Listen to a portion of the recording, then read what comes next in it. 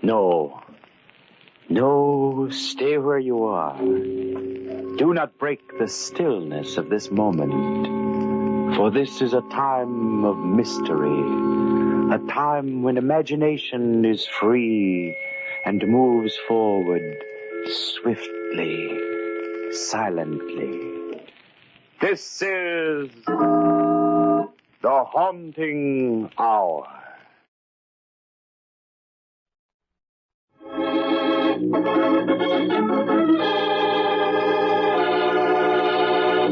Murder wears a strange mask.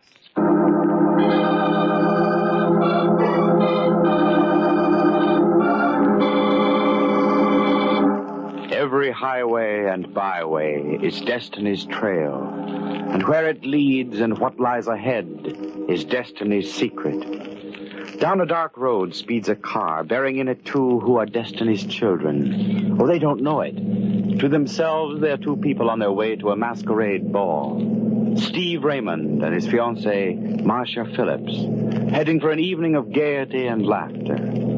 But they are destined to spend a strange, macabre evening in fear. For one of the guests at the masquerade is dead. You're rather fetching in your gypsy costume, Marcia. In a moment, I'll be tempted to read your mind. Well, there isn't much I can hide from you, darling. Your womanly instincts are quite remarkable. Especially where Joan Williams is concerned? Oh, now look here, Marcia. I must admit this magician's disguise of mine isn't too effective. For one thing, it hasn't helped me to change your disposition. Steve. But if you will, my dear, please try to check your suspicions at the door.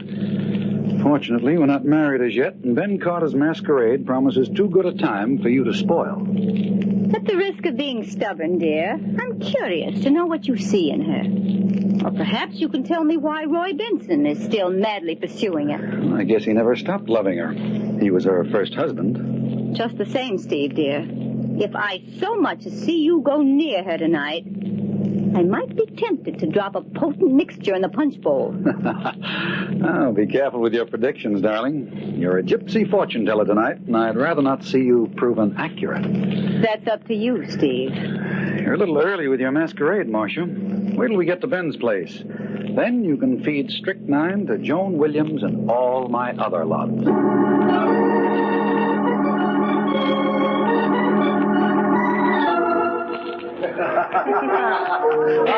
Hello, Steve. Marcia. Oh, pardon me. I'm not supposed to know who you are. That wasn't fair, Ben. What else could we expect from my partner, dear? He knows every hair on my head. Well, don't fear. I won't give you away. Well, you both look perfect. You've adopted a rather simple costume, Ben. I've used this clown suit for 15 years. It's a durable disguise. Good heavens. What's that fellow in the black tights and shirt supposed to be? Oh, he's posing as the royal executioner. Who can it be, Steve? It's hard to tell from here. I don't seem to recognize him. Steve, I've simply got to find out who that executioner is. Oh, now, Marcia. He's just over there. Can't you wait till midnight? Quiet, here he is. Why, I beg your pardon? Good evening. That's a very unusual costume you're wearing. Thank you. I merely borrowed it from a friend of mine. I hope it's effective. Your voice, it's quite familiar. Oh, now, Miss Phillips, don't you recognize Steve Raymond's rival for Joan Williams' hand? Roy Benson. Of course. I follow Joan everywhere, and especially on a night such as this. I couldn't resist seeing her dressed as Cinderella. And in a very charming costume, too, no doubt. Oh, but naturally, my wife, I beg your pardon, my former wife, has a talent for being beautiful. Now, what sort of executions do you have a hand in, Roy? Oh, no special method, Steve. I've really no preference. Hush, gentlemen. The dream approaches. Cinderella. Oh, my, what a charming trio. A magician, a gypsy, and an executioner. You're looking lovely, my dear. Thank you, Roy. How are you, Marcia? I don't know. As yet. How are you, Steve, dear? Looking for a glass slipper, Cinderella? And perhaps a way to break our engagement. Perhaps. Quiet, everyone. Ben's getting ready to speak. Ladies and gentlemen of the masquerade, as master of the revels, I welcome you to the ball. You've been asked here, disguised in the roles for which you have all longed these many years. You are all strangers to one another, your identity known only to yourselves. Thus you will remain till midnight. But till that hour, the mystery of the unknown is yours. The excitement of living a dream is in your hands. I see a magician here, a peasant, a statesman, a clown such as myself, and, oh, there's Cinderella, who at midnight will find that dreams must end. But until the clock strikes, give yourselves to music and wine and dancing.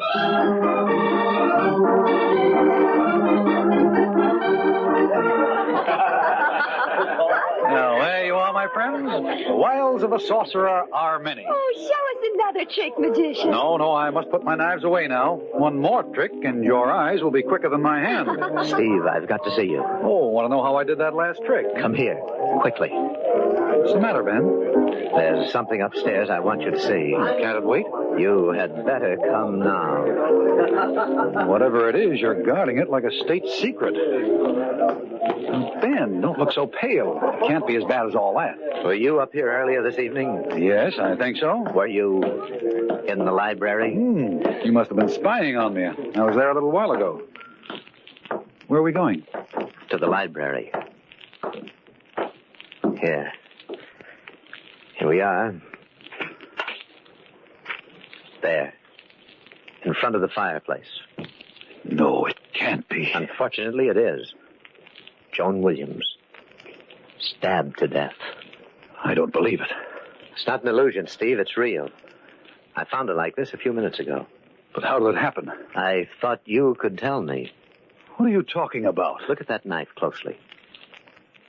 Good heavens. Isn't that one of the knives that you were using in your demonstration tonight, Steve? Oh, you're talking nonsense, Ben. I didn't kill her. Who said you did? Well, you inferred it. Oh, what's the sense of this wrangling? Joan's dead. I didn't do it, but I want the man who did. There's a set of prints on the knife handle, Steve. If they match yours, well, that's the answer. You're pretty well convinced that I murdered her, aren't you, Ben? We'll let the police decide that. I'm going to call them. Well, no, you can't, Ben. You've got to give me a chance first. No? What do you mean? I swear to you that I didn't do it, Ben. Now, you've got to let me find who did. Just a few hours, that's all I need. Just till midnight. All right, Steve. Till midnight, then.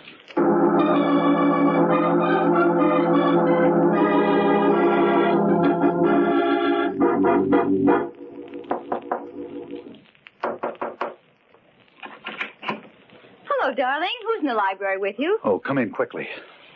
Ben told me that you were hiding away in here. No! Steve, you killed her. No, I didn't do it. I'm wondering if you did. Don't be a fool, Steve. You can't get away with murder that easily. I had no motive, Marcia. Unfortunately, you did. Does anyone else know she's dead? Ben found the body. And he's called the police. No, he's given me till midnight to find the murderer. Oh, what a complete waste of time. Not altogether, Marcia. Have you forgotten your prediction earlier this evening? That's of no importance. I'll admit I'm glad she's dead. But my wishing it didn't put that knife in her back. That remains to be seen, darling. Let's get it over and said with, Steve. I hope you're guilty. I hope they hang you. You've treated me like a fool. You ask for everything you're going to get. I didn't know you could be so vicious, Marcia. I only hope that I'll be able to testify against you. Thank you, my sweet. I'm not interrupting, am I? No, I'm leaving. Good luck, Steve. Don't go too far away, Marcia. You might be very helpful to me. I'll be here when the police come. So long, Marcia. Well, we both lose, Roy. Yes, so Ben told me. He also said he thinks you did it, but I don't agree. Thanks. But how about some evidence? Haven't you any ideas at all? No, but that executioner's costume of yours worries me. I'm sorry, Steve, but this is my night off. My record's as clean as yours. How about Ben? I can't figure out a motive for him. Well, he's my business partner. He might be trying to pin this on me. Very weak, old pal. Did you have a motive? Well, I wanted her to marry me again, but she refused. Said she was waiting for you to make up your mind. The police could claim I killed Joan to get her out of the way. Oh, they'll dream up some motive. I'll tell you what I'll do, Steve. I'll come in with you. I don't think you did it, and I've as much at stake as you in finding the murderer. Thanks, Roy. But we've got to work fast. I want to talk to Marcia. She had a pretty good motive for killing Joan. Yes, jealousy is still fashionable, Roy. That's a good lead. You'd better quiz Ben. See what you can find. He's been pretty anxious to call the police. I wonder what he's hiding. Suppose you rattle a skeleton or two in his closet, Steve. Maybe we'll come up with a murderer.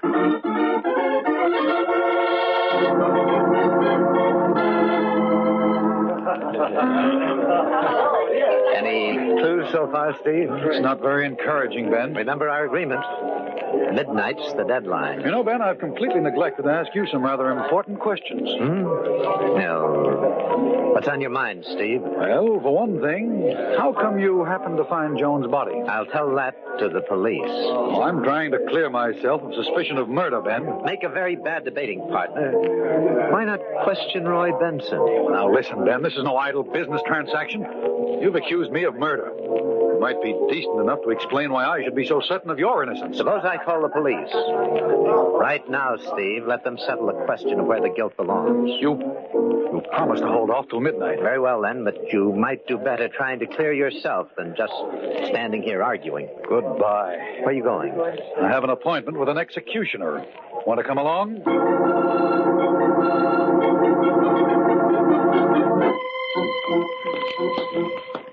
Is Roy waiting in the library?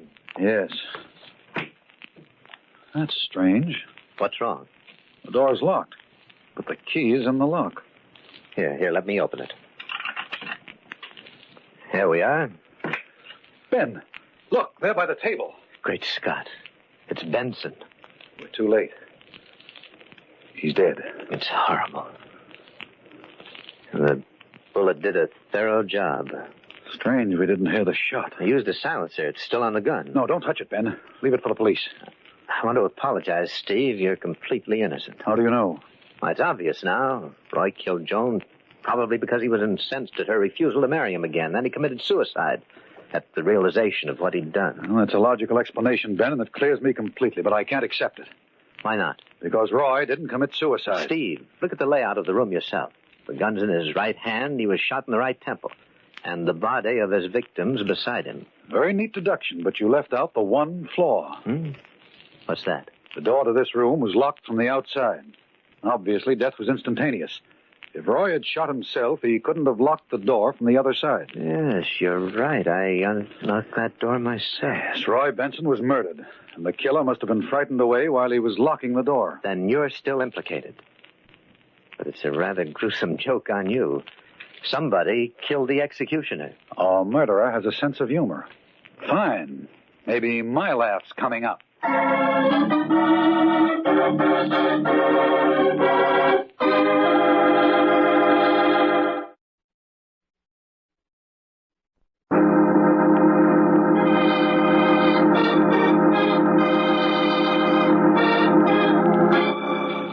Destiny's Highway has led Stephen Raymond and his fiancée, Marcia Williams, to the home of Steve's partner, Ben Carter, where a masquerade ball is in progress. It is a house of gaiety. Music and laughter pervade the lower floor. Yes, downstairs there is revelry, but upstairs, death. In the library lie the bodies of Joan Williams and Roy Benson, her ex-husband. Steve Raymond, who has come to the masquerade dressed as a magician, is the chief suspect. For while Roy Benson was shot, the knife found in Joan Williams' body was used in Steve's magic act. Ben Carter, Steve's host, has promised to wait until midnight before calling the police in order that Steve might find sufficient evidence to exonerate himself and perhaps find the real murderer. Steve is alone with Ben Carter. They're talking. It's not very far from midnight, Steve. Well, until they unmask Ben, I have a chance to find the murderer. The same person killed them both. The knife that killed Joan was yours. But whose gun was it? Well, the police can trace the registry. That's impossible. The serial number was filed off. How do you know that? I examined the gun while we were upstairs. But I had told you not to, Ben. I wanted the police to find things I untouched. was only trying to help you, Steve. After all, you're the only one on whom the police can build a case. Remember, it was your knife that killed Joan. Well, whoever stole that knife from me killed Joan and Roy. Better use your magician's get-up of yours, Steve, and see if you can pull a murderer out of your top hat. Yes, I'm going back to the party and do just that.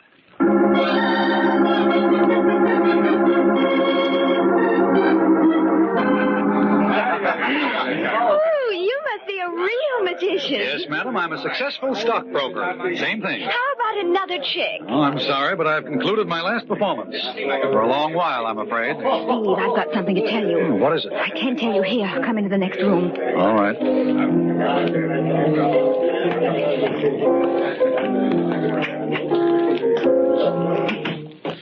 Steve, I think I know who killed Joan and Roy. Good girl. Who? Ben Carter. Are you sure? Practically. I was in the library looking at Joan's body, and I heard somebody in the next room. I turned out the lights and hid behind a large chair next to the fireplace. Did he come into the library? Yes. It was pitch black without the lights, but he had a flashlight with him. He played the light all over the floor as if he were looking for something. Do you know what it was? No, Steve. I was afraid to look out from behind the chair for fear he'd see me. How long was he there? Oh, about 5 minutes. I don't think he found what he was searching for, though. When he left the room, he muttered something about coming back later. Did you come right down here after he left? Oh, no.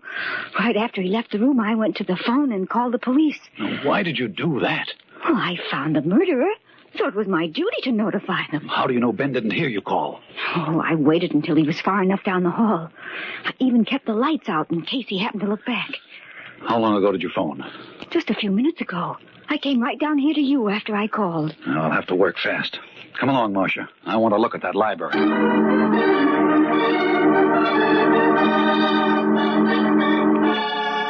Oh, no light showing under the door. Let's go in. Nothing's been touched since I was here. Now, what could Ben have been searching for? Well, perhaps he dropped something when he killed Joan and Roy. Yes, possibly, but what? Steve, look. There.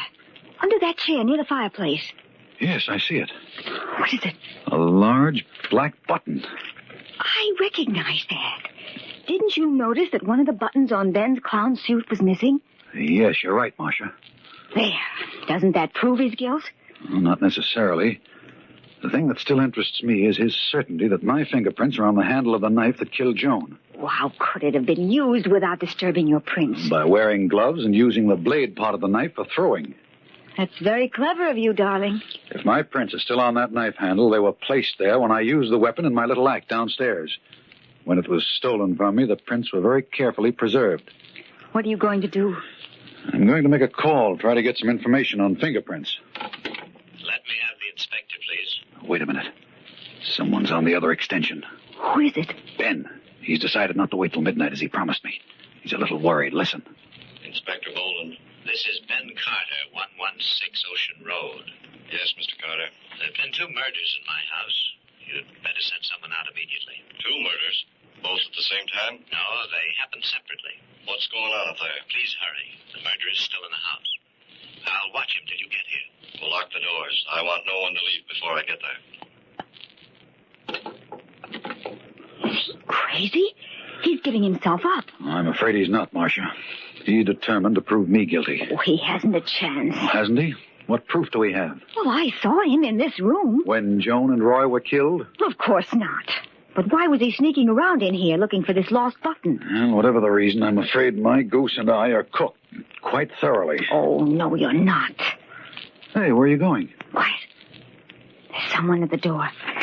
I think you ought to know I called the police. They'll be here shortly. Yes, I know. We heard you on the phone, Ben. I wouldn't advise either of you to leave the house. Why don't you stop all this pretense, Ben? We know you killed Joan and Roy. Marcia's still loyal to you, Steve. I was behind this chair earlier this evening when you came up here prowling around with a flashlight. Well, why didn't you help me find what I was searching for? Was it this? Yes. Yes, the button from my costume. Please give it to me. Oh, no. This goes to the police. Well, Oh, don't be absurd, Marcia. I lost it up here before the ball began. I'm sorry to contradict you, Ben, but it was on your clown suit when we first came tonight. Oh, right. Thanks for calling the police, Ben. All right, I admit I lost it up here after Joan and Roy were killed. I wanted the button back because I knew it would look suspicious if the police found it. Mm-hmm. It's midnight. I have to end the masquerade. Yes, and we mustn't delay the master of the revels.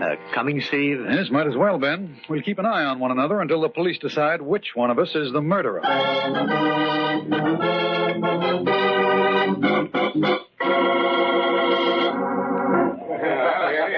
Ladies and gentlemen of the masquerade, the time has come when you must leave the mystery of the unknown and return to the reality of the present. The peasant will become a wealthy man, the clown a respected philosopher, the beggar a statesman. This is the moment. Unmask, please. Ben, the police are in the hall. Take care of them for a minute, Steve. I'll be right back. Oh, I'll give them all the clues they require. Well, what's the delay? Mr. Carter will be here in just a moment, Inspector. My name's Steve Raymond. I believe that Mr. Carter considers me the principal suspect. Did you do it? No. I hope you'll believe me. I believe no one, only evidence. Would you care to see the bodies? I want to see Mr. Carter first. Come on, Inspector. That came from the garden. And that's where we're heading for. Let's go.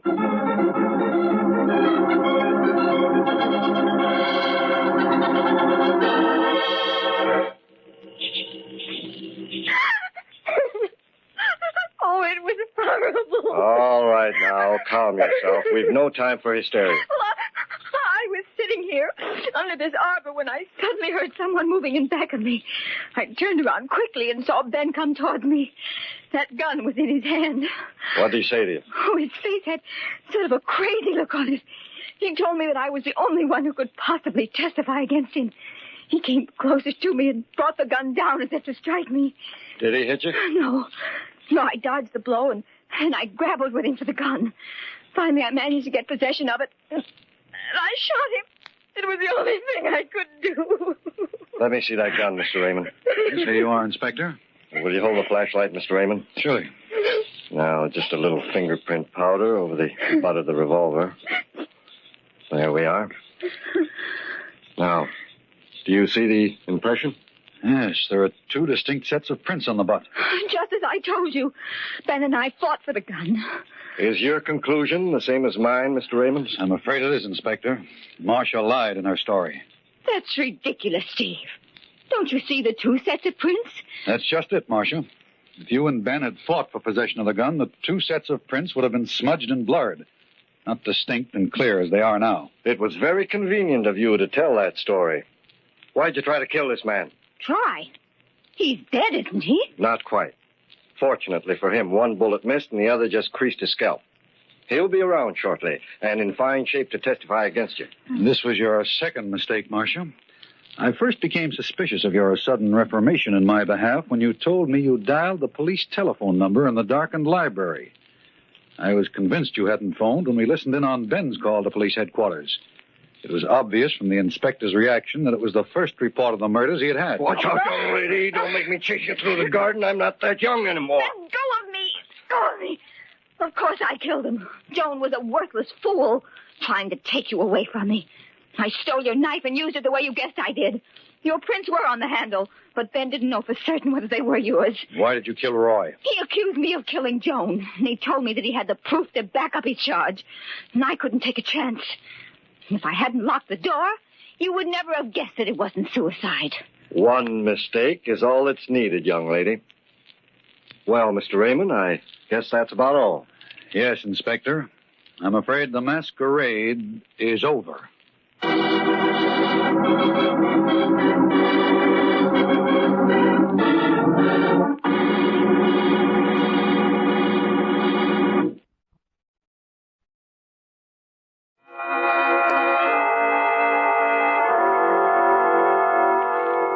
From shadows and stillness, mystery weaves a spell of strangest fascination, charging the mind with doubts and fears.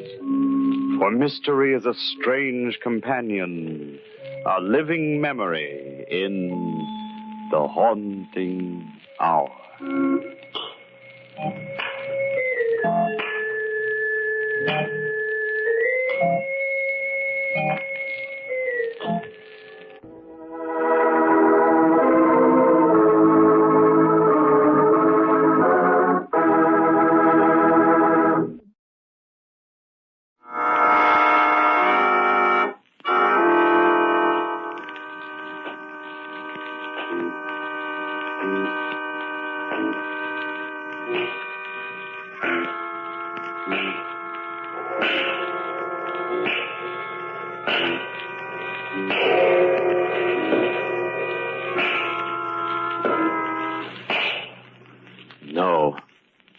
No, stay where you are. Do not break the stillness of this moment. For this is a time of mystery. A time when imagination is free and moves forward swiftly, silently. This is the haunting hour.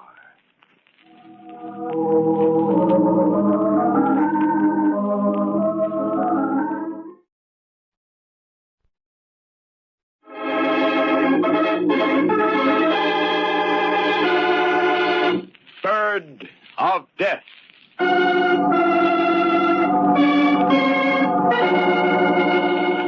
This is the story of a man named Spear, of a bird, a kind of carrion crow, and of a student of birds named Victor. This is also a story of Victor's uncle, Orrin, but that comes later. At this moment, we are concerned only with the trio, Spear, Victor, and the bird of death, the crow. Watch this, Victor. I'm going to get him. I wouldn't if I were you, Spear. Got him. No, you just wounded him. He's getting away.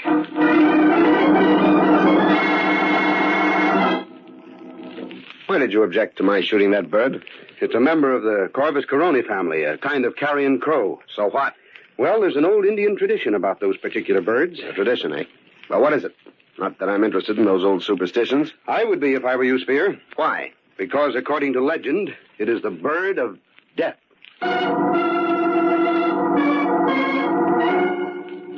This is also the story of Victor's uncle, Orrin, a man with a different kind of interest in birds, an interest that often took him and Spear to a certain marsh.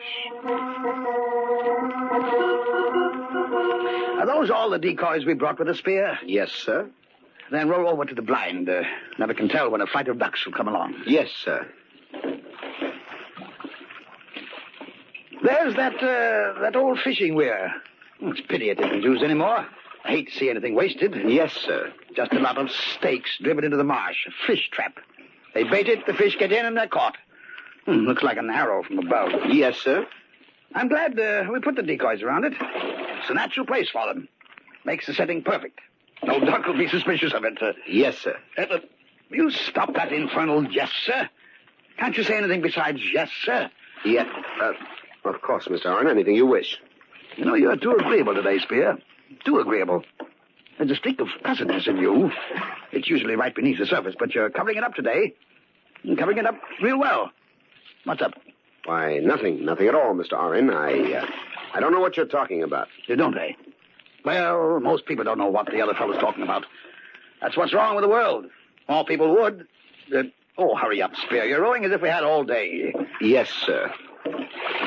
Kankadoo, what a perfect setting that old fishing weir makes for our decoys. Why, the ducks have come right into the nozzles of our shotguns without suspecting there are any hunters around. It's a good setup, all right. Good. It's perfect. You know, that's what counts in the world, Spear. The setting. Give a man the right setting and he can get away with murder. Why, there's been many, Hey, Spear, you're not rowing toward the blind. No, I'm not, Mr. Orrin. You're rowing toward the fishing weir. What's the big idea? It's the right setting, Mr. Orrin. Give a man the right setting and he can get away with murder. You said so yourself. Murder? Murder? What are you talking about? Whose murder? Yours, Mr. Orrin. You stop rowing. Now, Spear, I don't like this. That's understandable. Most of us are cowards. We flinch from death. Even wealthy men like you, Mr. Orrin. Oh, stop joking. Does this shotgun look as if I'm joking? You'll notice it's pointed right at your chest, and the shotgun at close range is a pretty messy weapon, I've read. Why, you... You needn't bother looking for your shotgun. It's behind me. You haven't a chance in the world of getting it. In fact, you haven't a chance, period. Spear, you're crazy. You can't get away with this. I'll call for help. In the first place, you won't call. The instant you even try to yell, I'll pull the trigger. In the second place, who'd hear you out here in the marsh? Why, I don't... Victor, yes, that's it. Victor might hear me. He often comes out here to study bird life.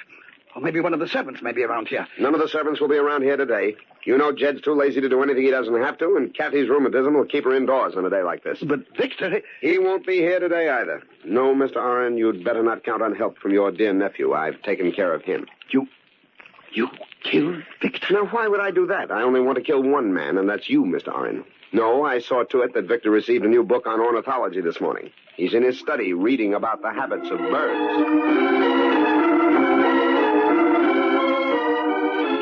The habits of birds.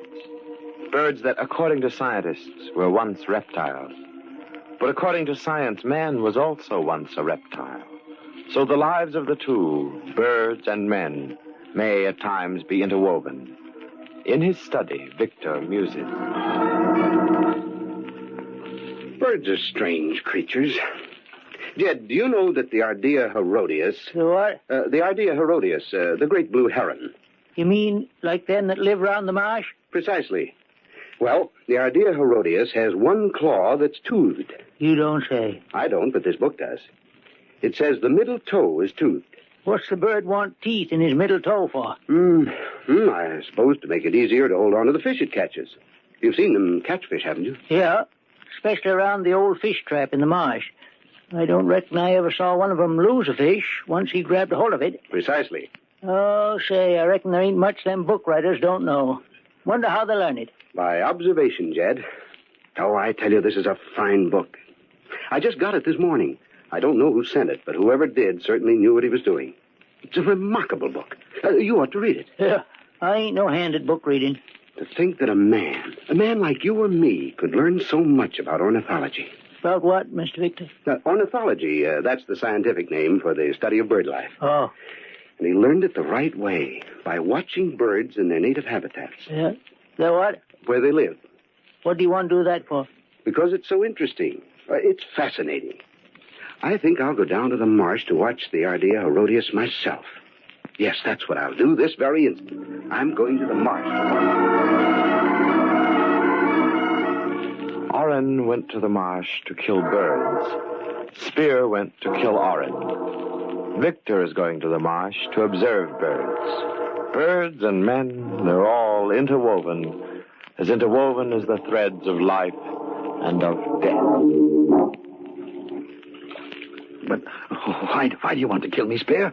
You've been my secretary almost 10 years. I've paid you well, haven't I? I've been good to you, haven't I? But not as good as I'm going to be to myself. Why, I even made a provision in my will for you. But not as big as the provision I've made in it. As you've made? What are you talking about? I've destroyed your will and substituted one to fit my own ambitions. I'm going to inherit quite a piece of your estate. So you won't get away with it? You'll be found out. Do you think so? How many years have I been signing your name to letters? About 8. Has anyone ever detected that it isn't your signature? Fine. No, that is... Exactly. No one will ever suspect the will is a forgery. Simple, isn't it? But it is never simple, Spear. You're quite philosophic for a man who is about to die. But you overlook the fact that I've planned this carefully for 5 years. I know every detail of what I'm going to do. There isn't a chance of a slip-up. The perfect crime, eh? Yes, I suppose you can call it that. Everything will go just as I planned it, Mr. Oren. With your money, I'll be on Easy Street the rest of my life. I'm not dead yet. I'll take care of that in a moment, sir. There are easier ways of making money, Spear. I like this way better. Incidentally, that's where you're going to be buried, Mr. Oren. Over there at the fishing weir. Take a good look at it. Not every man gets a chance to see his future grave. No, not every man gets a chance to see his future grave. But every man has his own hopes of averting or at least delaying death. Other people may inadvertently help him. For instance, right now at Oren's house, Kathy, the housekeeper, is saying... Jed, where's Mr. Victor? In his study, I reckon. You reckon. Never seen such a man for not knowing nothing. Well, ain't he in his study? No, he ain't. Would I be asking if he was there? No, I don't reckon you would. Oh, there you go, reckoning again. Can't you give a body a straight answer? What do you always want to be picking on me for, Kathy? I ain't no nursemaid to know where everybody's at all the time. Now, Jed, you keep a civil tongue in your head. Laugh at Goshen. You think a body said something outlandish to you. All I asked. All you asked was if I knowed where Mr. Victor is. And I said, say, I just remembered. He said he was going out to the marsh to see... Just what I thought. He's going out to see if he can get a look at some of them wild birds he's so crazy about. Oh, I might have known it. That man will be the death of me yet. Well, what you carrying on like that for?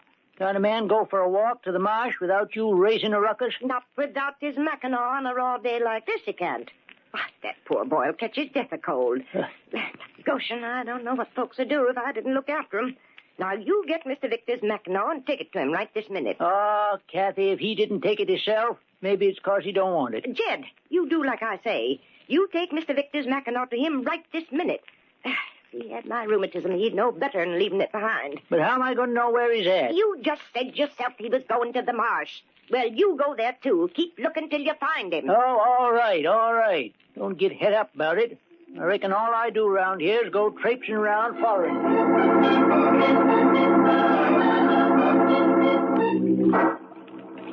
Have you had a good look at your future grave, Mr. Oren? You're going to be in it soon. I'm going to kill you with your own shotgun. It'll be the culmination of 5 years of careful planning. Oh, you ungrateful wretch. You ought to keep quiet and listen to me. And don't make any suspicious moves. I've got an itchy trigger finger, and I don't want anything to happen to you until I'm absolutely ready. Spear, I'm telling you again. You're telling me again that I can't get away with it. Well, you're wrong, Mr. Oren. You're not dealing with stocks and bonds now. You're dealing with human life. Your life. All right, Spear. You win.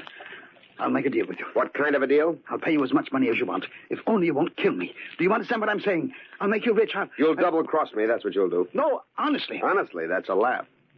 What an awful sap you must think I am. Why, you turn me over to the police so fast it would make my head swim. But it's your head that's going to swim underwater. No, Spear, please. I'm going to shoot you, then I'm going to tie you to the bottom of one of the stakes of the fishing weir. You'll be fastened so securely, you'll be there forever. No one will ever find you there. Spear, listen to me. I'll do anything you say, anything. Only don't kill me. You're stalling for time, Mr. Oren, but it won't do you any good. Listen to me. You know nothing you say will keep me from carrying out my plans. I'll sign my property over to you. I'll make it legal. You'll be rich. Now think it over. I have thought it over.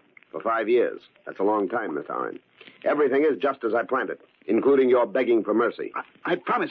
I promise I'll never tell anybody about this, if only... Of course you'll never tell anybody about this. You know the old saying, dead men tell no tales. Spear, I don't want to die. No one wants to die. And no one wants to lie at the bottom of a marsh tied to a fish trap. It isn't much of a monument, especially for a rich man like you, Mr. Oren. But it's going to be yours for eternity. Please. Your proposition, if I let you live. I'll do anything you want, Spear. Anything you want. I'll give you everything I've got. Now, you'll never regret it. Believe me, you won't. You're right. I'll never regret it. And by it, I mean this.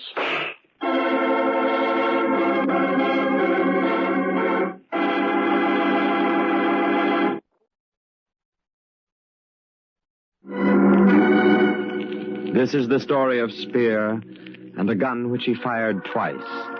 The first time at a crow which he did not kill but merely crippled. The second time at his employer, Mr. Oren, whom he murdered on the spot. This is the story of Victor, Mr. Oren's nephew, a student of bird life who worries about the crippled crow and who questions Spear about the disappearance of his uncle. He does not know that Spear has fastened Mr. Oren's dead body to the bottom of an old fishing weir in the marsh. You were right, Victor. That crow was the bird of death. Of course, I don't believe in Indian superstitions, but if I hadn't shot that bird, maybe Mr. Oren wouldn't be dead now. Don't blame yourself, Spear. But what I can't understand is why we haven't been able to recover the body. That crew of men has been searching around the center of the marsh with grappling hooks all day now. Maybe the body is caught on a shrub or something at the bottom. Yes, could be. If that's the case, I'll ask them to use dynamite. Dynamite? I hadn't thought of that. Are you sure you pointed out the exact spot where the accident happened? I'm positive. Then there's nothing to do but use dynamite.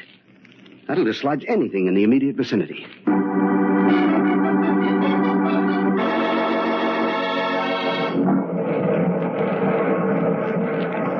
Been using dynamite and still no sign of Uncle's body. I'm just as sorry about that as you are, but as I said before, it's probably wedged between some shrubs or rocks down at the bottom.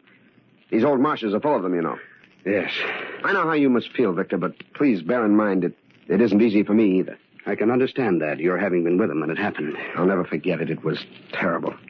Last night I dreamed about it. I felt the water closing over me as I surface dived the last time trying to find him.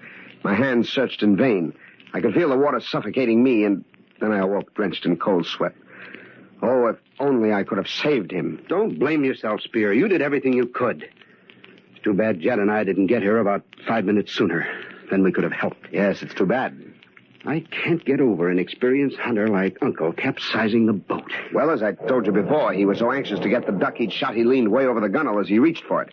He leaned too far. The boat turned over, plunging us both into the water. Yes, you told us about that. I tried to get him to stay in the blind while I rowed out and retrieved the bird, but no, nothing would do but for him to get into the boat with me. I asked him not to. Why? Why what? Why did you ask him not to get into the boat with you? Oh, well, I don't really know, only... Only you had a premonition. Is that it, Spear? Well, no, that is not exactly... only there was no necessity for both of us going after the duck. I could have gotten it myself. I always have in the past when we went hunting together. But this time, things worked out differently, eh, Spear? Yes, this time things worked out differently. Maybe things like that are planned. What do you mean? Oh, fate, destiny, you know, that sort of thing. I believe everything happens according to plan. Everything. Who will gainsay that everything does happen according to plan? But whose plan? And what is the plan? Is there no such thing as circumstance? And what part does it play in the plans a man may make? And they haven't found the body yet? Nary a sign of it, Kathy. Nary a sign. Oh, poor Mr. Orrin, not getting a decent burial. It ain't right, him being down the bottom of the marsh like that. I tell you, Jed, it ain't right. No, reckon ain't nobody going to argue with you about that. But the day's dynamiting ain't done no good.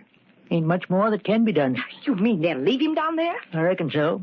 What else can they do? Well, I don't rightly know, but seems like they oughtn't to give up till they find poor Mr. Orrin's body. Maybe they ain't never going to find it.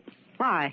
Maybe it just wasn't meant to be found. Oh, Jed, you don't make no sense. No, lots of things don't make no sense if you ask me. Things like what? Well, I don't rightly know how to put it, but some things just don't add up. Oh, land of Goshen, Jed, you're going to drive me plumb crazy with that kind of talk. What things don't add up? Well, it's like this, Kathy. You recollect you sent me out to the marsh to find Mr. Victor and give him his mackinaw? Of course I recollect. Well, I done like you told me to. I found him moseying along toward the marsh, reading one of them books that he got the very day of Mr. Orrin's accident. I know all about that. Yeah, but here's what you don't know. He asked me to go to the marsh with him. He wanted to show me something about about blue heron. And so I went with him. I know all about that, too. What of it? Hold your horses, will you? I'm coming to that. We heard a shot from the marsh, along about the fishing weir, I'd say. And a few minutes later, when we got there was Mr. Spear dripping water and climbing out of the marsh with his story about how Mr. Orrin was drowned. Well, what don't add up with that? It's exactly what Mr. Spear's been telling about the accident. Yeah, but according to his story, Mr. Orrin, he shot a duck from where they was hiding in the blind. The duck fell in the middle of the marsh, and he and Mr. Spear, they got in the boat and rowed out to get the dead bird. That's right. Mr. Orrin leans out to pick the duck out of the water, and the boat turns over, drowning him, even though Mr. Spear, according to his story, done everything he could to save Mr. Orrin. Now, appears to me that was a mighty short time for all that to happen. Seems like all them doings ought to take more than the 4 or 5 minutes it took me and Mr. Victor to get to the marsh and see Mr. Spear climbing out of it. Oh, land of Goshen, Jed, that kind of talk would drive a body clean out of their mind. Maybe it took you and Mr. Victor more than 4 or 5 minutes to get to the edge of the marsh. No, it didn't. And even if it didn't, that don't mean nothing. Things just naturally happen fast sometimes. Yeah, maybe. But still, it just don't set right with me. I reckon it ought to take more time than that for all them things to happen.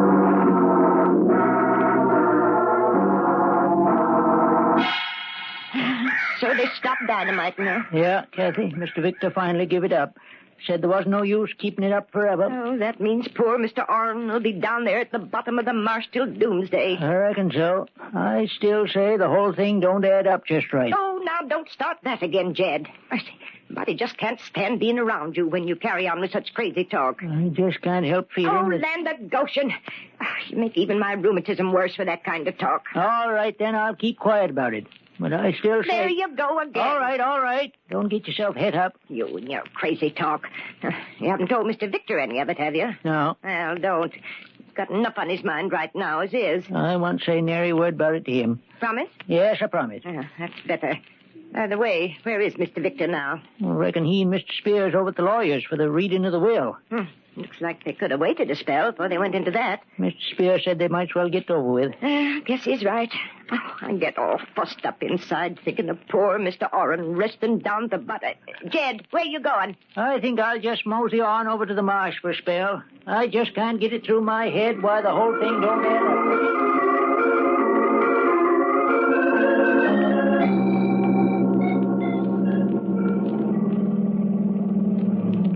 Believe me, Victor, the contents of the will are as much of a surprise to me as they must be to you. I thought Mr. Orrin would remember me, but I didn't dream he would leave me the bulk of his estate. Neither did I. I'm sorry if it upsets your plans in any way. My plans?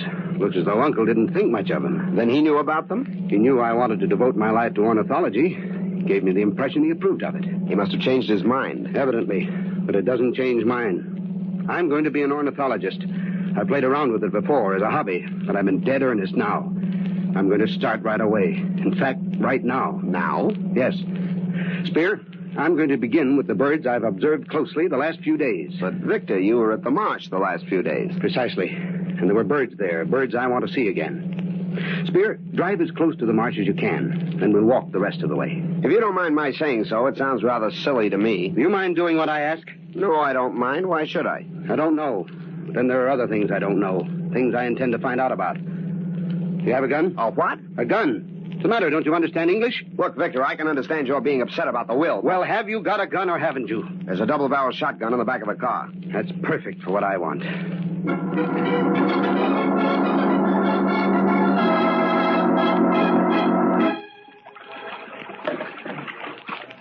Now, row out to the middle of the marsh, where the accident happened. Very well, if that's what you want, but it seems rather... That's what I want. Okay.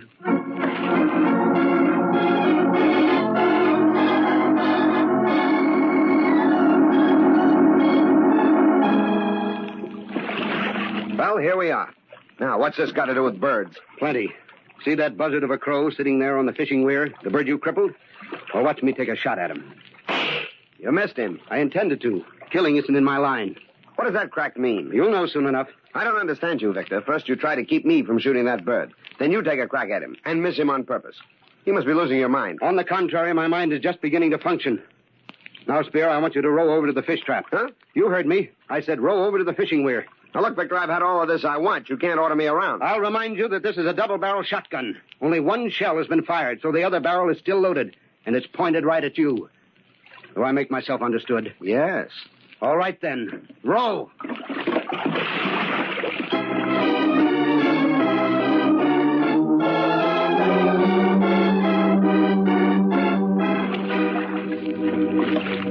Edge the boat over a little, Spear. Right against the stake that crow is sitting on. Why, it's back. Yes, it's back. Back on the same stake it's been sitting on for 3 days now. It just sits there and stares hungrily straight down into the water. Well, what of it? That bird is a scavenger, Spear. It isn't here to catch fish like the other birds. It's only interested in carrion. All right, so it's interested in carrion. What's that to me? You're interested in carrion too, Spear, but in a different way. You're crazy. You don't know what you're saying. Prove it. Let's investigate that stake, the one the bird was perched on. No, let's go back to the house. You're afraid because my uncle's corpse is at the other end of it, Spear. No, of course not. It's because... Well, you give me that... No, I've got the gun. All right, your uncle's down there at the bottom of the fish trap. I killed him just as I'm going to kill you right... I got him just in time, Mr. Victor. I heard what he said. I was there in the duck blind. I'm sure glad I had my rifle with me. I told him the Corvus Coroni was the bird of death. This is the story of a man named Spear, of a bird, a kind of carrion crow, of a student of bird life named Victor, and of his uncle, Orrin. A story of birds and men interwoven as the threads of life and death.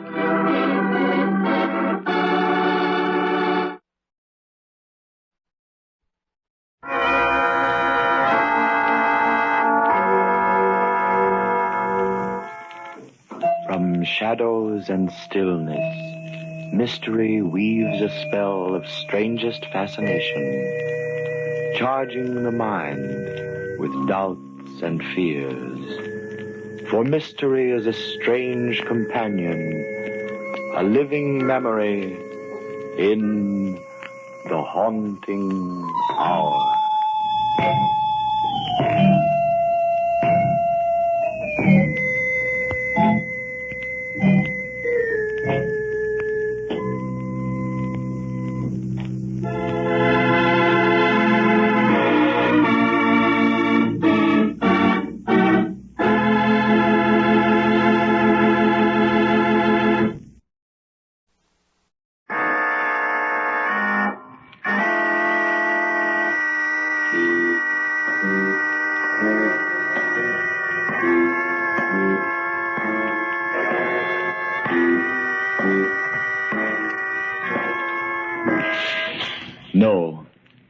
No, stay where you are. Do not break the stillness of this moment, for this is a time of mystery, a time when imagination is free and moves forward swiftly, silently. This is the haunting hour.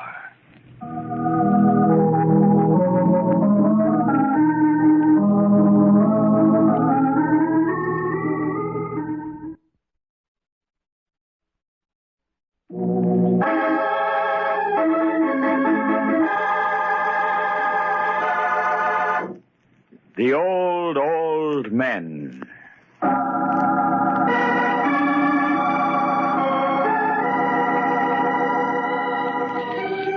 At the foot of Fulton Street, where fishing vessels and other boats come laden with cargo for New York City's people and industry, lies the Schooner Hotel, surrounded by dingy fish markets, gray, forbidding warehouses, and abandoned buildings.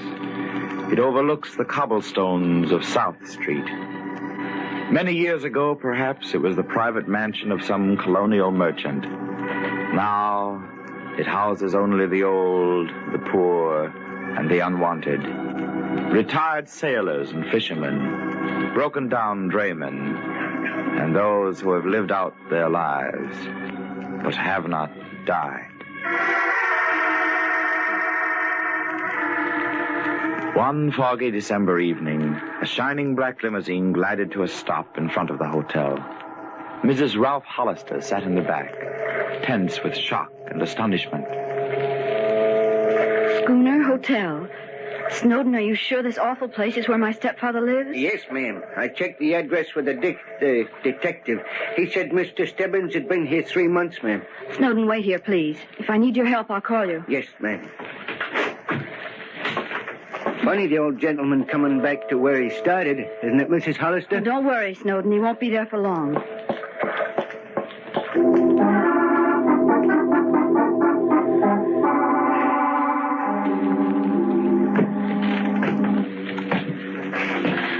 How much higher, Mr. Hazard? 5th floor.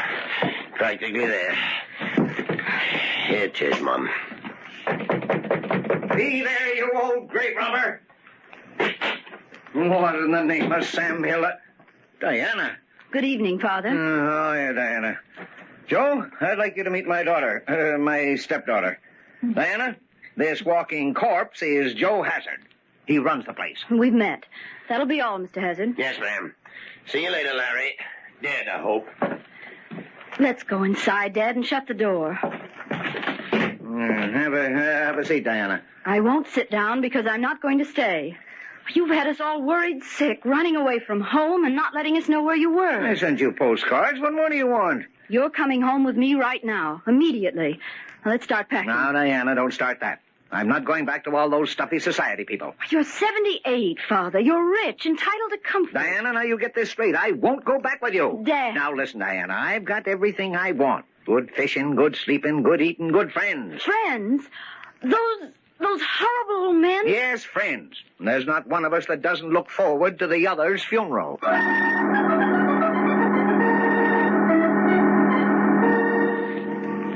Hey, Joe, put another lump of coal on the stove. It's cold in the lobby. Why don't you wear a warmer shroud? Now, don't be so stingy.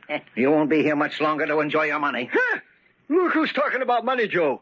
The undertaker told me that Stebbins was in pricing a gold casket the other day. That's a good one. Now, look here, Joe. There are 9 of us, all about the same age. What do you mean, same age? I'm 81. Okay, Pete. But you'll all see, I'm going to outlast the rest of you old duffers. That boasting of yours is a bad business, Stebbins. Joe's right. As a matter of fact, you haven't been looking so well lately, Stebbins. Who says? Me, Tim Owens. So do I. Spinelli the oysterman looked just like you do right before he was took. Huh? And he was hardly 75. Now, look, Pete, if you don't stop me... Don't be a sorehead, Stebbins. Pete's just paying you back. I can take it, Tim. But you've all been ganging up on me. Haven't you, Scott? What's fair is fair. Lay off him, boys. Scotty's right, yeah. Of course, Larry. The boys can't help it. Many a time I seen him taking an old horse from Frenchy's stable, and I says to myself, I wonder when they're going to lead Larry Stebbins away.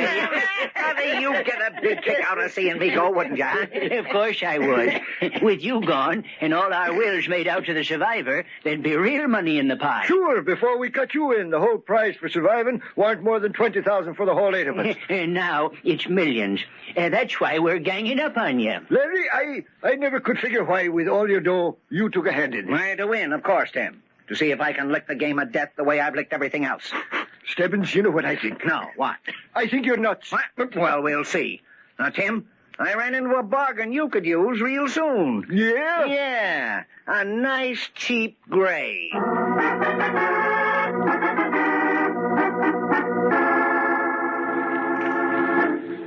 It was horrible, Ralph, and yet he absolutely refused to leave. But, Diana, we might as well face it. Your stepfather hasn't been happy living with us. But why must he stay in a place like the schooner? Oh, any other surroundings are too tame for him. He's always been a vigorous person. There's this morbid game they play. Oh, it's incredible.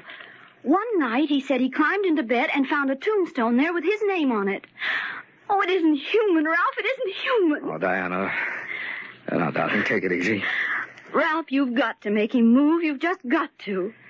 All right, Diana, but how? I don't know. You just must go down there with me and speak to him. No, I'm afraid speaking won't do any good, dear. We'll have to use force. All his life, Lawrence Stebbins has used force, and it's the only thing he understands.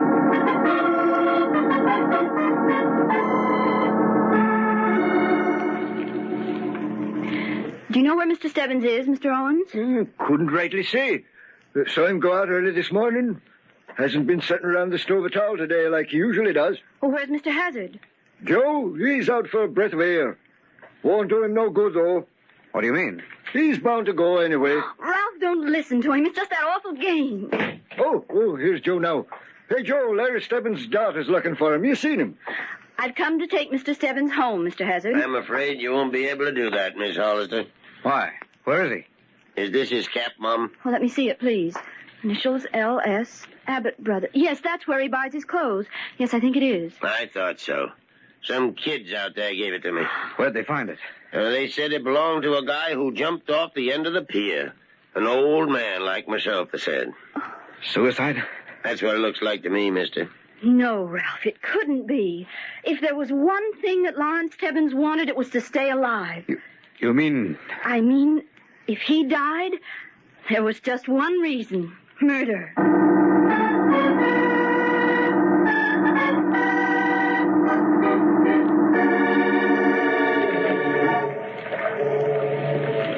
Here it is, Fish Market Diner. Well, let's go in, Ralph. All right. But I still don't see why you're so suspicious.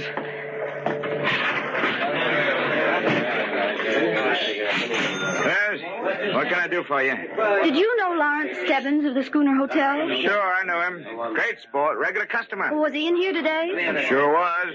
Had a big breakfast, was happy as a weasel. Next thing I knew, he kicked the bucket. What do you mean he was happy? Well, Mac, he was cracking wise. He even did an old-time dance with his hat on his cane. Hat? You mean his cap? Oh, no, ma'am. He was wearing a hat.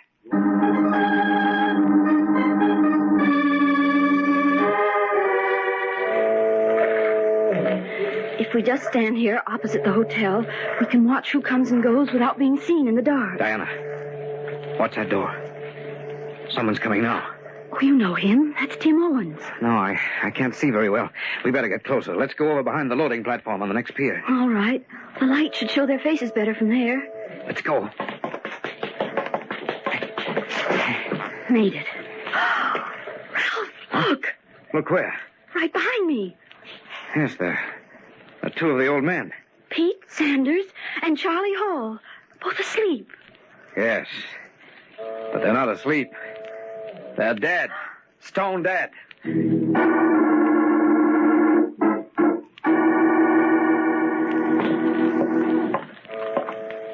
It was just at the side of the pier north of the hotel. As soon as we saw them, we came for you, Sergeant Boyd. You say there were two of them? Yes, you can see for yourself. Probably just a couple of bums sleeping off a drunk. On a December night? Besides, I'm sure they were Pete Sanders and Charlie Hall. They were dead, all right. We'll see. You're a little edgy about your stepfather's suicide, ain't you, ma'am? Oh, of course I am. Well, you could have made a mistake. You know, the police boat is still out there dragging the river. May take days to find him. Well, here we are. Now, we were standing just about here, weren't we, Diana? And the bodies were... The bodies? They're gone.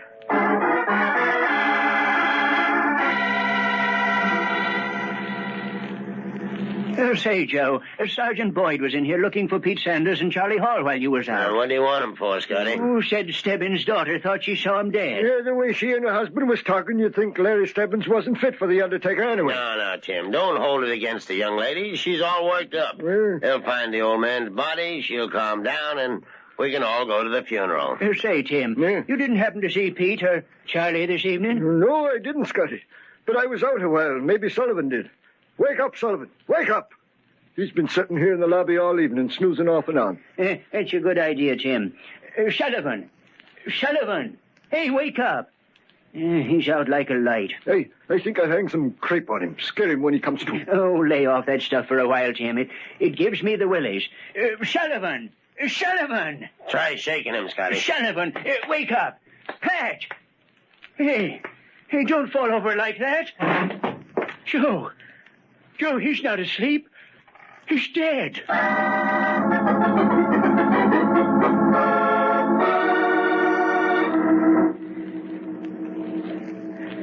Diana, let's go home. No one's gone in or out of the hotel for an hour. Ralph, I'm just as cold as you are, but I'm going to stay here, even if it takes all night. All right, darling. Anyway, I'm convinced that you're right. The person who killed Sanders and Hall killed your stepfather, too. Only this time we came along before the bodies were disposed of. Ralph. What, Diana? Those were real bodies, weren't they? Certainly. I even noticed a small wounded one. I think it was Hall. That's exactly what I mean. If they were carried anywhere, there might be bloodstains. Yes. We could trace them.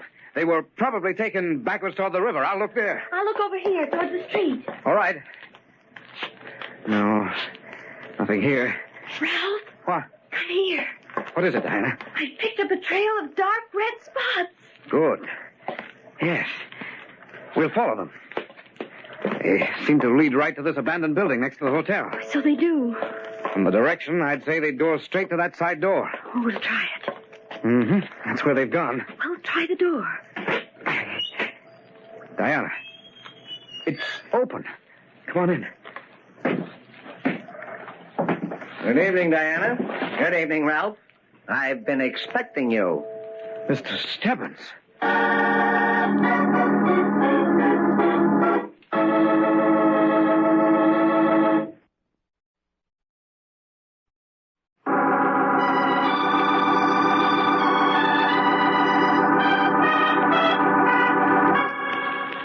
When Lawrence Stebbins disappeared from the shabby schooner hotel at the waterfront, the police and everyone else thought he had committed suicide. However, his stepdaughter Diana and her husband, Ralph Hollister, felt that Larry Stebbins, who had fought his way up in the world, would not give up the ghost simply because he was badgered by the other old men living at the hotel. They were sure someone had begun to play the macabre game of death in earnest, especially after they found two of the old men dead. But when they opened the side door of the abandoned house next to the hotel and were greeted genially by the man whose murderer they were seeking, they didn't know what to think. Well, Diana, what's the matter? You look as if you're not glad to see me. Oh, it's not that. Father, you're not... Oh, we thought that you were... You gave us quite a turn, Mr. Stebbins. If we expected anything, we thought it would be your... I mean, that we wouldn't find you here quite like this. You mean you thought I was dead? Well, why not say it? Well, after all... Can't stand this pussyfooting about a common natural word. We all die sooner or later. Question is, who manages to hold on a little longer? Oh, please, don't start that morbid talk again. It ain't morbid. It's natural. It's horrible. Now, Mr. and Mrs. Hollister, do you mind telling me what you're doing, snooping around at this time of night? Well, sir, I think it's your turn to answer that question. Why, right at this moment, the police are dragging the river for your body. They are? That's downright amusing. Poor fellows must be cold out there. I fail to see anything funny about it. You wouldn't. Why are you here? Well, I kind of like it here. Quiet. Lots of young people. Stop that nonsense. Why are you here? Here? Here? Oh, yes, here. I was locked up here. Why, that's not true. The door was open when we came in. Well, that's true. Very true. And you know why the door was open? No. All I know is that you're telling me a story. You're wrong, Diana. You see, the door was open to let you come in. You wanted to come in, didn't you? Yes, but I don't see what that has to do with... You wanted to come in. I unlocked the door. Now, really, I don't see that you have any cause for complaint. Oh, look, that's beside the point. You say you were locked in here. Why? Why? Well, it's this way. A fellow wanted to kidnap me. You mean that you're hiding here from someone? No, he did kidnap me. Oh, sure. And then he gave you a key so that you could get out. The funny thing about that, he doesn't know I have the key. Now, what do you think about that, Diana? That's something, isn't it? Huh? If you've got a key, why don't you leave? No, couldn't do that. Next time he came around to check up on me, he'd miss me. Things just wouldn't work out right. Just who is this person? Who? Oh, yes, who? Joe Hazard. He forced me in here. Why? Figure he wanted me out of the way for a little while. What do you think? I think it's all a pack of lies. What do you mean? You don't have to stay down here 1 minute longer, and you're not going to. You're coming home with us right now. Now, wait a minute. Just who do you think you're bossing around? Oh, Ralph didn't mean anything, Father. It's only that this whole stupid affair has gone far enough. I told you I wasn't going uptown with you. All right, Diana, it's no use arguing. There's only one way to handle this. Grab his other arm and get him out of here. Let go of me. Come on. Go. Be careful, Ralph. Ever since I retired, you two have been trying to run me. Well, you're not going to any longer. No one in the world can run Larry Stebbins. Why, Lawrence Stebbins, what's come over you? Just come to my senses, that's all. I want to stay here, and nobody's going to tell me different. Now, get moving. What? Where to? You're going down the cellar, where you can't interfere. Turn left. Now, down those stone steps. Ralph, the bloodstains, they go this way. I can't believe it. Be quiet, Diana. You wouldn't want to get me in trouble, would you? Now, you. Ralph, open that closet door. Ralph, the bodies, they're in here. Go ahead, get in there, both of you.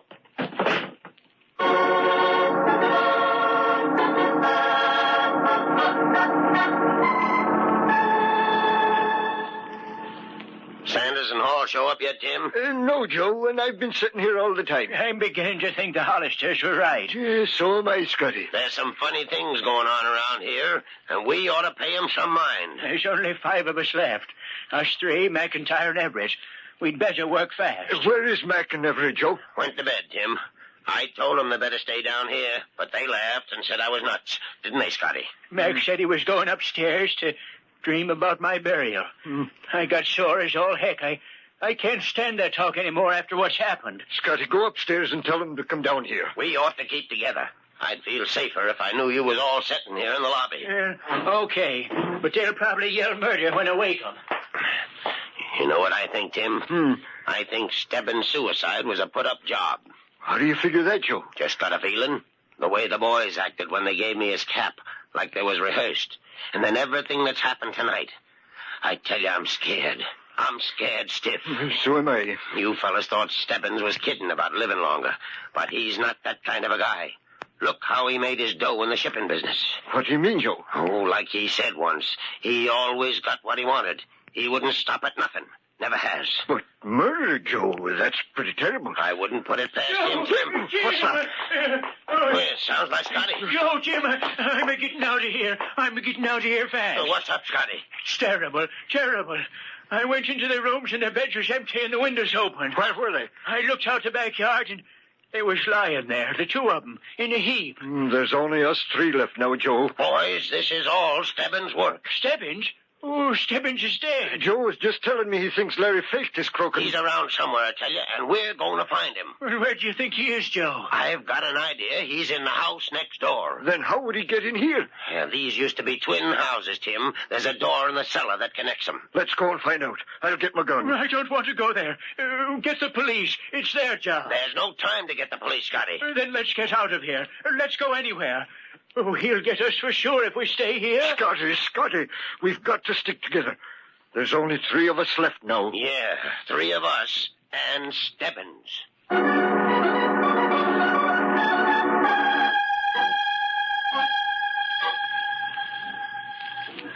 Ralph, what's happening? I can't hear very well through this ventilator, but I'm sure that after he locked us in here, he went upstairs. I heard the door slam, so he probably went out. Oh, if he only hadn't locked us in here with these awful bodies. Oh, Diana. I suppose it's no use even trying to think he isn't guilty. I'm afraid not, darling, after the way he's behaved. But he's my own stepfather. Whatever happens, I can't turn him over to the police. Maybe it won't be necessary. Once he's had his way for the last time in his life. You mean? Yes. Oh, it's horrible to say, but I hope for his sake that he does it. Oh, if there were only a way of getting out of here, it would make sense to decide what to do. You don't mean we'll have to stay here? Well, unless someone finds us or he lets us out, I wouldn't be too hopeful. But that's impossible. Ralph, I don't want to die. I don't want to die, not in this terrible closet. Quiet, Anna. I think I hear footsteps upstairs. What is it? He must be back again. It sounds like more than one person. Diana, the door. The heavy door in the cellar wall that I told you about. It's opening. Can you see who it is? Is it Father? Not yet. Looks like three people. Tim, Scotty, I was right. Look, blood on the floor. It's Hazard. He's following the trail. Poor Dad, it's over for him. It leads to the closet. I'll bet Pete and Charlie are in there. Maybe they'll find us. I'll call. No, Ralph, no. I'd rather die than tell them about my stepfather. I'm going upstairs, Tim. Let me have your gun. He's up there, Ralph. They'll find him. They'll kill him. Here you are, Joe. You want Scotty and me to come along? No, I think I can handle everything now. We'll wait here, Joe. You'll stay down here. Put up your hands, both of you, and move toward that closet door. Joe, don't point that gun at us. I told you I'd be the last to go, but none of you would believe me. To the rest of you, this was just a game. But if I don't get the money, and soon, I'm going to lose my hotel. There'll be only Stebbins and me. And the police will take care of him. No, you wouldn't shoot an old pal, would you, Joe? I did in the others, Tim. No. Just you two left. Now, move towards that closet. Please, I don't want to... Ralph, don't let them. They're coming in here. There he is, Sergeant Boyd. Okay, Mr. Stebbins. Let go of me. Let go of me. Not this time, Joe Hazard. We're booking you for murder.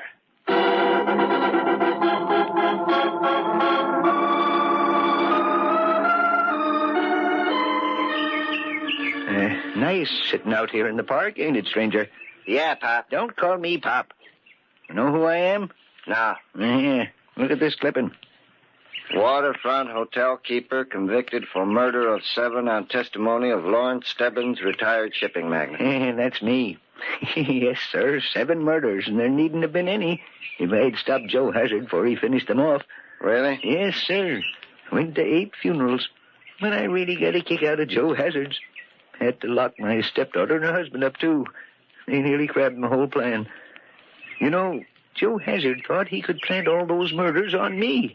But you have to be pretty clever to outsmart Larry Stebbins. Listen, Pop, you gonna shut up? I'm reading. Okay, mister, I'll go. 8 funerals. And no one will even talk to me. It's kind of lonely, though, now, Larry. Ain't it? No friends, no family. Yes, Larry, it's kind of lonely. Like a tomb.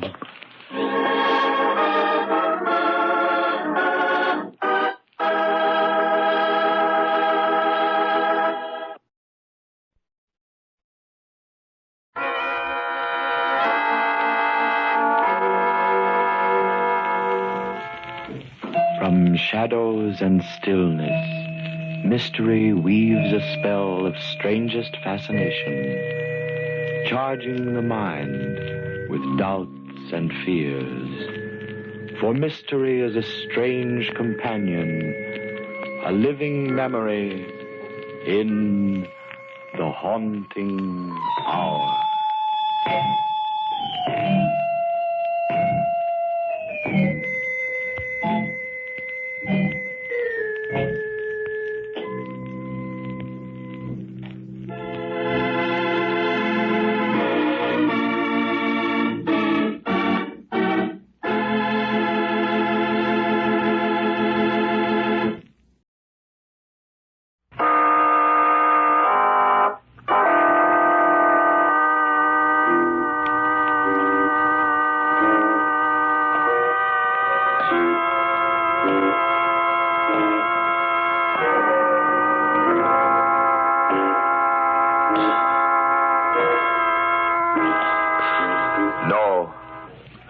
No, stay where you are.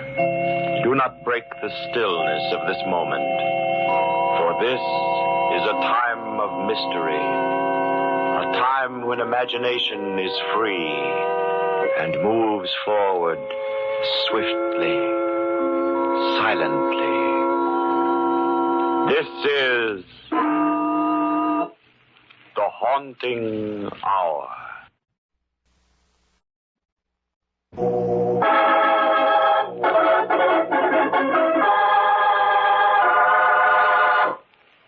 Ptolemy's grave.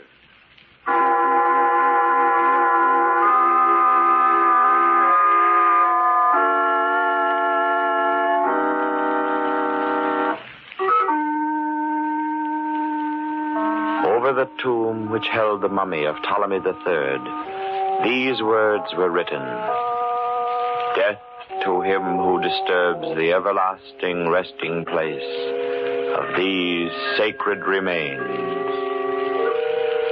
2 weeks ago, William Cartwright, a famous Egyptologist, defied this curse. He bought the mummy, had it sent to his home. That same day, he slowly walked down the stairs from his upstairs study. His wife, Martha, heard his familiar footsteps in the hall, over the stairs. But she did not know that her husband was then walking into a nothingness, that he would completely disappear, leaving no trace of his whereabouts. Now, it is 2 o'clock the following morning. The Cartwright house is still. A taut feeling of mystery hovers in the air. Martha Cartwright is dreaming of her missing husband. And in her dream, as in her waking hours, she is haunted by the fear of Ptolemy's curse. William. Martha, I hear you. Do you hear me?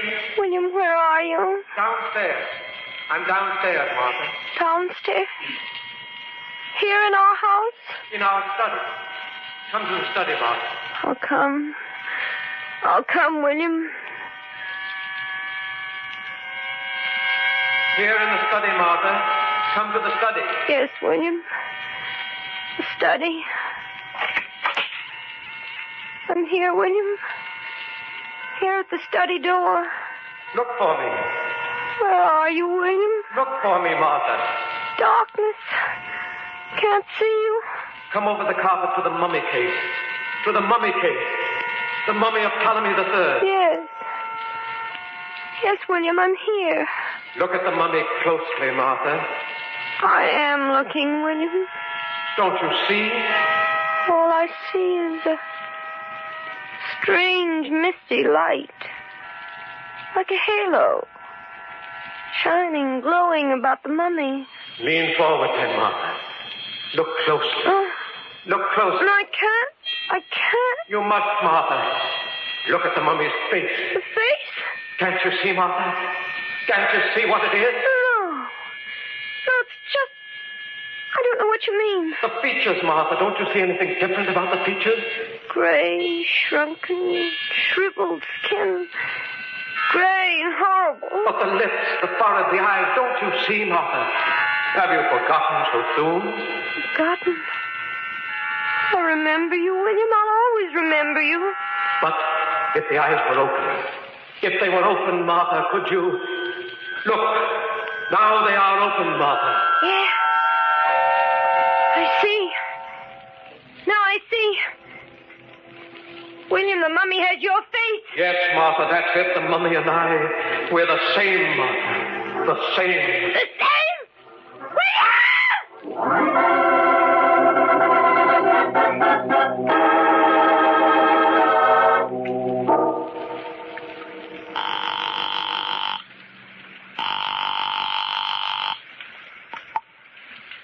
Hello?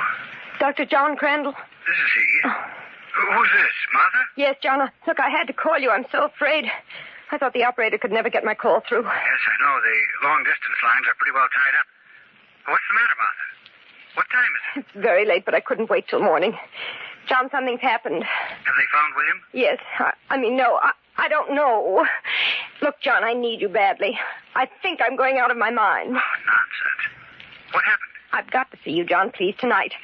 I'm asking you this not only as a patient, but as a friend. But I can't come into town tonight, Martha. Oh, you're all right. It's just your imagination. Oh, no, I thought it was a dream. Well, I've got a job here that's got to be finished, but I can leave the hospital early in the morning. Come as soon as you can, please. I promise, Martha. Now take hold of yourself. Control's the word. Remember. I'll try, John. I'll try.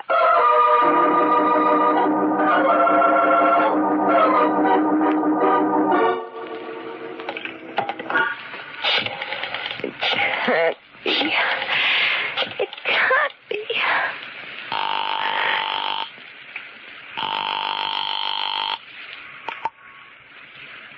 Hello. Is this Mr. Kroll? Yes?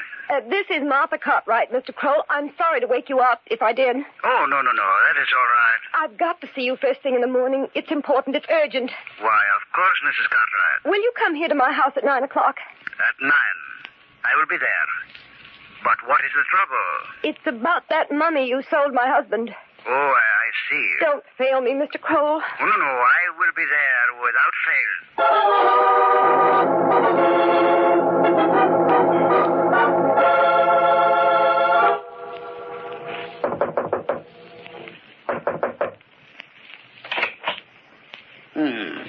Mrs. Cartwright? You're Mr. Kroll. Yes. Come in, please.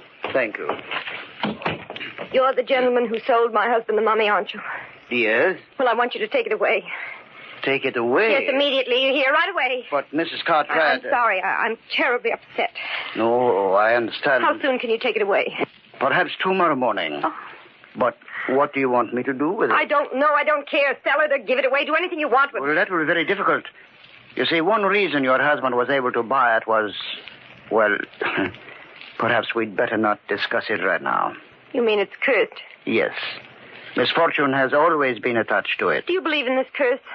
I have specialized in the art and civilization of the pharaohs for 20 years. My experience has taught me to respect their ideas. Yes, Mrs. Cartwright, I believe in the curse. Can you tell me what the curse says? Death to him who disturbs these sacred remains. A death of torture, of maddening pain. Death in its strangest form. And now that my husband is dead, I may be the next victim? You must take it back.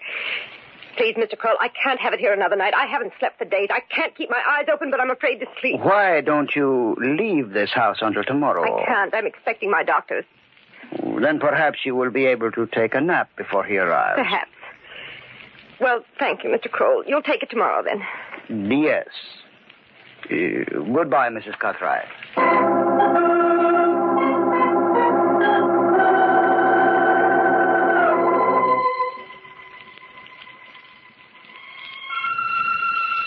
Oh, William. Death in its strangest form. Not you, William. A death of torture, of maddening pain. They couldn't, William. They couldn't. Martha? Do you hear me? William, Yes, Martha? where are you? I'm in the study, Martha. You remember where you saw me last night? No. Oh, it was a dream last night. You were in the mummy case then. It couldn't be.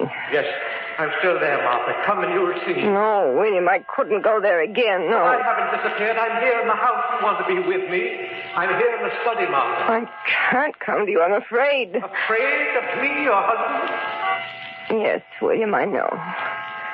I'll come to you. Down here, Martha, in the study. I'm coming to you, William. I'll do anything you say. But don't make me look at the face. You must, Martha. No, William, I'll do anything. Not that, please. No, not that. No. Martha. Please don't make me. Will, please, I can't do it. Martha, wake up. It's John. No. John Crandall. I'm going to die. I know I'm going to die. I don't want to look at that face again. Please don't make me, William. Please, please. Martha. John Crandall. You were walking in your sleep, Martha. I'm sorry I slapped you, but I had to wake you. Oh, you're here, John. Thank heavens you're here.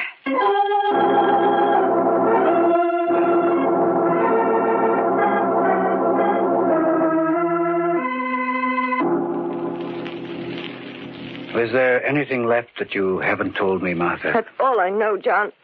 I'm not going crazy, am I? No, Martha. As a psychiatrist, I can tell you that you're not going crazy. This is all the result of the shock of Will's disappearance. But that doesn't explain the curse, John. What about... Nonsense. Civilized people don't believe in curses. Those statements were inscribed on tombs to frighten away grave robbers. So hard for me to believe that now. Martha, I want you to make an experiment with me. What? Let's go into the study together and look at the mummy. Oh, no, But I you've can't. got to. It's the only way you can overcome your fear. Now, just let me prove that it's only your imagination and nothing more. Please, if no. you want me to help you, Martha, you have to help me, too. Come.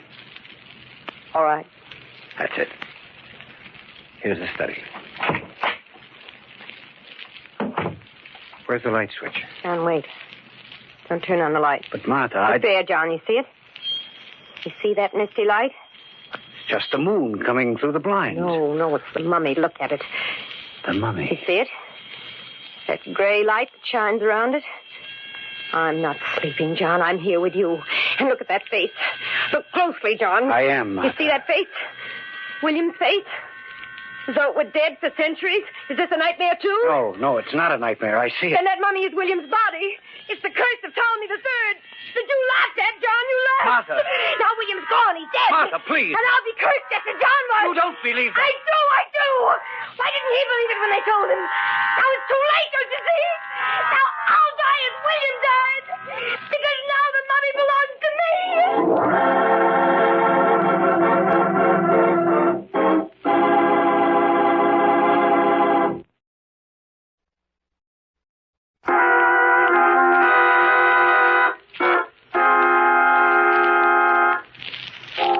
Dr. Cartwright, a famous Egyptologist, purchased a mummy called Ptolemy III, despite the fact that it was known to be cursed. The same day, he vanished. Now his wife has been suffering from the delusion that the mummy has acquired Cartwright's features. In fact, is Cartwright. Dr. Crandall, a psychoanalyst and a friend of the Cartwrights, has tried to disprove this, only to find that he, too, notices a strange resemblance. Now, we find Dr. Crandall attending Mrs. Cartwright in a hospital. It's daylight, isn't it? Yes. How do you feel? Better. What happened to me? Well, you were suffering from lack of sleep, Martha, and your nerves were so unstrung that I thought it best to bring you here for a while. Do you believe in the curse now, John? After what you saw? No? But you saw the same thing I did. Yes. How do you explain it? I'm not sure that I can explain it yet, Martha. But after I brought you here, I went back to the house again to look at the mummy. And? It was gone. Go? Oh, I suppose Mr. Kroll called for it. Who is Mr. Kroll? He's the man through whom William bought the mummy. I asked him to take it away. I see. Well, I'm going to leave you now, Martha. There are several things I want to take care of. But I'll be back this evening, and I want you to come with me to Mr. Kroll's place. Why? I want to see that mummy again. Oh, but John, why must I do that? Are you still afraid of the curse? Yes. Well, I still intend to prove to you that there is no such thing. I'm going to buy that mummy.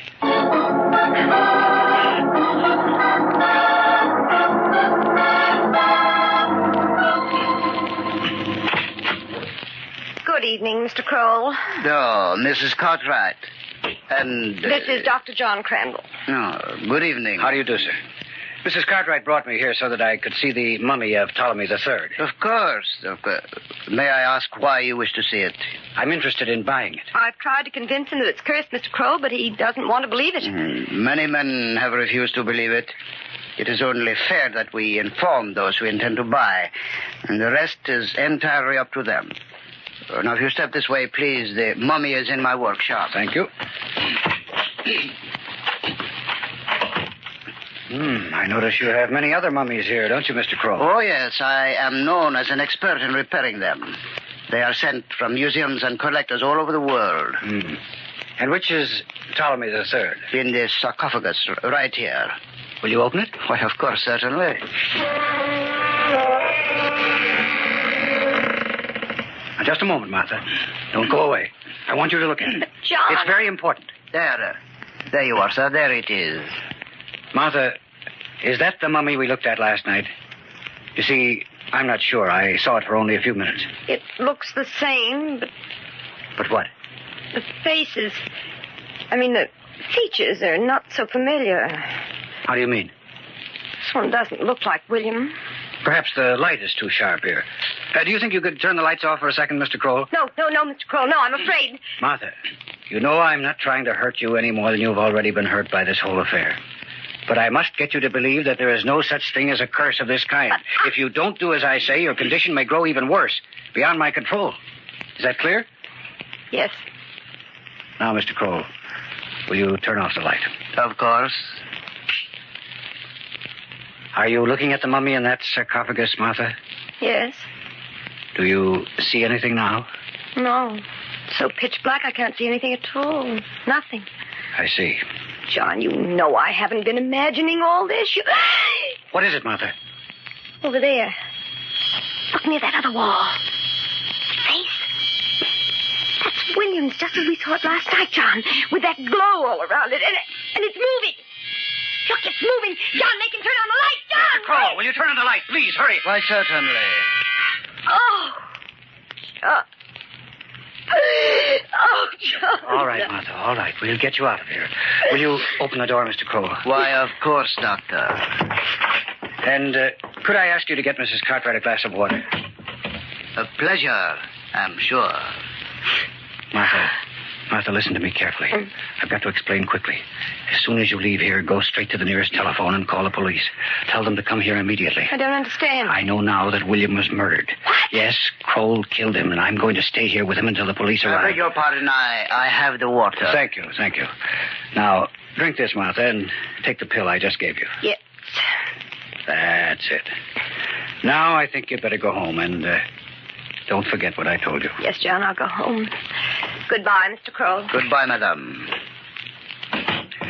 Oh, it's terrible, sir. She's completely obsessed with the fear of that mummy, and it's destroying her. She loved her husband very much, I'm sure. Of course. But more than anything else, it's her insane fear of that curse. And is that the reason you want to purchase the mummy, Dr. Crandall? Precisely.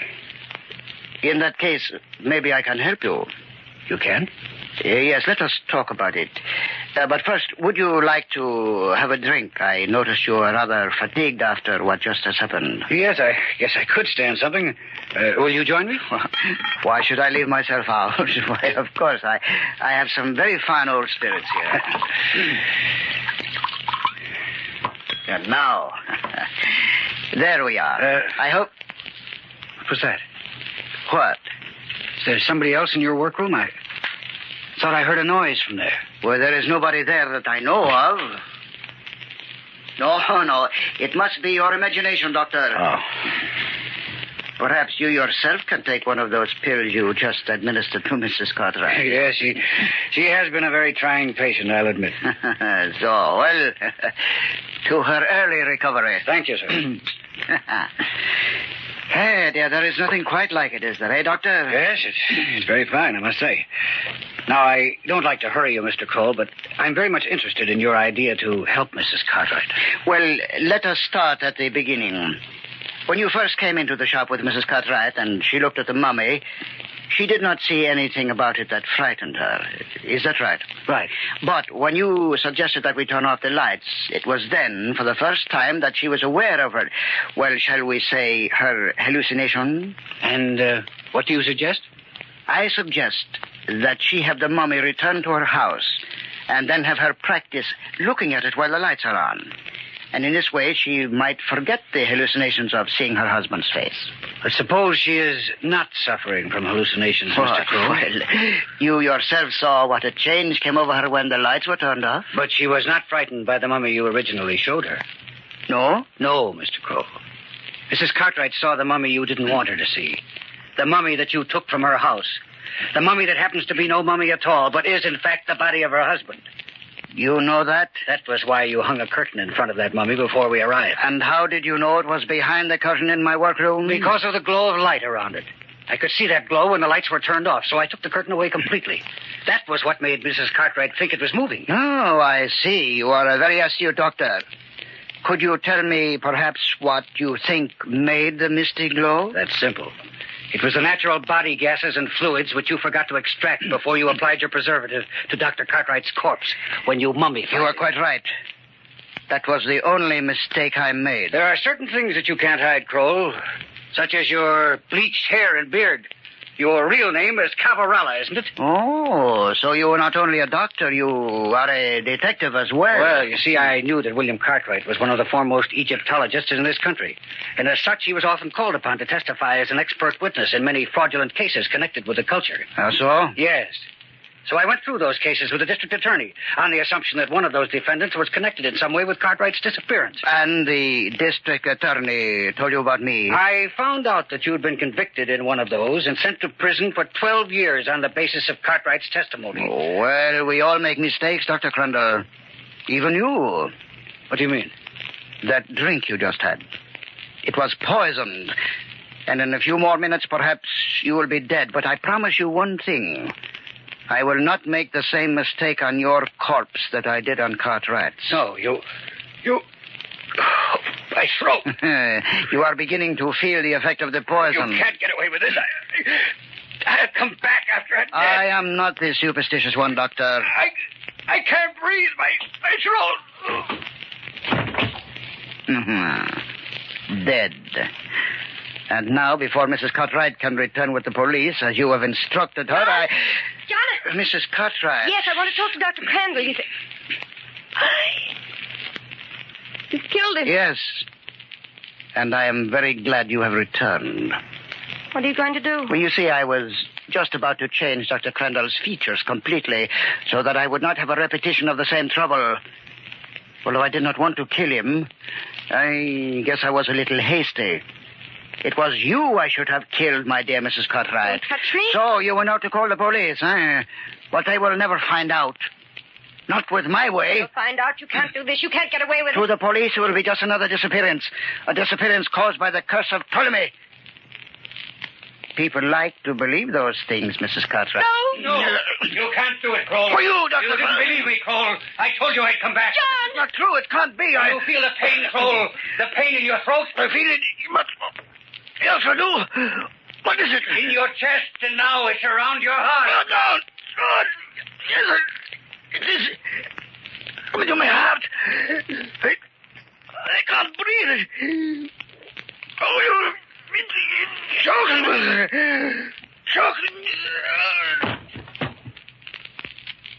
Dead? John, you're alive. I don't understand. I know how trying this is for you, Martha, but listen to me. I'll explain But it. I just saw... I wasn't dead.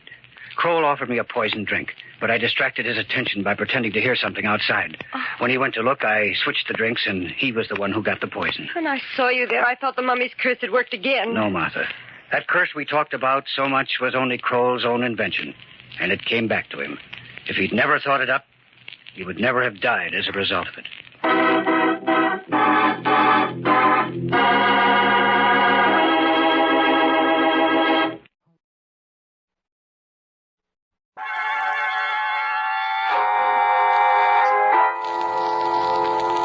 From shadows and stillness, mystery weaves a spell of strangest fascination, charging the mind with doubts and fears. For mystery is a strange companion, a living memory. In the haunting hour.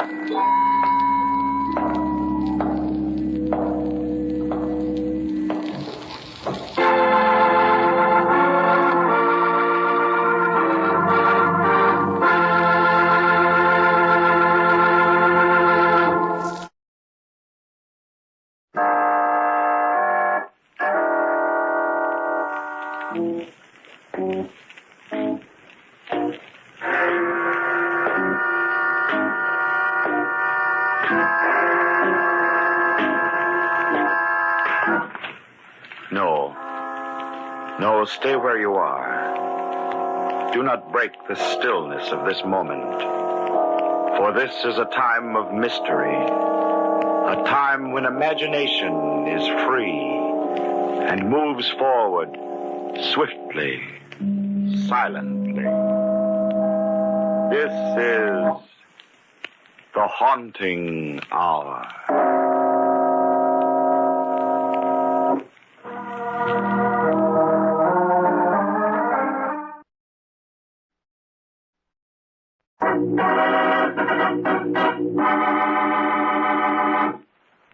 A corpse there was.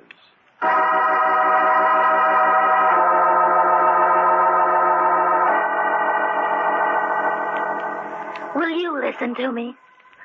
I've got to tell it to someone, and, well, I guess you've heard a lot of strange stories. I'm Catherine Holland. It all started about a year after I'd come to work for Martin Reed and Stephen Corey as their housekeeper. Oh, we'd have such fun, the three of us. And Martin was forever making me promise that I'd be with them always. Always. I didn't know how long that could be.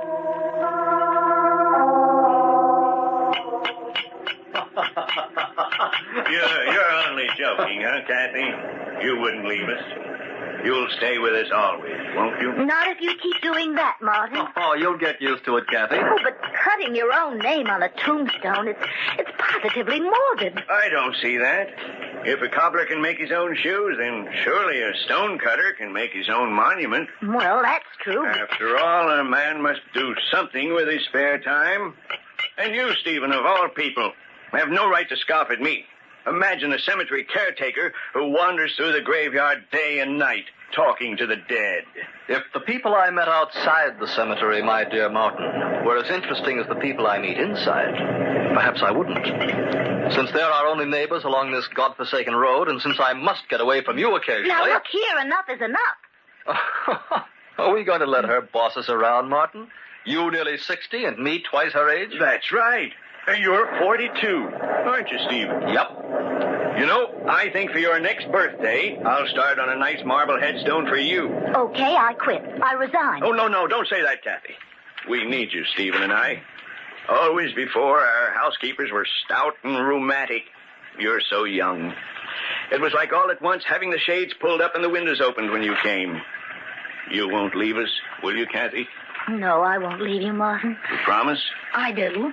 If you promise to take your medicine. No, I told you, Kathy. I don't believe in that quack doctor. There's nothing wrong with my heart. Oh, Martin, don't be stubborn. It's not a matter of being stubborn. I know I'm perfectly all right. How about those attacks you've had? They were indigestion. You don't want to take that medicine because you and the doc have been enemies for years. You won't give him the satisfaction of treating you, even if it means... Please, Kathy. Don't you think I'm old enough to know my own mind? But Kathy's right, Martin. You should take your medicine. Oh, now you start. I'm going for a walk. I'll go with you. I don't want company. Now he's mad. Oh, don't take it to heart. He'll get over it. I wish he hadn't gone out in this weather. Yeah. And I think it's getting worse. I'll go call him back. Stephen, what's that noise? I don't know. It was just outside the house. It's our cedar tree. That last flash of lightning struck it. There seems to be... Kathy! What? Move away from the door so I can see too. No, Kathy, please. Stay in here a minute. I'll go out. Oh, I'll go with you.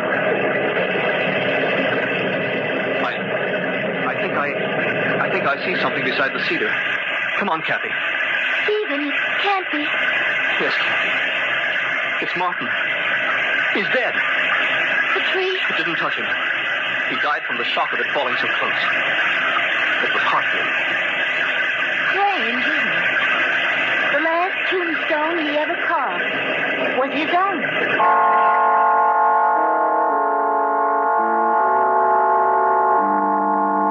We buried Martin the next evening.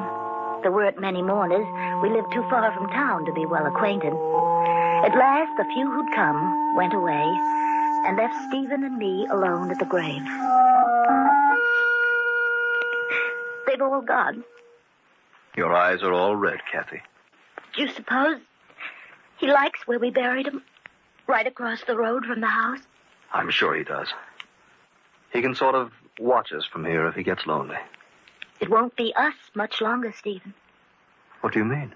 Well, I can't stay here with just you. It isn't proper. Kathy, you know I wouldn't... Oh, I know, but what'll people think? I don't care about people. They're not important. Well, they are to me. I have a good reputation, Stephen, and I don't Kathy, don't leave me. Oh, but I must. Losing Martin was unbearable, but if I lost you, I'd have nothing left. I'm sorry, Stephen. There'd be no one to care if I live or die.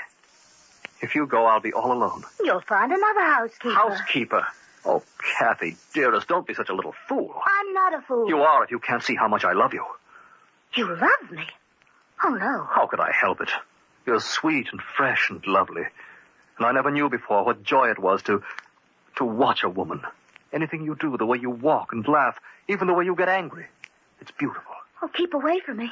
I don't know what's come over you. I was content just having you about the house, being near you, but now... Oh, my darling, you mustn't go away. Oh, please don't look at me like that. Please, Stephen. Dearest, let's get married. I'll make you happy. No, I don't love you. Don't touch me. Oh, I like you a lot. I'm very fond of you, but, well, it's not love. I could never love you. Why, Kathy? I'll make you a good husband. Oh, no, Stephen, no. You're twice my age. But I'd worship you, Kathy, dearest. Oh, will you quit bawling Kathy, dearest, at me like a lost lamb? I'm going to the house and pack my things. I won't let you go. You belong to me. I don't belong to anyone. If you don't get out of my way, I'll throw this rock at you. There's someone else. You love someone else. No, Stephen, I just don't love you. Don't come near me. I'll throw it, I swear. Kathy, no! I told you I would, didn't I? Why couldn't you believe me? Well, get up. Stephen. He was lying on his back, motionless. I bent over him and... his face, the rock had caught him between the eyes.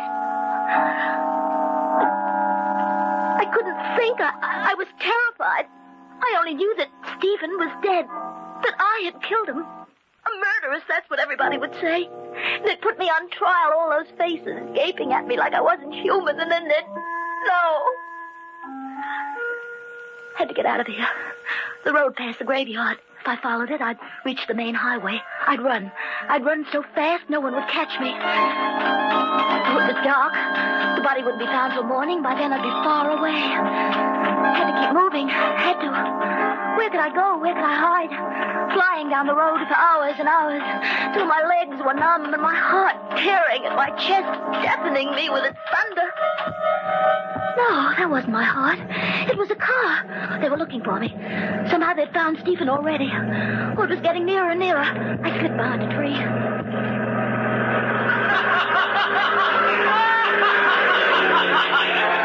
Not police. Not police at all. Picnickers. Oh, the only ones who might have seen me. They'll forget they even passed this way once they're safe at home.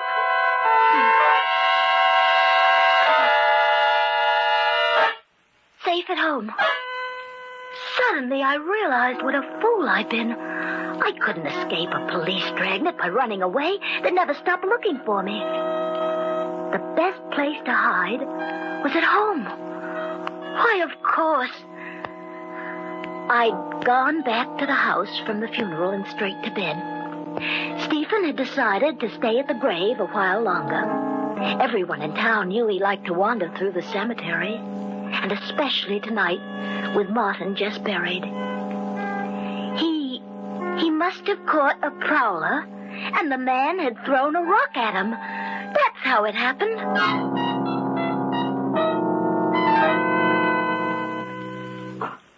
I felt perfectly calm. I turned around and started back.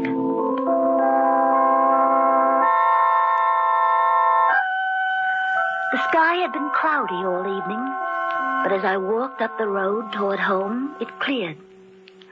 I remember how lovely the moonlight looked, spilling down the steps of the house.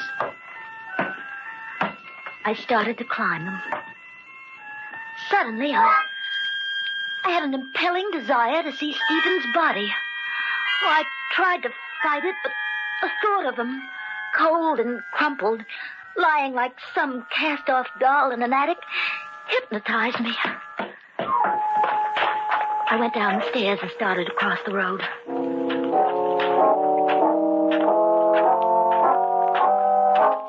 He had been lying at the foot of Martin's grave, I remembered. From where I was, I couldn't make out the body. Oh, that wasn't right. The old man was buried directly across from the house. I should be able to see Stephen. I slipped through the gate, hurried to where the corpse had lain. It was gone. There wasn't a trace of it. I dropped to my hands and knees, searching about the new mound of earth for some proof that it hadn't all been a nightmare, that I'd really killed Stephen. There wasn't anything. No matted grass where the blood should have dried, nothing fallen from his pockets, not even the stone with which I'd struck him. And it was so quiet, so deathly quiet, with the moon whitewashing Martin's headstone, and the one next to it. The one next to it. But there hadn't been any grave there before. And this one was fresh. As fresh as Martin's. I slowly raised my eyes and looked at the tombstone. Stephen Corey, born May 9th, 1901. Died April 20th, 1944. Why, I'd know that carving anywhere.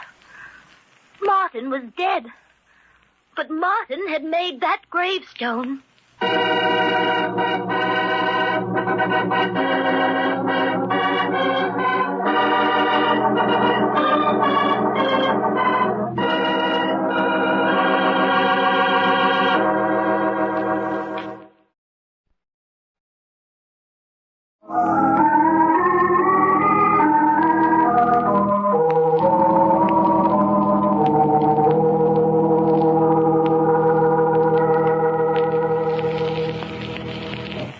Kathy stands in the moonlight, staring at the grave plaque of Stephen Corey, a plaque identical with the one Martin had made for himself before he died. And yet, how could Martin have carved that headstone? He had not made one for Stephen before he died, I knew that. Still, Stephen had been buried, and the date on the monument was right. I felt the answer, but I pushed it back away from my mind. It couldn't be true that Martin had kept his promise even now and had carved the stone. That these dead who were Stephen's friends had buried him. Had he loved me so he wouldn't make me pay for what I'd done? Did he plead with them to cover him so I'd not be found out? I didn't know. I was paralyzed with fright. I had to get out of here back to the house before I lost my sanity. I don't know how long I lay there, cowering in my bed. At last, the darkness of the night closed in about me, and I slept. But then, out of the darkness, doorbell rang. Sharp sounds and a streak of fear over my flesh. The police had come. Stephen's grave had been discovered. I had to go to the door. Are you Catherine Holland? I'm Estelle Bailey, Martin's sister. Oh, yes, I should have known.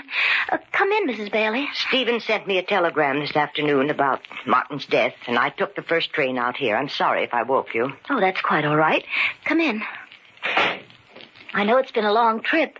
Perhaps I can fix you a bite to eat. No, thank you. I'd like you to take me to see the grave right away. Martin's grave? Now? Miss Holland, I hadn't seen Martin for 9 years. I'm ashamed of that, and I want to rectify it now as soon as I can.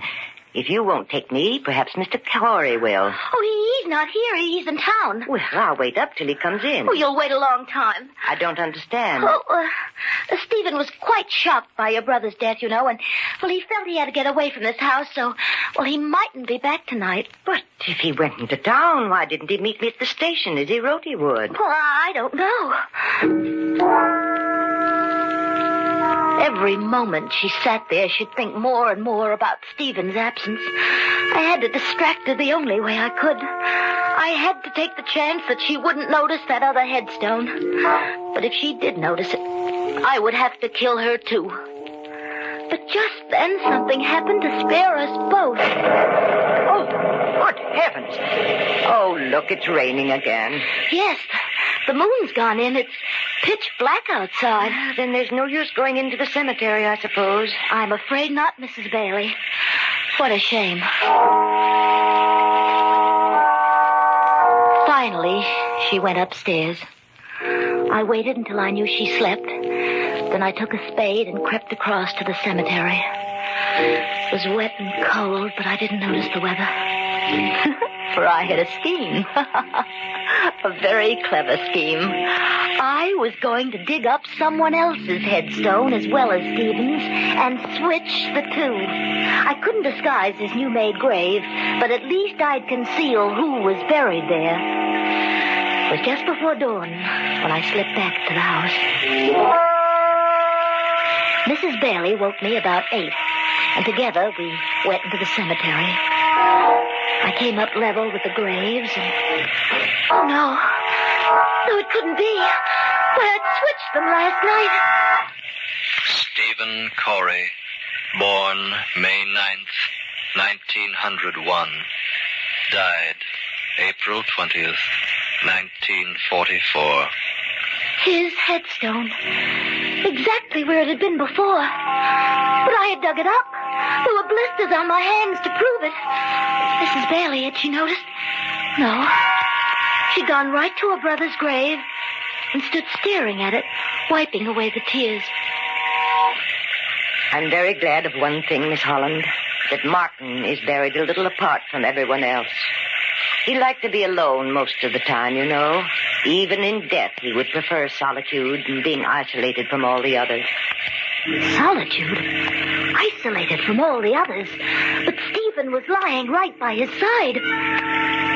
She couldn't see Stephen's headstone. It was incredible, but it was true. Come, Miss Holland, it's raining. We might as well go now. I'll take the early train back to the city. After she'd gone, the house was empty, yet full of a screaming silence. And I sat looking out at the grayness of the lonesome day. Had there really been a grave at all? Growing inside me was a grim fascination to see. The mud sucked at my shoes. Through the dusk, I walked determinedly toward that spot where the headstone stood. I slipped through the fence. Then I was standing beside the tree, leaning against it. For I couldn't believe what I saw. There, beside the others, stood a third headstone, and stretching almost at my feet, a freshly dug grave. Even before I crept forward to see, I knew what the plaque would say. Catherine Holland, born June 7th, 1923, dead April 21st, 1945. Tonight. April 21st. That was tonight. And I was still alive. Martin, listen to me wherever you are. I said I'd be with you always, but you can't force me to follow you. You can't force me to follow you. Tears filled my eyes. I took hold of the hateful stone and tried to flatten it into the ground, Then through the tears, I saw the dark bruises on my hands. Bruises on my hands, but, well, it wasn't possible that... I touched one of the dark splotches. It rubbed away. Then the truth went through my mind. I fell to my knees. The letters I thought were carved into the stone. They too were blurred. I drew my finger along my name. It was lettered in black crayon. Thick, archaic lettering, darker toward the middle than at the edges, giving the illusion of depth. Giving the illusion of being cut into the stone. Then that's how Stephen's headstone was made. That's how. I stood up. Fear fell over me like a cold, wet sheet. Behind this adventure was a human being. A being like myself. Then I saw the thing in the grass, sending a tiny sparkle toward the dust-filled sky, and greedily I picked it up. A copper-colored metal cap from an eyebrow pencil. So that was how the letters had been drawn. That was how this thing had happened. Then I knew who had done it. And even before I turned to look, I knew she was standing there, staring at me, unmoving, a thin smile on her lips, her eyebrows thin, too, penciled on with surety and deftness. Turn around, Miss Holland. I see you have guessed the truth. It was you. You killed him. But do you think my conscience will hurt me as yours does? Would it make your death any easier to know you didn't kill Stephen Corey? I don't understand you. I'm telling you the truth. I came into the cemetery just as the last visitor left, and I saw you throw the rock at Corey. I saw you run for the road. You hadn't killed him, Miss Holland. He was only unconscious. But I made sure he was dead before I buried him. Then you dug the grave here. That spade in your hand will serve a double purpose. I shall kill you with it. Just as you murdered Corey. Why? Why did you kill him? Because Martin had willed all the family property to Corey, with the provision that when he died, it would return to me. I knew if his body weren't discovered, they'd think you and he had run away together. Then I'd have to wait for him to be declared legally dead. And so you put up the plaque? I felt sure I could persuade the county coroner to file a death certificate quietly. Then I'd show my lawyer the grave, show him that Corey, too, was dead. But you came back, so I have to kill you, too. Now you know the truth. Your time has come. That spade, Mrs. Bailey, is for you, Miss Holland. Stay back from me. Stay back. I'm going to kill you. I'm not afraid, Mrs. Bailey. You're real. I can fight you. This will be your grave, and I shall bury you in it. Give me that spade. Give it to me. Go here. I said, that spade. Mrs. Bailey.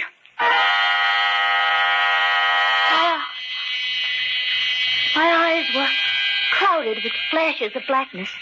I lay on the ground, feeling the cold, wet earth against my cheek. Without warning, it had happened. One wall of the grave gave way, and she lost her balance and fell forward into the gaping hole. Dirt from the mound began rolling down, clods of it covering the edges of her long skirt. And she lay still, silenced, at the bottom of the grave. A few wet clods of earth were still slowly tumbling down, as if they had an intelligence of their own, an intelligence that told them to bury the dead. Bury the dead. For she was dead, and she had died instantly. Her neck twisted beneath her loosened, flowing hair that hid the hideous sight of her eyebrows, thin and long. Her neck was broken, and she lay in the grave she had meant for me.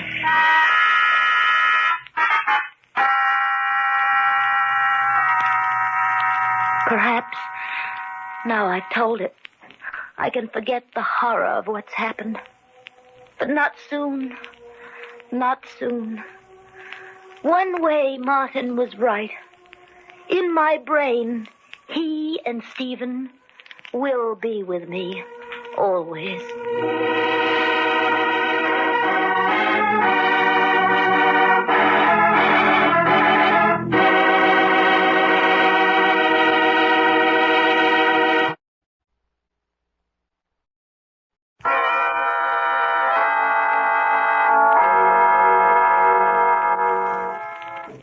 From shadows and stillness, mystery weaves a spell of strangest fascination, charging the mind with doubts and fears. For mystery is a strange companion, a living memory in the haunting hour.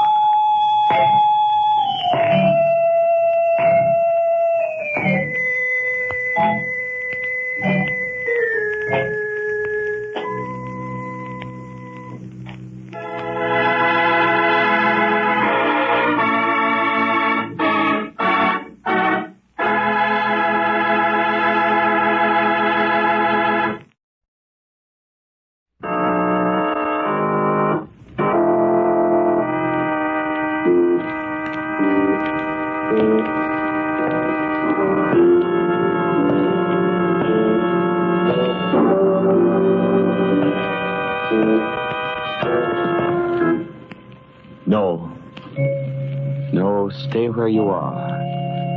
Do not break the stillness of this moment, for this is a time of mystery, a time when imagination is free and moves forward swiftly, silently. This is the haunting hour.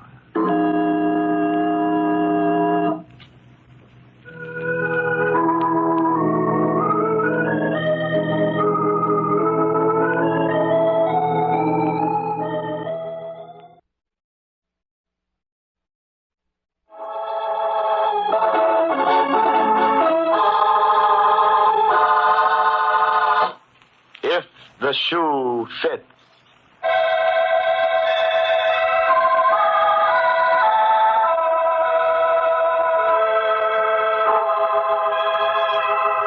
It is early Sunday morning in the home of Mr. and Mrs. Destos. Mr. Destos is dressing hurriedly while his wife prepares breakfast. Suddenly he calls to her. Helena! Helena! Gregory, please do not call like that. Come here to the kitchen. Helena, I cannot find my charm. Did you see it? How many times will I tell you, Gregory? On Sunday morning, people want to sleep a little. They do not want to hear other people screaming. But don't you hear? I have lost my lucky piece, Helena. Oh, you mean the little coin that you brought to America from Greece? Yes.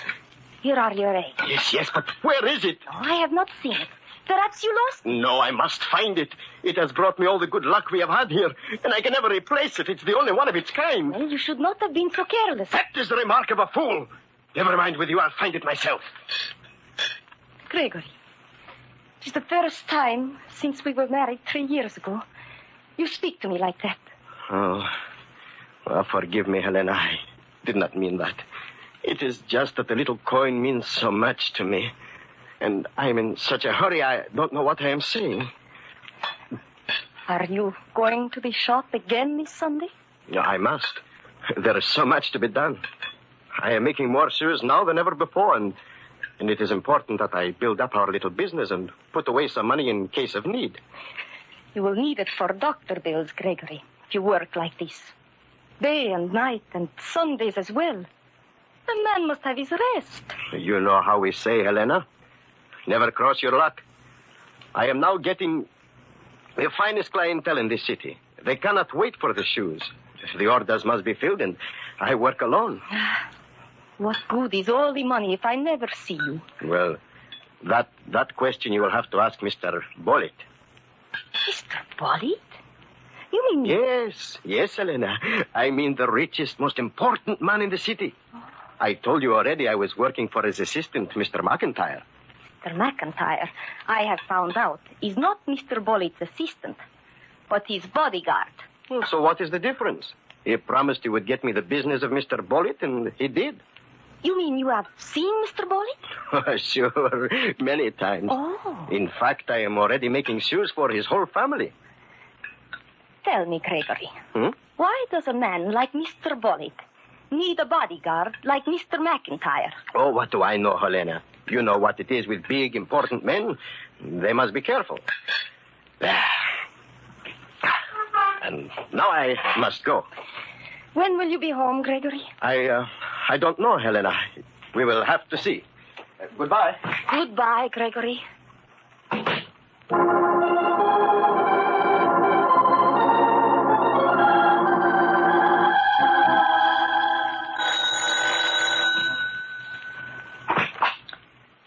Mr. Destus live here? Yes.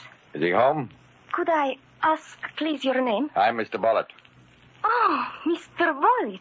Oh, come in, please. Come in, McIntyre. Right. Where's your husband, Mrs. Destus? He is not home. You're lying. I do not lie. Just a minute, McIntyre. Where is your husband, Mrs. Destus? I do not know. I tell you, she's covering up, boss. Let me go through the house. Just a minute. Mrs. Destus, do you recognize this coin? Oh, it is my husband's good luck piece. But where did you get it? Told you it belonged to him, boss. That's all I want to hear. You know what to do, McIntyre. Don't worry, I'll take care of him. What is wrong? What has my husband done? Don't worry, he won't do it again. And don't forget, McIntyre, if you don't find him before the day's over, there'll be a new man in your place tomorrow. I told you not to worry, boss. I'll be waiting to hear from you. Don't make it too long. We might as well go inside and sit down, Mrs. Destus. What are you going to do? I'm going to wait for your husband. I mean, after he gets here. Well, don't you worry about that. Whatever I do, you should be glad I did it. I do not understand. All right.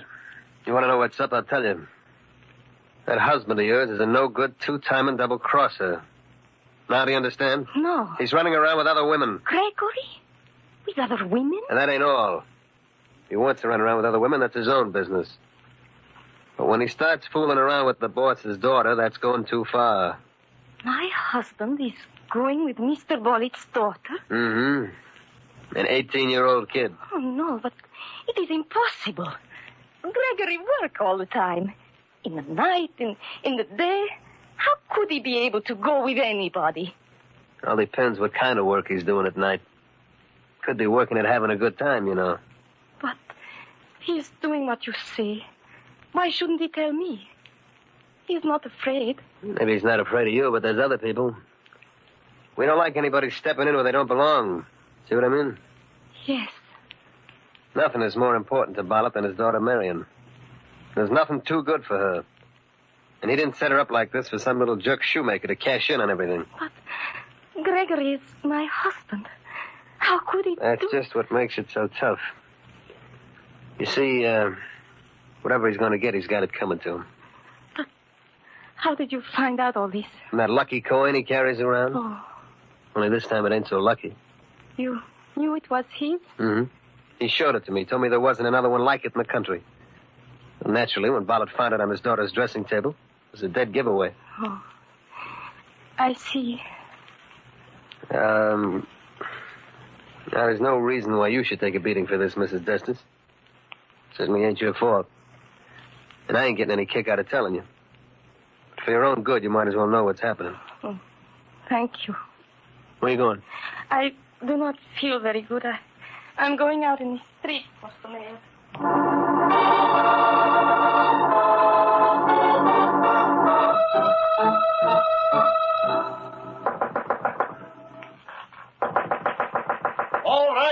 All right, I'm coming. Now, have you no patience to... Helena, is something wrong? Close the door. Yes, but you... Now, what is it, Helena? You are so pale. Mr. Bollitt is looking for you. He came to our house. Oh? What did he want? He came with his assistant, Mr. McIntyre. They have found out that you are going out with Mr. Bollitt's daughter. Me? I am going out with... Please, Gregory. There is no need to try and hide it from me any longer. I know. Oh, you are fooling. First, I thought they were fooling. Then they showed me the lucky coin you had lost. Mr. Bollitt's daughter had it. Oh, what you are saying, Elena, is so strange. It does not matter. I have come to warn you. Beyond that, I have no further duty. You had better not come home. Mr. McIntyre is waiting there for you. Mr. McIntyre? Oh, but then I should go to the police. They cannot do such things in America. What would you tell the police? Do you think they would like to hear our married man is going with a single girl? Helena, you do not believe that, do you? Mr. Bollitt is not so much a fool as I. I thought you were working. But, Helena, no, there is nothing for me outside of my work and you. I swear, Helena, I have never even seen the girl. I do not even know what she looks like. Only this morning you told me you were making shoes for all of Mr. Bollitt's family. Yes, that is true. But for the daughter, I have been getting the measurements from an old pair of shoes. Oh. Sure, that is why Mr. Bollitt has been so pleased with my work. He says there is nobody but me who makes custom shoes to fit so perfect by just looking at an old pair. Oh, perhaps it is true. Would you believe them before me, Helena? I do not know. It is something we do not see that is behind this. But that does not matter now. It matters only that you believe me. Oh, we have gone through so much together, Helena. How could you think that I would do such a thing to you? But there is the coin. How did the girl happen to have it? That is what I must find out. And I must get it back. No, Gregory. You cannot do that. You must forget about it. But why? It is mine and it has brought me luck. No, you have not seen the face of Mr. McIntyre. I have seen that kind of face before. I know what he has in his mind. It is not good. But what am I to do, Helena? I cannot go away and leave you. You must, Gregory. You cannot even come home. You must leave right away. Then, when you find a place, you will write to me. And I will follow. How do I know what they will do to you if I leave? Oh, I will be all right. Then, if you say so, I will go, Helena. Listen, here is all the money I have with me. You will go right from here to the railroad station. I did not think that here in America we would have to... Goodbye, my Helena. Oh, hurry. There is not much... Mr. McIntyre. Do not say anything. Just going out for a little walk, huh, Mrs. Destis? Led me right to him. What do you want, Mr. McIntyre? I'll tell you later. Get your hat and coat. No, you cannot take him. No? Maybe this will convince you that I can. You're going to kill him. No, I'm not... Helena. Helena, you must not try to do anything. You cannot fight a revolver. Now you're being smart, Destis. Let's go. Get into that car outside. Goodbye, Helena. Don't worry. Gregory. Oh, my Gregory.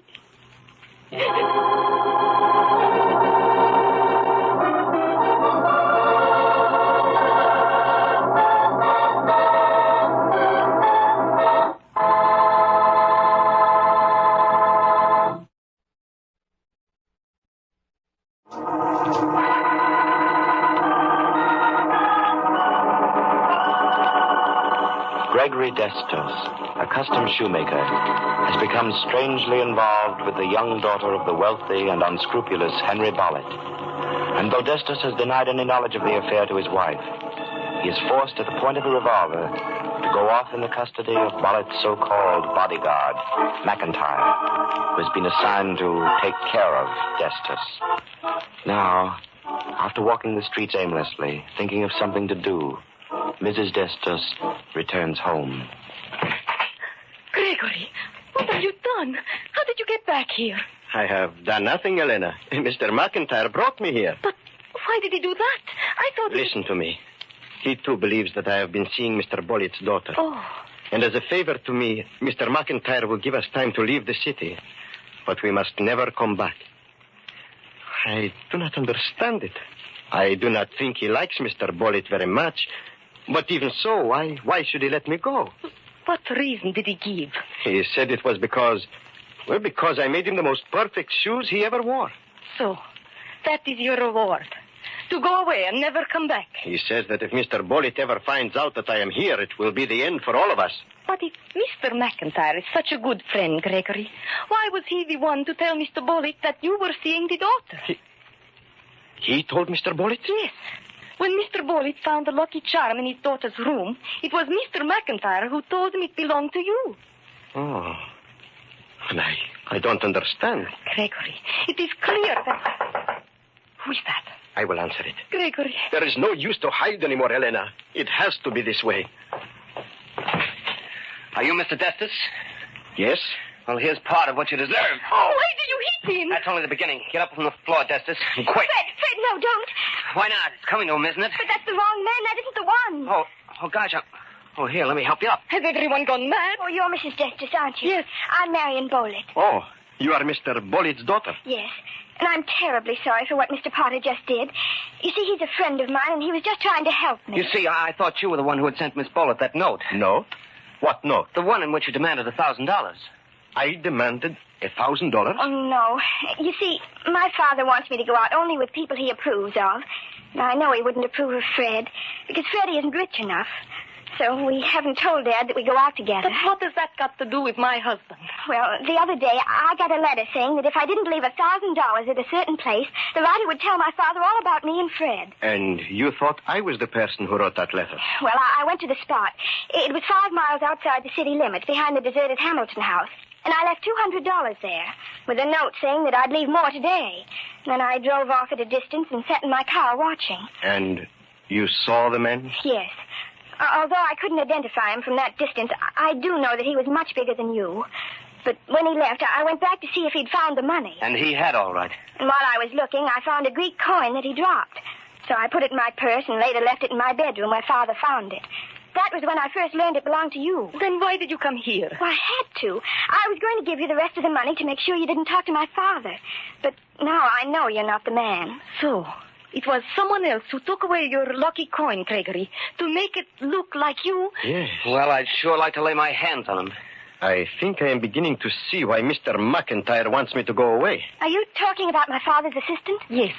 He wants my husband to leave the city. Your father thinks that Gregory is going out with you. Well, how would he get an idea like that? Mr. McIntyre advised him. Then, do you think that... Why, of course. It's as clear as the nose on your face. But what can we do? Wait, I have an idea.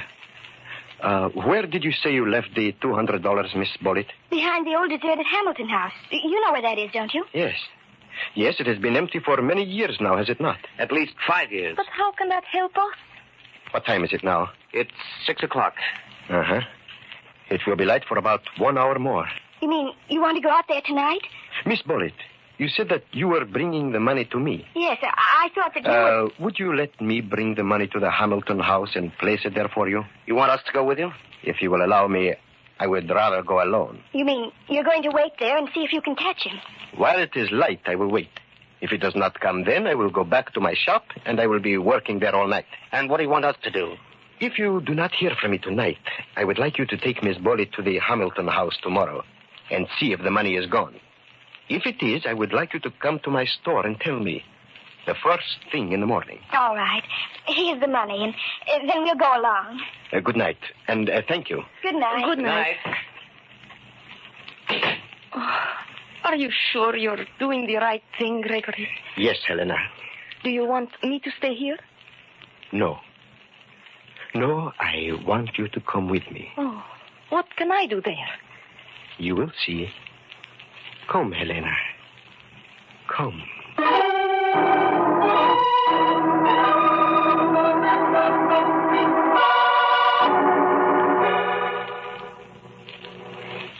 It is darkening quickly, Gregory. Yes, I must work quickly. Here. Here is the place where Miss Bullitt must have put the money last time. Now, we put this in the same place. Yes, so. And now, you stay here, Helena. Here? Are we going to wait for him to come? No. But where are you going, Gregory? There is something I must find. What is it? It must be here. But Why must I stay here? Because I do not want you to... Uh-huh. Yes, I found it. The man has left something he didn't know about. Come here, Helena. What have you found? It had to be here. Look. Look, do you see what I mean? Oh, yes, Gregory. I see what you mean. As soon as I have it, we will go back to the shop. I will be working all night, Helena. All night.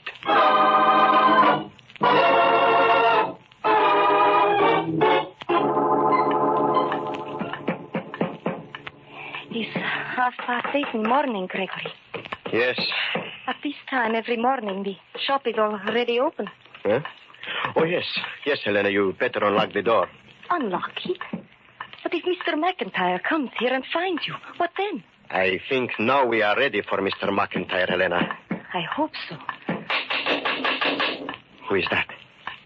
Oh, it's Miss Bollitt and the young man. Good. Let them in.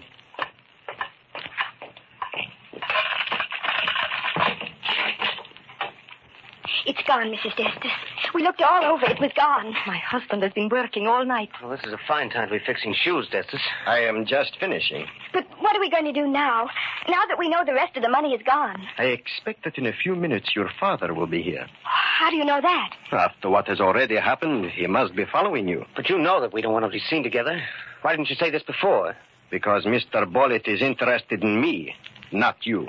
Well, Marion, I think it's best that we get out of here. All right, Fred. If you think we... All right, Destus. Took me a long time to catch up with you, but I finally did. I am not running away, Mr. McIntyre. Marion, how can you come to this man's place at this hour of the morning? Why shouldn't I?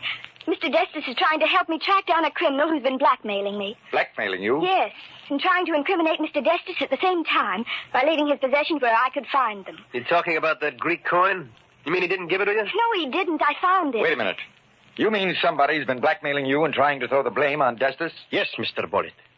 And now I think I am able to find out who the man is. How can a shoemaker suddenly become a detective? I know very little besides making shoes, Mr. McIntyre. I make them to live. But now I have made one to save my life. What are you talking about? I went to the place where your daughter left the blackmail money. There I found something that the man did not know about. 2 footprints. One hers, one somebody else. I have made shoes in many different ways. But until today, never from a footprint. You mean the shoe you've been working on all night is measured from that footprint? Measured so carefully, Miss Bollitt, that it could not be worn by anybody else. You see, the print had a special high arch, and the pressure was greatest on the left side of the heel. Because of this, the toes on the right side were longer than average. Well, suppose you're right. Who are you going to try the shoe on? I would like to start with the men here. If it is all right, I would like to see if it fits Mr. McIntyre. That's the screwiest thing I ever heard of. Take your shoe off, McIntyre. Go ahead, Destus. Thank you. Let me have the shoe, Helena. Oh, here. And the shoehorn? No. No, that will not be needed. Press, Mr. McIntyre. I'm pressing. It just won't go, that's all. Uh-huh. Will you remove your shoe, Mr. Potter? Do you mean that Fred... Oh, why, that's preposterous. Let him have his fun, Marion. There. Press, Mr. Potter. I am pressing, but it doesn't go. Of course, it's silly to suspect that... One moment. Mr. Potter, will you uncurl your toes? So. And now, the shoe fits.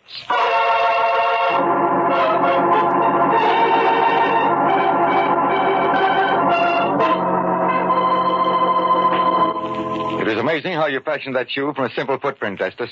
I think, Mr. Bollitt, that he will never find another shoe to fit him as well. I'm afraid that it won't matter so much where he's going. I suppose McIntyre's turned him over to the police by now. But I still don't see how Mr. Destus could find out all that information from a single shoe print. How did you know that Fred had the blackmail money in his pocket? Oh, I did not know that. I knew only that the blackmail money had been taken away from the place where I left it. But from the beginning, Mr. Potter's face was familiar. Then I remembered the day my lucky coin disappeared, there was a man in my shop, and he was asking me for prices. Tell me, Miss Bollitt, did Mr. Potter ever have a mustache? Why, yes. He just shaved it off a few days ago. And sometimes he wears glasses? That's right. Of course, I could not ask these questions before. Naturally. But that proves conclusively he was the man. You deserve a lot of credit for this, Destus, and I'll see that you get it, too. Well, come along, Marion. Perhaps you'll listen to me in the future. Goodbye, Mr. and Mrs. Destus. Goodbye. Oh, Gregory, it is over. Like being free again. Is it not wonderful?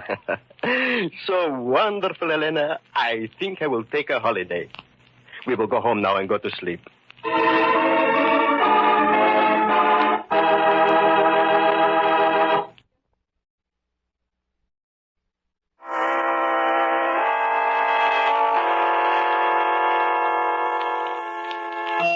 From shadows and stillness, mystery weaves a spell of strangest fascination, charging the mind with doubts and fears. For mystery is a strange companion, a living memory in the haunting hour.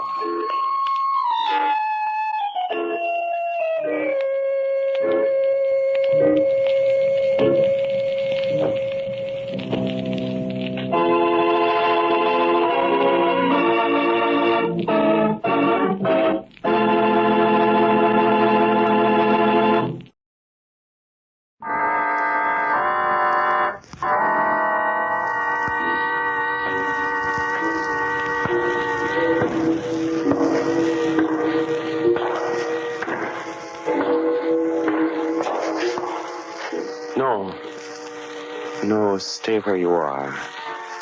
Do not break the stillness of this moment. For this is a time of mystery, a time when imagination is free and moves forward swiftly, silently. This is the haunting hour.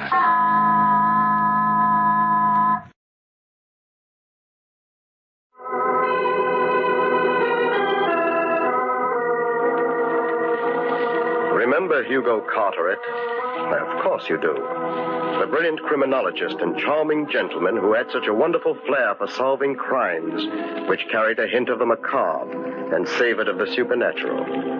He died back in the 20s, and they say that everybody from the 400 of Park Avenue to the 400,000 of the Bowery and Hell's Kitchen came to his funeral. Anyway, Hugo Carteret left his memoirs, and the very first chapter deals with an infamous crime, which in June of the year 1922 threw all of New York City into an uproar of horror. Such was the case of the Lonesome Corpse.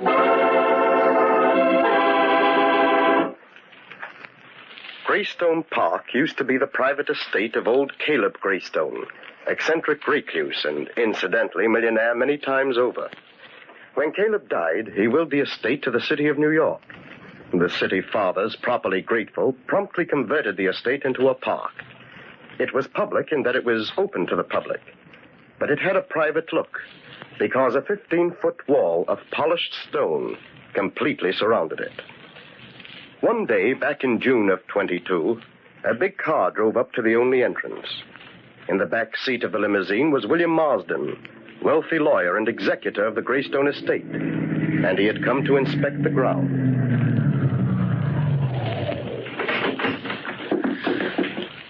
You wait here in the car, Edward. Yes, Mr. Marsden. Will you be long, sir? I don't think that's any of your business. I pay you to chauffeur me around, not to ask me questions. Yes, sir. I was only bringing up the fact that it's getting dark, and you said you had to be at the plaza by 9. I'm perfectly able to take care of my own business, Edward. I'll mind mine and you mind yours. You wait here in the car till I'm through in the park.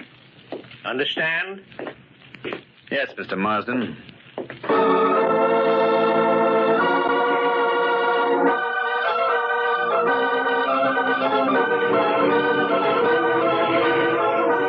Extra, read all about it. William Marsden, prominent attorney, disappears in darkness of Greystone Park.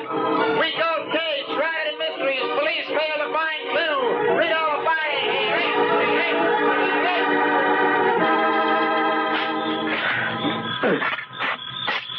Hey, Joe. Yeah? How do you suppose that big shot lawyer Marston disappeared? Think his chauffeur had something to do with it? I don't know, Tom. I don't get it. He tells his chauffeur to wait, walks into this here park and never comes out. Chauffeur hears a scream inside the park, and that's all. You scared too easy, Tom. Ain't that nice. Just broke my shovel. Well, I have to go over to the tool house and get another one. But, Joe, the tool house is way over the other end of the park. So what? It's getting dark. It ain't healthy to be in this place after dark. Let's knock off, Joe. We can finish digging these flower beds tomorrow. If we knock off, we'll both be looking for a new gardener job tomorrow. Andrews, the superintendent, told us to finish up tonight, and that's what we got to do. Look, Joe, don't leave me. I got an idea there's something running around this park we don't know nothing about. When I think of that lawyer Marston, So, you seen ghosts now, huh, Tom? Well, there ain't no ghost or nothing else that can scare Joe Donetti. You wait for me here. If you see a boogeyman, why, just offer him a drink and ask him to stick around, eh?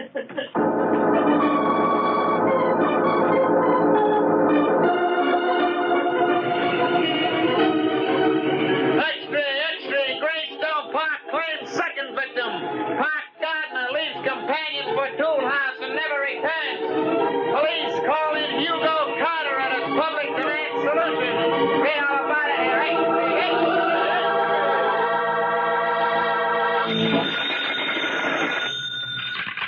Police headquarters, Sergeant Hogan speaking. What? You saw a light floating around in Greystone Park? What kind of a light? Purple, eh? You see anything else? What? A white ghost walking down the park road, eh? All right. Don't get excited. We'll send a squad car to investigate right away. Hello, Sergeant Hogan. Oh, hello, Mr. Carteret. Miss Smith? Oh, I see you know my special assistant. Of course he does, Hugo. The sergeant and I are old friends. We met at the policeman's ball. Keeping you busy these days, Sergeant? Busy? Mr. Carteret, we sure need your help in this case. The commissioner's going nuts inside, and you ought to hear the double talk coming in over this wire. This Greystone Park business has got the people living around there walking around in circles. They're seeing everything from the king of the pixies to the ghost of my great-grandmother. I don't wonder. I've been working up a few shivers about it myself. Is Commissioner Williams in, Sergeant? Yeah. Go right into his office, Mr. Carteret. He's expecting you. Thank you. Here comes another screwball report. Come on, Ann. Police headquarters, Sergeant Hogan speaking. What? You heard some kind of animal howling in Greystone Park? What kind of animal? So Joe Donetti left you to get a new shovel, eh, Farrell? And then a little later, you heard a scream. Yes, sir. It come from far off, and it must have been Joe. Oh, hello, Hugo.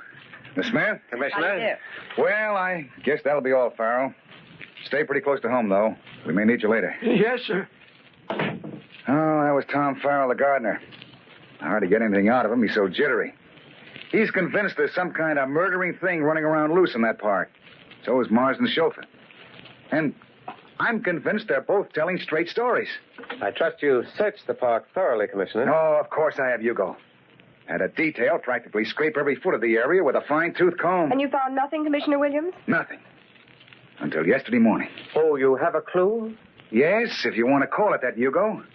But, well, it's almost incredible. Fantastic on the face of it. Hugo, we need your help badly.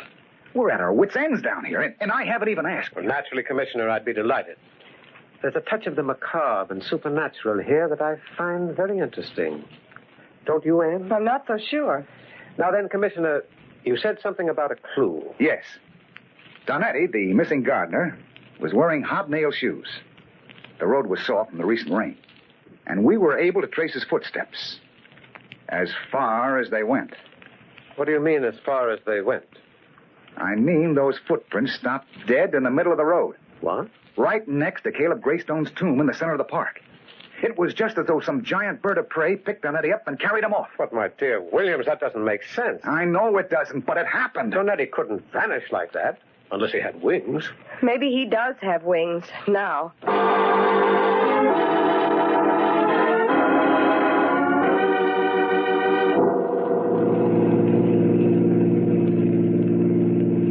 You know, Anne, I can't get those footprints out of my mind. They interest me. They scare me. In In fact, I think I'll stop in at Greystone Park and have a look at them. You mean now? Yes. Oh, but Hugo, it's midnight, and there's something dangerous roaming around in that park. Something deadly.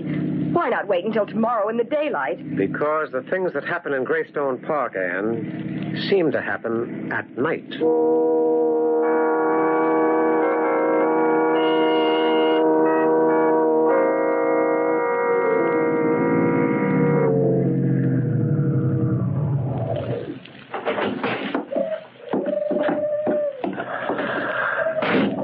Well, here we are. Yes.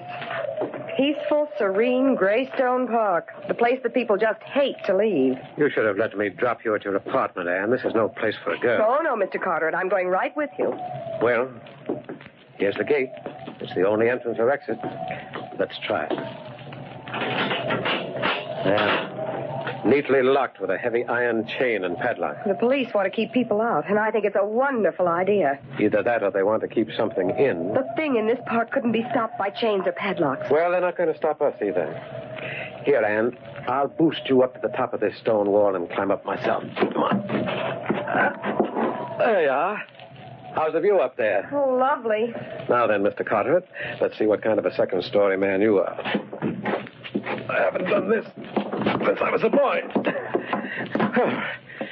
This wall is higher than it looks. You all right, Anne? Just dandy. Well, now, I'll drop down and then catch you. All right, Anne. Just let yourself go. All right, but don't miss. There you are. Listen, what was that? Only the wind. Oh, I thought I heard someone calling. Why, Anne, you're trembling. You're telling me. Hugo, where are we going? Up this road until we reach the place where that missing gardener's footprints stop. Right next to that big square tomb in the center of the park, according to Commissioner Williams. Mm-hmm. That's the Greystone Mausoleum. All that remains of old Caleb Greystone, the philanthropist, lies within it. And that's the statue of old Caleb himself, standing on the roof of the tomb. How nice. I hope you realize that William Marsden and Joe Donetti walked along this same road at night, and they did... What's wrong? I felt a cold hand on my face. That isn't a hand, it's a leaf on the end of a twig. Poor kid. You're frightened, aren't you? Who, me? I'm scared to death. I'm so scared my hair's standing on end. It's ruined my permanent. Oh, Hugo. What is it, Anne? That statue on the top of the mausoleum. The statue of Caleb Greystone. Yes? Well, what about it? It moved. What? Now, wait a minute, Anne. Hugo, I tell you it moved. I saw it lift one of its arms and turn its head in the moonlight. Now, Anne, it's just that you're on edge. What you saw was a mirage brewed out of moonlight and your own imagination. That statue's made of stone. Stone statues don't move. Come on, we leave the road and go down this hollow.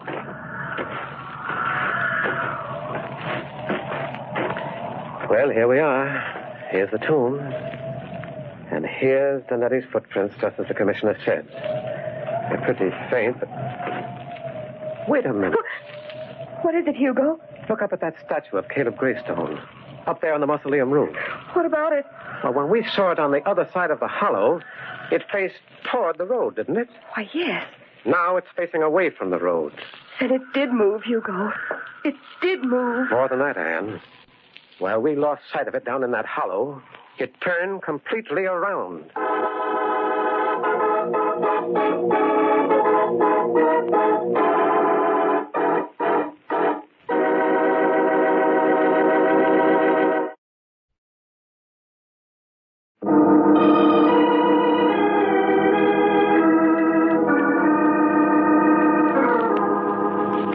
The strange phenomenon of the restless statue intrigued Hugo Carteret at no end. Like a hound after his quarry, he scrambled to the roof of the mausoleum and made a thorough examination of both the statue and the roof in the moonlight. He reported his findings to Police Commissioner Williams, and the next morning, in the light of day, they revisited the scene. You two up there had better be careful. That roof's slippery. Oh, we'll be all right, Anne. Here, Commissioner. Watch what happens when I grasp this statue.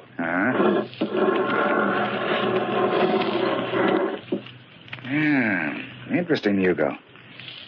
It turns loosely on that upright bar. Yes. And I've no doubt that old Caleb Greystone is turning down below in his tomb at this sacrilege we're committing on his image. You know what, Commissioner? What? This statue isn't marble through and through. It's merely a marble surface on a light aluminum base. A man could lift it right off this support and walk off with it over his shoulder. Yes, he could. Well, not that it proves anything. But these scratches on this polished stone roof, May, almost looks as though they led to the door of the crypt on the other end of the roof. It's hard to tell. I tried the door of the crypt last night. It was locked. Yeah, it's still locked. Hey, it's a massive tomb. Big enough to take care of 20 dead millionaires. Yes, you'd think old Caleb Greystone would be pretty lonely down there. And his condition to be lonely anywhere. Well, Hugo, where do we go from here? Let's have a talk with the park superintendent, Commissioner. His office is over there on the left. Maybe he'll be able to throw a little light on the proceedings. As the old saying goes, you never can tell.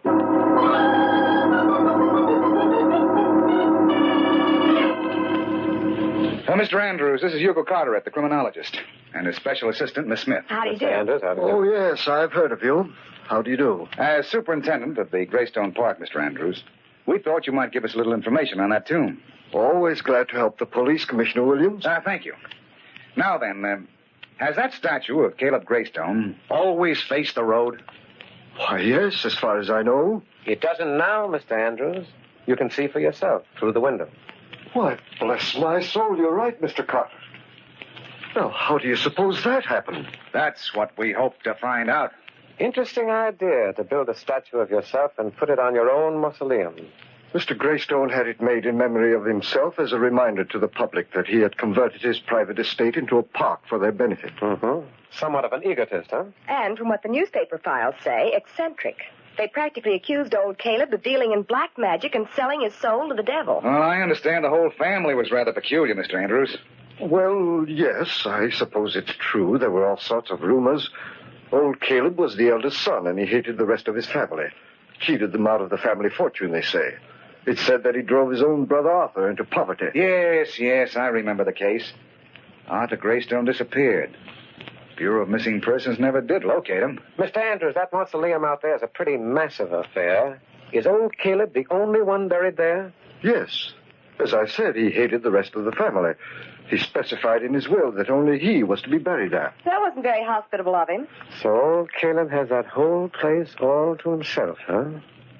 What are you getting at, Hugo? Yes, that's what I'd like to know, too. Oh, nothing. Nothing at all. It's just that these cases of abnormal psychology interest me. Yes, Commissioner, they interest me no end.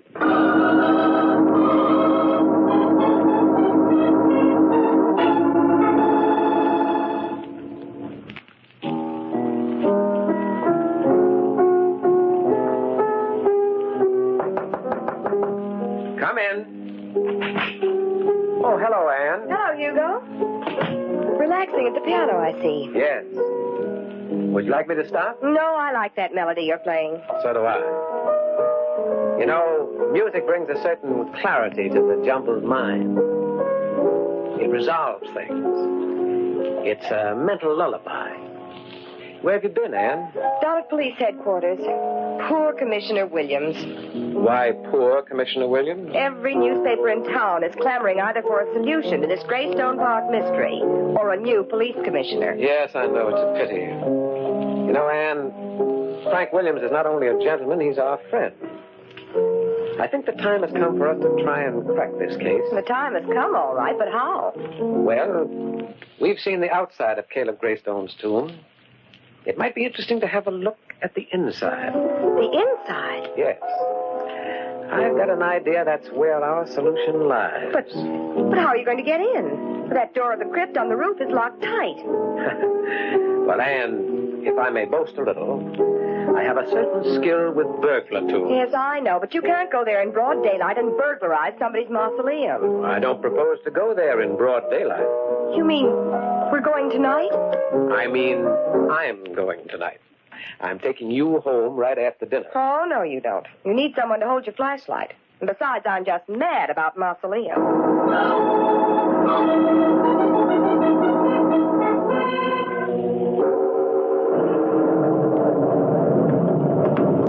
Oh, it's a lovely outside of this storm. It's just as black.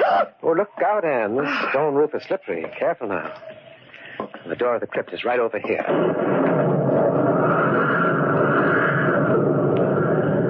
Now keep your flashlight trained right on this lock. But wait a minute. How did that happen? How did what happen? Why, the door of the crypt is unlocked. Unlocked? Yes. Somebody's been here ahead of us.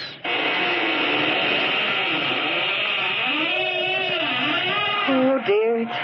It's awfully dark down there. What are we going to do now? We're going inside. But there may be someone in there. But I'll find out. You wait out here, Anne. Oh, no, Hugo Carteret. I'm not going to stand out here alone. I'm going in with you. Have it your own way. We'll take this hammer with us. It may come in handy.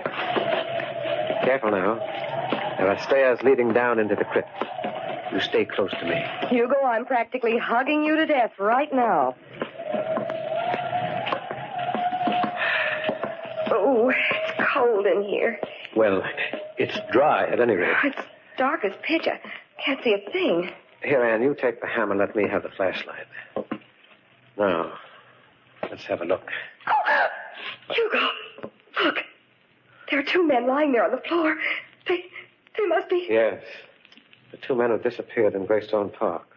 William Marsden and Joe Donetti. Are they? Yes, I'm afraid they are. Oh, poor devils. Nobody would think of looking for them in here. How were they killed? They've got deep red marks around their throats. Typical of some kind of strangling cord. Oh, it's horrible. Why were they brought here? Why would anybody want to do a thing like this? The motive, Anne, like everything else in this tragic case, was abnormal. I'm beginning to see now why. Anne, listen. Footsteps on the roof. Someone's up there. Yes.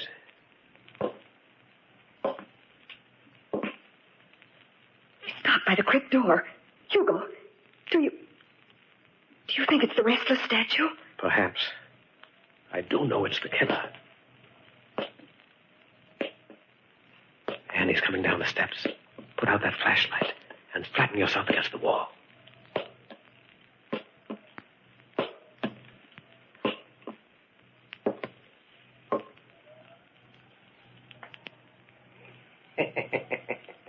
Good evening.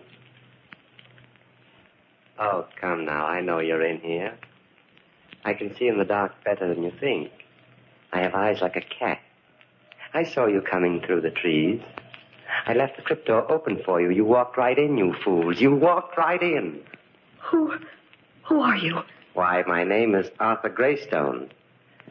This is the Greystone tomb. I live here with my friend. So you killed these two men? Yes, it was lonesome here. I wanted my brother Caleb over there in the casket to have company. He wanted to sleep alone in this big, beautiful mausoleum. It was so selfish of him, so selfish. But now he has two others to sleep with him. And soon he'll have four. You took the statue of your brother off the supporting rod, didn't you, Arthur? It was light enough to carry. You hid it here in the tomb and posed as your brother's statue. In the dark, your victims couldn't see that the statue was alive. You dropped a cord around their necks as they passed below. You're very clever, my friend. No, I wouldn't move if I were you. I have the strangling cord here in my hand, and I'm very good at using it. Why did you do all this? My brother Caleb cheated me in life. Drove me into poverty.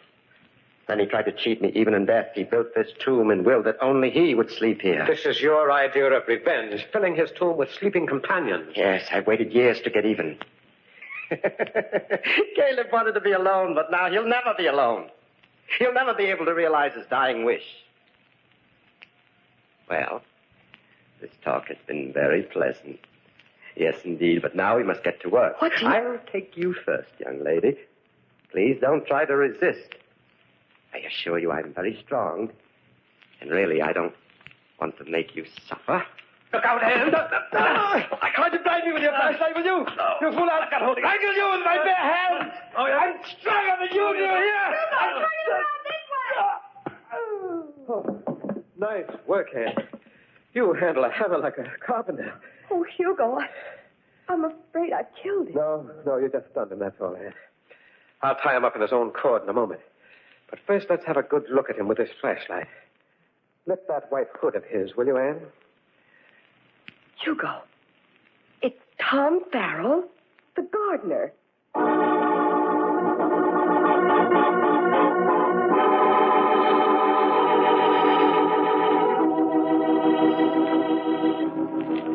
And so ended the case of the lonesome corpse, and another chapter in the memoirs of Hugo Carteret. Arthur Greystone had disappeared, only to reappear close to his brother's mausoleum as Tom Farrell, the gardener, a convenient alias. And the city of New York breathed a certain relief when this murderer, obsessed and poisoned by his macabre idea of revenge, finally went to the chair.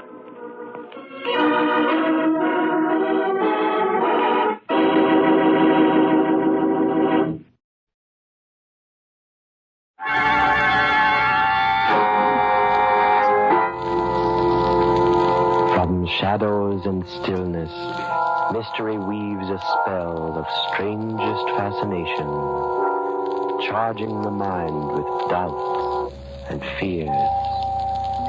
For mystery is a strange companion, a living memory. In the haunting hour.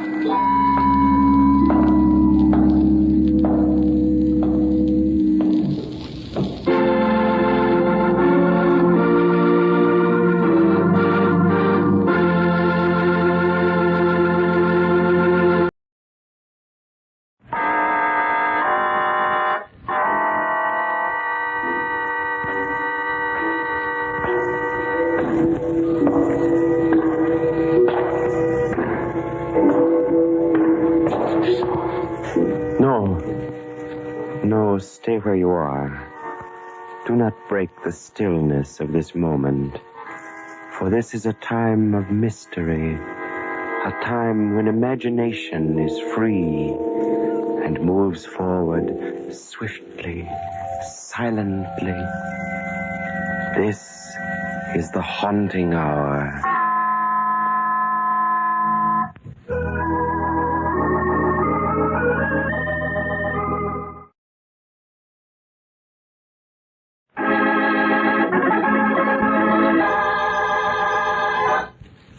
Breakdown.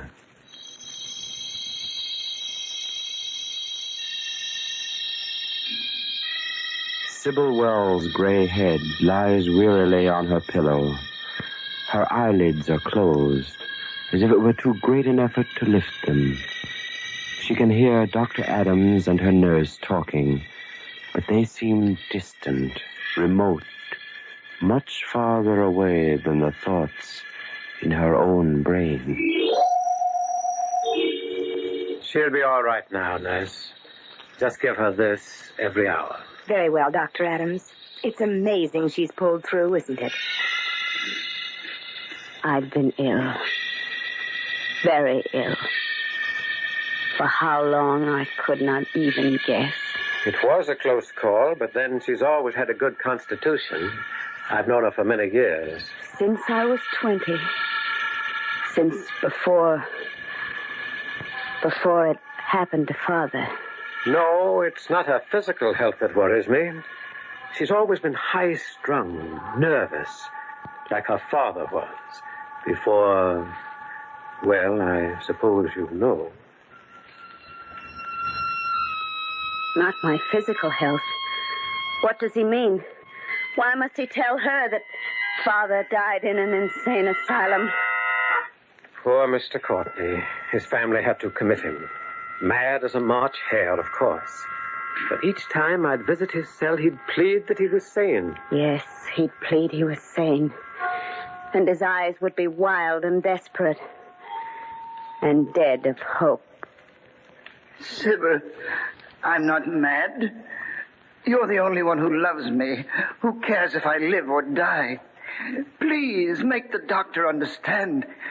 I've been railroaded here, Sybil, because I had money and they wanted it. Oh, Daddy, I have to go now. You don't believe me. You don't believe me either. Oh, of course I do. No. Oh, Lord, if you could only know how it feels to live among these dead and be considered one. Oh, Daddy, please, please. I must go now. Goodbye. Oh, Sybil.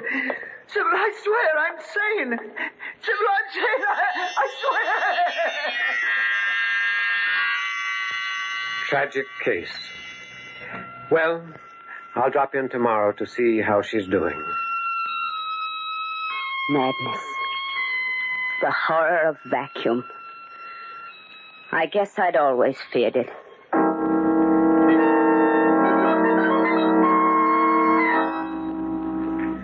I was sitting up in bed now. Except for the weakness, I could hardly recall that I'd been ill. Good morning, Nurse Kern. Good morning, Mrs. Wells. I'll take that breakfast tray. And I think you're well enough to have the morning paper if you wish. Oh, thank you, thank you. I haven't seen one for weeks. I settled back against the pillows and began to read. Earthquake, followed by fire, was yesterday for 33 miles along the shore. 14 people were many more injured. Authorities have the damage $4 million. It didn't make sense. I read another sentence, and then a different article. What was wrong with me? Oh, of course, my eyes. I'd been ill for so long, that's all it was. Nurse! Mrs. Curran! Yes, Mrs. Wells? Nurse, will you please read this newspaper to me? Why, of course. Is anything wrong? You look so... Oh, no, everything's fine. It's just my eyes. I see. Well, what shall I read? This one. Earthquake followed by fire was yesterday for 33 miles. She read on. Her face was grave and slightly bored. She showed no surprise, no puzzlement. The words made sense to her. It was only I who couldn't understand them. Only I to whom they were a senseless jumble. People learning... Stop it! Stop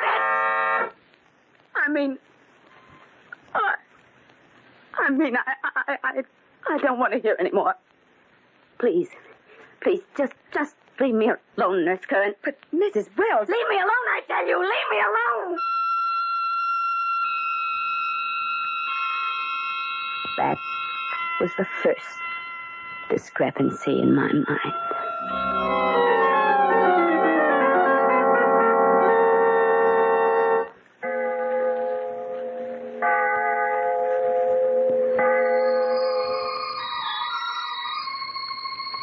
I don't know how long I'd been hearing the music. It had seemed all part of a dream. But then it began to unnerve me. It became frenzied and hating and evil. It sounded like all the demons of hell and the things of the night were after me. Make it stop! Make it go away! Please! Wells, what's the matter? Oh, it's all right now. It's all right. The music's gone away. The music? What music? For a few days after that, it didn't bother me. Not till early one evening. I'd rung for Nurse Curran twice. Where was she? I was very angry. I got out of bed and went across the room to the door. Mrs. Curran! She was walking down the hall, her back toward me. And she had my little daughter by the hand. Elsie, my baby. Her sailor hat was bobbing over her curls as she skipped. She had on a blue flouncy dress and the long white stockings and Mary Jane she loved to wear. Elsie! Elsie, darling! Mrs. Curran! Why didn't they stop? They walked right on as if I hadn't spoken. Nurse! They turned the corner, then out of my sight. I began to run. Do you hear me? Stop, Mrs. Curran. I want to talk to you. Why, whatever is the matter, Mrs. Wells? Where's Elsie? Elsie? Yes, my daughter. I saw you walking down the hall with her, and then you turned this corner, and now she's gone. Where is she? I assure you, Mrs. Wells, I was with no one. As a matter of fact, I didn't know you have a daughter. Oh. Well, I haven't anymore. She was drowned with her father 20 years ago.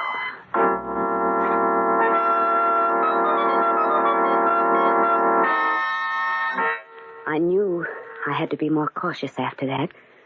For if Nurse Curran ever suspected, she'd tell the doctor. And I'd seen enough of those walls when I was a girl.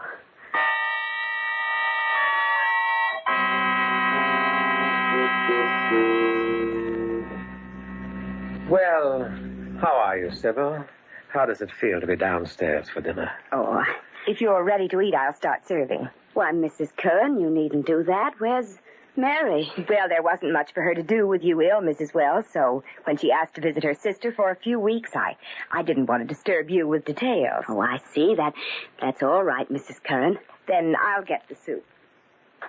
Sybil, I've been worried about you. Worried? Really? You're not recuperating as quickly as you should.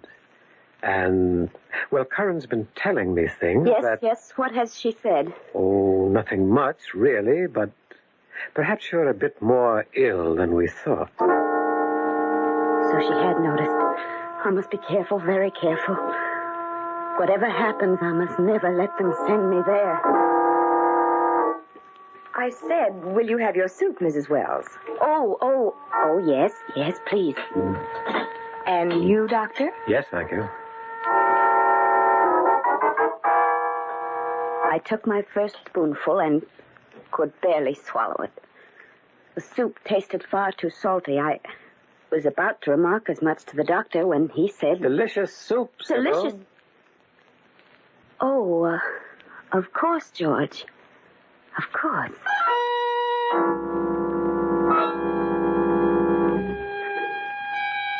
Sybil, what's wrong? You hardly touched a thing all through dinner. Well, I guess I'm just not very hungry. Salt. Everything tasted of salt. First my sight, then my hearing, and now even this sense was playing me false. How long could I go on hiding what was happening to me? I think I should have resigned myself to insanity. If the very next afternoon I hadn't wakened early from my nap. I wanted some warm milk, and when Mrs. Curran didn't answer my ring, I went down to the kitchen myself. Nurse Curran, is that you? Oh, it was a child. A little blonde girl who greatly resembled my daughter. She was playing with a toy tea set. Mother isn't here right now. She's gone to the village for some groceries. Would you like to have tea with me? It's only make-believe, of course. Mrs. Curran is your mother? Yes, I'm Jean. She never told me she had a daughter, nor that the child was living in my house with her. Here's your tea. Sugar or cream?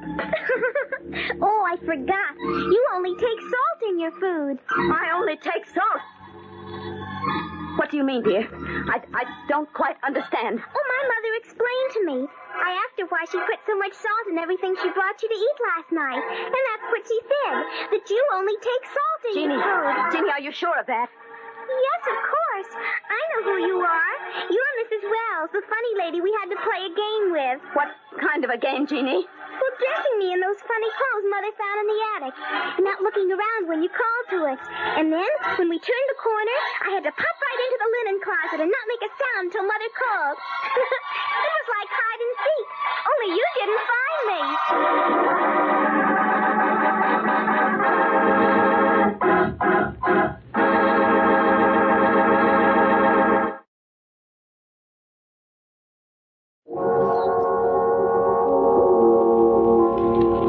Yes, it had been a hideous, twisted parody of hide and seek. But at last I knew I was not going mad. I had been terrified, blundering in the dark against an unknown opponent. But the game was clear to me now, and the rules, and the tricks, and most vital of all, my foe. Nurse Curran had tried to drive me mad, was still trying, but I could fight her. I had to fight her, for the stake was my sanity.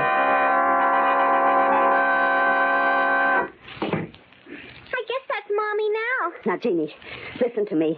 Your mother mustn't know I was down here talking to you. Why, Mrs. Wells? Why shouldn't I tell her? Why, Mrs. Wells?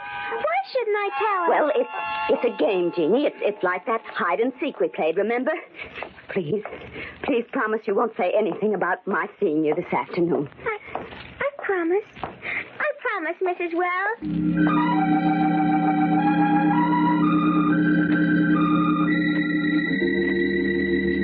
I needed patience now, and cunning.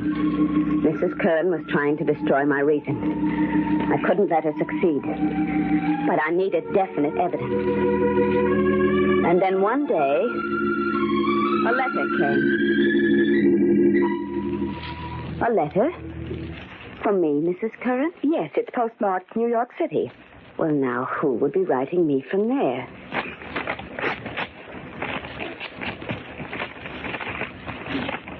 It's from my brother, Frank. He's coming to see me and bringing a friend of his along. Someone who can help me, he says. When does he arrive, Mrs. Wells? On the 24th, the 3:30 train. Well, he didn't give you much warning. That's today, you know. I wonder why he's coming. You're his sister, and you're ill. What better reason? Frank and I have always loathed each other. He's not traveling all this way for affection's sake. It might be nice if I met the train. Well, if you think he'd appreciate it, you're very much mistaken. By the time you get there, he'll probably have chartered the most expensive car in town anyway. Frank's a spendthrift and a wastrel. He ran through his share of my father's estate before Daddy was cold in his grave. Just the same, it would be a nice thing to do, wouldn't it, Mrs. Wells? Well, you know where the car keys are if you insist on being polite. Go ahead and meet him.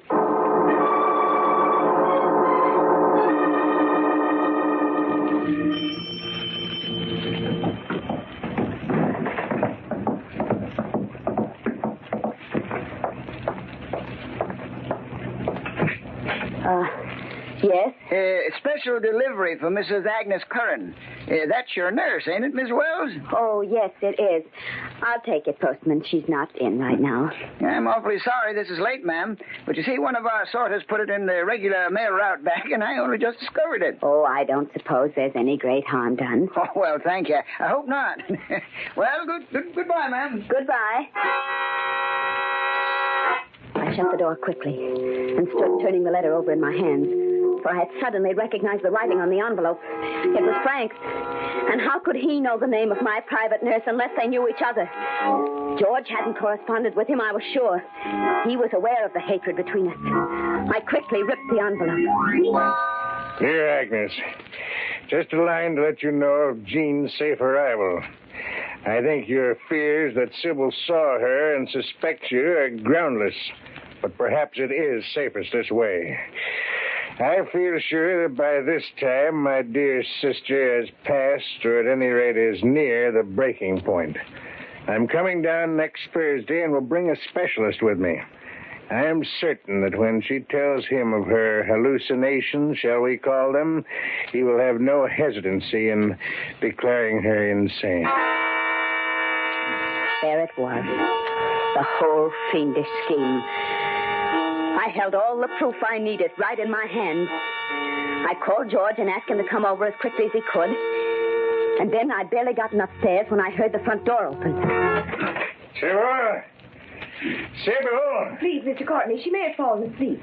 She's still rather weak, you know. Of course. I understand. If you and Dr. Randall make yourselves comfortable, I'll go upstairs and see how she is. Splendid idea, nurse. Mrs. Kern, wasn't it? Yes, sir. If only George would come. Now the showdown was at hand, I was frightened. The nearer she came, the more frantically my heart beat. These next few minutes would decide so much for me. And I was alone. I felt sick with terror at having to face Mrs. Kern without George's comforting presence to reassure me, to make me know that everything would be all right. Because if I played my hand wrong now, if I couldn't convince the specialist of my sanity, I might never spend another night in this house. Oh, I'm sorry. Did I startle you, Mrs. Wells? Well, I didn't hear you come in. Your brother and Dr. Randall are in the parlor. Oh, yes? Well, don't you want to come down and see them? We're not leaving this room just yet, Nurse Curran. Not until we settle a few things. But I don't understand. Is there anything wrong, Mrs. Wells? No. I'm just curious. Where did you have that trick newspaper printed? What? And how did you manage the music that night? Was it a phonograph record played from your room directly into the ventilator? I don't get what you're talking about. Oh, yes, you do. I've known for almost a week what you were up to, young lady. But I wasn't sure just why you were doing it or who was behind you. I am now. You're crazy. I felt it all along. You're mad. Oh, no, my dear. That was your aim, but you didn't succeed. You see this letter? The same stationery as the one I received today. The same handwriting, too. But this was written to you, Mrs. Curran. Fortunately, it wasn't delivered till after you'd left the house. Give me that. Oh, no. No. You'll have to kill me to get that. And I'd rather be dead than be in an institution. And we wouldn't want too loud a scene with that specialist downstairs, would we? He's not in my brother's pay, is he? No. All right. You win. I was working for Frank. He promised me a share in the estate. Why, I can't believe it. I simply can't believe it. George. Oh, thank heaven. Now, Sybil, don't cry. You know, she almost had me fooled, Sybil. Well, here's the proof, George. A letter that Frank wrote to her. Dear Agnes, coming down next Thursday, declaring her insane. Sybil, you'd better go downstairs and bring Dr. Randall and your precious brother up here immediately. 10 minutes before, I'd gone down these steps, an old woman. But everything was different now. The shadow had been lifted. I was free again. Well. My dear sister, Sybil. Don't you dare sister me, Frank. Why, Sybil, and here I brought Dr. Randall all this way to see you. To see me, indeed. To declare me insane so you could get your foul claws on the rest of Father's money. Sybil, what are you saying? I don't think I understand, Mrs. Wells. I told her she was... Mad? Insane? Yes, I'm sure you did. And it's no fault of yours that I'm not. Dr. Randall, a few weeks ago I was very ill. My brother took advantage of that by planting Nurse Curran with me. She took all her orders from him, and those orders were to drive me insane. Oh, I never heard of such a thing. I hadn't realized she was quite so badly off as this, Randall. Oh, there's no use your blustering anymore, Frank. George Adams has written proof upstairs. The letter you sent Mrs. Curran. Why, I never wrote her my whole life. I never met the girl till today. Suppose we go and see what this is all about. Well, Courtney? Oh, of course. As you say, Doctor.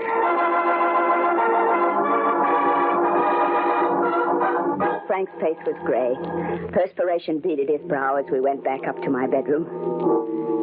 George and Mrs. Curran were standing by the window quietly when I opened the door. Here they are, George. Yes. Thank you, Sybil. Well, aren't you going to show Dr. Randall the letter? What letter, Sybil? The one Frank wrote Mrs. Curran. The one There isn't any letter, Sybil. But I gave it to you just before I went downstairs. Mrs. Wells told me she had definite proof that Mr. Courtney was planning to railroad her. It's terrible how convincing they can be. Isn't it, Randall? How very convincing. I see. George! George! I could hardly bear to recognize those first signs, Dr. Randall. I've known Sybil for 30 years. She was very dear to me. What did you do with it? Is it burned or torn into little pieces in your pocket, George? Where's that letter? But I'm too much of a physician to blind myself to facts. She'll be happy. Behind those walls, George, those walls where you and Frank put my father. Come, Mrs. Wells, you'd better come with me. No, you can't believe them. They're lying. No, please, no. You'd better take her right to the sanitarium. It's not safe to keep her here another day. Yes, I'm afraid you're right. I'll help you with her. We can use my car. Don't touch me, George. Don't you come near me. Get your hands on me. Adams, let her go. You seem to excite her unduly. Now, please, Mrs. Wells, take my arm. You know we want to do what is best for you. Dr. Randall, Dr. Randall, please, I swear this on my eternal soul. There was a letter. It was special delivery written by my brother Frank to Nurse Curran. I wish I could believe you, Mrs. Wells. Watch your step, Sybil. Don't be so solicitous, George. I'd rather you'd kill me than betray me as you have. If there were one shred of evidence on your side, Mrs. Wells, one slightest bit of proof. Oh, say, I beg your pardon, Miss Wells. I had to come all the way back again. I forgot to have you sign this slip on that special delivery for Mrs. Curran. Adams, give me those car keys. And turn around. We're going back into that house. I think we've got a few things to discuss.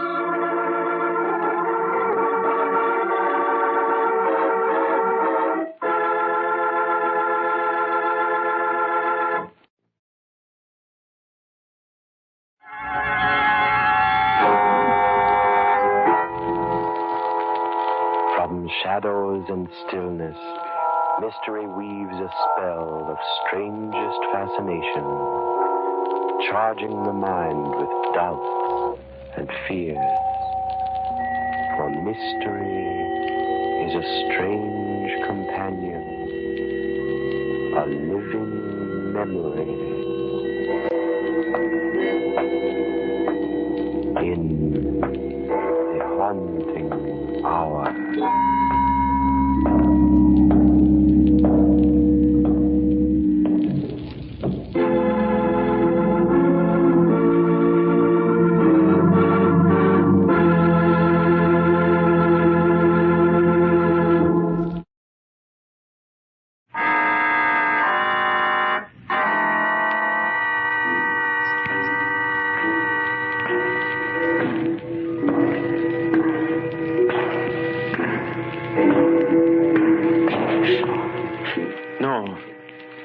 No, stay where you are. Do not break the stillness of this moment, for this is a time of mystery, a time when imagination is free and moves forward swiftly, silently. This is the haunting hour.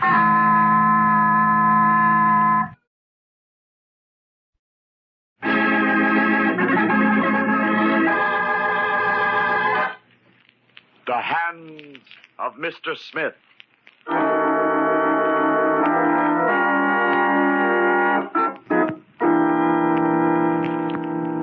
Midnight. An alleyway, dark and ominously quiet, in the dimly lighted factory district on the outskirts of a big city. In the black shadows, two men wait, their hats pulled down over their eyes, their hands tense in their overcoat pockets. Suddenly, one of the men leans forward in the velvet darkness to peer down the deserted street. I don't see him, Russ. He'll be along. I can hardly wait to get my hands on that dough. Yeah. Hey, look, Russ. My hands. The way they're shaking. Take it easy, Tiny. It's funny. Every time I'm waiting to stick up a guy, my mitts get shaking like this. You keep them paws under control. Oh, sure. I'm not kidding. Oh, I won't do nothing. I won't touch the guy. Remember that. But why don't he come, Russ? Get back here. But where is he? I can see the factory door, but he ain't come out yet. Get back here, I said. Okay. Listen. A car's coming. Cops. Huh? Police car. A couple of lousy cops. Shut up. But maybe they'll spot our car. Maybe they'll stop and start looking around. I said shut up. Oh, look, they're going by. They ain't stopping. Stand still. They turned the corner. Oh, that's better. Gee. Now my hands are shaking worse than ever. I told you to keep them big paws quiet. I'm trying to, Russ. A guy can't do more than that. Don't do it. When this cashier comes along, keep your hands in your pocket, and you won't be tempted. I'll remember. I won't touch him, Russ. Here he comes. Are you sure? That's him. He's all alone. He just came out of the factory. He's carrying something. A paper bag. He's got the dough in a paper bag. This is one trip to the bank he ain't never going to finish. Steady now. Okay, mister, get him up. Well, Who are you? Get him up, the man said. Take the bag, Tiny. Don't shoot. I won't yell. He won't yell, he says. Take that bag, Tiny, you sap. I don't like this guy. Keep your hands down, Tiny. Give me that bag. Sure. I said I would. How much is in here? $3,000. 3,000? Listen, you punk. Stop! Go of me. Cut it out, Tiny. But only 3,000, he said. Stop. You're joking. I don't like you. Let go of him, Tiny. But I don't like him. He looks like that guard at the big house. I give you the money. Yeah, and I'm giving you something. Stop, Tiny. Let go or I'll knock you cold. Yeah, this guy won't stand still. Drop him. Let go. Okay. Okay. I'll let him go. You killed him. Huh? You killed him, you sap. He's dead. But he looked just like that guard that slugged me. Get in the car. We're going to leave him here? Get in the car, I said. Where's the door? I got it. Get in. Move. But Russ, him laying there, suppose them cops come back. Shut the door. We're getting out of here.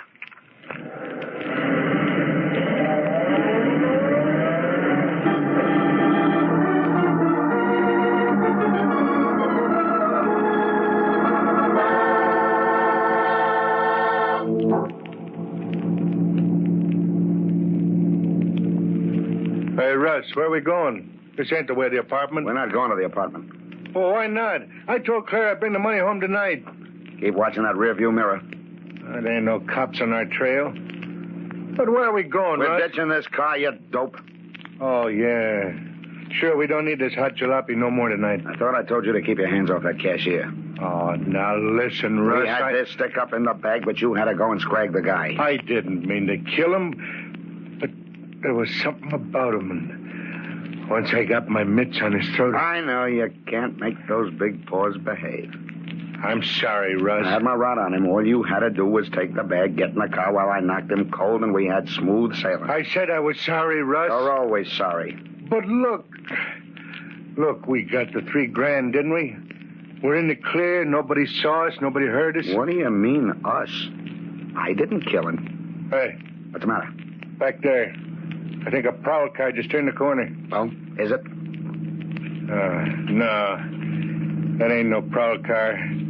Just a black sedan like this one. They pulled up the curb. We'll turn off at the next corner, brain. Plenty deserted around here. Why don't we stop here? Go on a little further along where it's darker. Yeah, Claire's going to wonder what's happened. I said I'd be at the apartment by 12:30. Claire'll know soon enough. Yeah. Wait till I show her the $3,000 we got. Wait till she hears about the murder.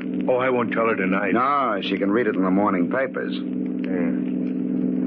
Hey, you know, we're getting kind of far out of town. When are we going to stop? Right here. I'll pull off the road. Okay. We'll leave her here. Yeah, that's a good spot. Not even a house in sight. Give me your gun, Tiny. My gun? Your gat. Give it to me. But what for? To keep you out of trouble. Now listen, Russ. Now, we're leaving this car. We're walking to the nearest bus line. If there's a cop on the bus and he looks at you twice, you're going to start shooting, so hand over your rod. Okay, here it is. That's better. And now, Tiny, give me the money. Huh? The paper bag with the money. Hand it over. Hey, what is this? Give me the money, Tiny. Oh, sure. Here it is. Come on, now let's get out of this car. Sit still. Huh? You're staying here. Wait a minute. Keep those hands quiet. Hey, Russ, watch that gun. You're pointing it right at me. You said it. I'm washed up with you, and so's Claire. What? Claire? Yeah, Claire, your wife. She's fed up to the teeth, so am I. You and Claire... Oh, so that's why you didn't drive the apartment. That's why you came way out here. You and Claire crossing me up. You're figuring I'm bumping me off? That's right. Give me that gun. You bet I will.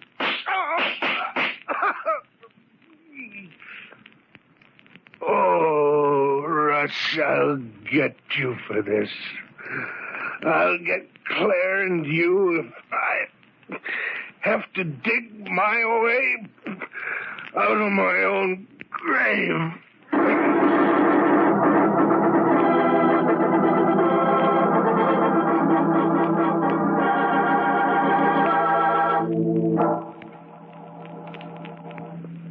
We gotta beat it, Russ. We gotta pack up and beat it out of here tonight. What, at 2 o'clock in the morning? Not on your life. We're staying here until this whole thing blows over. But that cashier, maybe the cops have found him already. They're bound to find him soon. They're bound to find Tiny. What of it, Claire? They can't connect it up with you and me. I'm scared, Russ. Suppose Tiny wasn't dead. Suppose he drove the car back here to the apartment somehow. You must believe in ghosts. He said he'd get us, didn't he? He said he'd get us if he had to dig his way out of his own grave. Oh, I shouldn't have told you that. Come on. Let's get out of here. Nothing doing, Claire. We're staying right here. Come on, baby. Unlock the trunk. The trunk? Sure. We'll hide the dough in your trunk until this whole thing blows over. Come on, honey. Unlock it. It is unlocked. Oh, this lid is kind of rusty, huh? There we are. I'll shove this $3,000 under all these clothes. Those are Tiny's clothes. Oh, come on. Relax, Claire. Now let me lock it. Wait. What's the matter? You've locked the trunk. Oh, sure. But Tiny has the only key. He always carries it with him. Well, what about it? We'll get another one. I'll have a new one made tomorrow. What was that? Sounded like glass breaking. It was here in the apartment somewhere. Maybe it wasn't. I'm sure it was. Sounded like it came from the bathroom. Well, let's find out. Wait a minute. What for? Have your gun ready. My gun? That window in the bathroom. Maybe Tiny climbed up the fire escape. Oh, will you forget Tiny? He's dead, I tell you. Come on. Let's find out what that noise was. There, you see? There's no one in the bathroom. The window's open. I closed it and locked it tonight before you and Tiny left. Oh, now listen, Claire. Look. Look, there on the windowsill. What's the matter now? Blood. Blood on the windowsill. Yeah. And here, on the floor, more of it. I tell you, Tiny did come back. He drove that car back here, climbed the fire escape, and he's hiding here in the apartment waiting to kill us. Quiet, Claire, quiet. I'm getting out of here. Oh, no, you're not. You go flying down the street at this time of night, and some cop will pick you up as sure as my name's Rogers. But that blood on the sill, on the floor, the window open. Oh, wait a second. Oh, this stuff on the floor, this isn't blood? Of course it's blood. Oh, Claire, you're wrong. Look, there, under the bathtub. What is it? A bottle. A little bottle of that stuff you paint your nails with. I kept that bottle on the windowsill. All right, okay. So the wind, something blew it off. That's what we heard. This bottle breaking. That's what made those spots in here. Listen. Police car. Sounded like it.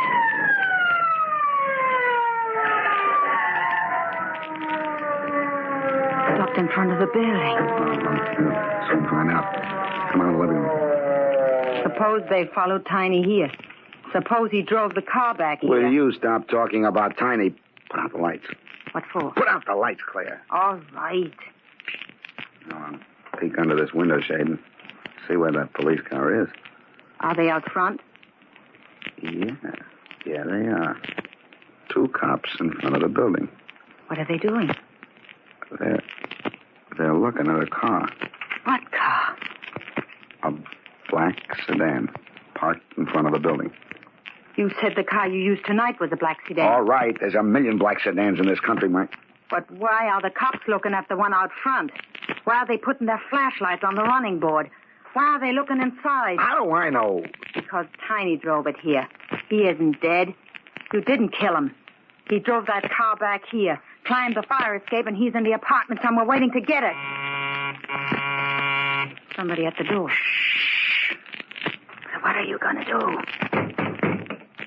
Open up. Police. Open up, Smith. We want in.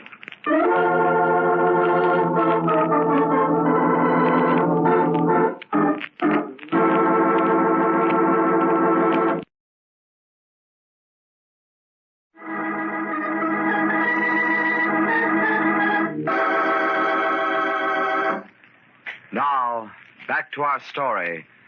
The Hands of Mr. Smith.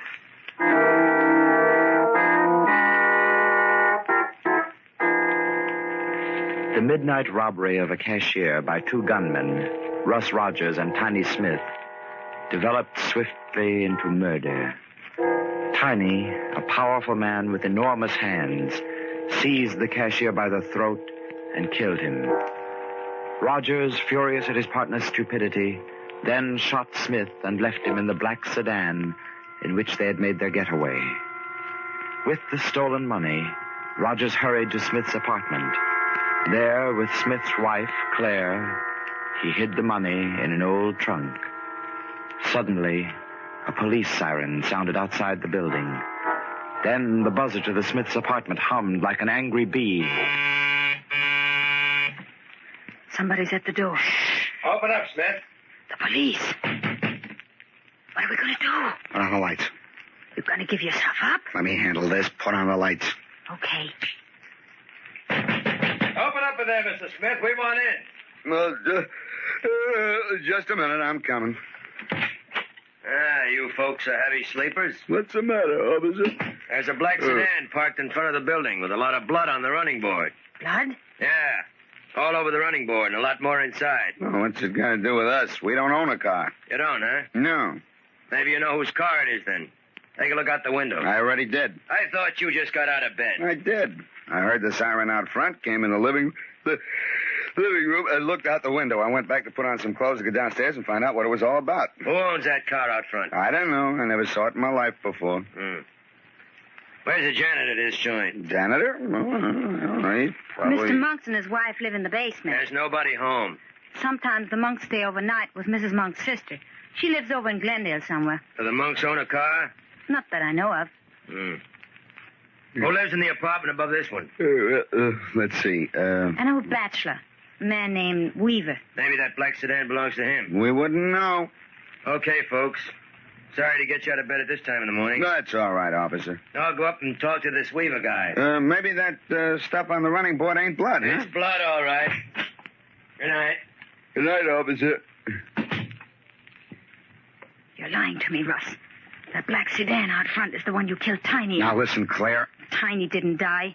He drove the car back here. I tell you, you're nuts. Tiny's dead. That car in front of the building only looks like the one I used tonight.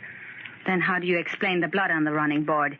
How do you explain the blood inside? I can't explain it. I can, because it's the car you shot Tiny in. He came back here. He's hiding in the apartment somewhere, waiting to kill us. He said he'd dig his way out of his own grave to get us. Oh, what a sap I was to tell you that. Let's get away, Russ. Let's beat it out of here. And leave that $3,000 locked in the trunk? Why did you have to lock that trunk? I told you Tiny had the only key. And I told you I'd have another key made in the morning. Listen. I heard it. Somebody's out in the kitchen. Oh, don't be a sap. There's no one in this apartment but you and me. Then what was that noise? I don't know. Probably the cat knocked over something on the kitchen table. There it is again. I tell you, Tiny's here. Tiny's dead. He's dead. Do you hear me? In that car, 2 miles away. Wait. Where are you going? I'm going out in the kitchen. Don't leave me alone. I'm not leaving you alone. You're coming with me. Maybe you believe in ghosts. I don't. Come on. Look. Look, in the bedroom. Oh, it can't be. That's impossible. I knew it. I knew he'd come back. But it can't be. It can't be Tiny. We're seeing things. Why doesn't he say something? Why doesn't he do something? Why does he just lie there on the bed? I'm going in the bedroom. No, don't go near him. I'm going to get the key to that trunk. Don't touch him, Russ. Don't go near him. But Tiny has the key. You told me I got to get it out of his pocket. We'll get the money and beat it. He isn't breathing. His eyes. I can't look at them. All right, steady now. I'll slip my hand in his pocket. I got it. I got the key. Hello, Russ. Let go of my wrist.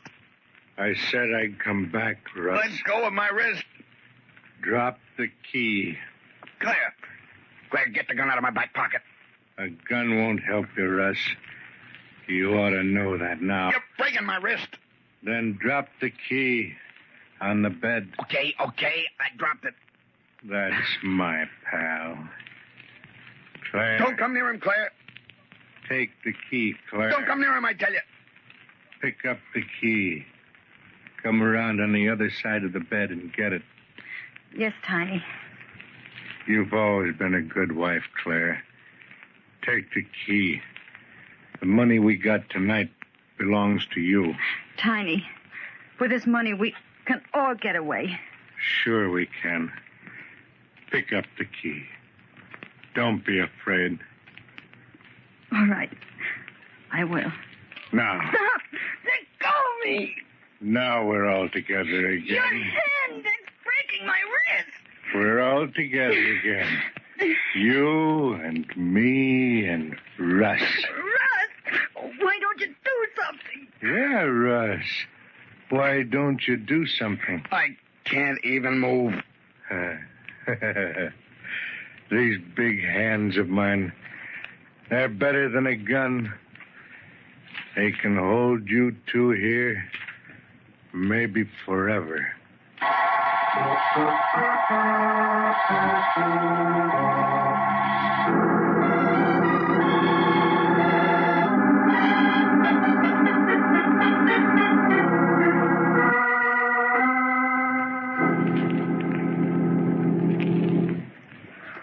Go on, Monks.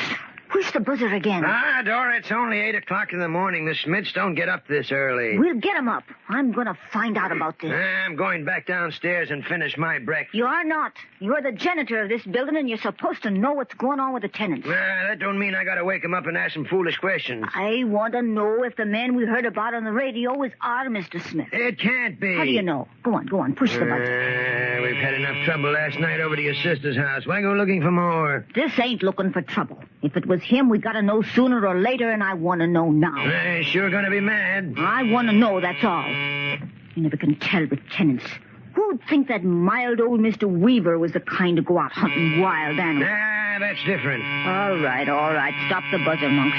You've buzzed long enough to wake the dead. For crying out loud, Dora. This is a fine way to start the day. I haven't Try the door. I haven't... The door, Monks. Go on, try it. Maybe it's unlocked. All right. Hey. It is unlocked. Well, go on, open it and go on in.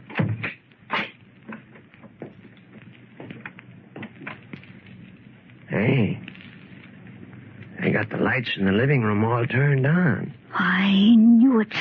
I tell you, there's something wrong with them Smiths. For crying out loud. Do you see what I see, Dora? Money.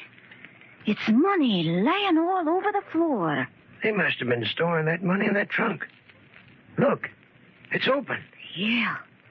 Some money inside of it, too. Well, the Smiths never had so much money. As far as we knew. There was always something fishy about them Smiths. And their friend, too, Mr. Rogers. Yeah. Hey, what are we going to do? What's that? There's someone in the bedroom. It don't sound like Mr. Smith.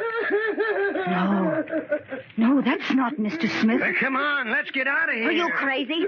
We're going to find out what's the matter here. We're going into that bedroom. Now, be careful, Dora. There's no telling who it is. Wait. Don't go no further. Hey, it's Mr. Rogers. Yes. What in the world's happened to him? Listen to what he's saying. That car with blood all over it, that was Tiny's car. He came back. Oh, he must have seen Mr. Weaver's car outside with all the blood on it. You'd better tell that old gent that he's scaring the other tenants. It's none of our business if he wants to go off shooting wild animals. But to bring 'em home dripping blood, it's enough to scare the wits out of anyone. Blood dripping. It was Tiny's blood. Now, Mr. Rogers, that was deer blood. Mr. Weaver's upstairs went hunting yesterday. No, make them let me go. Make them take the cuffs off. Cuffs? Tiny did it. He clamped me to the bed. You're not clamped to the bed, Mr. Rogers. Your sleeve's caught in the rod at the edge of the bed. Monks, look at his hair.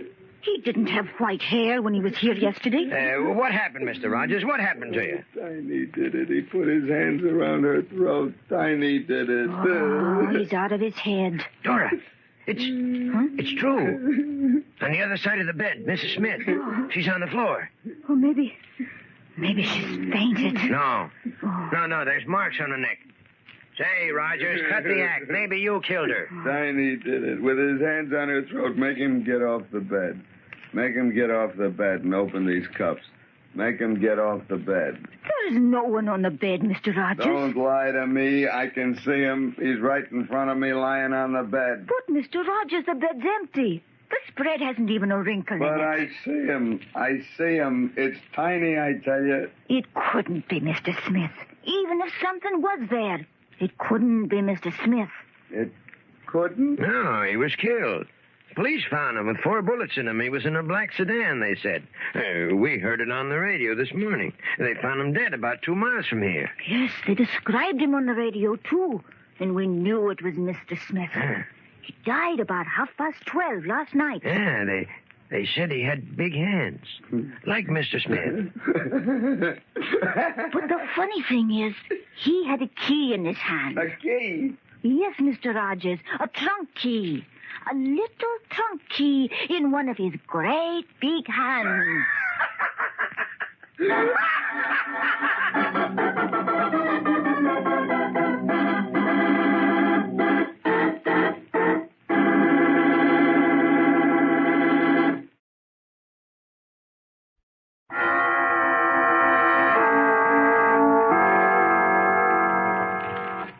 From shadows and stillness, mystery weaves a spell of strangest fascination, charging the mind with doubts and fears.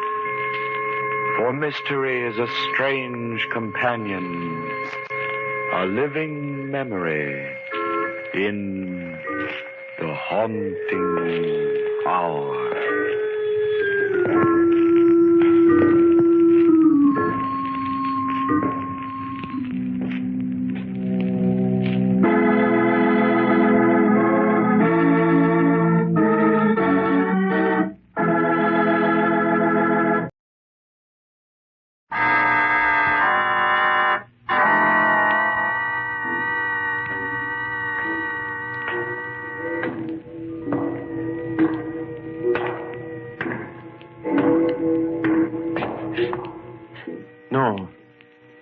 No, stay where you are.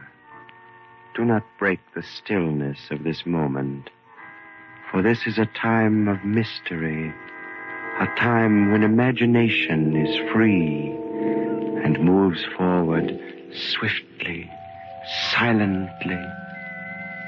This is the haunting hour.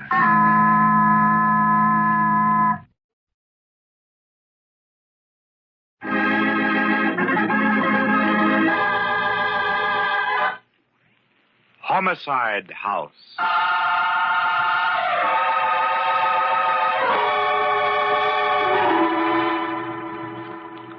Our story begins late at night in one of the rooms of an exclusive Florida hotel.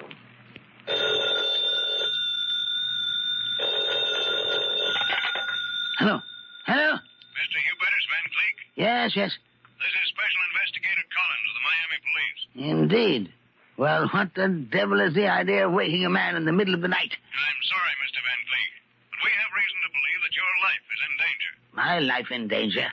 Nonsense. Who would want to do away with me? I don't know, sir, but this is a warning. Be sure your door is locked, and your windows, too. You've been followed by... I know that. I've been followed by a pack of idiots who want to sell me everything from insurance to yachts. I'm used to that, and I know how to deal with these parasites. Now, good night, Mr. Collins. But, Mr. Van Cleek... Good night, sir. A fool. Ringing me up at this time of night. Tell me that my... who's there? Who's at the window?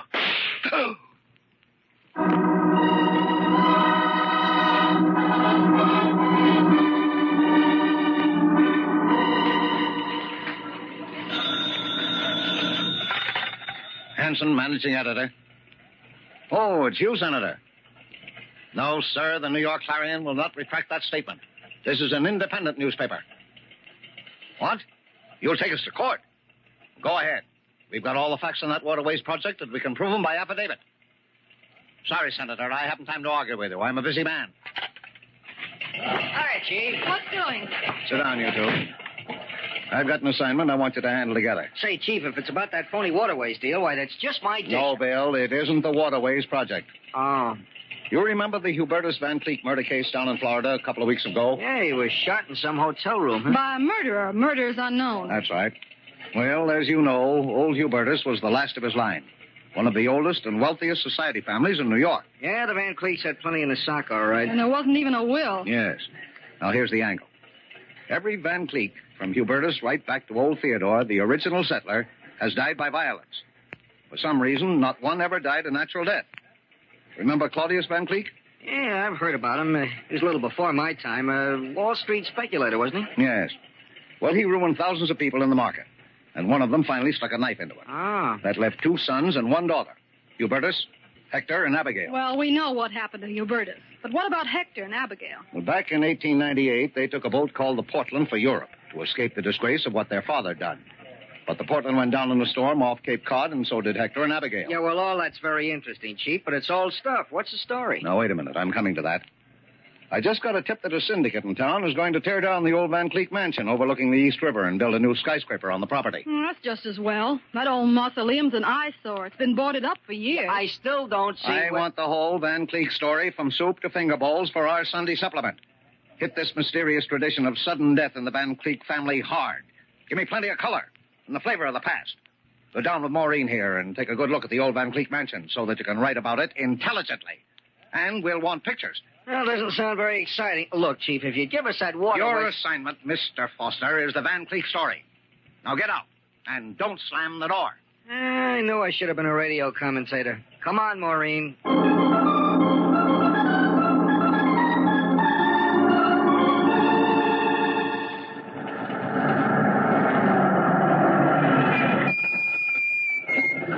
Okay, driver, here you are. Well, this is the Van Cleek house, Bill. Yeah, just a nice, big, gloomy sandstone tomb. I wonder if those boards on the windows are just to keep the light out or the ghosts in. I guess this is the kind of place they call a Victorian monstrosity, huh? It's terribly big. Yeah, I'll bet that syndicate Hanson was talking about will have to pay plenty for this property. Well, they can have it, Bill. No wonder Hubertus Van Cleek closed and boarded it up back in the 90s. I don't see how anyone could live in there. Hey, it's beginning to snow, honey. Come on, let's walk up this driveway. We're not going in, are we? No, there's no way to get in. We'll just take a couple of pictures, front and back, and then scram. I got the flash bulb set in it. What was that? Sounded like a shot. Yeah, and it came from inside the house. Inside? But Bill, no one's been inside that house for almost 50 years. There's someone in there now. Well, then it must be a ghost. If it is, he's up to no good. Come on, Maureen. We're going to get in and have a look around.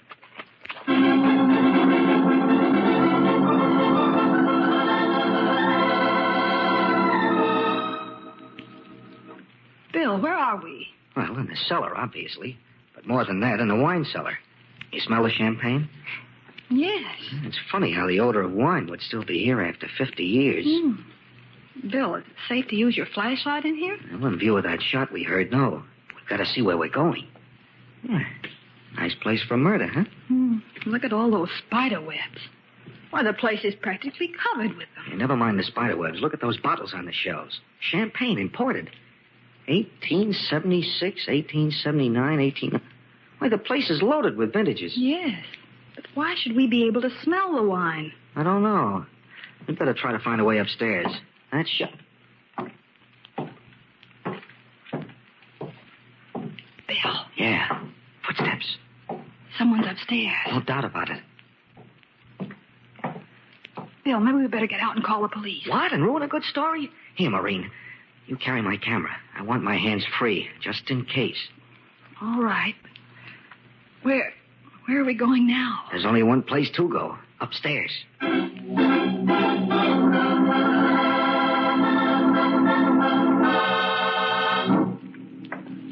This must be the door leading to the first floor. Uh-huh. It's open, too. Come on. That door makes enough noise to wake the dead. I'm not worried about the dead. It's that live ghost somewhere in this big Victorian barn that I'm worried about. What kind of a place is this? It's tremendous. Looks like the grand ballroom. Shades of the gay 90s. So this is where the 400 played in the mauve decade. Yeah, gaslight fixtures and all. Oh, those awful statues and statuettes. They're horrible. Yeah, they ought to open this place up as a museum. Hey, here's a neat little piece. I can carry it in one hand, too. Why? We're chasing a ghost, do you remember? And he's got a gun. We haven't. This little stone figure might come in handy. See what I mean? He's He's up there now, on the second floor. Yeah, and sooner or later, we'll catch up to him.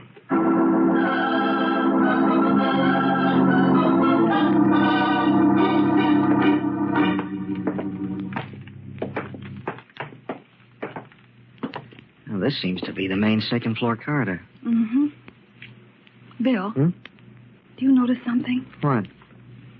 Seems clean here. So someone lived here on the second floor. Yeah, you're right. It's warmer, too. And there's no musty smell. And no spider webs. Wonder what that means. Bill. Well, seems that our friend the ghost not only likes to shoot off guns, but he likes to tickle the ivories, too. Maybe he heard us. Come on, Maureen. This is it. You stay behind me. I'll go first just in case. All right, Bill. But be careful. Yeah, come on.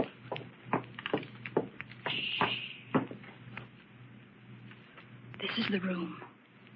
I think I can even make out the piano. Yeah, but there doesn't seem to be anyone here. Huh? Bill. I shouldn't move if I were you. You see, it might be quite unhealthy. Bill, there's a man lighting a candle. Yeah. Look, why he's got mutton chop whiskers and he's dressed in old-fashioned formal clothes. Who are you? My name is Hodgkins. I'm the Van Cleek butler. The Van Cleek butler? Well, that can't be. All the Van Cleeks are dead. I must differ with you, madam. I was just entertaining the Van Cleeks with a piano selection when you interrupted. Maureen, he's nuts. Who are you, and why are you prowling about the premises? Oh, we're from the New York Clarion. Yes, it's the truth. See, the name of our paper's printed on the side of this camera. Well, we heard a shot and I'm sorry, sir, but you heard no shot. Now, wasn't that a shot? Only a door slamming shut. This is a large establishment with considerable air currents and drafts. That is no doubt what you heard when you forced entry. Oh, yes, Bill. It must have been a door slamming. And now I must ask you to leave the premises at once. Hodgkins, who is it? We have callers, eh? Undesirable callers, Mr. Van Cleek. Bill, look how they're dressed. The styles of 50 years ago. We haven't had callers in the longest time. How nice. Now, Abigail. Oh, come, Hector. Ask our guests to sit down. Hodgkins, set the table for 4. 4, but madam... 4 place settings, Hodgkins, please. Yes, madam. You... Do I understand that you're Abigail Van Cleek? Oh, yes. And this is my brother, Hector. But you're supposed to be dead. You drowned back in 1898 when a ship went down. There must be some mistake. As you see, we're very much alive. We haven't had the pleasure, however... Oh, I'm Bill... Mr. William Foster. Oh. This is Miss Maureen Davis. We're How do both you from the do? New York Daily Clarion. The Clarion? Uh-huh. Oh, I've never heard of it. Of course, we read only the Tribune. Is it a new paper? New? I wouldn't exactly say so, Miss Van Cleek. It was started back in 1903. Well, strange. Very strange. This is 1898, isn't it, Hector? Why, of course, my dear. I'm afraid these lovely people are a little confused. Everyone knows it's 1898. Oh, sure, of course. Well, we better be going. Going? Oh, no. I've already given Hodgkins his instructions. You're staying for dinner. Oh, why, I'm afraid we couldn't. Oh, please, we're so lonely. We haven't had any guests in the longest time. Well, We'd be delighted to have you. Say you'll stay. Well, of course. Thank you very much. We'll be glad to. Yeah, thanks very much. Oh, good. Oh, you people are so kind. I must talk to Hodgkins about the dinner at once. I'll go with you, my dear. You'll pardon me, won't you? Oh, sure, of course. Bill, I just can't believe it. Neither can I. What do you mean? I'm still not sure that loud report we heard was a door slamming. It still sounded like a shot to me.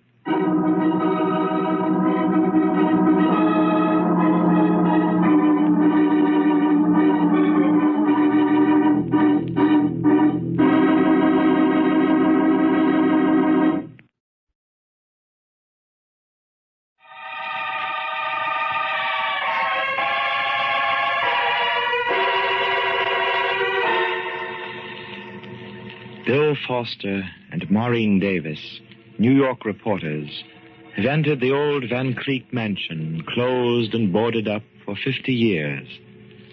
As far as they know, all the Van Cleeks are dead, the last of the line, Hubertus, having been killed in Florida. But now they meet 2 apparitions apparently out of the past and living in the old Victorian house. These are Hector and Abigail Van Cleek, who believe they are living in the year 1898. And look it. Hector wears mutton-chop whiskers, high-button shoes, and Chesterfield coat. Abigail is dressed in crinoline and old lace. Both might have stepped out of tintypes cast in the gaslight era. Abigail Van Cleek has gone with Hector to make arrangements for dinner. Now Hector returns to Bill and Maureen. You're probably wondering about my sister and me, Mr. Foster.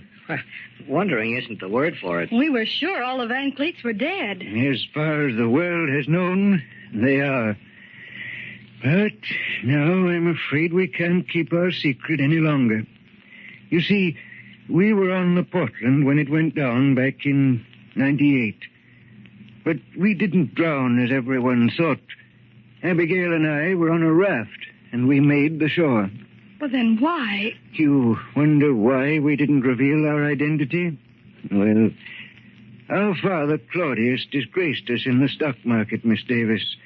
We were, well, ashamed. We wanted to hide from the world. And so I conceived the idea of coming back here to the old house after Hubertus had closed it, and living our lives out away from the accusing eyes of the world. I see. And you've lived here for 50 years, hmm? Yes, Abigail, I, and Hodgkins. Hodgkins, our family's faithful retainer, had volunteered to stay with us till the end. It's he who buys the food and other necessities, going out only at night. It was he who brought us the news of our brother, Hubertus' untimely death. You mean you and your sister haven't even left this house for 50 years? That's correct, Miss Davis. And we hope that here we shall die a peaceful and natural death. Contrary to the tradition of our family. There's something further I must explain. Yes, Mr. Van Cleek. My sister, Abigail, she, when the ship went down, she lost her mind. What? That is, it stopped in terms of time. She actually thinks she's still living in the 90s. I see. But you know all about the present. Yes, of course. But you see, I've always been very devoted to Abigail. That's why I've lived with her all these years, humored her. That's why I wear these ancient clothes. Fashionable in the 90s, but strange to the present eyes. Strange isn't the word for it. We thought we'd seen a couple of ghosts. Of course. I understand. I ask only one thing. Yes, Mr. Van Cleek. Please humor my sister along. Live with her in the past. Even though you know it's ridiculous, I'd appreciate it deeply. Of course, Mr. Van Cleek. Yes, you can depend on us. Thank you. Thank you very much. Oh, there you are. I'm so sorry I was delayed. The curry, you know, is such an exacting entree. And, of course, the champagne. Hodgkins and I always differ on the champagne. Have you been to the opera lately, Miss Davis? Why, no. Oh, what a pity. There's a young tenor named Enrico Caruso. Just a young man, a mere boy. But he sings so divinely. I haven't been so thrilled since I heard Jenny Lind sing. Of course, that must be, 15 years ago. Well, I do go to the theater occasionally. Oh, theater. Theater, I do love it. Oh, those lovely young creatures. Lily Langtry and Lillian Russell. And Edwin Booth. Oh, poor fellow. Died 5 years ago. Oh, what a tragedy. What an actor. Dinner is served. Oh, thank you, Hodgkins.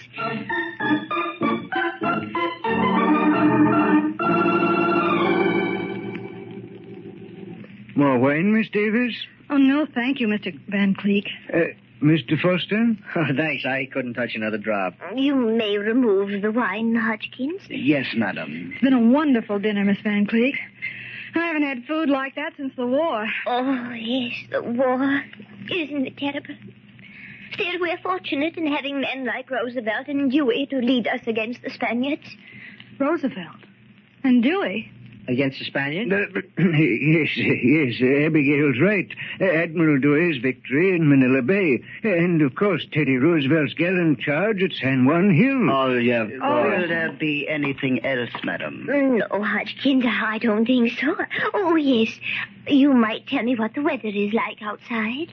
It's snowing very hard, madam. Oh, then I'm afraid it will be very difficult for Miss Davis and Mr. Foster to get a hansom cab now. Yes, madam, it will. Well, I'd suggest that they stay overnight here as our guests, Hector. Don't you think that's a splendid idea? I certainly do, Abigail. Oh, Miss Van Cleek, we couldn't. Oh, we don't want to put you out. Oh, no, we'd be delighted to have you. Yes, we insist. Well, I'm sorry, but we... Please, it would make Miss Van Cleek and myself very happy. Well... Thank you, Mr. and Miss Van Cleek. We'll stay. Oh, that's wonderful. Hodgkins. Hodgkins. Yes, madam. Prepare 2 rooms for our guests. Yes, madam. At once.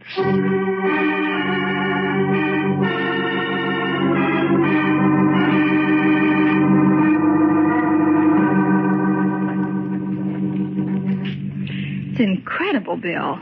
Those 2 charming people living the life of 50 years ago in this dismal house. Yeah. When we get back to the chief with this story, you'll never believe it. I'm not sure that I do. What do you mean? All may not be as Victorian as it looks. Bill, I don't understand. You mean there's something fishy about all this? Well, it could be. But we've been with them all the time. We've seen everything with our own eyes. Yeah, and a little extra. Bill Foster, what are you driving at? Did you notice the butler's wrist when he served us our soup? Hodgkins? No. What about it? Well, his wrist was tanned. I could tell because the white skin showed where he had worn a wristwatch. Well, what are you talking about? Suppose he did have a coat of tan. Look, from what we heard, this big butler Hodgkins hasn't been anywhere but in this gloomy mausoleum or else out at night to do the shopping. Is that right? That's right. Yet he has a coat of tan in the middle of winter and with no exposure to the sun. Yeah. Yeah, that does seem funny. Well, don't you get it? Where's the only place Hodgkins might get a tan in the middle of winter? Why, in the South? Florida, maybe? Bill, Florida. Why, that's where... Yes, that's where Hubertus Van Cleek was murdered. Then you think Hodgkins might have had something to do with it? I don't know. Personally, I don't like him. There's something about his eyes. You know what we ought to do? What? Get out of here in a hurry. This thing is beginning to come together like a jigsaw puzzle, and it isn't nice. Here, I'll carry the camera. Bill, There's no time to talk now. We've got to leave fast if we're going to leave at all. Come on, Maureen. Let's try the back way. The last time I saw our pal Hodgkins, he was prowling around in the front of the house.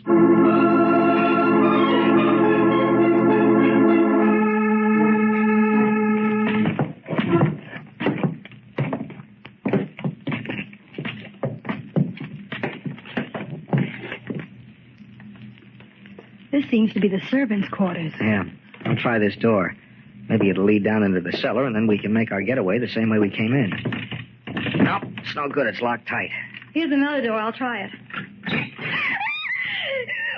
Bill! Yeah, it's the bunny. We're standing up in that closet, and when you opened the door, it fell out. Oh, Bill. Keep your chin up, baby. Don't lose your grip. I'm going to take a look.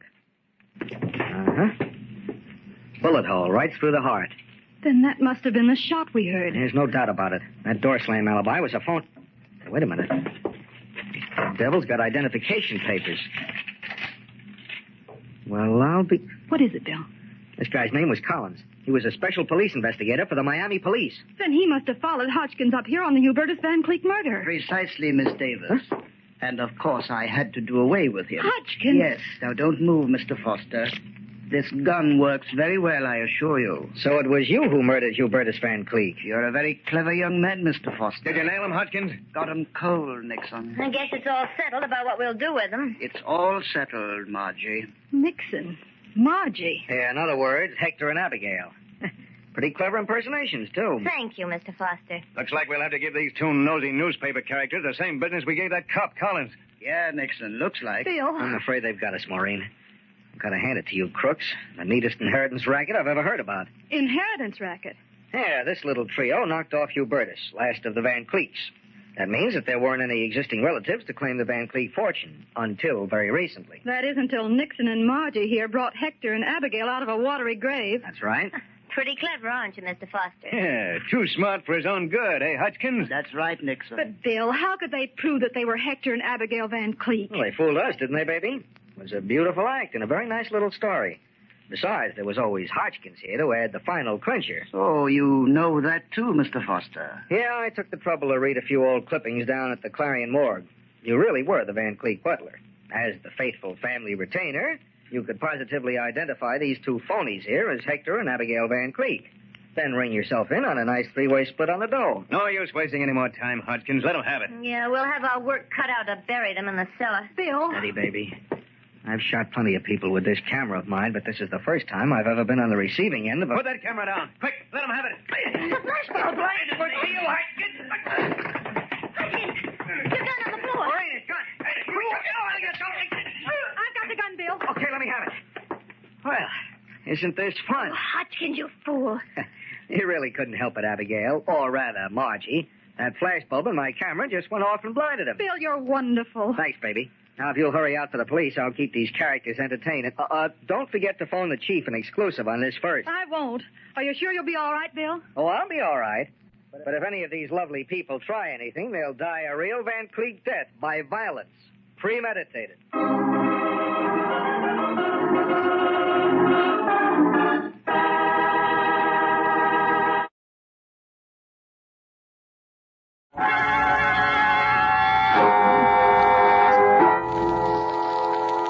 From shadows and stillness, mystery weaves a spell of strangest fascination, charging the mind with doubts and fears.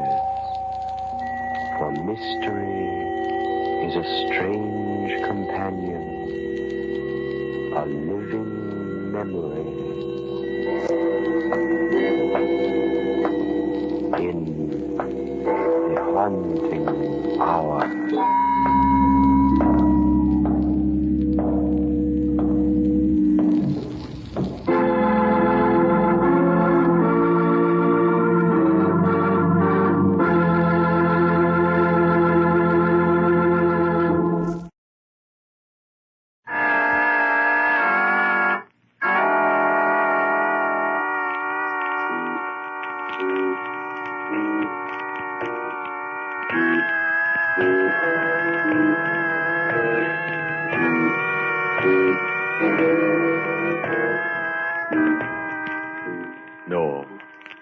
No, stay where you are.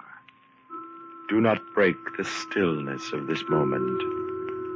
For this is a time of mystery, a time when imagination is free and moves forward swiftly, silently. This is the haunting hour.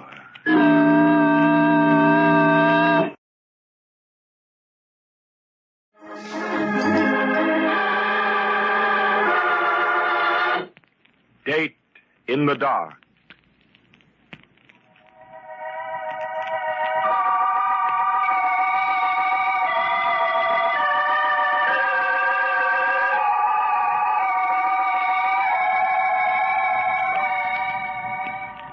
Midnight.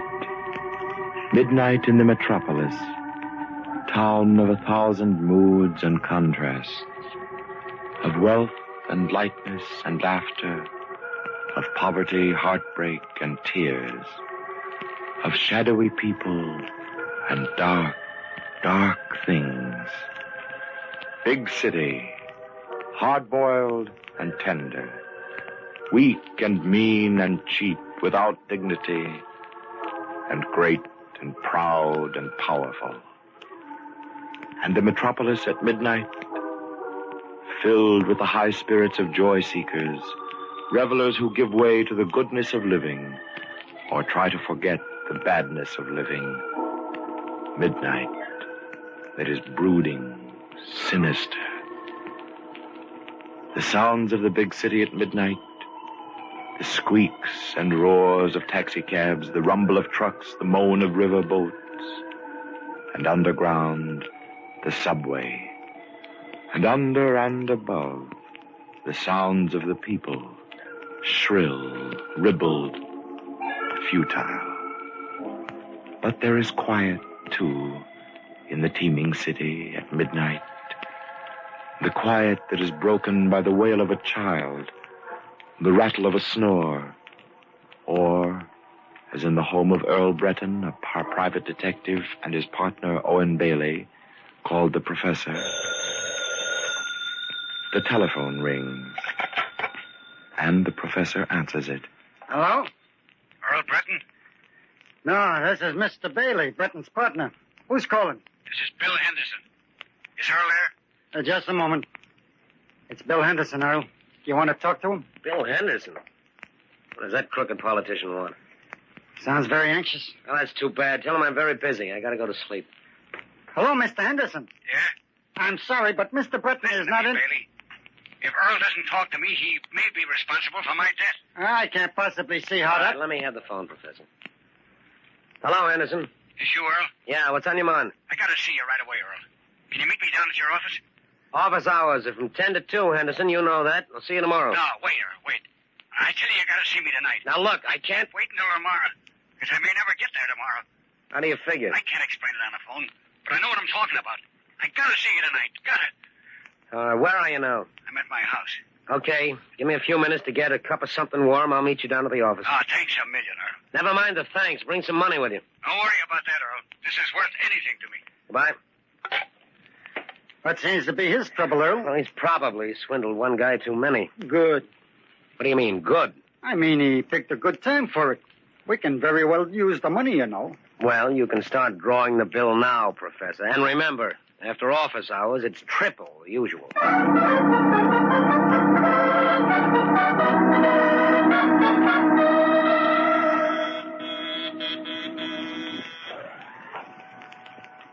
Here comes the elevator now, Earl.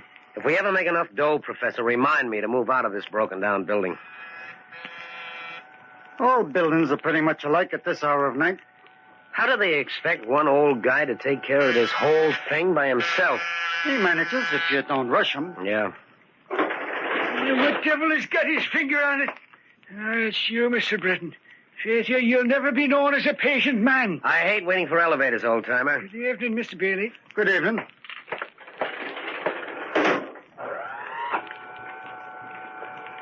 You've got lots to do around here, haven't you? Sure. I've got to make the rounds, you know. How's business? Oh, very slow, Mr. Breton. You're the only two people I've seen all night. Hey, it's pitch black out here, isn't it? You want me to put the hall lights on? Don't bother, old-timer. We'll make it. It might help if you throw your flashlight beam down the hall. Oh, sure thing. How's this? That's fine. Here. I've got the key, Earl. Right. Thanks, old-timer. We're okay now. I'll be seeing you on the way down. Now, if I can just find the switch. Here. What's the matter with the light? Looks like the switch don't work. It's working all right when I left this evening. Where'd I find the desk lamp?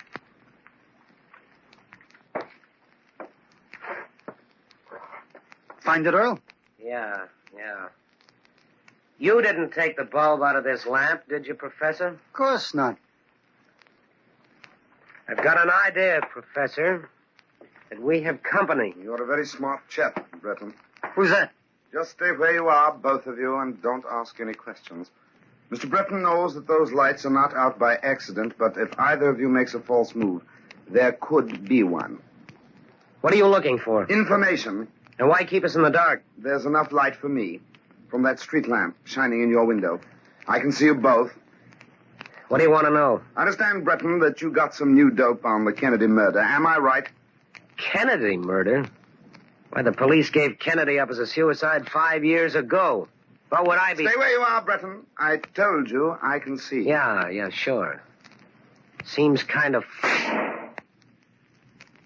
Yeah, I guess our visit is a little touchy, Professor. You didn't believe that I could see you. Next time, I won't miss. Now, give it to me straight.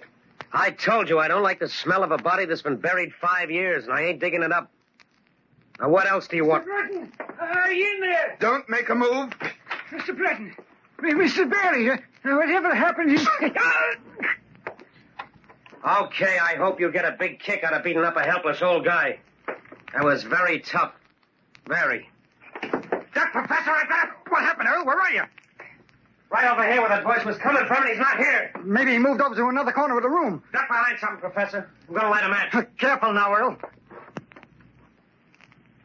Well, I'll be. There's nobody here. Who's that lying in the doorway? Wait a minute. Looks like the old timer. Here's his flashlight. I'll turn it on. Here, put him in this chair, Earl. No, it's too late, Professor. He's dead. Dead?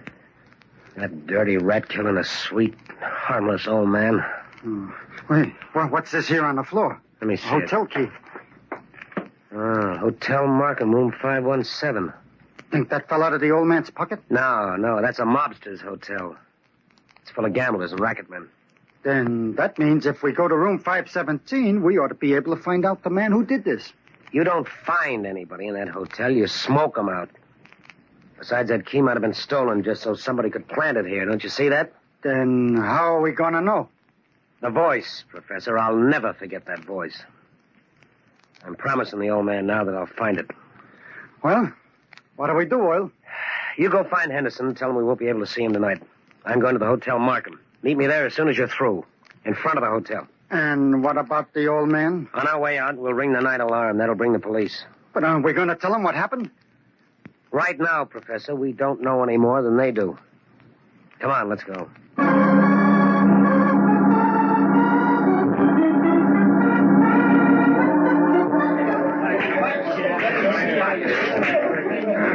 Anything I can do? Oh, hello, Brenton. How's the hotel business? Oh, we don't complain. Who's up in room 517? I want to know. I understand there's a game going on. So? I'd like to get in. Well, there's a gentleman by the name of Sparrow rented the room. Maybe you know him. That's all I wanted to hear. You can tell my good friend, Mr. Sparrow, I'm coming right up. Don't worry. I will. Oh. By the way, I hear there's a shortage of keys. You still lose many of them? Certainly we do. Every day. That's very interesting. Very interesting.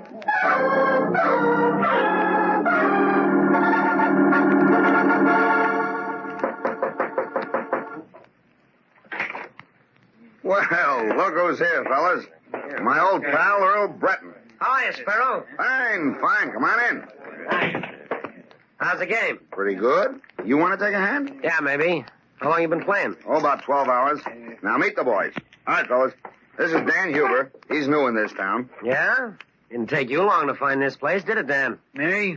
I got a nose for this stuff. Yes. And you know Harry Jackson, Earl, don't you? Sure, I know Harry. How are you, Harry? Fine. What did you say, Harry? I said I'm fine. That's what I said. Sure. Now, this is Willie Garvin, and over here... That's a funny name, Willie. What's funny about it? How do you spell it? Garvin. Why? Does it sound familiar? No, Willie, no. And I don't have to introduce you to my partner, Joe Murray, huh? Hello, Joe. Hello. Funny to find you and Sparrow in the same game, Joe. What's funny about that? Well, after all, you and Sparrow are partners, aren't you? Nobody said for you, Breton, and if you don't like what goes on here, you can shove off. Come on, Earl. When are you going to stop binding up Joe? Anyhow, he just come in a few minutes ago. So we really just started playing together. Oh, just came in a few minutes ago. Where were you, Joe? Since when do I report to you? Well, I'm just curious, that's all. I told you before, Breton, I don't like coppers, and that still goes. Now, let's get the game going. Well, Earl, you taking a hand? Sure, but first I got to get the professor. He's got my dough. I'll be back in a few minutes. Wait a minute, Breton. What are you trying to pull? Why didn't you bring your dough in the first place? I just wanted to see who was in the game. Oh, sure, Joey's got a right to know. Go ahead, Earl, get your dough. Oh, but don't forget to come back, huh? Otherwise it wouldn't look so good, huh? Sure, don't worry. I'll be back. Earl,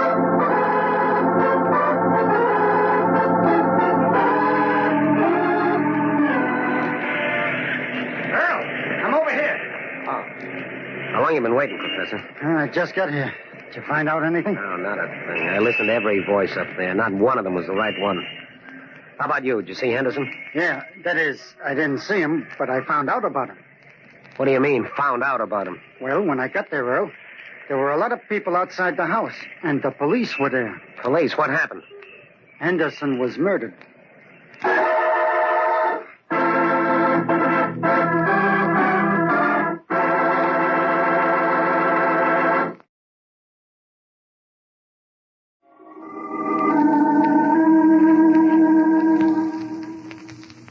It was midnight when the phone rang in the home of Earl Breton, a private detective.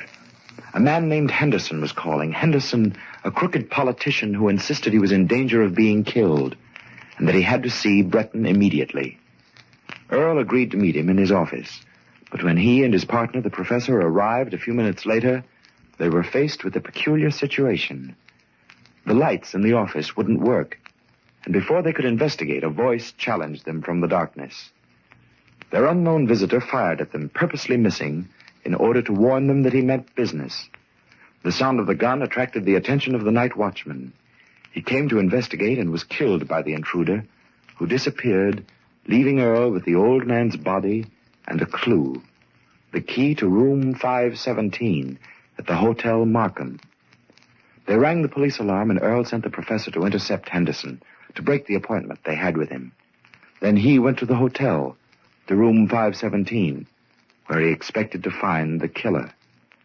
He interrupted a card game, but Sparrow, the gangster who was registered in 517, invited Earl to sit in, much to the displeasure of his partner, Joe Murray. Breton accepted, promising to return soon. He went down to the street where the professor was waiting. The professor had news for him. Henderson had been murdered. How did you find out he was murdered, Professor? I overheard two policemen talking to one another. Did the cops know you were there? Oh, no. We wouldn't want them to know we was interested, would we? Good for you, Professor. But now that I think of it, Earl, shouldn't we tell the police what we know? Well, that's a good idea, except that we don't know anything they can't find out for themselves. But they don't know that Henderson called us to meet him at the office. And then when we got there, we met somebody else. And it was that somebody else who killed the night watchman. I know there's some connection between those two things, Professor. In fact, if I didn't know Henderson's voice so well... You'd say that it was the man at the office who imitated it? Sure, that's an old trick. A man disguises his voice to sound like... Hey, just a minute, Professor. Why couldn't it be... You mean you actually think that the man we met in the office was the one who called us earlier, and he imitated Henderson's voice? No. That'd be too obvious. The killer's much cleverer than that. But you do think he had something to do with both of the murders? Certainly. If he didn't, how would he know that we were coming down to the office at midnight? He was expecting us. So he must have been with Henderson at the time Henderson called us. If you don't mind my saying so, Earl, it doesn't make sense. Why should this man have bothered to come down to our office just to ask us about some murder case that was over and forgotten 5 years ago? That's just it, Professor. He didn't want that information at all. That was just to throw us off the track. That was why he left the key there when he slugged the old man and disappeared. You mean he actually wanted us to follow him here to the Hotel Markham? Don't you see? He was trying to establish the alibi that he was playing cards in this hotel at the time of the murder. And he could force us to testify as police witnesses that we saw him here. Then why don't we tell that to the police? Oh, Professor, you're slipping. You know the police don't want ideas. They've got their own. Besides, if we don't know whose voice we heard, what can we tell them? Well, at least we can tell them that it was somebody who's up in that hotel room now. Sure. But can we prove it? I guess not. Well, then what can we do? We gotta go upstairs and find out who that phony voice belongs to. But, life can be very short in a place like this. I mean, I'm not thinking about me. I know, Professor, I know. But I made a promise to that old watchman that I'd find the guy who killed him, and I like to keep a promise. But, we ain't got enough money to play cards with those people. They don't know that. Well, I don't think it should take them more than one hand to find out. All right, then you'll have to stall. Now, one of those guys up there has a phony British voice. So? Listen. Stay where you are, Breton. I told you I can see. How's that? If I wasn't looking at you, I'd swear it was the guy in the room. Good. That's all I wanted to know.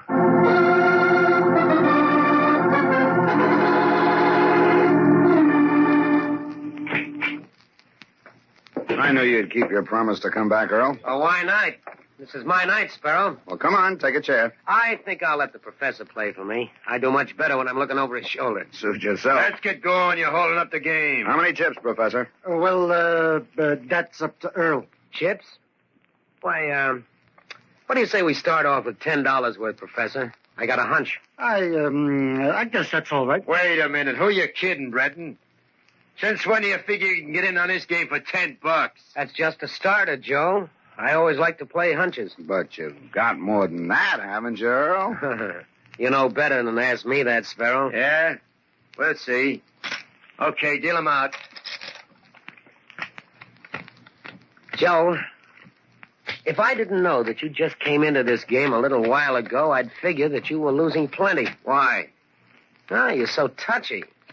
I open. $5.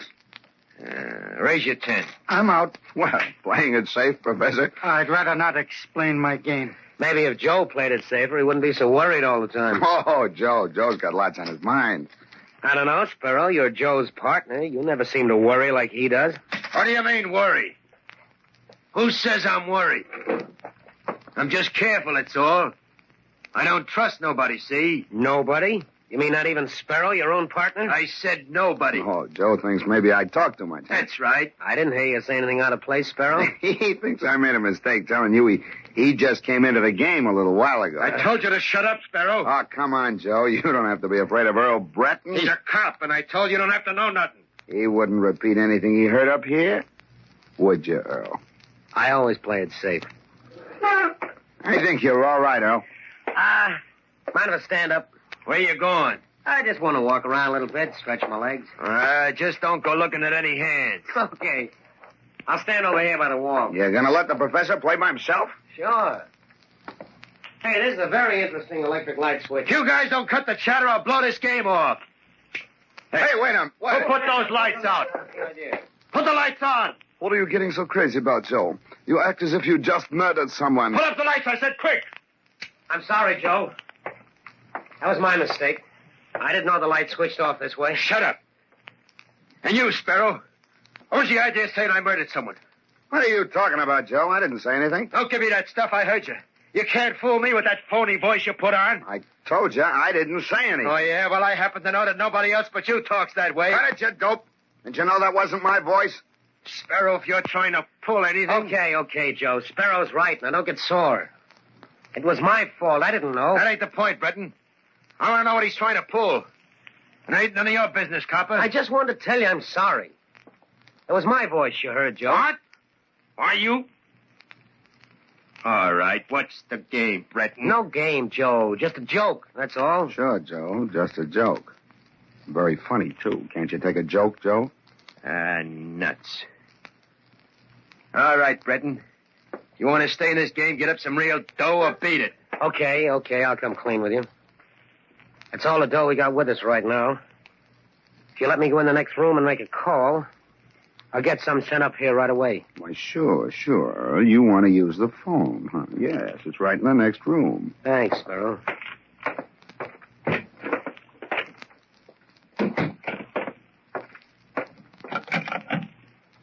is the desk. Hello. Get me Spring 73100. Spring 73100. Right. Who are you kidding? That's police headquarters. Say, have you got any complaints to make? Hold on there. Hey, wait a minute. What goes on here? It's one of your keys. Oh, hello, Sparrow. I can't say much for your phone service. No? What's the matter with it? They wouldn't get a number for me. I see. Who you calling is so important. The police. I guess I can wait. Yeah. Say, I'm glad you came in here, Breton. I wanted to have a little talk with you. Alone. You wouldn't use that revolver right here in this room, would you? Wouldn't I? You know, I can do pretty much as I want to in this hotel. You know that, don't you? Yeah. But if you killed me now, wouldn't you have to tell Joe why you did it? Well, what do you mean? I mean, wouldn't you have to tell him that you were tired of being partners with him and Henderson? That you wanted the whole racket for yourself? So that you killed Henderson, trying to make it look as though Joe did it so he could take the rap? If you're trying to talk loud so Joe will hear you, I might as well tell you he just left. Well, at least I found out it was you who slugged the night watchman in my building tonight. So what? Just that you killed him, that's all. You shouldn't have gotten away. Then you're admitting that you killed Henderson and the watchman. Only to you, Breton. And I'll tell you why. Because I'm going to make sure that you'll never be able to tell it to the cops. See? I don't have to tell them, Sparrow. They know about it already. Oh, sure. You gave them all this information before you came up here. No, I didn't tell them. You did. You know something, Breton? I'm beginning to think you're a little bit nuts. I suppose you wouldn't believe me if I told you the police are listening to you right now? They heard you admit all this to me? Oh, now, wait a minute. Don't tell me you hid him in my closet. No. But they're right outside in that room where we were just playing cards. You're crazy. Why don't you take a look? Because I ain't dumb enough to turn my back on you. And that makes it easy for them to come in. Drop the gun, Sparrow. Give it here. But it is the cops. But we heard the whole thing outside, Benton. Pretty smart. But how did you get the cops up here? I didn't get them, Sparrow. You did. Cut it out, Breton. It's true. You know the best way to bring the police is to leave a hotel key next to a dead man, and that's what you did. Yeah, but you picked it up. Not me. I just made a mental note of it, that's all. What puzzles me, Earl, is how you know the police were out here when you made Sparrow talk. Ah, that was easy. When I tried to put through a call before, I heard a voice at the switchboard asking about a key. And I just played a hunch. Now, I'm glad we got here in time. Come along, Sparrow. Well, Professor, let's go home. Yes, Earl. Oh, and look, if our phone rings again tonight, don't answer it.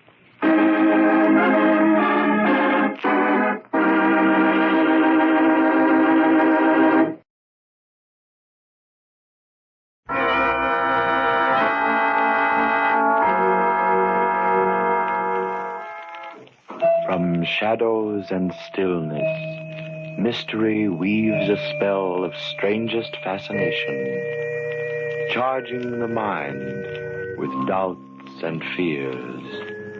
For mystery is a strange companion, a living memory in the haunting hour.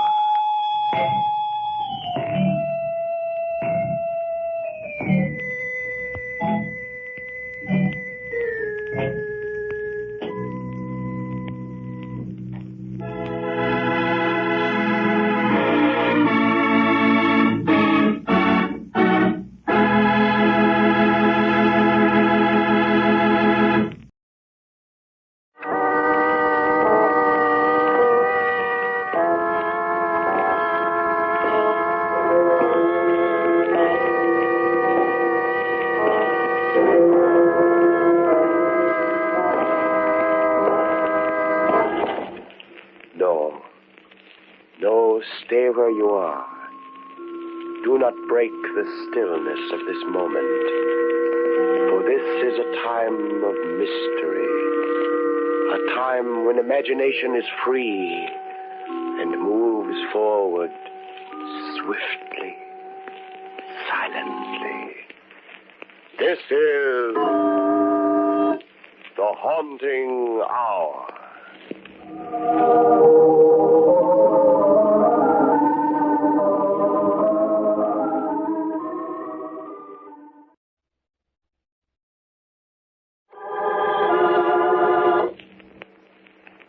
The thought.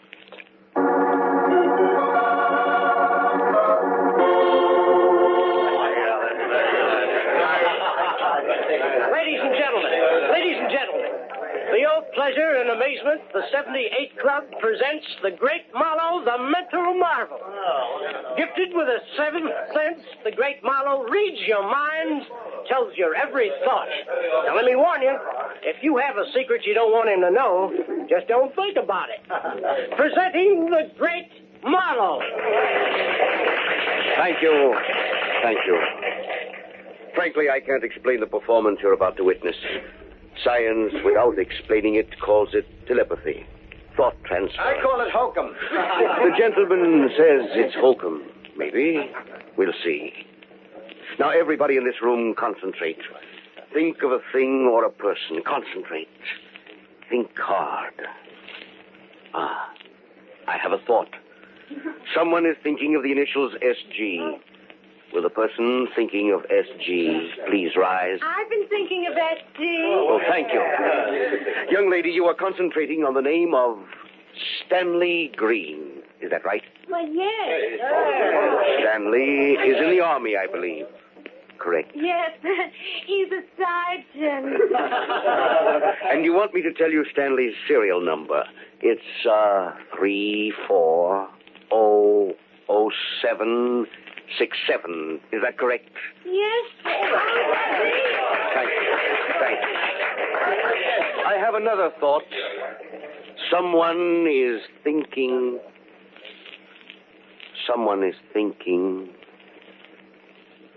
Ladies and gentlemen, please bear with me a moment. I'll have to stop this performance. Believe me, it's important. I'll be back very shortly. I told you it was Holcomb. What happened, Professor? Forget your code?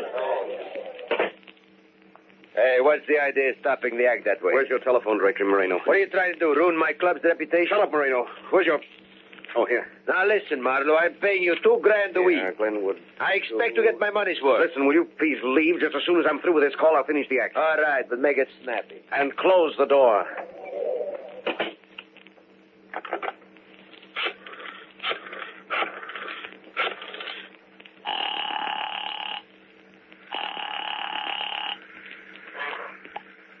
Hello? I should like to speak to Helen Thornton. Well, this is Mrs. Thornton. Helen Thornton? Yes. Who's this? My name is Marlowe. I'm a telepathist performing at the 78 Club. A few moments ago, during my act, I received a thought that is vital to you. Are you alone? Yes. Do as I say, please. Lock all your windows and doors. Allow no one in under any circumstances Is this someone's idea of a practical joke? No, Mrs. Thornton. This is no joke. Someone here in this nightclub is planning to kill you.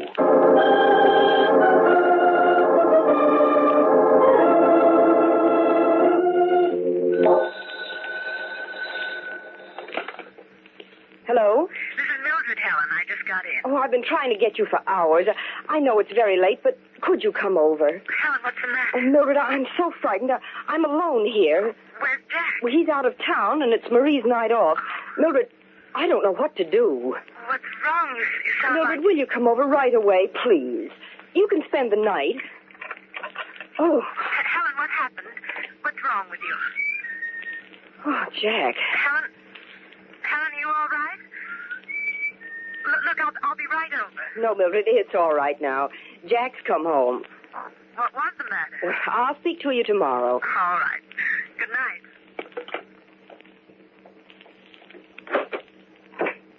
Oh, Jack. Helen, what's the matter? What happened, darling? Helen. Helen, for pity's sake, what is it? Pull yourself together, darling. Here, come on over here and sit down. Oh. There, that's better. Now, what is it, darling? Jack, I'm so glad you're home. It's been awful. I didn't expect you, and when I heard the door... Well, I finished my business in New York sooner than I'd planned. I would have wired, but I thought I'd surprise you. I met Fred Hamilton on the train coming home. Remember the buyer from St. Louis? He stopped off for a drink downtown. Oh, Jack, you should have called me. As a matter of fact, I did try to phone you around 11. I tried to get you just as we were leaving the 78 Club. The 78 Club? You were there? You... Well, what is it, darling? Well, nothing. I'm all right now. Well, something is wrong, Helen. What is it? I guess I was just frightened being alone. Well, you've been alone before many times. Yes, but that call... What call? Well, the police. They called. Oh? There was a robbery in the neighborhood. Oh, so that's it. That's why the door was double locked. Well, darling, there's nothing to worry about now. I'm here, right? Yes, Jack. You're here. There, that's better. Good night's sleep, and you'll be as good as new. Yes, Jack. Now, you lie there and relax, darling. I'll go to the kitchen and make you a cup of warm milk. Thanks, Jack.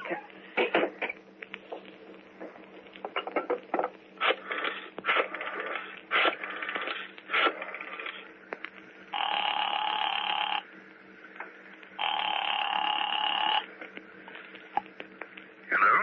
Paul, it's Helen. Didn't you get my message? I called twice. Yes, but I just got in. I thought you'd be asleep by now. Paul, you must help me. Please, Paul, there isn't much time. Helen, what's the trouble? He's going to kill me. What are you... Jack's going to kill me, Paul. He came tonight. Helen, what are you talking about? Paul, you must believe me. Now, listen, Helen. You've probably had a bad dream. Is Jack there? Yes, please. You must believe me. I know what he's going to do. We'll straighten this thing out. Let me speak to Jack. No, you mustn't. Please, listen to me. He's coming now. You'll never see me again, alive. Goodbye, Paul.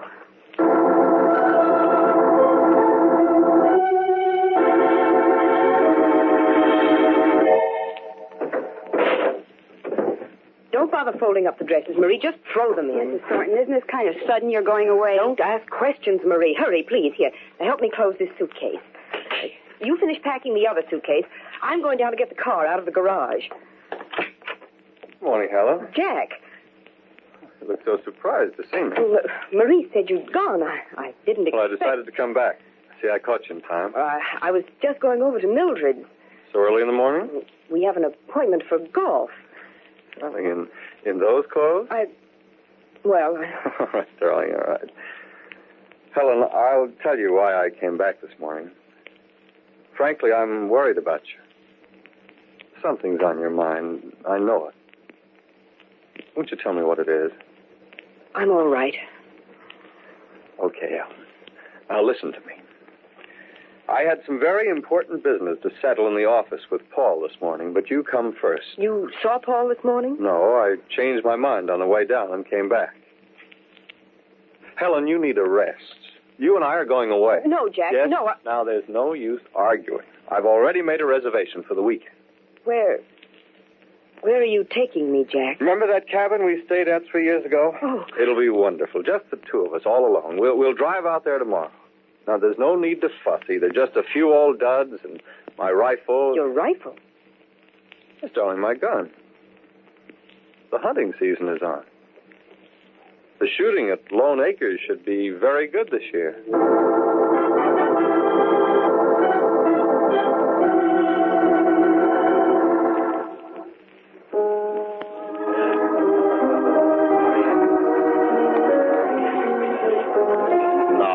What's this all about? Paul, I had to see you.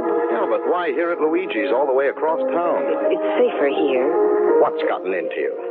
Jack's going to kill me. Helen. He is, Paul. Oh, don't be ridiculous, Helen. Why, that's what you told me over the phone last night. He's changed his plan. Oh, I see. And why, Mrs. Thornton, is your husband going to kill you? Because he's jealous of you. Jealous? Jack jealous of me? He knows what we once meant to each other before I married him. Well, of course he does. So what? Why, his winning you is a standard joke between Jack and me. Rivals in love, partners in business, and all that stuff. Come on, snap out of it. I think I'd better talk to Jack about you. No, Paul, you mustn't. Promise me you won't. Oh, all right, Helen, if you say so. Jack's taking me to Lone Acres tomorrow for a rest, he said. Good. It's just what you need, Helen. I'll never come back alive. No, Helen, get hold of yourself. Everything's all right. Your imagination's overworked, that's all. You should go to Lone Acres for a rest. It'll do you a world of good. All right, Paul, I'll go. But I'm so frightened. So frightened. Paul will be alone, and he'll have his gun.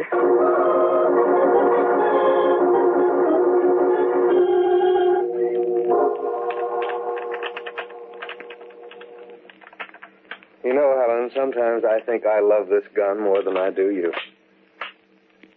There, it's okay now. Clean as a whistle and fit for the work at hand. Say, look, the fog's lifting. You can see clear across the valley. No, we'll get in some hunting today after all. Helen, what's the matter?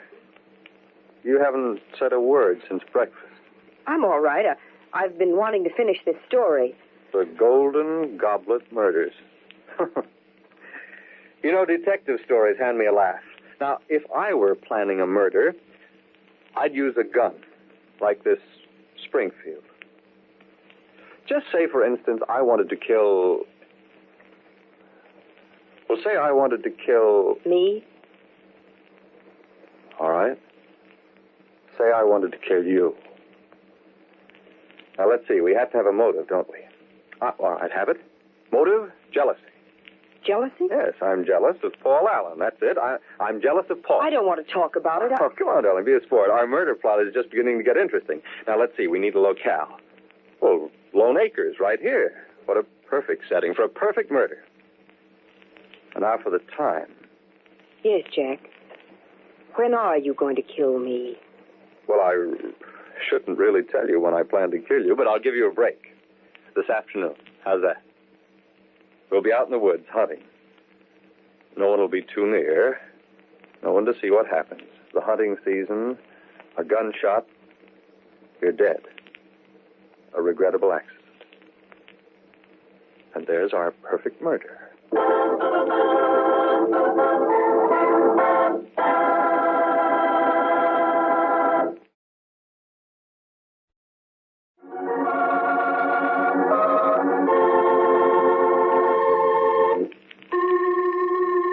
Helen Thornton has discovered that someone wishes to murder her.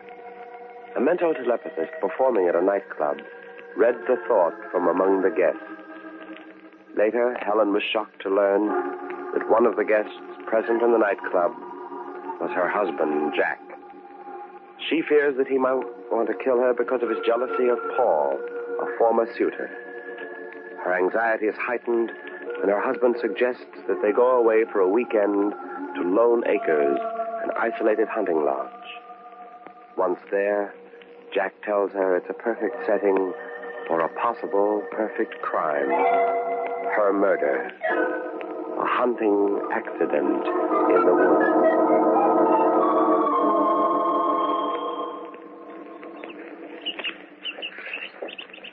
Helen.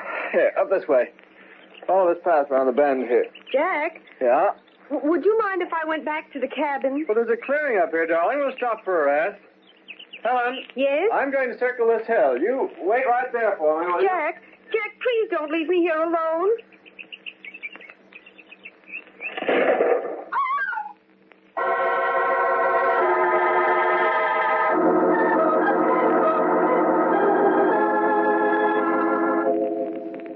A regrettable accident, Mr. Thornton. But, Doctor, I don't understand how it happened. No, Mr. Thornton, it's really nothing serious. Just a shoulder flesh wound. Your wife's perfectly all right. Well, when may I see her? Right now. We'll go in right now. Thank you. She's asleep. Go ahead. Wake her up. She'll feel better knowing you're here. Helen. Helen, darling. Huh? It's me, Helen. Jack. Mrs. Thornton, it's your husband. Doctor, get him out of here. He's going to kill me. Please, Doctor, you must save me. Mr. Thornton, perhaps you'd better leave the room for a while. All right, Doctor. I'll wait outside. Doctor, please don't let him in here again. You must believe me. He's planning to kill me. Mrs. Thornton, what happened was an accident. Well, that's what he wants you to think. He planned it that way, but it wasn't an accident. Now, Mrs. Thornton, it's perfectly natural in a case like this that you should imagine strange things. Doctor, you think I'm crazy, don't you? I'm not. I know what I'm saying. You yourself took the bullet out of my shoulder. Doesn't that prove to you that my husband shot me? On the contrary, Mrs. Thornton. At the scene of the accident, they found your husband with a .32 caliber rifle in his hands. The bullet I removed from your shoulder was a .45 caliber pistol cartridge.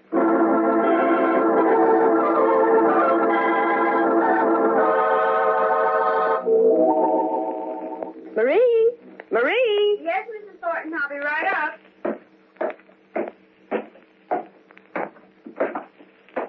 I was just cleaning up the cellar, ma'am. Oh, Mrs. Thornton, you have the sling off. Yes, Marie. The doctor says the shoulder's okay now. Pretty soon I'll be playing golf again. Oh, that's fine, ma'am. I'm so glad. Thanks, Marie. Were there any calls for me while I was out? Oh, Mr. Thornton called to tell you not to wait up for him. He'll be home very late. And, Mr. Allen called too, Mrs. Thornton. Did he say what he wanted? No, ma'am. Said he'd try to get you later on. Oh, and Mrs. Thornton, I was thinking, do you suppose Mr. Thornton wants to keep this box of bullets downstairs on the open shelf? I was thinking it might be dangerous, ma'am. Bullets? Yes, ma'am. This box here. Let me see that box, Marie. 45 caliber cartridges. 45 caliber cartridges.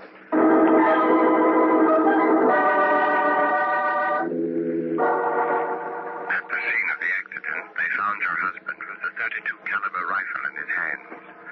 The bullet I removed from your shoulder was a .45 caliber pistol cartridge.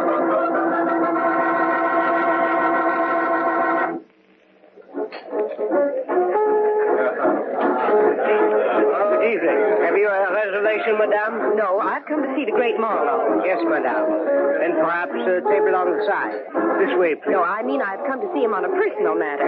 He's expecting me. Oh, I see, madame. Albert, show this lady to the great Marlowe's dressing room.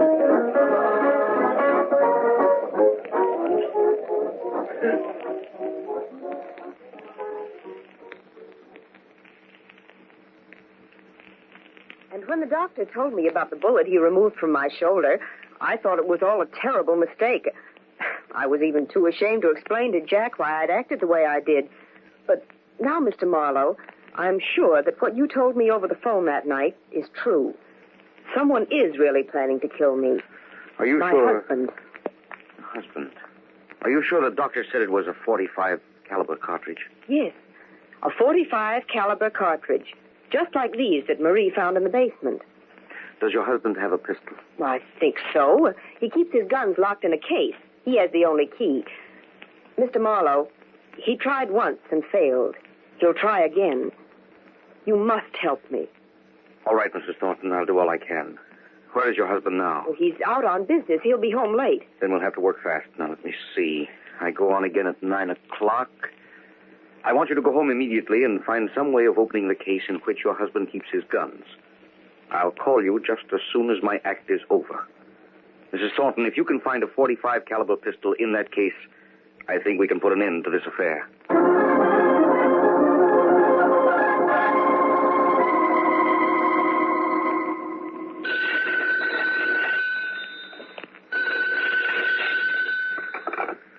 Hello? This is Marlowe. I opened the case. There was no pistol. Mrs. Thornton, I searched all through the house, and I can't find it anywhere. He must have it with him. Mrs. Thornton. What shall I do? I can't stay here tonight. He'll kill me. Mrs. Thornton, listen to me, please. You must come down here immediately. A few minutes ago, during my act, I received the murder thought again. Mr. Thornton is in this nightclub. My husband is there now? Yes, meet me in my dressing room. Be sure to come in through the back entrance, and hurry. All right, Mr. Marlowe. And where am I supposed to be right now? Jack. Oh, but, Jack, he said you were standing there all the time. You heard everything. Enough. Well, it's not you. Well, then who is it at the 78 Club? Me? 78 Club? Helen, are you going to tell me what this is all about? Not you. Oh, yes, darling. I'm going to tell you everything, everything. I should have told you before I wanted to, only... Oh, Jack, I need you so much.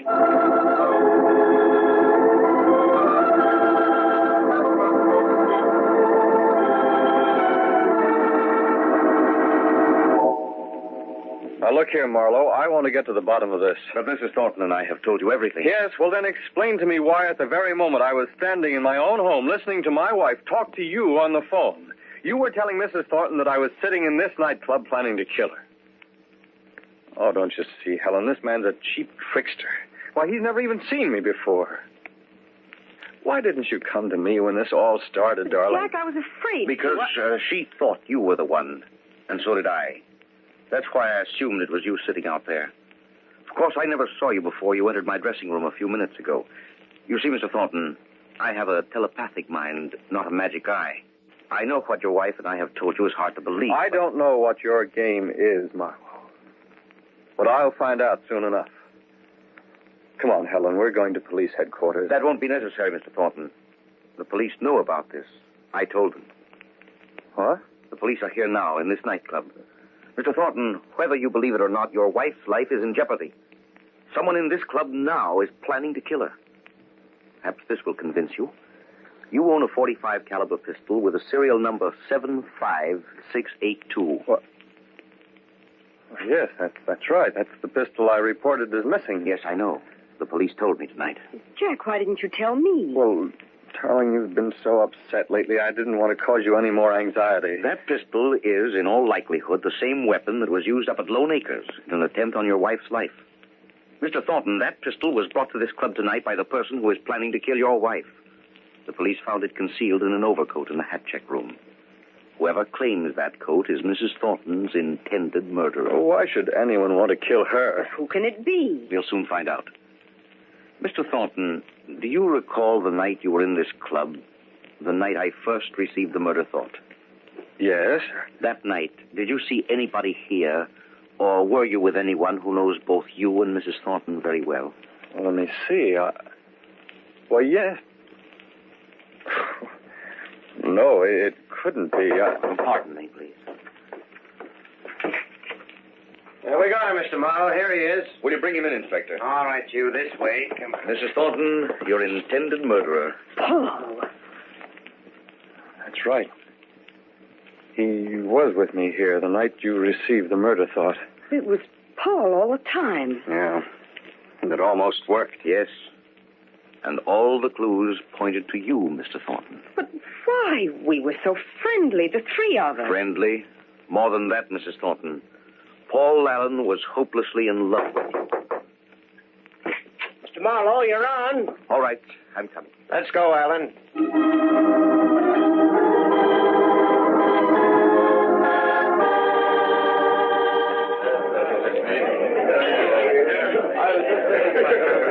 And now, ladies and gentlemen, the 78 Club presents the great Marlowe, the mental marvel. He'll read your mind and tell your every thought.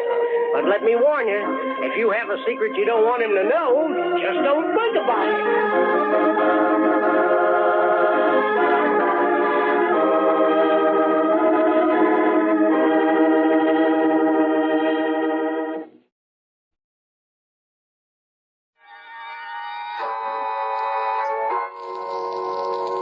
From shadows and stillness, mystery weaves a spell of strangest fascination, charging the mind with doubts and fears. For mystery is a strange companion, a living memory. In the haunting hour.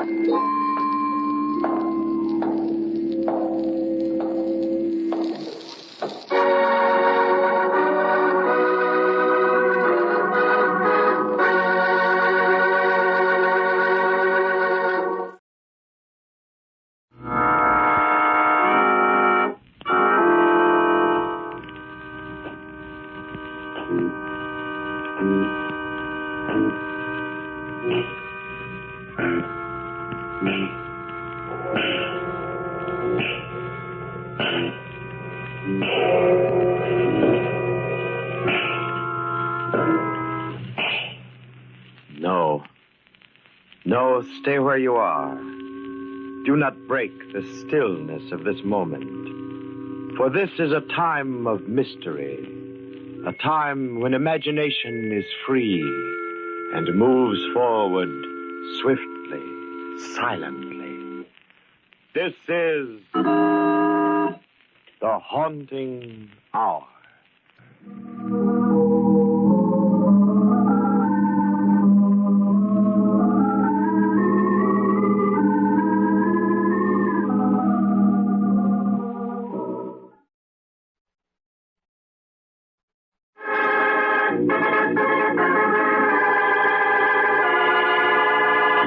The Uptown Express.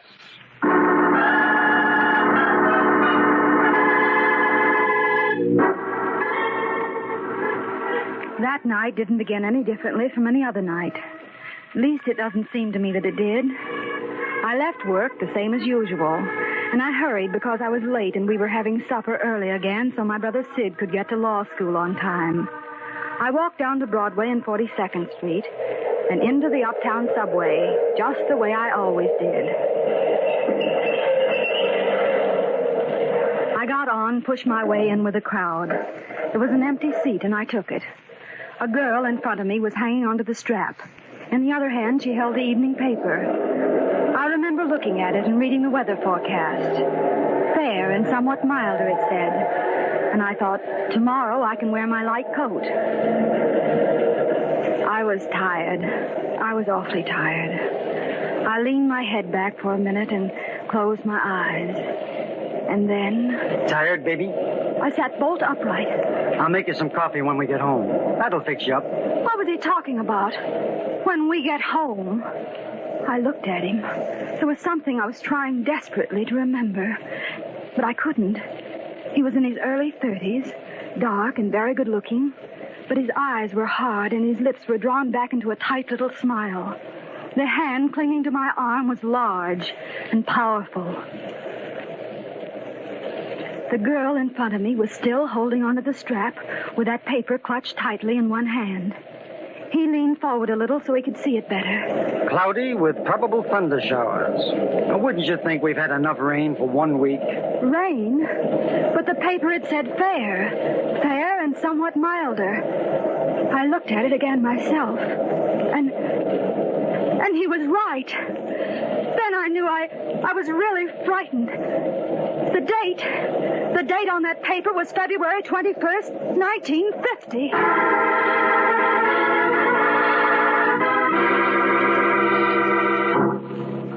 Everything seemed to blur before my eyes for a minute, and I felt a little sick. I looked down and saw a wedding band on my left hand. A simple gold wedding band that hadn't been there 5 minutes before. It was almost as if I half expected to see it there. If the date on that paper was right, if this really were 1950... then something told me that this man, this stranger sitting beside me, was my husband. And somewhere, somehow, on that Uptown Express, I'd lost 5 years of my life. Come on, Lindy. We get off here. We walked up the stairs and out into the street. It was raining. It hadn't been raining before. We'll have to make a run for it. It's raining pretty hard. We started to run down a long, dark street I'd never seen before.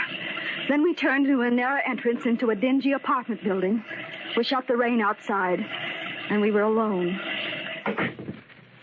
Never mind your key. I have mine right here. Oh, wait a minute. I think there's some mail. I looked at the name on the box. Vincent. Mr. and Mrs. John Vincent. Johnny and Linda Vincent. That was us. Oh, this is rich. Look what it is. A political circular. Sidney Damon for district attorney. Fearless, courageous. That's a laugh, sending it to us. Sid? For district attorney? My brother, Sidney? Yes, and it don't sound much better than it smells. Not for my money. But... Come on. It's cold down here. Let's get upstairs. We climbed the stairs to the second floor to a small apartment way in the back. I kept thinking of Sid. Less than an hour ago, he was going to City College nights to study law. And now in my hand was a circular that said he was running for district attorney. But it wasn't an hour ago. That was in 1945. 5 years ago. This was 1950. There. Turn on the light. It's near you. I felt along the wall and found the switch. That's better. It's cold in this dump. Never any heat when we need it. Did you speak to that lousy janitor yet? You said you were going to. I will, Johnny. Oh, I'm sorry, baby. I didn't mean to snap at you. It's just that business of your smart aleck brother running for DA. I don't like it. Why, Johnny? Why don't you like it? Oh, cut it. Don't ask silly questions. Come here and kiss me instead. Johnny, I... What's the matter? Nothing. Well, come here, then. You know what? Your hair's all wet and your mascara's run a little around the edges. You look awful, honey. But to me, you're still beautiful. Please, Johnny, don't kiss me anymore. What's the idea? I'm cold. I'm wet. I'll be all right. Sure. I understand. Go in and change, and I'll fix you something hot.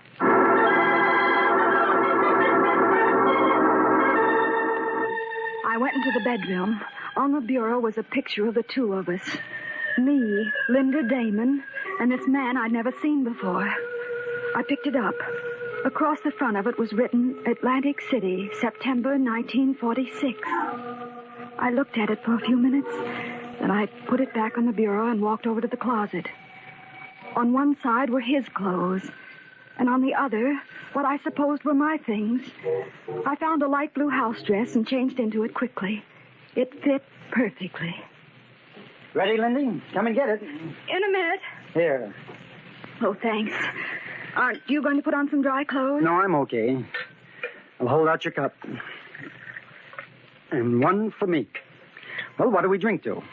Even if it's only coffee, we have to drink to something. Well, what we always drink to, Johnny. All right, darling. You want to make the toast, or shall I? You make it. Here goes, then. To our house. The one with the front porch, the backyard, and the attic. Okay? Okay. Do you think we'll ever have it? Have what, Johnny? That house. All my life I remember living in little box flats with walls so paper thin you could hear the guy next door yelling at his old lady, or her nagging at him. Just as if there weren't enough of that stuff in your own place. And the hallways always full with dirty little kids with their faces needing washing and their eyes too old for the rest of them. And the garbage in big, ugly cans in front of the buildings when it was so hot you could hardly breathe. Johnny. I guess maybe you don't understand. Is that why you want the house, Johnny? Sure. Imagine, Lindy, a house, not a flat, not a couple of caged-in little rooms, but a big house with a front porch and a backyard and an attic. All mine. All ours, Lindy. Oh, Lindy, do you love me? Oh, yes, Johnny. I do love you very much. Hey, what got me started? I did. I'm sorry. Oh, don't be. Don't ever be sorry for anything. Oh, it couldn't be bad if it comes from you because you're good, Lindy. I'm not, and I know it. Oh, look what I'm doing to you, making you live in a hole like this, not a decent dress to your name. I don't care, Johnny. Oh, but you'll see. It's going to be different. Maybe sooner than you expect. How would you like to move? Out into the country, to our house.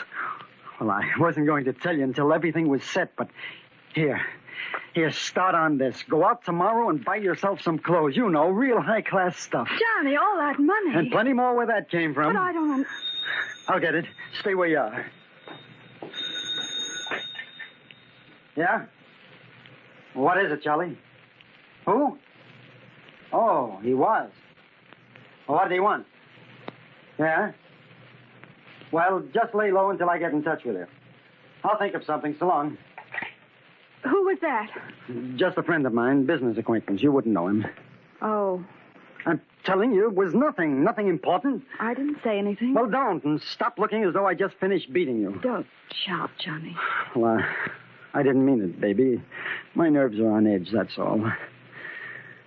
I wonder if it stopped raining. Did it? It let up a little, maybe. Not much. Why are you standing at the window? Are you expecting someone? What do you mean by that? Who should I be expecting? You've been talking to your brother, haven't you? You've been seeing him again. Johnny, you're hurting me. I told you to keep away from that family of yours, didn't I? If I'm not good enough for him, that's just too bad. Johnny, my arm. Tell me the truth. Have you seen Sid? What's he been telling you? It's a lie, but you believe me, don't you? I don't know what you're talking about. Please, Johnny, you're hurting me. Darling, forgive me. Oh, Lindy, you've got to promise me you'll stay with me, no matter what. What is it, Johnny? What have you done? Oh, I'm in an awful mess. I'm in deeper than I've ever been in my life.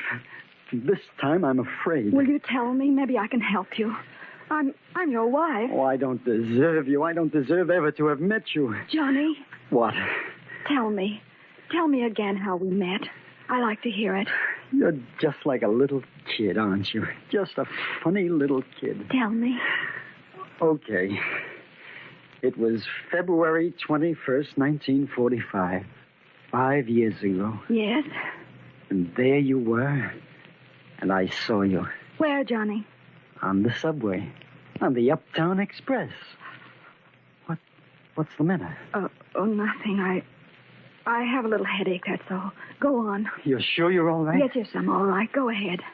Well, I saw you and I said to myself, that brother is for me. Mm-hmm. Then I made up my mind I was going to meet you. And then what did you do? I said, pardon me, miss, am I on the right train for 86th Street? And what did I say? And you said, no, you'll have to change it to the local at 72nd. Then we started to talk. Just as easy as that? Just as easy as that. I think you wanted to meet me, too. Who's that? Oh, I don't know. I'll open it. Linda. What? Stay where you are. Don't answer that. Who is it? Johnny, what are you doing with that gun? Who is it? Me, Sidney. Wait a minute. Your big shot brother. Sid? Yeah. I guess I won't need this gun. Here, put it on the table. Sid. Listen to me carefully. I was with you last Monday night. That's all you know. That's your story, and you'd better stick to it. Remember.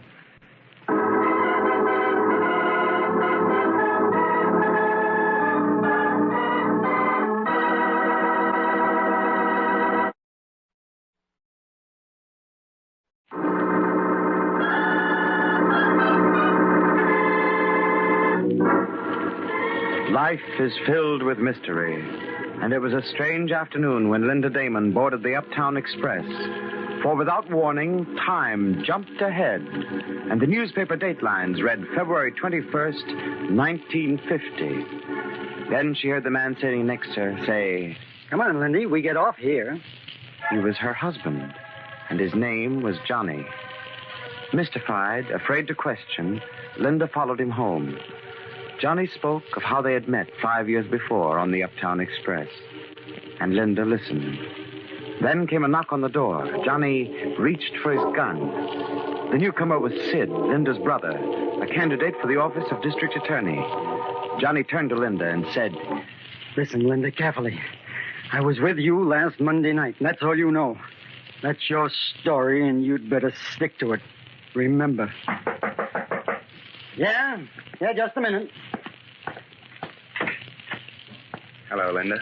Sid. What do you want, Damon? It's so good to see you, Sid. How's Mom? You've got kind of a nerve asking that, haven't you? Oh, please, Sid, I don't understand. Forget it, baby. Let him speak his piece and get out. What's on your mind, Mr. District Attorney? You're a little premature, but thanks anyway. Come on into the living room, Sid. Here, let me take your coat. It's wet. Linda, he'll go into that living room over my dead body. Which is just the way I'd like it, Vincent. Why, you were... Johnny! Sid! What's the matter? What is it? Linda, haven't you had enough yet? Why don't you come home where you belong? Mom's worse. Every day since you left, she gets worse. Doesn't it mean anything to you that you're killing her? Mom? What are you trying to do? Wring blood out of her? Leave her alone. Don't you care, Linda? What's he done to you? Leave her alone. That's what you came here to say. You said it. Now get out. That's not quite all, Vincent. No? Well, spill it then. Last Monday night, a man by the name of Bucky Stevens was murdered. So what? Johnny! Johnny, what's he trying to say? Be quiet, Lindy. Go on, big shot. What's it to me? That's just what I wondered, Vincent. Bucky'd been gambling, but I suppose you know the story. Sorry, I don't know nothing. No? Too bad you missed it. It's been on all the front pages, too. Maybe you just forgot, Vincent. I'll refresh your memory. Bucky'd been gambling heavily, and he won. He was pretty tight and made a lot of noise about it. Things like that get around fast. I don't like your story. Maybe it's just the way you tell it. Oh? I'm sorry. But don't worry, it gets better as it goes along. When Bucky left the club alone with that nice fat wallet, 3 men got into another car and followed him. Yeah? See, I told you it got better. Gets better still. They forced his car off the road, took his money, murdered him, and then threw his body in the river. Johnny! Then what? Then nothing. That's all there was to it. The 3 men escaped in their car, and the next morning, Earl Marino and his 2 henchmen were picked up and booked for the murder. The police thought they had a case. As a matter of fact, they still do. Thanks for the bedtime story. Are you through? In a minute. You see, Vincent, the police, the DA, everyone was convinced it was Marino and his gang. Everyone except me, that is. So? So I said to myself, I wonder where Johnny Vincent was Monday night. Johnny and those 2 playmates of his, Charlie Rossi and Joe Kagan. Just idle curiosity, you understand. Get to the point. You take too much time. Okay, I will. I did a little private investigating. And I've got proof that it was you and your pals. I've got enough proof to send the 3 of you to the electric chair. There, don't say that. Why, he couldn't have. Johnny couldn't have. Why won't you believe me, Linda? I tell you I can prove it. And I intend to. Tomorrow morning, I'm going to the DA with my evidence. And I'm giving you fair warning, it's packed solid. They'll spring Marino and pick you up, Vincent. And the charge will be murder. You think you're pretty smart, don't you? No. Just smarter than you, that's all. Well, don't think you can get away with this. I know I can. And if you do, it won't hurt the election any, will it, Damon? Brilliant young prosecuting attorney solves case single-handed. That'll look cute on campaign buttons. Not bad. But to tell you the truth, I wasn't thinking of that so much. I've been out to get you for a long time for what you've done to Lindy. And this is once you're not going to be able to talk your way out of it. And just what do you think you've gained by coming here? I want Linda to be home where she belongs tomorrow, when the police come to get you. Thanks for the warning. Oh, you can skip if you're dumb enough. See how far you'll get. By tomorrow night, every paper in the country will have your picture plastered all over the front page. Johnny's not going anywhere, Sid, and neither am I. He'll stay here and stand trial if he has to, and I'll stand by him. Johnny was with me last Monday night. Linda, you don't know what you're saying. Don't I? Well, I'm sorry, but I don't believe you, Sid. Johnny couldn't have murdered anybody. Nothing I can say will make you change your mind. No, nothing. Please go, will you? Sure. Sorry I bothered you. When you need us, we'll still be waiting for you to come home. So long, Vincent. See you in court. Oh, Johnny, my own brother. How could he? Thanks for trying anyway, baby. But this time he means business. You don't have to be afraid, Johnny, if you're innocent. What do you mean, if? Oh, I didn't mean it that way, Johnny. Believe me. Oh, you're trying to kid. He's got the goods on me, and I know it. Johnny, you mean he was right? He was telling the truth? Johnny, did you... Don't be a little fool. Of course I killed him. No. Oh, no. Oh, cut out the dramatics. I've got to think. There must be something. You murdered him and threw his body in the river? And where do you think that money came from? Use your head. But murder? Johnny! I couldn't help it. He put up a fight and we had to let him have it. I didn't want to kill him. There was nothing else I could do. You know I wouldn't have killed him if I didn't have to. Don't you, Lindy? I don't know anything anymore. What are you going to do now? Do? What can I do? He made this investigation on his own. That's what he said, didn't he? Well, yes, but I... Then he probably hasn't told anyone yet. No one knows but him. At last, or at least that's the chance I've got to take. I can't be any worse off than I am now. What are you talking about? He'll never live to turn in that evidence. I'll see to that. Johnny! I'll get Charlie and Joe, and we'll make sure he doesn't... No! No, you can't do that to Sid. I won't let you.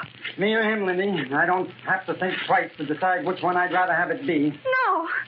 Put down that phone. Please, Johnny. Hello. Mike? Let me speak to Charlie, will you? Is he there? Good. I said to hang up, Johnny. And I meant it. Lindy, put that gun back on the table. I said to hang up. You won't shoot. Put it down like a good girl. Hello. That you, Charlie? Something's come up. I want you to get Joe and help me on the job. Yeah, right away. I'm warning you, Johnny. Meet me as soon as you can, over. Meet me at... Oh. Johnny! Oh, Johnny! I really didn't think you'd shoot me, Lindy. I had to. I couldn't help it. You know, you've got a lot of spunk for a little thing. Oh, Johnny, I'm sorry. I thought I told you not to be sorry for anything. Ever. I told you anything you did would be all right, and I meant it. No. It wouldn't have ended good, no matter what. I'd just as soon have it this way. Honest, baby.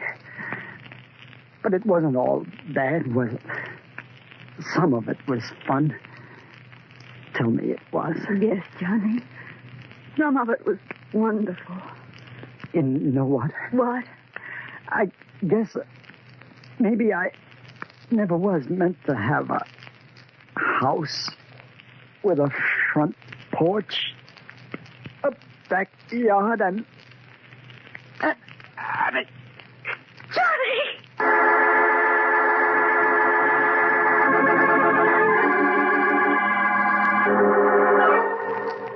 I don't know how long I sat there on the floor beside him, holding him in my arms and rocking back and forth as if he were a child. There was blood trickling out of the corners of his mouth, and I wiped it off with my handkerchief. I knew he was dead, but I wiped it off just the same. And I sat there, holding him. Maybe part of those years had been wonderful. Now I'd never know. After a while, I got up, took my purse, and left the apartment. The rain had stopped.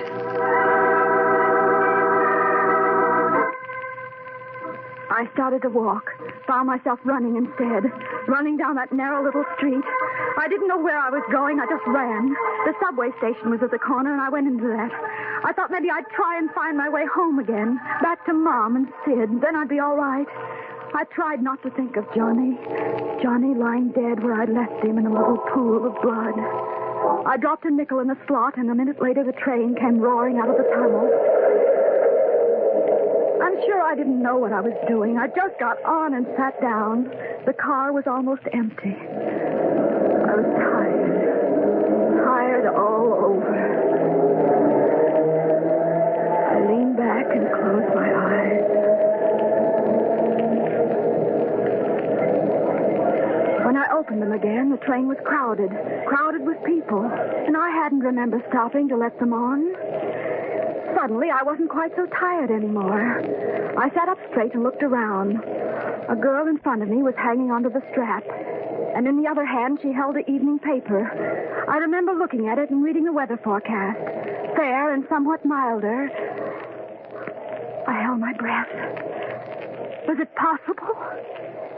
It took every bit of courage I had to force myself to look at the date. And the date was February 21st, 1945. I can't explain how I felt then. I wanted to laugh, but to cry.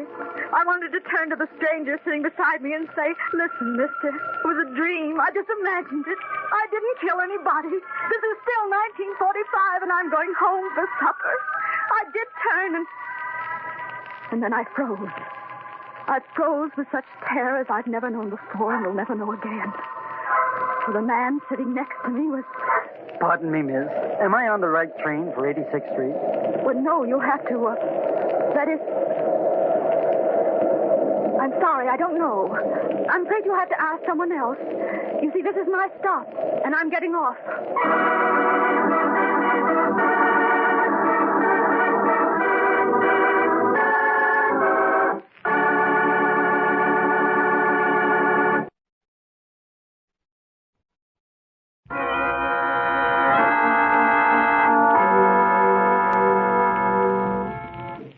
From shadows and stillness, mystery weaves a spell of strangest fascination, charging the mind with doubts and fears. For mystery is a strange companion, a living memory in the haunting hour.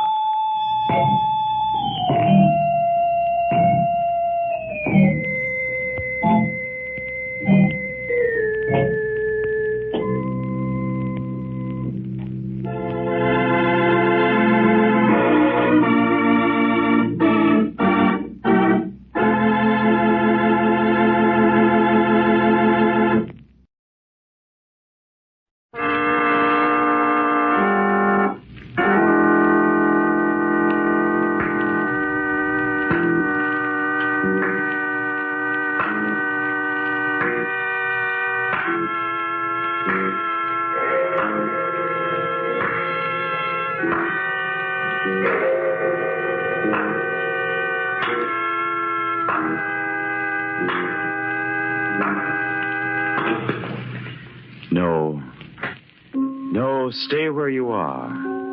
Do not break the stillness of this moment, for this is a time of mystery, a time when imagination is free and moves forward swiftly, silently. This is the haunting hour.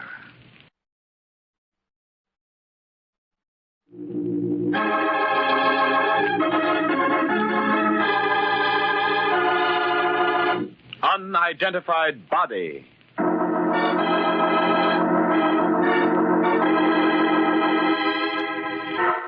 A simple situation can become quite intriguing when fate steps in and adds the necessary twists.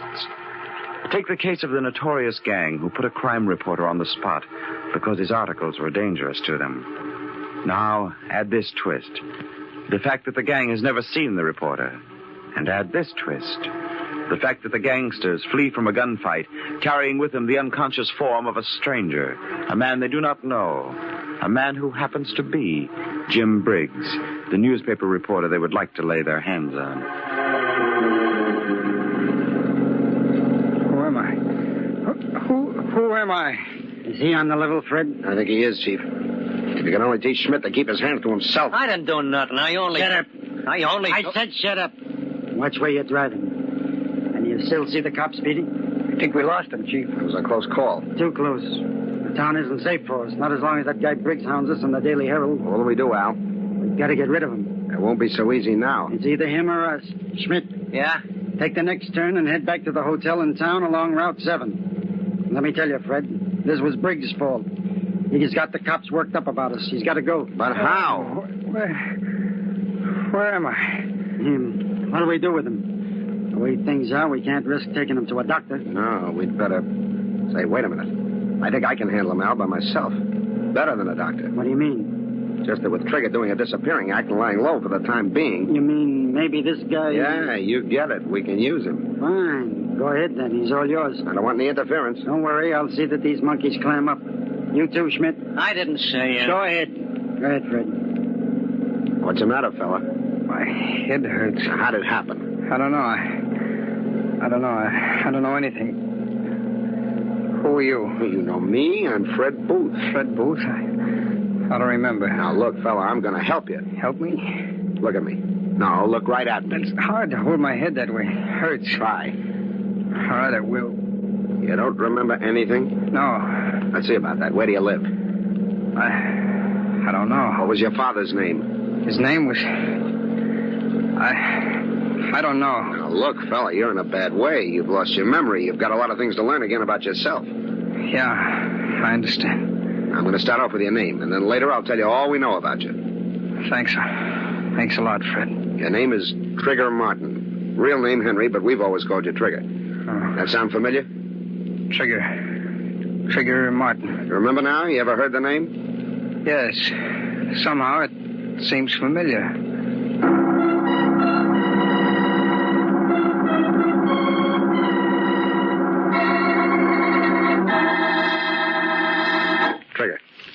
Trigger, wake up. Oh.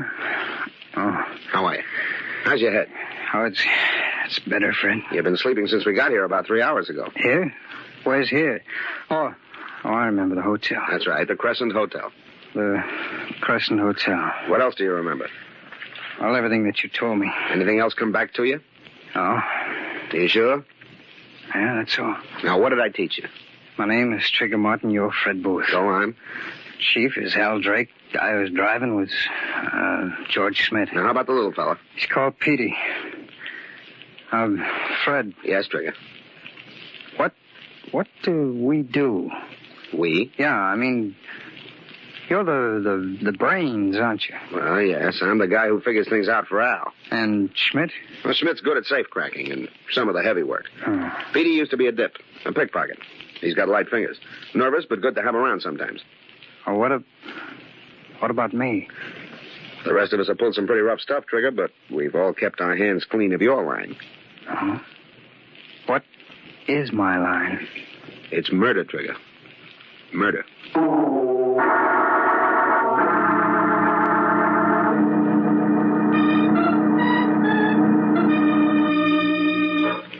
How's he getting along, Fred?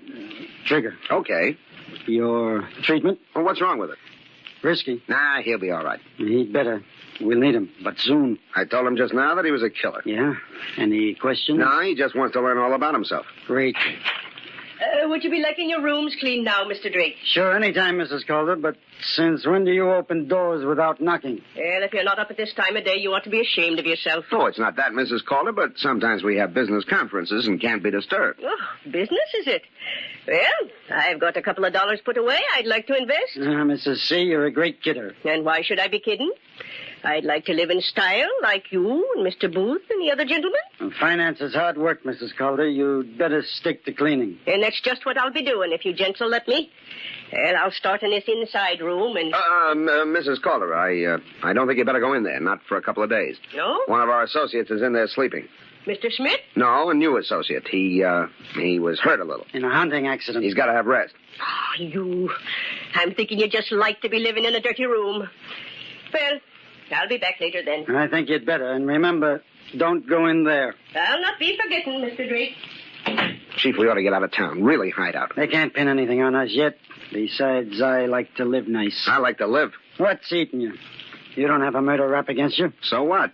Trigger's the only guy in this mob who ever had the chair to worry about. Now... Al, calm down now. You saying something about me, Chief? Trigger, you ought to be taking it easy in your own room. I tried, but every time I lay down, my head started. Something hurting you, Trigger?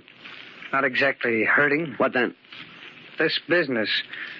What you told me before about my killing people.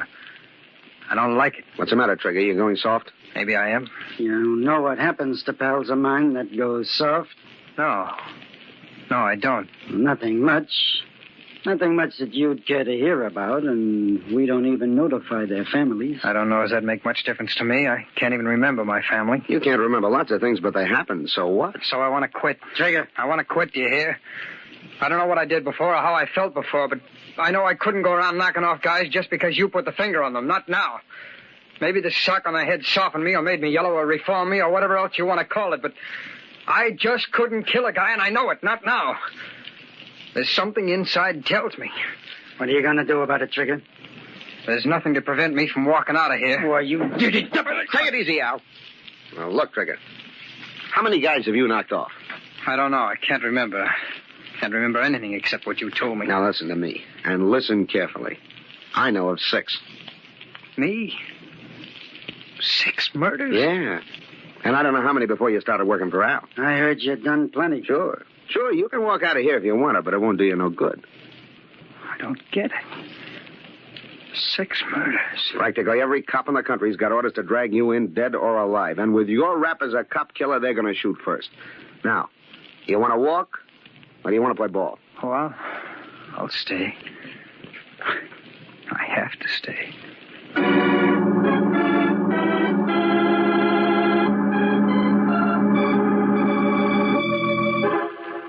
Petey, will you stop jumping from one chair to another? I can't help it, Trigger. It makes me nervous to stay in one place. Well, then get out of here. I can't. Not with you sick like that. You're not doing me any good. Why don't you get out? Hi, Chief. Well, Trigger, I see you've quieted down.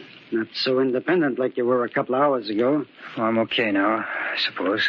Petey, you can take a few minutes off. I'll stay with Trigger. Thanks, Chief.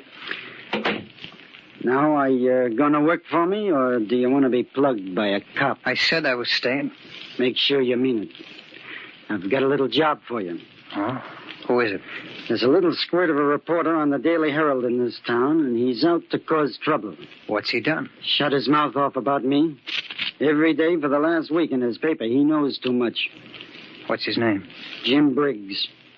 Where can I contact him? I don't know where he lives or what he looks like. Hogan, my outside man, is trying to get some dope on him before you go to work. Right. Okay. See you later. Pete. Yeah, Chief. Fred, Schmidt, and me are going out on some business. You stay and keep Trigger company. Sure, Chief. So long. So long. Pete, how long have I been working for Al? 2 years about. Why? It's funny me not remembering. Who'd I work for before? I don't know. You never told me. Do I have any friends, outside the mine? I don't know. You didn't talk much. How about family? I guess you got some. Where do they live? I don't know. Did you ever see me with a girl or anything? Why are you asking all these questions? Come on, Petey, tell me. I don't know nothing, I tell you. I don't understand, Petey. Can't you tell me anything about myself? Will you quit pestering me? Petey, did I ever serve time? Yeah, I think you did. What prison? Stop it, will you? Don't ask me no more questions. I only asked you what... I can't stand it. I just shut up. Questions. I gotta get out of here. Petey. What's the matter with that guy? Yeah, come in. Excuse me, sir. You mind if I do a bit of dusting? No, not at all. Come on in. Mr. Drake told me not to disturb you, but the dirty room kind of gets you down when you have to stay in it, don't it? Yeah, it does. That's a nasty knock you've got on your head. It's nothing. I just bumped into a door. Oh? Well, if you'd like, I'll send Dr. Reisner up. He's the hotel doctor. Very good he is. No, it'll get better by itself. Just as you say, sir. Well, I'll be on my way now. Just a look and a promise, but I'll do a thorough job tomorrow. Thanks. Oh, just pick up that piece of paper near the door, will you? This one? Yeah. You want it? Yes, please. Petey dropped it. I'll give it to him. Thanks. Yes, sir. Here. Goodbye. So long. Petey, tell Al everything's set for Trigger's burial. You supply a body, Cogan. So they're going to get rid of me. Well, we'll see about that. Trigger. Yeah? Did you happen to see me drop a little piece of paper? Piece of paper? Yeah, when I went outside. No, Petey. No, I didn't.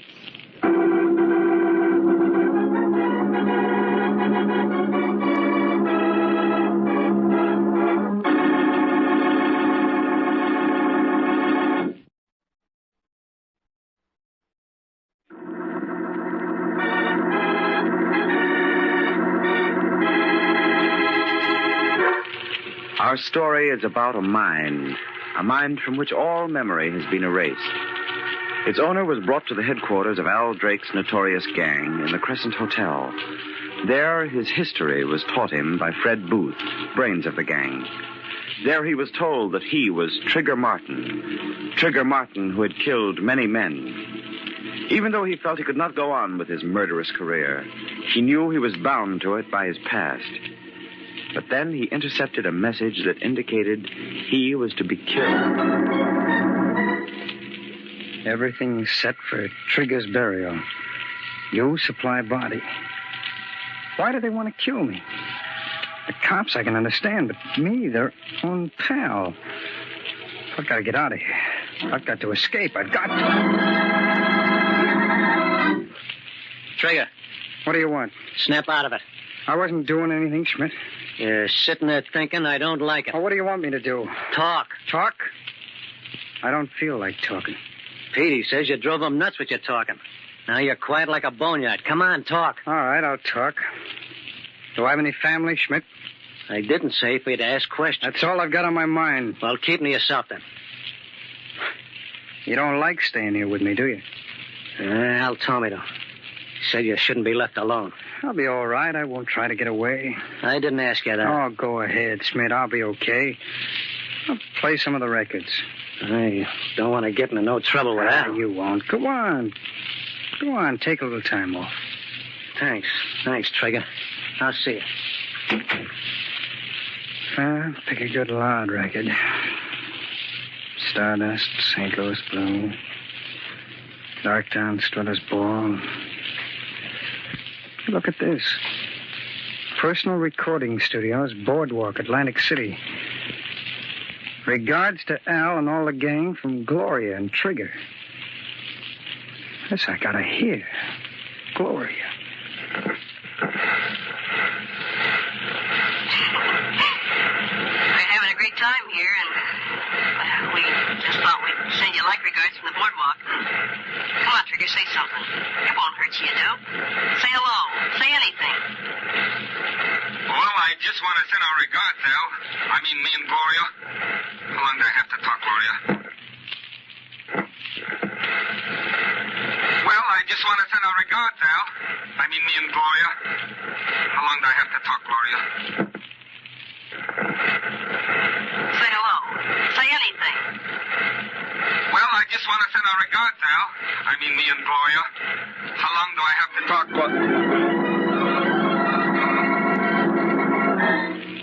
I'm not Trigger, then. I'm not. But who am I? Do they know who I am? Why are they trying to tell me I'm Trigger Martin?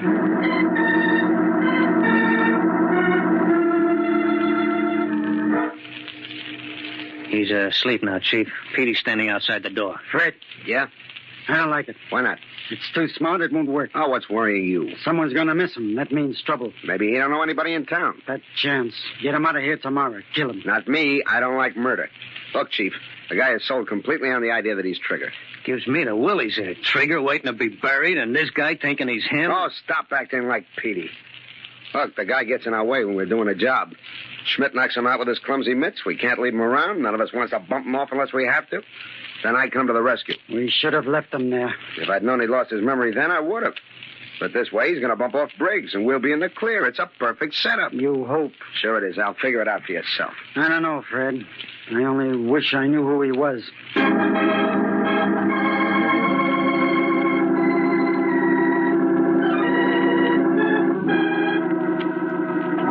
Trigger. How you feeling? Oh, much better today, Fred. Your head all right? Oh, sure. Al told me he had a job for me. Yeah. I think I could do it today. You better do it today. That's what I came to talk to you about. Al said the guy's name is Jim Briggs. That's right. And if you know what's good for you, Trigger, you're going to get him, but fast. Look what he says in today's paper. The most flagrant flouter of the law in this gang of hoodlums is a vicious gunman who goes by the name of Trigger Martin. Of all the members of this organized crime syndicate, he should be the easiest to convict, for it is rumored that he is responsible for at least 6 cold-blooded murders. How about some action, Mr. Police Commissioner? What do you think about that, Trigger? Let me see that. What do you want to say it for? I read you the part about you. I want to see it. Okay, here, punish yourself. The most flagrant flouter of the law in this gang of hoodlums is a vicious gunman by the name of Trigger Martin. And how do you like that? That guy's going to see that you burn unless he gets shut up. Hey, what's eating you? Fred, did I ever see this article before? No, you couldn't have. Just come out today. For a second, I thought... You got no time to think, Trigger. The only thing that'll do you any good now is to get a hold of that Briggs. Yeah. You're right, Fred. Briggs. He's my man.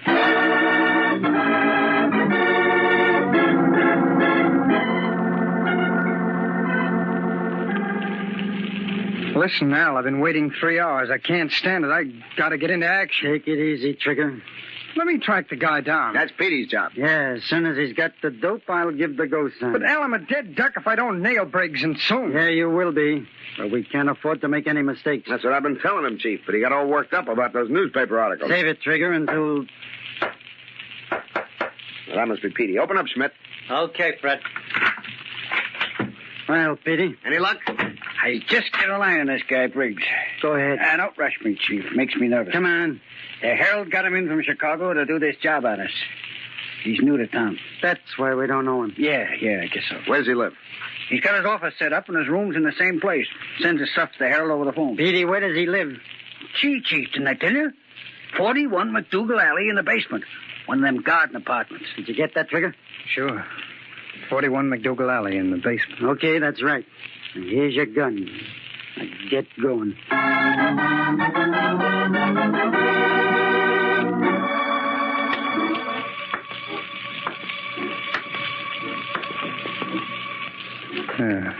McDougal Alley.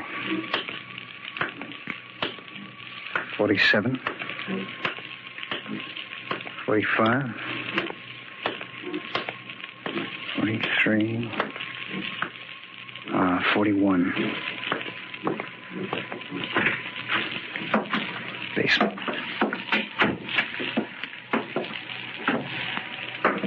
Careful. Maybe a trap. Don't forget they've been lying all along. Careful.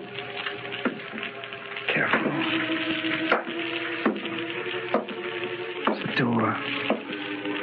Door to his apartment. Maybe he'll help me if he doesn't shoot me first. I'll try the door. It's not locked. It's dark. I'll light a match. Jump it, Briggs. Okay, Crider. Let me go. No, you don't. Let me, Crider. Let go of me. Watch it, look, he's got a gun. I see. Good work. Right on the head. He's out. Well, that'll take care of him for a while. It was a close call. Closest I've had since I joined the force. Yeah. That gun ain't no toy. He's coming around. Better snap the cuffs on him. Right. Wonder what his angle is on the case. Question him. Hey, come on. Come on, snap out of it. Wake up, you. My head. Come on out of it. What? Hey, who are you? What are you doing here? That's just what we were going to ask you. Well, this is my apartment. My name is Briggs, Jim Briggs. Jim Briggs disappeared 3 days ago. We're working on the case. If you're Jim Briggs, maybe you can tell us where you've been. Half the police force has been looking for Briggs. I don't know. I can't remember. All I know is that I'm Jim Briggs, and this is my apartment. Yeah? Do you usually come into your apartment with a gun in your hand? I don't know. All I remember is... I remember watching a gun battle. You sure you weren't in it? And then... Yeah, I remember now. A little. I was in a hotel somewhere in town with some men named Drake and Booth and Schmidt and Petey. Hey, Crider, that's Al Drake's mob. Yeah, and this guy is one of them. He must be that Trigger Martin character. You know, we never got pictures of any of them. No, I'm Jim Briggs, I tell you. Look, give me a chance. I think I can lead you to their hideout. Please. I think I remember where it is.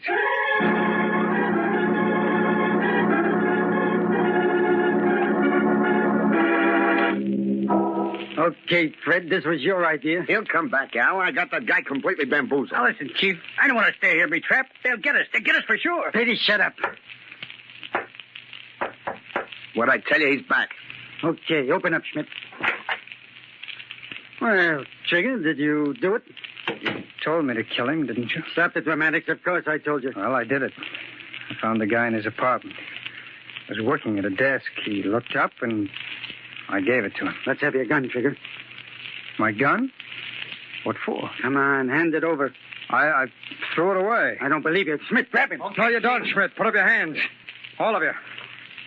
Now, Trigger, no point in getting jumpy. How long do you think you'll get away with Cut it. You know I'm not Trigger, and I know. Whoever you are and whatever your game is, no one person doesn't stand a chance against four. You won't get out of here alive. I think I will. Petey, open that door, quick. Yeah, right away. Come on in, Crider. All right, you guys. Bundle these hoodlums into the wagon. Did you get what you wanted, Crider? Perfect. Direct evidence tying Drake to an attempted murder. We've been trying to get that for years. Great work, Mr. Briggs. Briggs, Booth, you idiot. We had the guy all the time. Sure you had me. I didn't know it, and you didn't know it. Hey, that'll make a swell feature story. The case of the unidentified body, written by the corpse itself.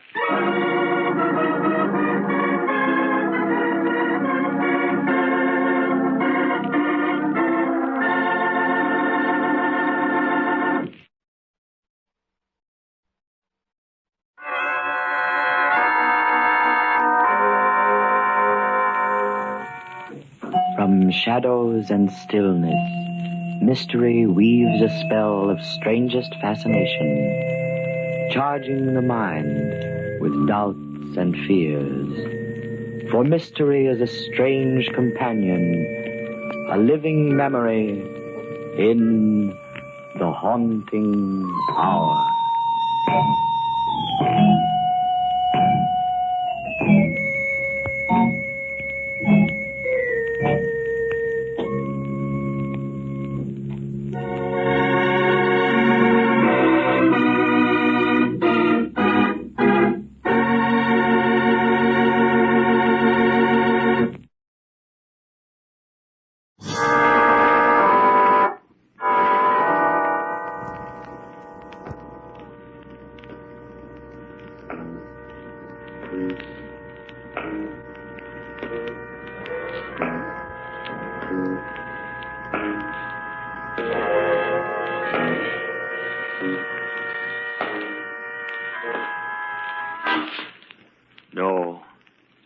No, stay where you are.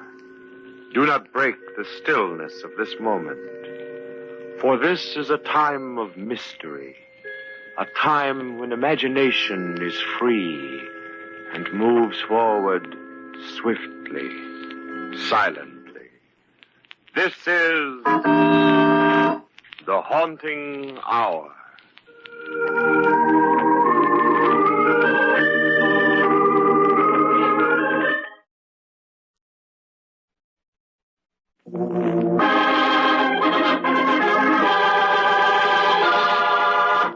Second chance.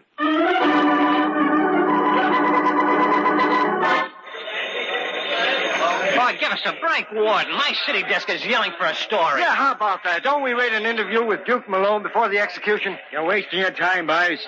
After all, it's a condemned man's privilege.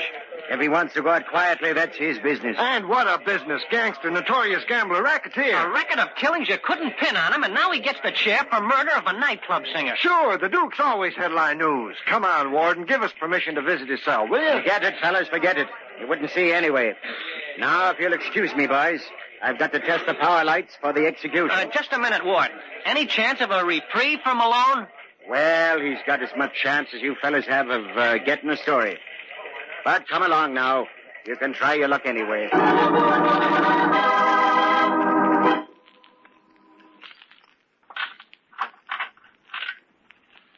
I'd better phone in this story, what there is of it. You're telling me Duke wasn't much help. Okay, Duke. That's the last of them reporters. Yeah, much obliged, Yella. You did me a favor. Hey, somebody, the lights. Something happened to the lights. Now, take it easy, Duke. They're only testing the power. Look, why don't you think of something else? Sort of take your mind off of, well, off of everything. Are you kidding? With them just getting through testing the juice? Yeah. I know. You don't know from nothing. You never been in this spot. Now, look, Duke. I've been on this job a long time. One thing I'll never get used to is seeing anybody go to the hot seat. You know why? Because I was raised in the slums, too.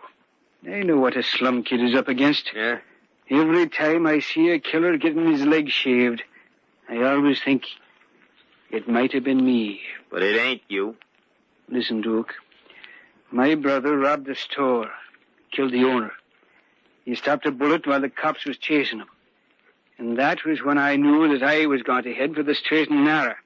Give myself a chance. Chance? Yeah. You see, Duke, you cheated yourself. You didn't give yourself a chance. Now, I'll bet if you could do it all over again, it'd be different. You mean knowing what I know now? Yeah, sure. Yeah. Guess maybe you're right. I know what the score is now. I'm wised up. When it's too late. Well, I just wanted you to know I'm sorry. Yeah, well, thanks anyway. Getting polite in my old age. It's a laugh. Old age. Something I'll never have, because one thing it's too late for me to get is a second chance. Second chance? Second chance, huh? Wonder, would it turn out different? Sure it would. I'd make it. Starting back when I was 14, hanging around a pool room, a punk headed for trouble, I would have made it different. I remember that day. Benny and I were shooting pool in Joe's place. Sure were a couple of tough kids. No tougher than the other kids in the gang. Yeah, I remember that day. Because if I'd said no, I would have said no if I had a second chance. I would have said no.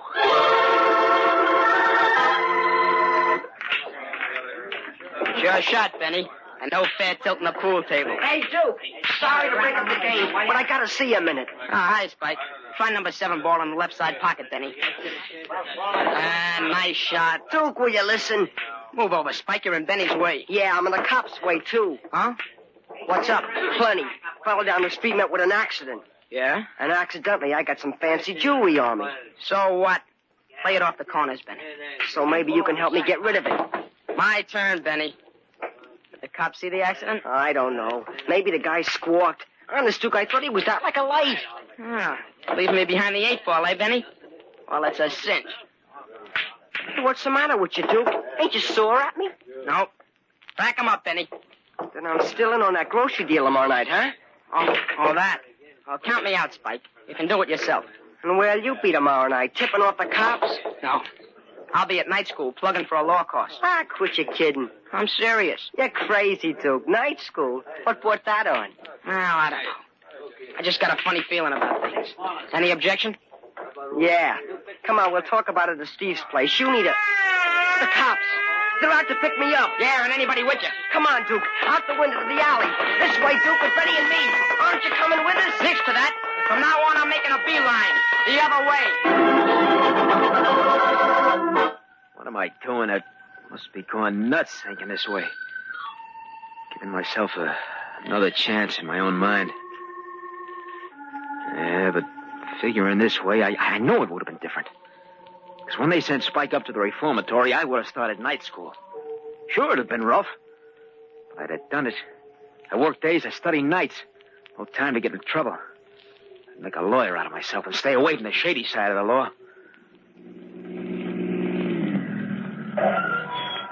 All right, Duke, get in the car. Spike! What are you doing in front of my house? Waiting for you, smart boy. What's the matter? Stay after school tonight? Come on, let go of my arm. Spike, I'll let you have it with this law book. Nice talking, Duke. Tough kid's grown up into a tough lawyer. Grab him, Lloyd. Put him in a car. Come on, let go. Get in here. Let go. What is this, another one of your famous rides, Spike? No, we're just going around the block a couple of times. What do you possibly want with me? Just thought you could use some easy money. Not interested. Use your head, kid. I got a proposition that's right up your alley. Yeah? It's this way. Now, the gang's doing fine. Why, we're in big business. course, we run into a little jam now and then. Look, where do I fit in? As a mouthpiece. A good lawyer who'll beat his brains out for us. And I'm it, huh? Not a chance. Think it over. You need the dough. Maybe. I want it legitimately. Ah, you're a sap. Not much like the kid I used to know. Now, look, if you just tell Louie to drive me home... Oh, sure. You heard him, Louie. Back to Duke's place. Oh. Gee, thanks, Spike. I'm sorry I can't be of service, but it's a case of mistaken identity. I'm not your man. Maybe not. But I'll look you up again. You may change your mind. Look, save yourself the trouble. You won't find me. Oh, yeah? How come? Because I'm putting plenty of neighborhood between you and me. Sure, I can figure it now. Spike was bad medicine. I'd have stuck to the straight and narrow, just like the jailer said. Sure, it'd have been lonely, but I'd have been able to take it until I get my law degree. Then I'd get me a wife for company. Nothing like responsibility to keep us steady. And to take my best girl for a ride on a ferry boat. Nothing like a view of New York from a ferry boat on the Hudson. Bess, you know something? What? I wish I could show you the whole world instead of just the skyscrapers in New York. You will someday, Duke. I'm sure of it. Well, you're going places. And you, Bess? Do you think you could be interested in sharing life with me? Well, Oh, please. Before you make your decision, Bess, you know how I feel about you. Honestly, Duke, I've never been quite sure. But I thought I made myself perfectly clear. That you preferred Anne's company to mine? Oh, Anne, it's ridiculous. Oh, sure, I dated her a few times, but Yes, dear. What a cross-examination. Look, the whole truth and nothing but is, well, that you're the girl for me. You're positive, Duke? I was never more sure of anything in all my life.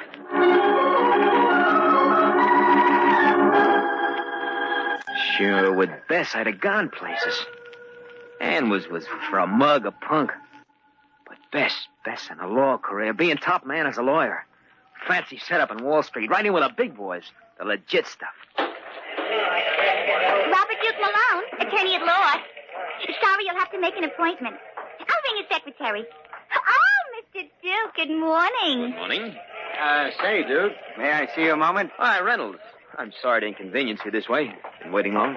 Oh, that's all right. I know you're a busy man. Come right into my office. Thanks. Tell me, how's the stock market affecting you these days, eh? Not too well. Dropped a few heavy points recently. But things about to pick up, don't you think? Well, frankly, Reynolds, I wouldn't know. You see, I've been so preoccupied with sure things that I have neither the interest or the patience for gambling. Uh-huh. Have a chair, Reynolds, won't you? Oh, no, thanks. I just dropped by to invite you out tonight. Well, really? Something special on the agenda? Well, not exactly. I realized you might be lonesome. You know, your wife and children away at the country home. It occurred to me that maybe... Well, that's really nice of you, Reynolds. Then you'll accept my invitation? At the moment, nothing could sound more attractive. I can certainly use an evening of relaxation.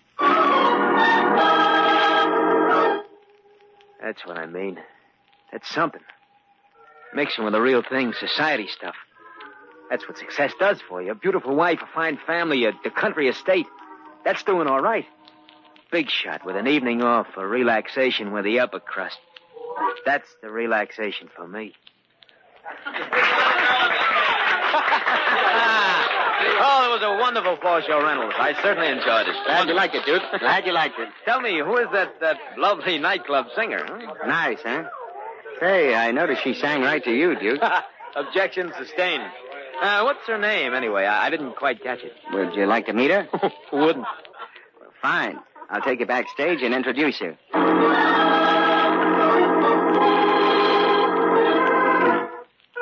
No, wait a minute. Wait a minute, that's wrong. That ain't the way to work out a second chance. I don't want to get mixed up with her again. Made me think of her. She's the nightclub singer that got me here. That's Jeannie Daniels. That's the girl I murdered.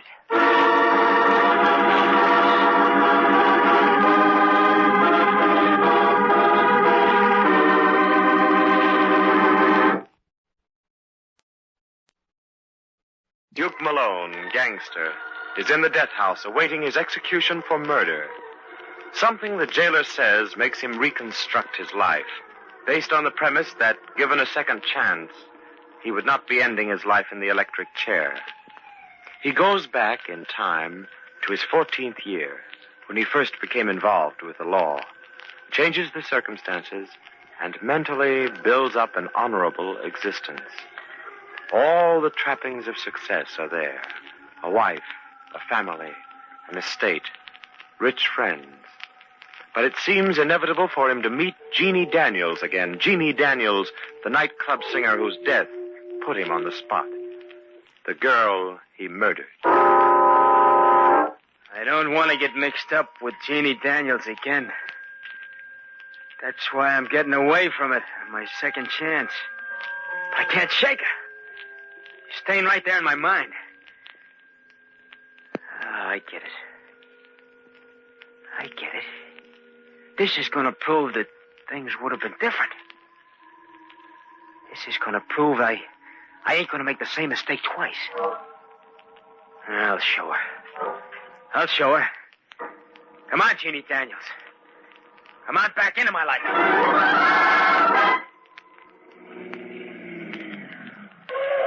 Here we are.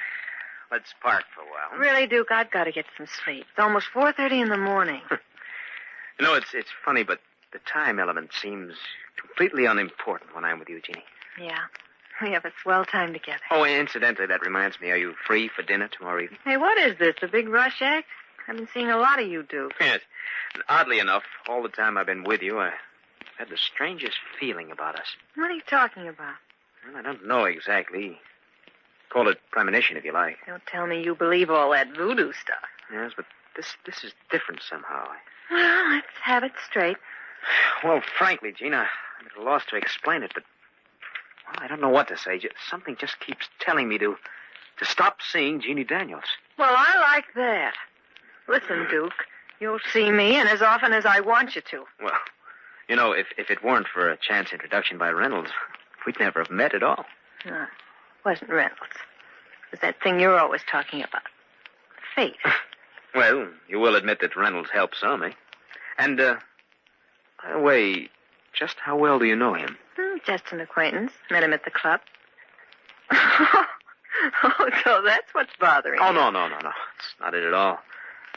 I don't know. I'm too confused to explain clearly, but, Jeannie, believe me, there's one thing I'm certain of. Yes, Duke? You and I were meant for each other. What am I doing?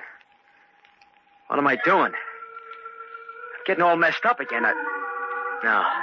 Not this time I won't. No matter what she does, no matter what happens, it won't end the same. That's what I'm proving. There's no such thing as fate. You make your own fate. I'm making it different this time. Well, Duke, I thought I'd find you backstage in Jeannie's dressing room. Hello, Reynolds. How are you? Hey, you're just in time to admire my diamond pin. Isn't it lovely, Reynolds? It's a honey, Jeannie. A little present from Duke? Yes. It's rather in the way of an anniversary gift. Really? What anniversary? 2 brief weeks. And I feel as though I'd known Jeannie for a lifetime. Another bracelet, darling. Oh, you're spoiling me, Duke. You like it, huh? Oh, it's a honey. I'll bet it cost a pretty penny. Oh, what difference does that make? Darling, nothing is too expensive for your pretty face. This is our best selection of white sapphires, Mr. Malone. I see. Well, yeah, I'd say this second ring on the tray seems attractive enough. For Miss Daniels, sir? Yes, of course. Send it, will you please? I believe you have the address. Certainly, sir. Oh, by the way, I'm sorry Miss Daniels didn't enjoy the diamond bracelet. I beg your pardon? Yes, she returned it this morning. Was there something wrong with it? Well, not exactly. She just didn't like the style. And chose something more suitable, perhaps? Well, no, sir. Miss Daniels asked for a refund. I hope I did the right thing, Mr. Malone. I notified your office at once. Yes, of course. But in the future, please understand. Anything Miss Daniels decides is all right with me. Getting in deep. I'm acting like a sap. let me get away with murder. Murder. No, there won't be any murder this time. I learned my lesson. I'm playing it right. No matter what she does, I'm keeping it in the clear. No matter what she does or says. For heaven's sake, stop beefing about it, Duke. But it's reasonable to expect some kind of explanation. Well, it does happen, that's all. Then why all the mystery? Well, I returned the bracelet and took cash. So what? It was my gift. Yes, certainly it was, but why not tell me about it Oh, first? I was going to get around to it, so the jeweler beat me to it. Look, Jeannie, I don't understand this. All right, if you want to play dumb. I'm not stupid, Jeannie. If you needed the money, why did you ask me for it? Because, well, you're so moody these days. I'm afraid to tell you anything. Oh, I'm sorry about that. It's those awful headaches I get. You know, it's strange, but I never dreamed that you wanted cash that badly. Well, it's time you woke up. Yes, maybe you're right. After all, a smart girl needs plenty of clothes and things, and I'm smart enough to want the best. Oh, go on. It's And strange. besides, it's a cozy feeling being in the chips. Of course, if you think I'm too demanding, well, then... No. Don't say it, Jeannie. Look, I don't know what it is that makes me feel this way, but... Well, I know I'd pawn my life to be with you.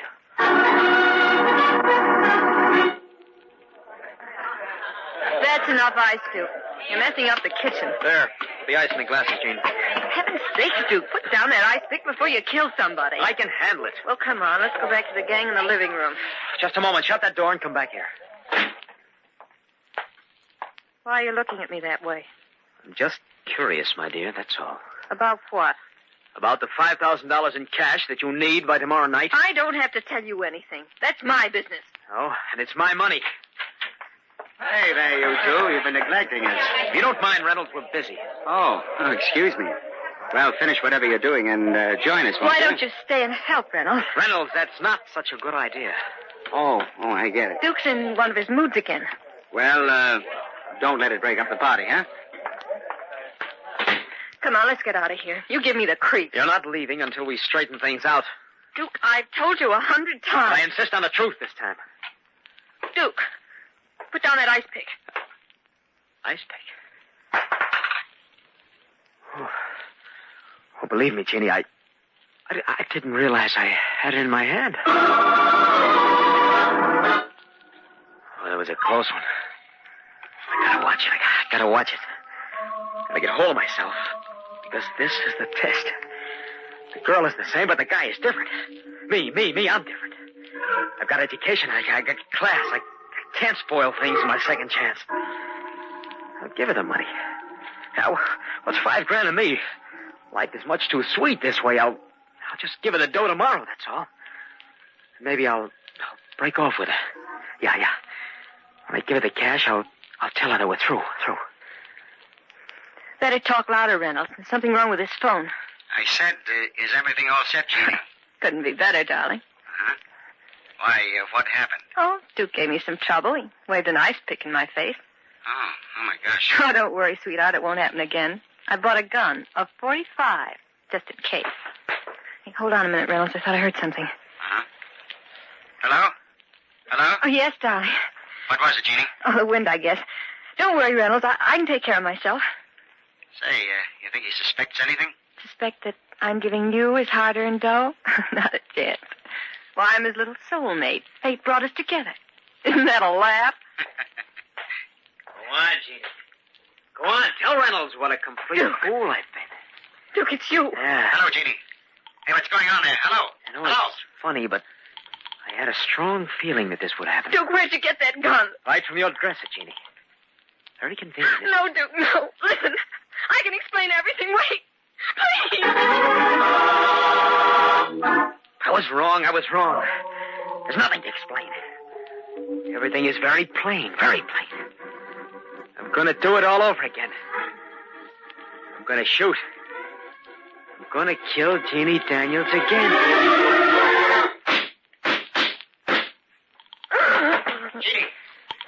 Jeannie! Jeannie has to be.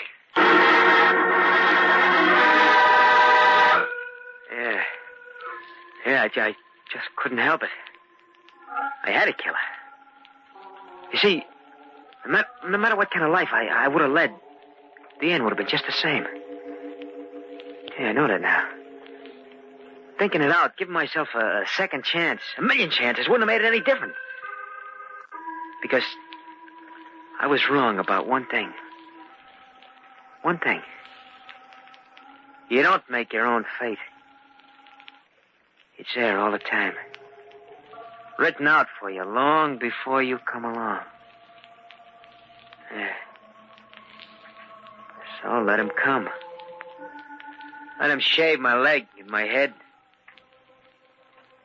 That's the way it had to be.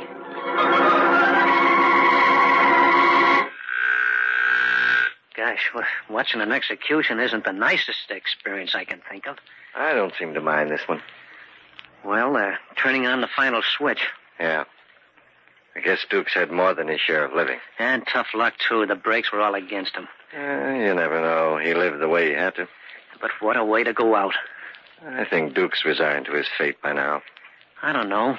If he could relive his life, I'll bet he'd think twice before murdering anybody. Perhaps. But you know, life has a way of dictating and catching up with you.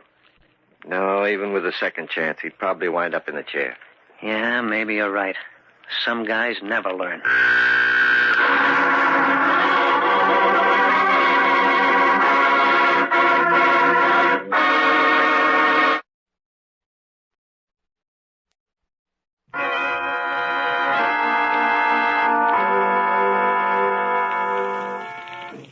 From shadows and stillness, mystery weaves a spell of strangest fascination, charging the mind with doubts and fears. For mystery is a strange companion, a living memory in the haunting hour.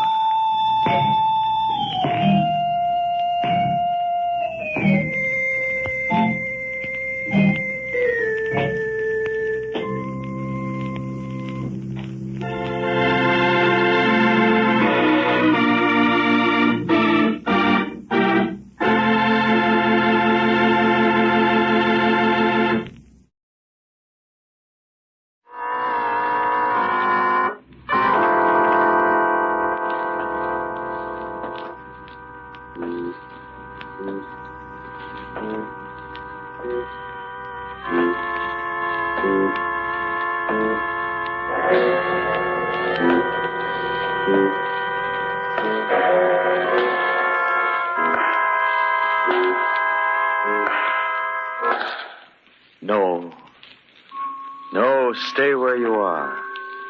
Do not break the stillness of this moment. For this is a time of mystery, a time when imagination is free and moves forward swiftly, silently. This is the haunting hour.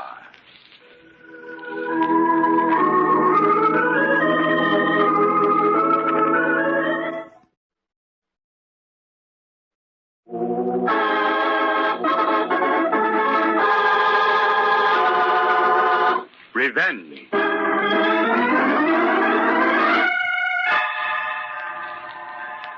Listen, those are bells tolling in requiem for a man who has died.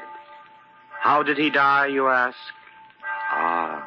Listen to what happened to a girl who knew, and whose mind was clouded dark with the fear of knowing. Listen to a tale of murder. It is late afternoon. Lee House is set strangely on a cliff beside the rolling sea. Autumn leaves fall, and with them the threads of night. And in a car, parked a little distance from the house at a pillared gate, sits a girl behind the wheel. Beside her stands an old man with sad and beguiling eyes. It's a bad night, Miss Anna, to be driving the sea road. I know, Jameson. But I must go. I must. How could I spend another night in that house? What could be keeping him? This young man, Miss Anna, is he... He's a good driver, Jameson. I'll be perfectly safe. I do hope you will be, ma'am. Listen, you can hear the surf from here. How Mr. Jonathan loved the sea. Jameson, don't. Oh, there's rain behind that wind, I bet. Annabelle! He's in my mind. Memory of him. I can still see him. Like that night a few weeks before he died. I mustn't think of it. Not now. Not now. You can't forget me, Annabelle. Even when I'm dead, I'll live in your mind. I'll feed on your fear of my ghost. I'd rather be dead. Jonathan, let me out of this house. Let me go. My dear, you're too lovely for others to see, so I've no choice but to keep you within these walls. Within this prison, you mean? Even that chauffeur is a spy. There isn't a moment of the day when I don't feel a pair of eyes watching everything I do. They even pry into my thoughts. Jonathan, if you have any kindness in your heart... Look, here at the window. The ocean is white capped, far as you can see. Why do you torture me? How can you hate me so much? I don't, my Annabelle. And this pleading, it's no use. You'll never forget me. I'll never let you go. I'll never let you go. Miss Anna, why so pensive? Oh, I was thinking. Remembering. Jameson, are you sure you want to be caretaker at Lee House? You won't be lonesome? I wouldn't leave it, Miss Anna. It'd be like leaving my little girl, my daughter Amy. You loved her very much, didn't you? That I did. And the morning we found her at the bottom of the cliff down there in the cove was almost more than my heart could bear. But that was long ago. Look there. Reckon that's the young man coming now. Oh, yes, it is. Goodbye, Jameson. You've been a good friend. Thank you for that. Goodbye. Good luck, Miss Anna, wherever you go. Jim. Oh, Jim, I thought you'd never come. Hello, Anna. Sorry. Here, climb in here. Take the wheel. Okay. A few last things to do at the Hendersons. You know how it is. Oh, Jim, hold me close. I was so worried. I was afraid you might think I wasn't coming. And all the time running over that hill, my heart kept pounding, saying, simpleton Jim Brandt, even late for his elopement. Well, ready to start, Mrs. Brandt?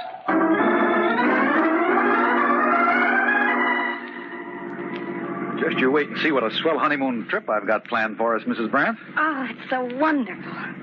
But is it real, Jim? What do you mean real? Of course it's real. Well, it seems like a good dream. After the last 3 months since he died, I've lived in a nightmare since then. But it's over now. Over and done with. Jim, don't think me silly, but they don't exist any longer, do they? I mean, people who are dead. My heavens, no. Except in somebody's mind, maybe.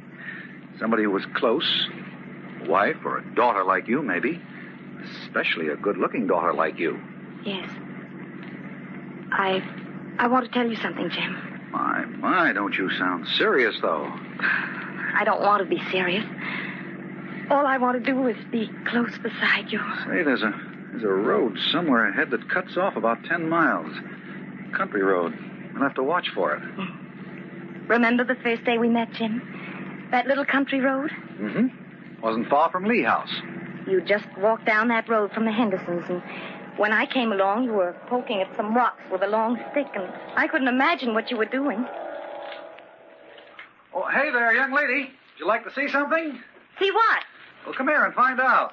A whole nest of them. Down in this crevice in the rocks. Nest of what? Well, come and see. They won't bite you. Oh, no, you tell me. I'd rather not look.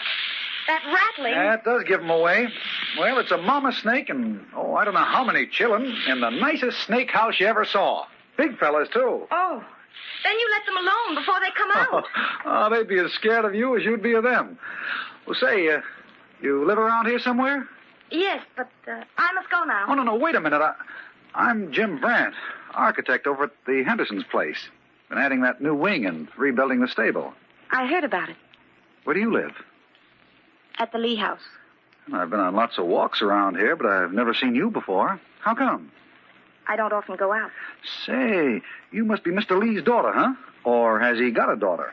I really can't talk with you, Mr. Brandt. I've got to hurry home. Oh. Goodbye. Oh, hey, Miss Lee. Maybe I'll see you around here again sometime. First time we met. Remember? You know, you were mighty strange that day. I was afraid. Afraid? Afraid of what? Oh, I don't know. I guess because all the days were so full of him. Like the day he disappeared. What do you mean, Anna? He went sailing alone that day. Then suddenly the squall blew up, the wind and the waves, and nobody ever saw him again. Annabelle. Yes, Jim? Annabelle Lee. Huh? Annabelle. I didn't hear what you said. I didn't. But you did. You said my name. Oh, you were just half asleep, that's all. Hey, what's that? Oh, doggone it, Anna. We got a flat tire. Don't stop, Jim. Don't stop here. We have to. I can't ride the rim. But there's nothing to fix it with, Jim. Let's go on, please. I don't care about the tire. Anna, what's the matter? You think I'm going to ruin a perfectly good... Hey, look. There's a little house up there. I'll bet he's got a jack. Hey, up there. Oh, darling, don't look like that. What's the matter? Hello. Sorry to bother you. Have you got a jack I can borrow? Flat tire. Sure. Hey, son, go get the jack out of the car. Yeah, you see, Anna, we'll have it fixed in no time. Oh, darling, don't look peeved. You people headed for the turnpike? Mm-hmm, that's right. You're going the wrong way. Shortcut's back about a mile. Oh, you mean we're past it? Well, how do you do there, ma'am? Didn't see you at first. How'd you do? I don't guess you remember me. I come over and helped your husband's man, Jameson, fix the gardens this spring. Jim. It's too bad he's lost in that squall, Miss Lee. He's a fine gentleman, Mr. Jonathan was. It grieved us all to see your husband go like that.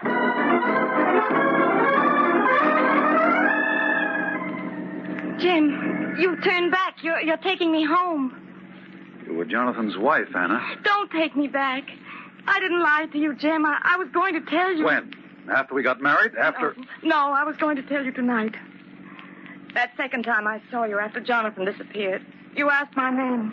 Even then you thought I was his daughter, and something wouldn't let me say I was his wife. He was so much older, Jim. Nearly 20 years. How long were you married? 4 years. 4 dreadful years. I never loved him. Anna. I can't help it. He kept me like a prisoner in that gloomy house, watching me every minute. Oh, Jim, I do love you. Don't take me back. It's all right, Anna. Don't get upset. Just be quiet for a few minutes. What's the matter? What are you looking back for? Something's following us. I can feel it, Jim. On this lonely road? You're sorry you ever came. Anna, stop it. Say you're not sorry. Say you forgive me for deceiving you. I do forgive you. Then everything's all right, Jim. Don't hate me. Oh, Anna, no. Let's not talk about it. Not now. Yes, let's forget. Let's talk of something else. Look, it's beginning to rain. Night's come. Yes. Listen to it on the roof. Seems to be saying your name. There's a poem written about you. Know that? Yes. Pose. I used to know it by heart. It was many and many a year ago in a kingdom by the sea. That a maiden there lived whom you may know. That's it. By the name of Annabelle Lee. And this maid, she lived with no other thought than to love and be loved by me. Say, you know it too. Heard it 1,000,000 times. I know it all, every syllable. Jim, listen. What? It was many a year ago in a kingdom by the sea. Jim, look. What is it? On the road in the lightning. A man in the rain. Anna, it's not anybody. But you don't know. He was in the house from that first day he disappeared. I could hear him even before that. Out at sea, calling my name. Oh, Anna, you've got to stop this. But, Jim... You're just imagining it, I tell you. Jim, I've got to tell you. I can't go on without telling you the truth. What truth? I killed him. Anna. I killed Jonathan. I killed my husband. What are you saying? Now you know. Now you can take me back to Lee House. You can take me back home. Back to him.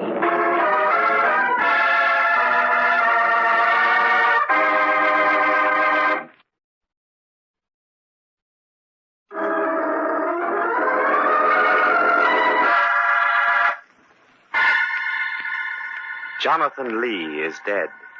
And our story begins one night a few months later when Anna, a young woman who has lived in seclusion for 4 years at Lee House, is to be married to Jim Brandt, a young architect. Jameson, the old caretaker, sees her off in the station wagon. And as Anna and Jim drive along, she confesses that she was Jonathan's wife, that she herself murdered him. Her mind is distraught with a terrible fear that the dead man is somehow among the undead, that he is waiting for her. Oh, Anna, I don't believe you. What are you saying? That I killed him. I planned to kill him. No, you couldn't have. I had to tell you.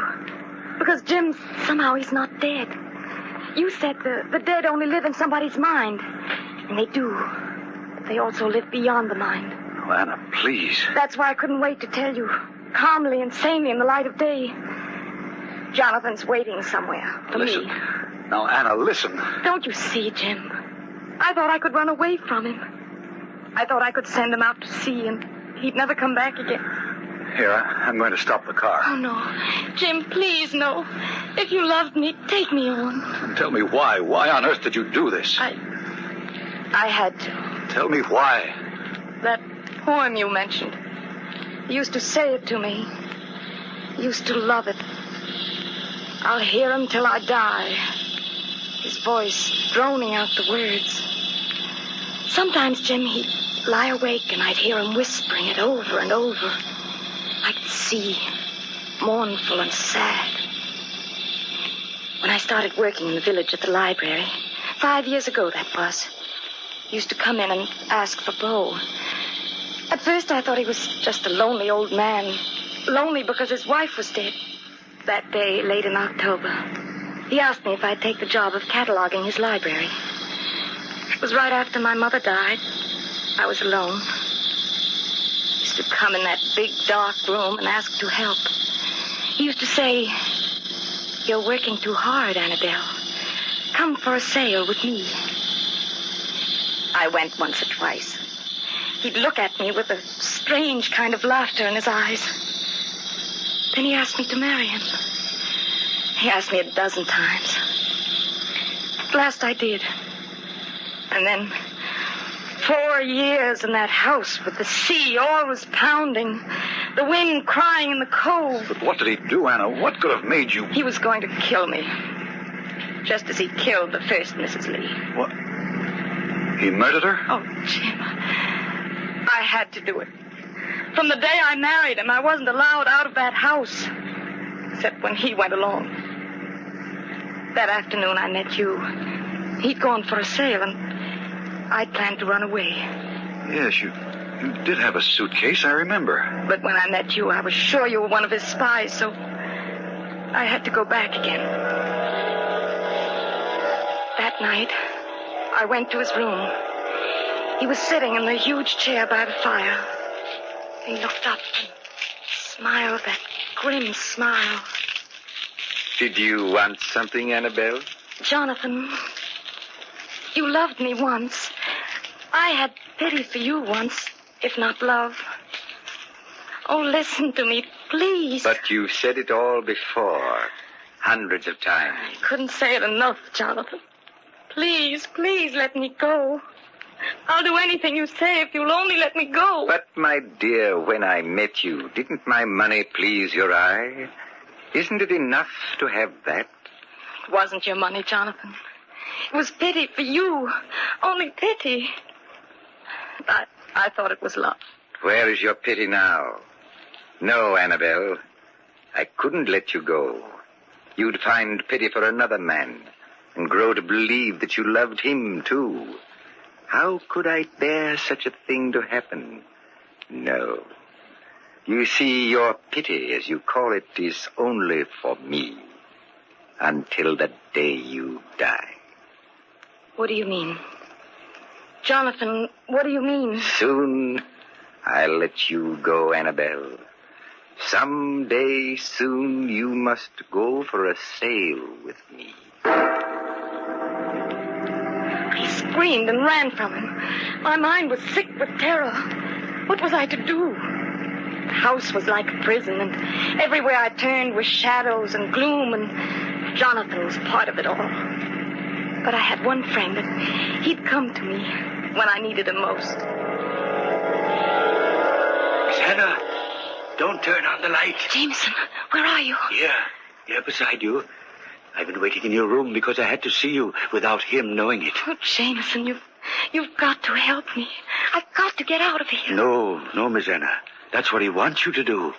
And that's why I came to stop you from going. Why?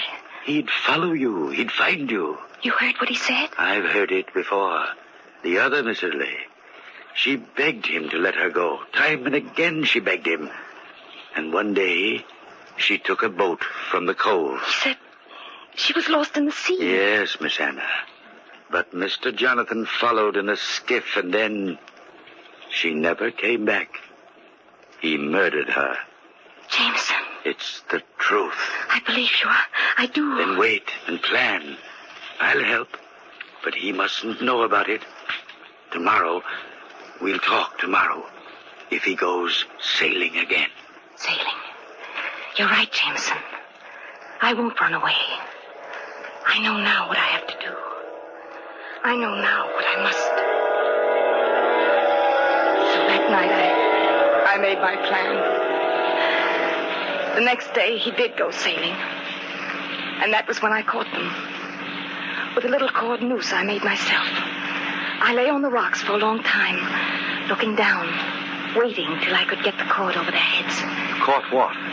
The rattlesnakes you showed me that day. Yeah. I caught them and took them down to the cove in a box. And that night I put them in his boat in a coil of rope. I left them there. Oh, Anna, how terrible. The next day he went sailing again. He didn't see them at first. The motion of the boat and a sharp sting on his leg. And waiting in the dark, I could picture him. Fighting, drawing back, turning loose of the boom, climbing out of the pit. And the squall came. And he was gone. Oh, Anna, what are we going to do?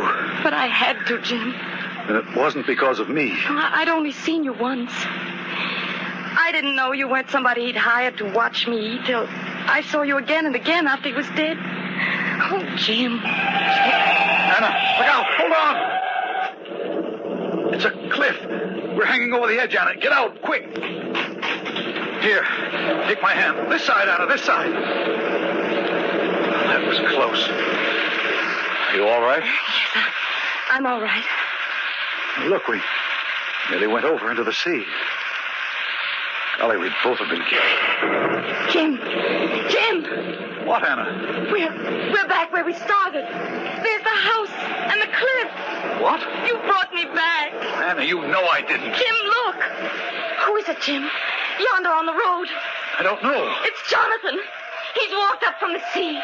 Oh, let me go, Jim. Let me go. Oh, it's only some man. Anna, come back here. Come back. Hey, down there. What's the trouble? Quick, man. Help me stop her. Where'd she go? I'm Jameson. We had an accident, Jameson. She's gotten some crazy notion in her head about a ghost. Look, she's running across the lawn. Down to the sea path. Hurry.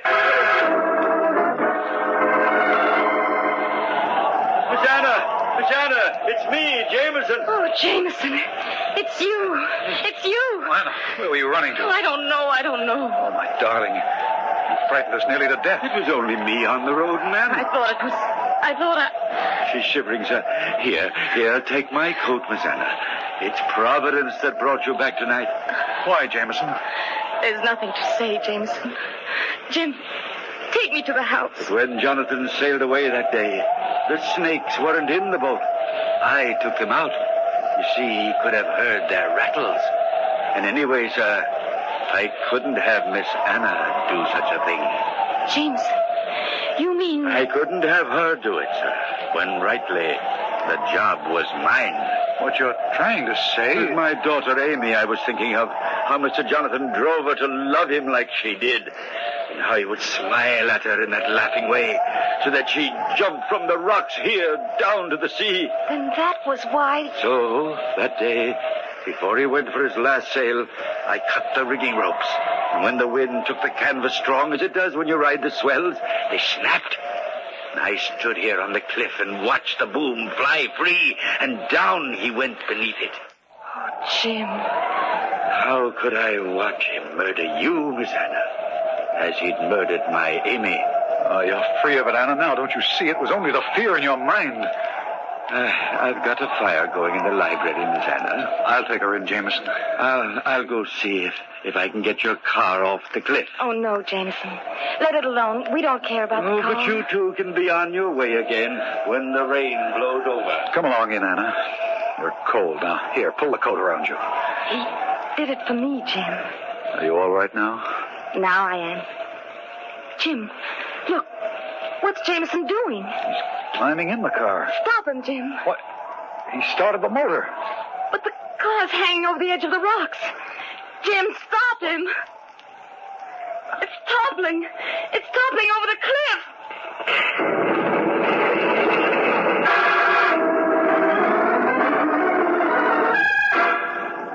Oh, Jim, how awful. It went over the cliff. Down to the sea in the cold. He did it all for me. And for me, too, darling. But he's made everything all right, Anna. He's made everything all right.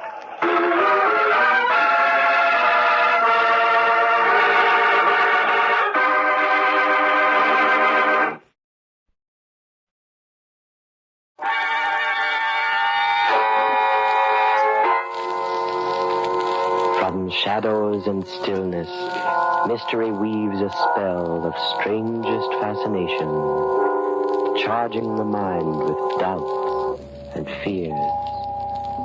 For mystery is a strange companion, a living memory. In the haunting hour.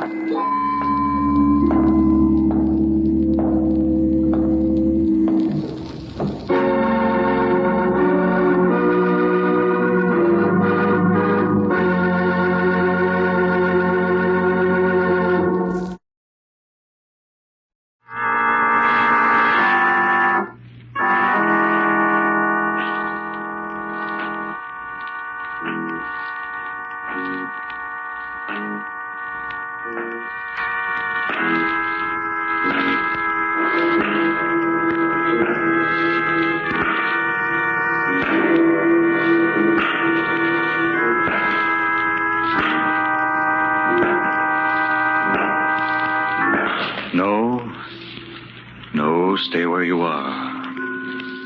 Do not break the stillness of this moment. For this is a time of mystery. A time when imagination is free and moves forward swiftly, silently. This is the haunting hour.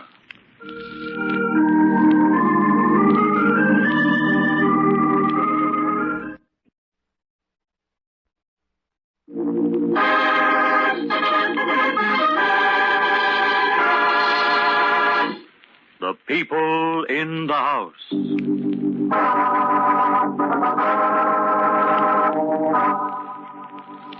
All houses have their secrets, and the house on East 67th Street in New York was no exception.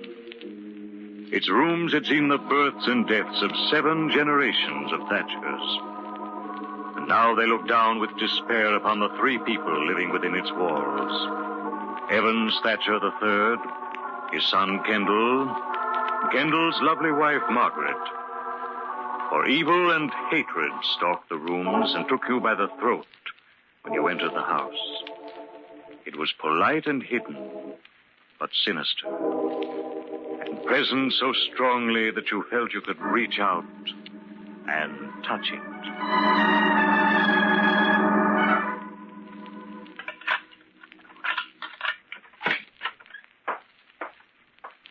Margaret, come in, my dear. I've been waiting for you. Oh, I didn't know you were home.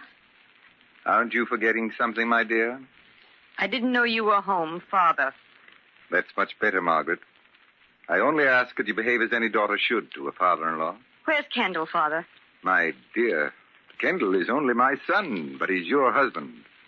I'm surprised you should ask me his whereabouts.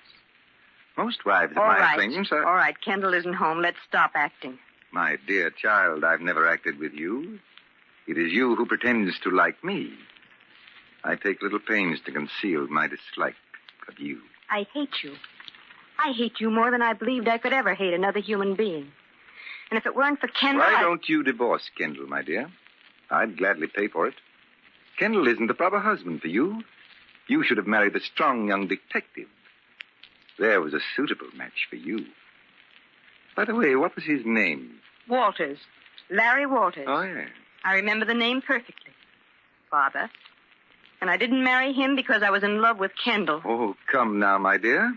We both know the truth. You could hardly marry a representative of law and order if you told him the truth about yourself. But after tonight, why, I imagine that difficulty should be solved. Oh, you're completely vile. But there's one thing you've never understood. A mind like yours can't understand it. I love Kendall more than I hate you. And I'm not going to leave him alone with you so that you can ruin him completely. Too bad that you can't afford to move out of my house into an apartment of your own, isn't it? I'm sure that if Kendall could get a job and support you, you'd be deliriously happy. Yes, I would. But you've taken good care to see that Kendall is too weak to go out in the world, haven't you? Now, my dear Margaret... Don't think I don't know what you're doing. You've hated Kendall since the day he was born and deliberately set out to ruin him by giving him everything he wanted. You've made Kendall so completely dependent upon you that he's afraid to leave. You've pampered him so that he's fit for nothing. You're insane. No, I'm not. I'm perfectly sane. I'm willing to stay here and fight you till I've made a man out of Kendall. We both walk out of this house together with our heads up. And I'll see you both dead and rotting first. Oh, good evening, Kendall. Did you take my message to the club? Yes, Father. Mr. Ainsley said there was no reply. Oh? Hello, Margaret. Hello, darling. Well, aren't you even going to kiss me? I haven't seen you since this morning. You bet I am. Nonsense, Kendall. Stop acting as if you were a newlywed instead of behaving like a man who's been married a whole year. Well, my mother and father were married 22 years, and he kissed her every night when he came home. There. You see, Father, kissing your wife. Kendall, come along upstairs. I want to talk to you. My dear Margaret, you'd better change. We're dining with some friends of mine. But Kendall and I had planned to eat home tonight, Father. Did you? I didn't. I don't very well see how you can. I left instructions that there was to be no marketing today and gave the servants the night off. Are you coming, Kendall? Yes, Father. I'll see you later, Margaret. I hate you, Evans Thatcher. I hate you. I wish you were dead.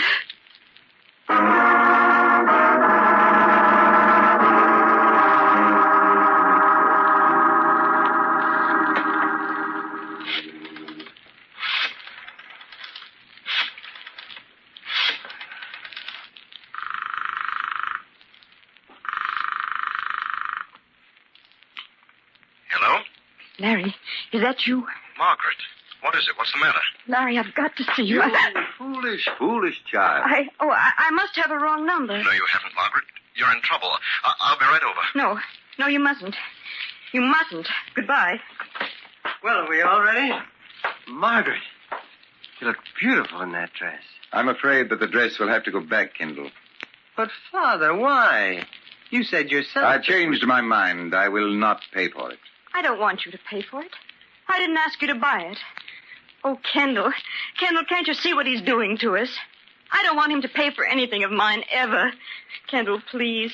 Please, let's get out of this house now. Margaret is hysterical, Kendall. She doesn't know what she's saying. She's just done something very stupid and childish, for which I'm afraid I must punish you, Kendall. No, I'm not going to stand by and see this again. You're not Come going here, to... Kendall. I'm sorry, Father, really, I'm sorry. I mean it. I'll never do it again. It's a little late for that, my dear. Come here, Kendall. You can have the telephone taken out, I promise. Please don't hit Kendall. Oh, please.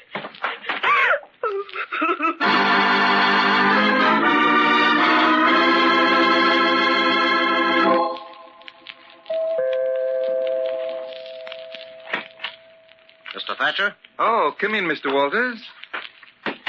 It was thoughtful of you to telephone, let me know you were coming. It enabled me to open the door myself. I don't like to let the servants know that I have detectives calling on me. Oh. You don't like detectives, Mr. Thatcher? Not in my house. As a matter of fact, though, I've been expecting a call from you for a few days now. Ever since Margaret was so foolish as to telephone you the other night. As a matter of fact, Mr. Thatcher, that's just the reason for my visit. Margaret didn't sound at all well to me. Very observant of you, Mr. Walters. Margaret isn't well. She's a neurotic. That's funny. When I knew her, she was a perfectly healthy young lady. Perhaps. But now she's definitely neurotic. Then, of course, you've put her under the care of a physician. I dislike your attitude very much.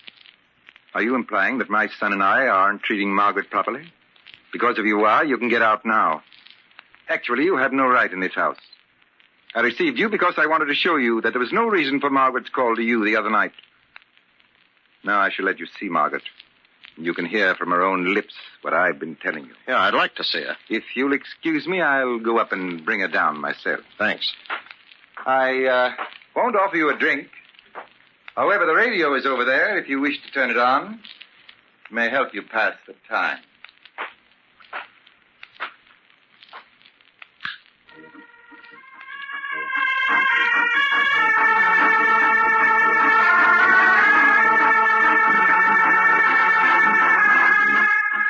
We interrupt this program of dance music to bring you a special bulletin. Dandy Jim Carey broke out of the death house a little over 4 hours ago. Holy mackerel. With only 2 days before his execution, Dandy Jim became the first prisoner ever to escape from the death house. The police have thrown a dragnet all over the country and promise a speedy arrest. Keep tuned to this station for further details.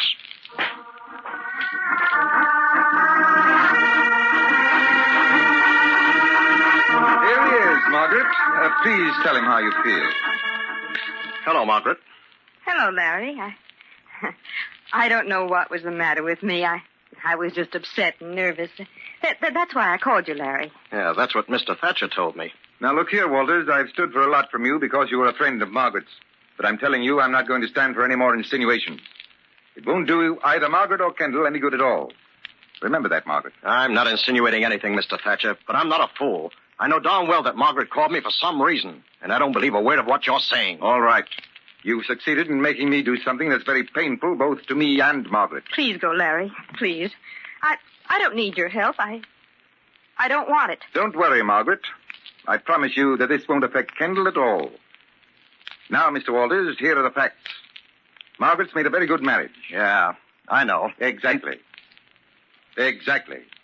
A girl in Margaret's position has no right to expect to marry my son. You see, Mr. Walters, my son was brought up with everything in the world he wanted. His for the asking. Margaret, on the other hand, had a much different life.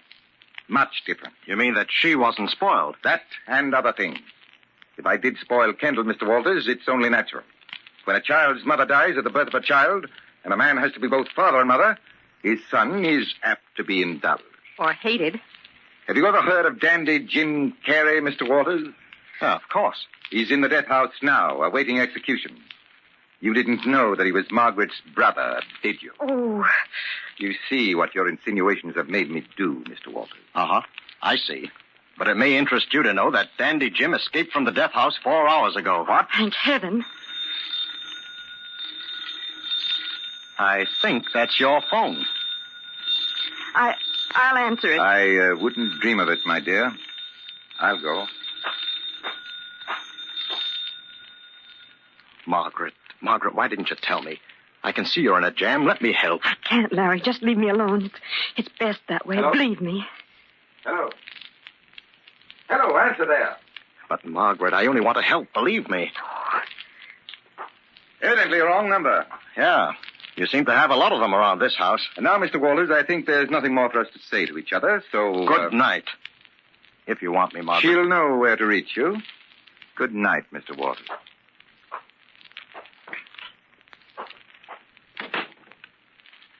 And now, my dear, we'll wait for the telephone to ring again. Only this time, when Mr. Walters isn't here, you will answer. No, I won't. I think you will. Won't you, my dear? I think you will. Won't you, my dear? Where's Kendall? I want Kendall. Kendall won't help you. He never will. Stop it! Stop! Certainly. All you have to do is to pick up the telephone and say what I tell you.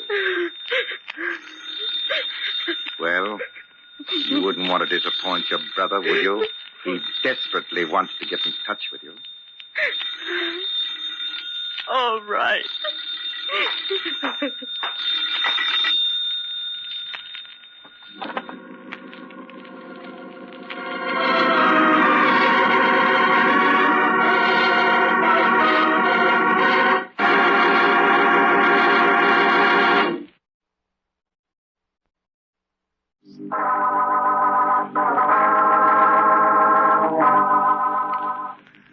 so the drama that was touching the lives of the people in the house on East 67th Street came swiftly to its violent conclusion. Evans Thatcher III was determined to dominate and rule his son, Kendall, at all costs. Hating his son from the day he was born, bringing him up a weakling by pampering him, he resented Kendall's marriage to Margaret Carey, a beautiful and strong-willed girl who was determined to break Evans Thatcher's hold over his son. Only Margaret had a brother, Dandy Jim Carey, who had escaped from the death house, and is even now trying to get in touch with her, while she sits on a bench in Central Park waiting anxiously for Kendall.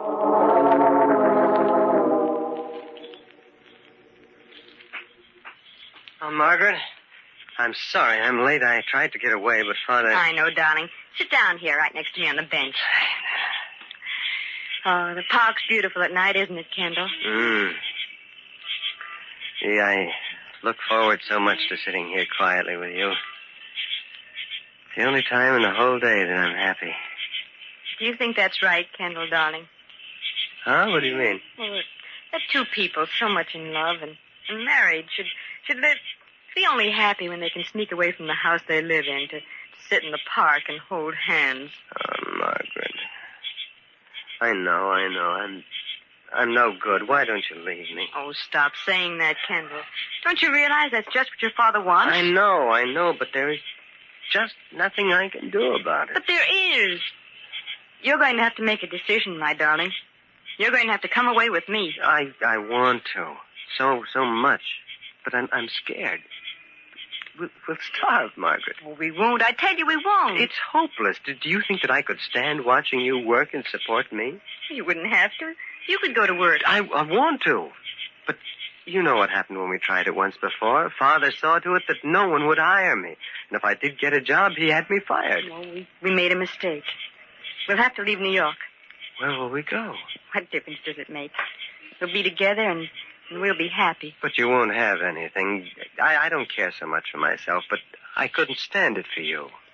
That's not true, Kendall. Do you mean I'm lying? You mean that I really don't want to go with you? I mean that you're afraid to face the facts. You have no reason to be afraid for me. I wasn't wealthy before I married you, and I wasn't unhappy. I am now. I won't be because I love you very much if we go away together.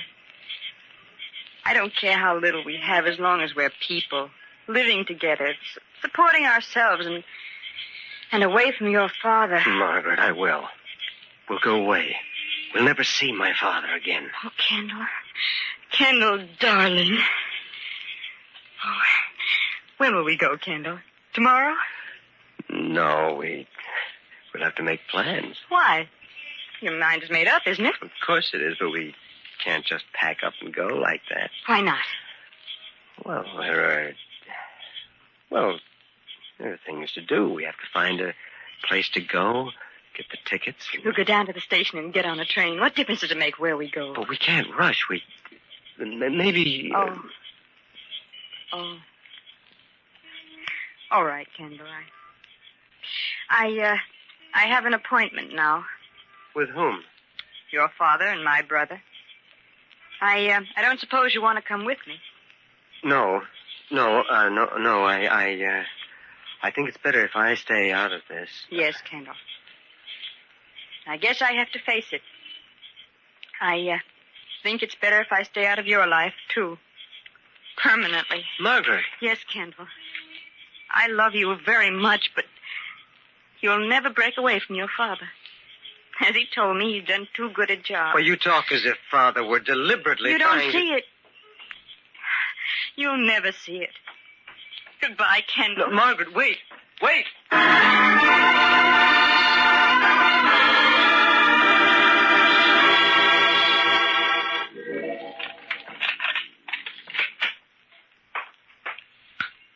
Come in, Margaret, my dear. It's cozy in here. Why did you make me tell Jim to meet us here? It's an ideal place, my dear. Who would ever think of looking for an escaped murderer in the Castle Chess Club? Are you going to help him get away? Question is premature, my dear. This reunion between beautiful sister and doomed brother appeals to my sense of the dramatic. That is why I brought you to the Castle Club tonight. I hope you realize the honor I've conferred upon you. The first woman ever to set foot in the Castle Chess Club. That was your idea, wasn't it? You're the president of the club, and you made them put that rule into effect. Why, yes, my dear. Now that you mention it, it was. You see, I don't believe that a chess club is any place for a woman. That isn't the real reason. You hate women. You've hated us all ever since your wife died. And that's why you hate the son you think caused her death. Shut up. Silence. Shouting doesn't change anything. I'm right. That's the explanation for you and everything you've done. You're impudent.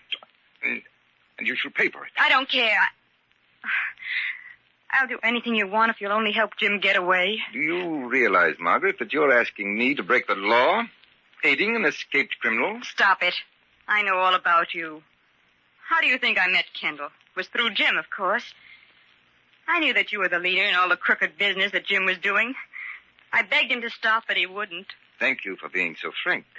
I often wondered how much you knew about me. And I know that it was your fault Jim killed Mr. Merritt. Rather a bold knock for a man who's hiding. Open the door. Your brother will be glad to see you. Kendall. What do you mean by coming in here? I thought that you should know that... Well, I followed you. You followed me? For what reason? I specifically told you I noticed Larry Walters following you, too, and I thought maybe there was some trouble. Well, it was very thoughtful of you, Kendall. Very thoughtful indeed. But as you see, there's nothing wrong. Margaret and I were just having a little chat. You can go now. Did you hear me, Kendall? I said you can go. I heard you, Father. Kendall, I want you to stay. You'll regret this, my dear Margaret. Go home, Kendall. If you won't do as I ask, then I want Kendall to stay. I hope you heard what Margaret just said, Kendall. A deliberate attempt to blackmail your father and to do something unlawful. Well, I'm not... It's time you knew the truth, Kendall.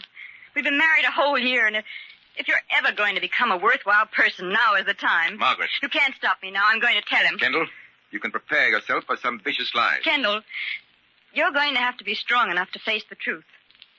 Your father is a blackmailer. I don't believe it. No, Margaret, It's true. After your mother died, when you were born, Evans Thatcher became a bitter, rotten old man.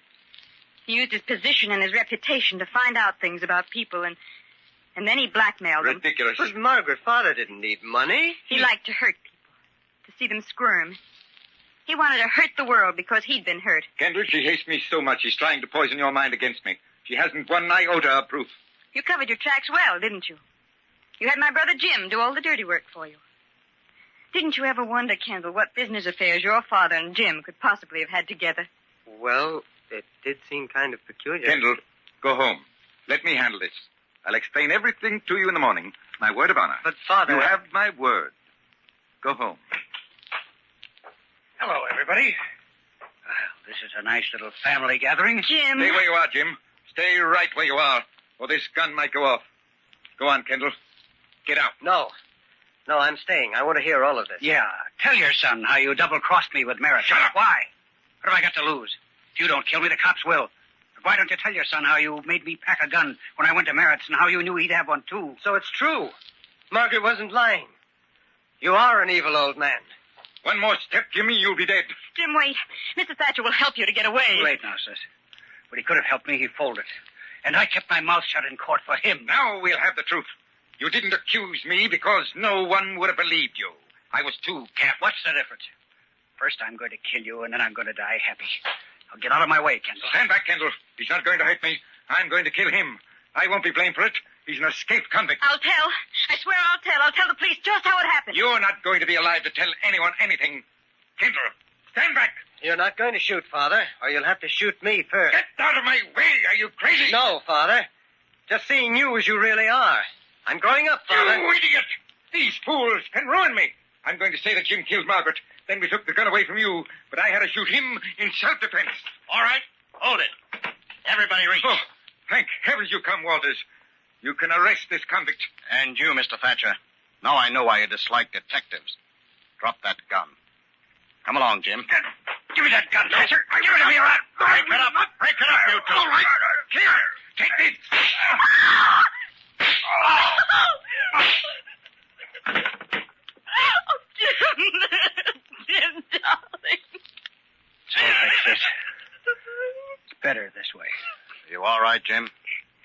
I'm okay. I'll be dead a little quicker than you thought. And, well, thanks for getting Thatcher for me. I didn't get him for anybody. He took a shot at Margaret. Thanks anyway. Now Margaret will be all right. Won't you, sis? You mean we'll be all right, Jim? Kendall and me. Yes, that's right, Jim. Don't you worry about Margaret. We'll be really together now.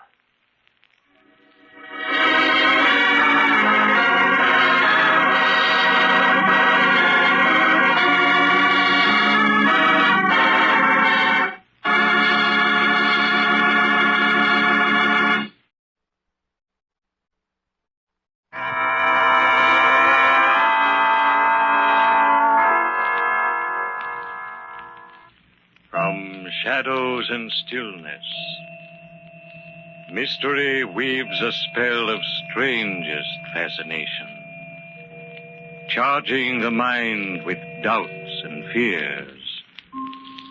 For mystery is a strange companion, a living memory in the haunting hour.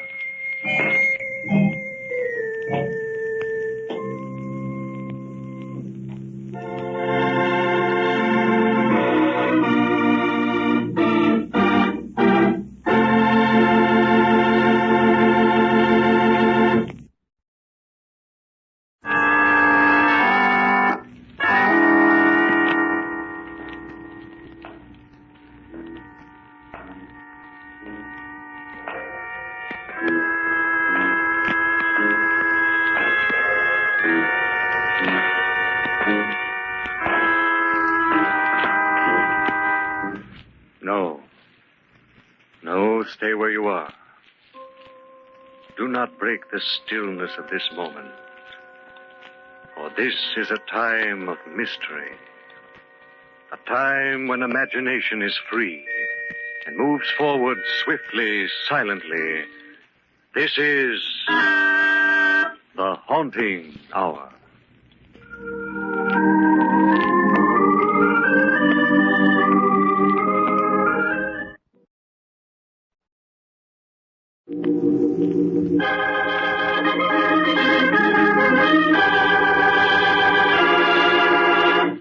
Occupation, murder.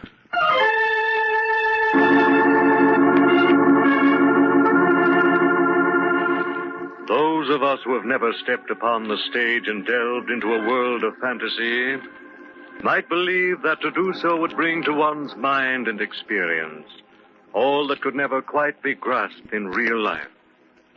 The actors, how perfectly they move, what excitement they entail, how straight they follow the paths of their planned destiny. Out of the portrait of real existence into a world of fantasy and fiction. And the players? What of them when the play is done, when they leave the world of make-believe for cold reality? But wait. Gregory Townsend's story can tell you better than I how life itself can plunge a man into conflicts of reality far greater than all the infinite imagination of the stage. It was a late summer afternoon when Gregory Townsend hurried into a little side street cafe to begin events of such a nature to bear careful consideration as to their probability were he to have acted them in a play.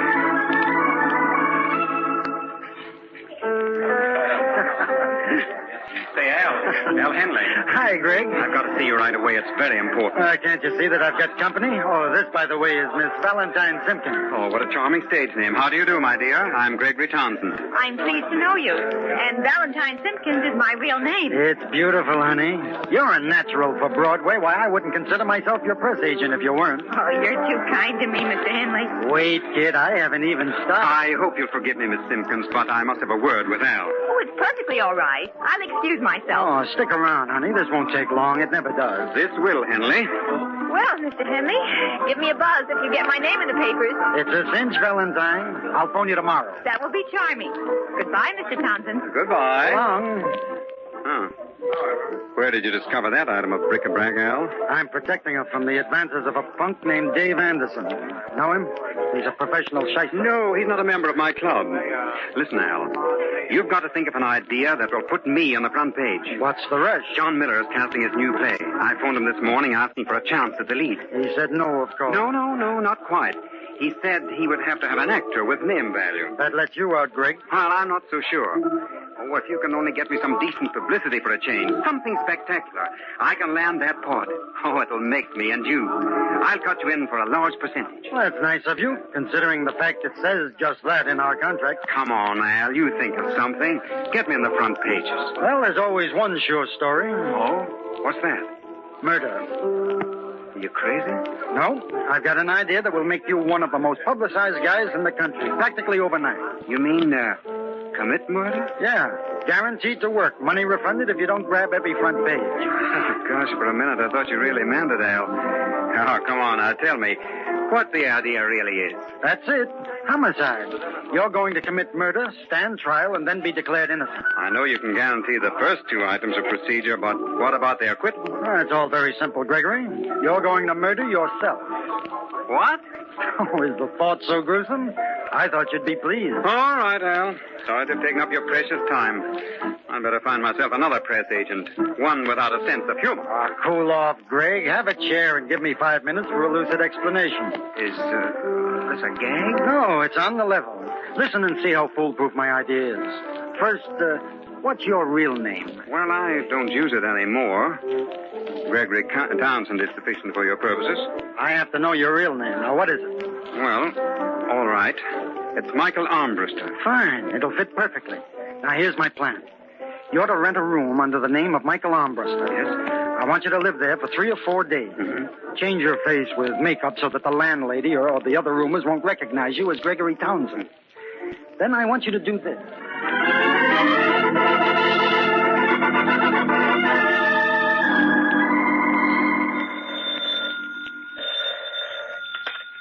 Sergeant Callahan, 13th Precinct.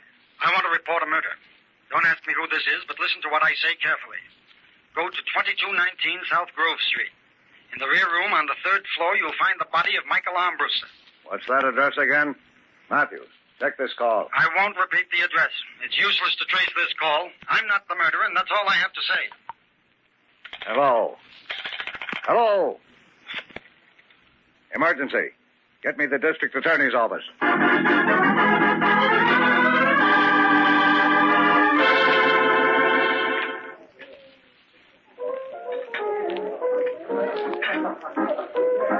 Hello, Greg. Mind if I sit down? No, help yourself, Al. Well, what do the papers say? Well, look for yourself, Greg. The front pages are full of it. Huh. Well, what's our next move? Just sit tight. I'm running the show and guarantee when the time is right, I'll tip off the cops and send them after Armbruster's murderer. I'm getting worried, Al. Maybe we shouldn't have done it. What if something goes wrong? Oh, relax, Greg. The whole thing's airtight. There's not a chance of a slip. How can a guy murder himself? Just look at this story. The police and District Attorney Ford remain baffled today as to the solution of the murder of Michael Armbruster. In response to an anonymous phone call, the police investigated Armbruster's room, but upon their arrival, it was discovered that the body had disappeared.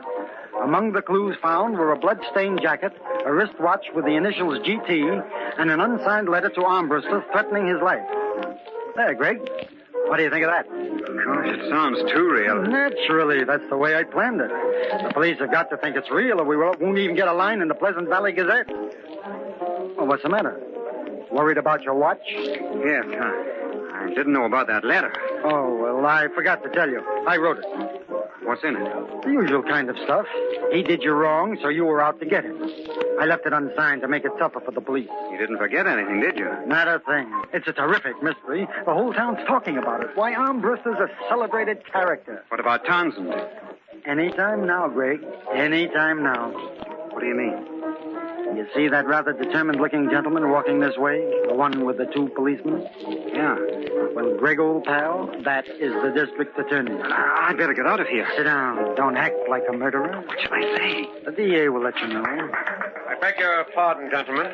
Not at all. What can we do for you? My name is Ford, district attorney. How do you do? Hi. I'm looking for an actor by the name of Gregory Townsend.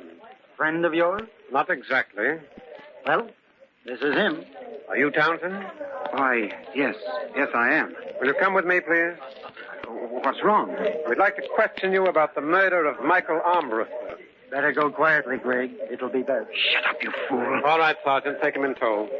I think we've got our murderer. Come along, Townsend. Don't let go of me. I didn't do it. I tell you, I didn't do it.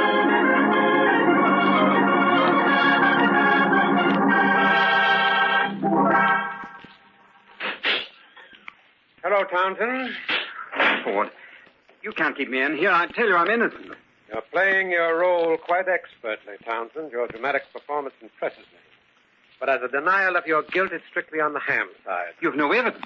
The initials we found engraved on the watch in Armbruster's room match yours. As well as several million others. That's no proof. The letter to Armbruster, the one that threatened his life, was written by an actor.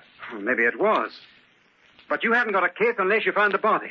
I remember that from my last play. It was a murder mystery. You do have a good memory, don't you? Well, am I right? Perhaps, Townsend. We're looking for the body, and I can assure you it'll be found. In the meantime, I'm holding you here on suspicion of murder.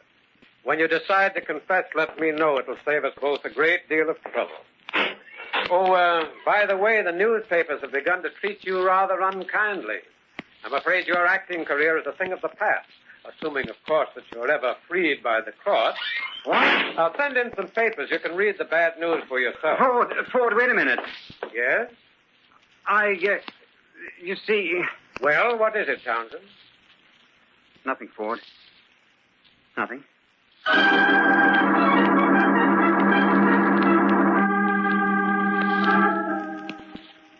This isn't a bad setup, Greg. You look very comfortable. Oh, cut the clowning, Al. How's it coming? There's enough publicity for 100 scrapbooks. Oh, you're a cinch for that John Miller play. Fine. Now, when do I get out of here? Get out? Oh, well, that'll be a little while yet, Greg. What do you mean, a little while? District attorney was just here, and he thinks I'm guilty. For what? You know you're not. There hasn't even been a murder. Oh, boy, will he do a slow burn when the story breaks in the paper. Ford also said the papers were beginning to pound me. Is that true? Well, a little, Greg. Some of the boys are knocking, but that's because it makes a better story. That's nothing to worry about. You've just got to hold on a little longer. Oh, but I am worried, Al. We're playing with something big. Now, look, Greg, I'm the idea boy. I got you into this, and I'll get you out. The net result of the whole thing is going to make you a famous guy. Why, you'll have every producer on Broadway eating out of your hand. Oh, gosh, I don't know, Al. It's gone too far. Maybe we ought to show our hand. Who's been feeding you that dialogue, Greg? It's all wet. Now, you listen to me. We haven't hit the cream of the press notices yet. I've never made a dime out of you, but I've always thought you had talent. Keep your faith in my judgment, Greg. You won't be sorry. Oh, I know you're trying to sell me, Al, but I have a hunch it's down the river. And if my hunch gets too strong, Al, I'm going to talk to Ford.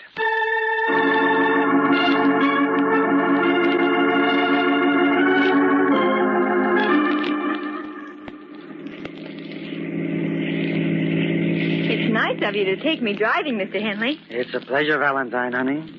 After the cares of the day, there's nothing like a cool evening ride with one's favorite female companion. How's your friend, Gregory Townsend? Don't you read the papers, Valentine? Well, that's what I mean. He's where your friend Dave Anderson ought to be. Why don't you like him, Mr. Henley? He's been squeezing money out of me like a leech.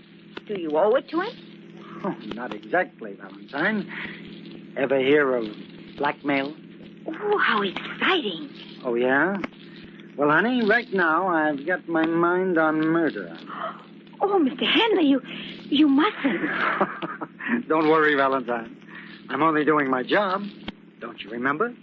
I'm press agent for a murder.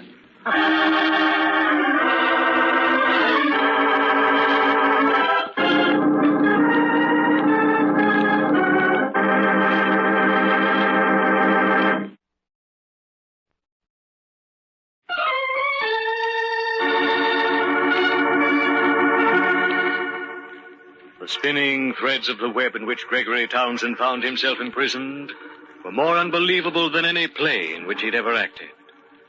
In answer to a desperate plea for publicity, Al Henley, his press agent, had conceived the idea of Gregory's committing a counterfeit murder, the supposed victim to bear his real name, Michael Armbruster. But Gregory's ardor for the pretense cooled when the district attorney gave every indication of believing the story. Well, that's the whole story, Mr. Ford. You're a strange sort of fellow, Townsend. What do you mean? You expect me to believe a story such as the one you've just told me? But it's the truth, I swear it. Why, it's fantastic. A man murdering himself. Now, listen to me, Ford. I am Michael Armbruster. Gregory Townsend is only my stage name. Will the landlady identify you as Armbruster? Well, no, I purposely wore makeup. You've covered all the angles, haven't you? Unfortunately, Townsend, your story is too incredulous for me to believe. Not even a wild-eyed press agent could create such a tale. But that's exactly how it happened. I needed publicity, and Al Henley, my press agent, invented the whole thing. How do you account for your watch being in the room? It was my room, I tell you. I rented it. Only you wore makeup, so it wasn't you. Yes, I know. I don't know what else I can do to prove the whole thing to be a piece of fiction. There isn't any body. Surely that should convince you. But you're wrong, Townsend. There is a corpse. What? What are you talking about? I said there's a body. The body of Michael Armbruster. Oh, you're crazy. We've been told where it is. You shouldn't have trusted Al Henley. He's decided to tell us where you've hidden the body of the man you murdered. I've a car waiting. We'll soon discover who's been telling the truth.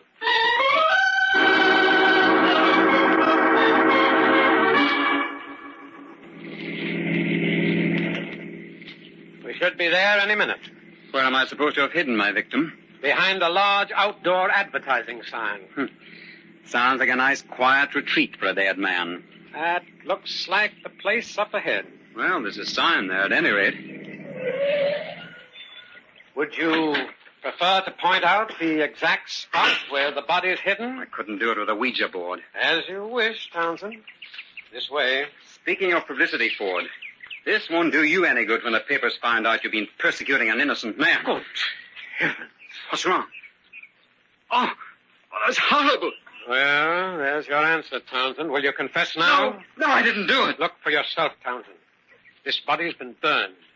The ebony ring on the finger with the initials M.A. I've never seen it before. This is the body of Michael Armbruster. I'm charging you with his murder, and so help me, I'm going to get a conviction.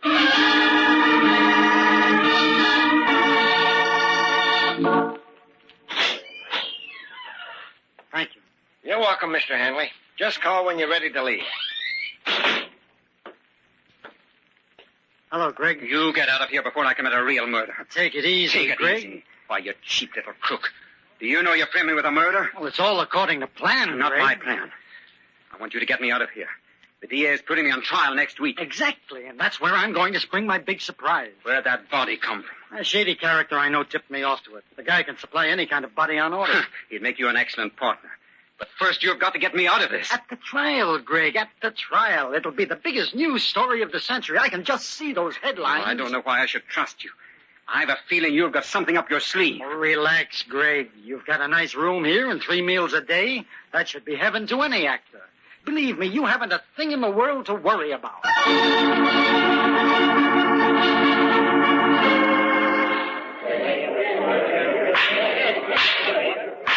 This court is now in session. The district attorney will continue with his presentation. Thank you, Your Honor. I should like to call as my final witness Al Henley. Now, Mr. Henley, what was your relationship with the defendant? I was his public relations counselor. Did he usually confide in you? All the time. I gave him advice on his career. Tell the court, Mr. Henley, what you know about the murder of Michael Armbruster. Well, I'd known for quite a while that Townsend and Armbruster weren't exactly on speaking terms. One night, about a month ago, Townsend came to see me at my apartment. Yes? He'd had a good deal to drink and was talking pretty freely. He told me he'd killed Armbruster that night and that he was hiding the body out at the spot where I told the district attorney it could be found. Why did you keep this information quiet for so long? I wanted to protect Townsend. No man likes to convict his friend. You're lying, you rat. You're lying. Order in the court. Order in the court. The prisoner will remain silent. Stop him. He's lying. I didn't kill anyone. I didn't kill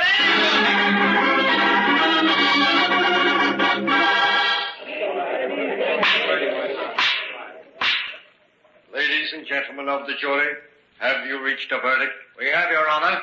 We find the defendant guilty of murder in the first degree.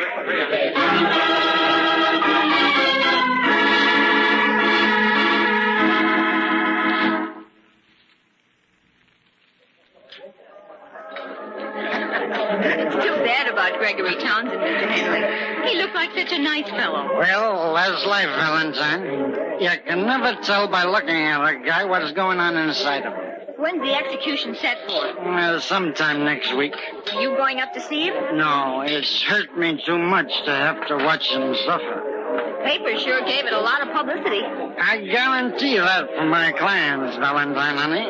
Well, anyone can get their name in the papers if they murder someone, Mr. Henley. That's right, Valentine, but how many people can get their name in the paper if they don't commit a murder? That's not so easy, is it? That's right. Now you're talking, baby. But I did it for Gregory Townsend. He was my client, and I always please my clients. I'd like to do the same for Dave Anderson, but I don't think he'll be around anymore. Wait, one more other thing. Mr. Anderson is a nice man. You shouldn't talk that way about him. All right, Valentine. Let's talk about you. I'll get your name in the papers, but in another way. You're not ready for courtroom scenes. Besides, the district attorney might believe you.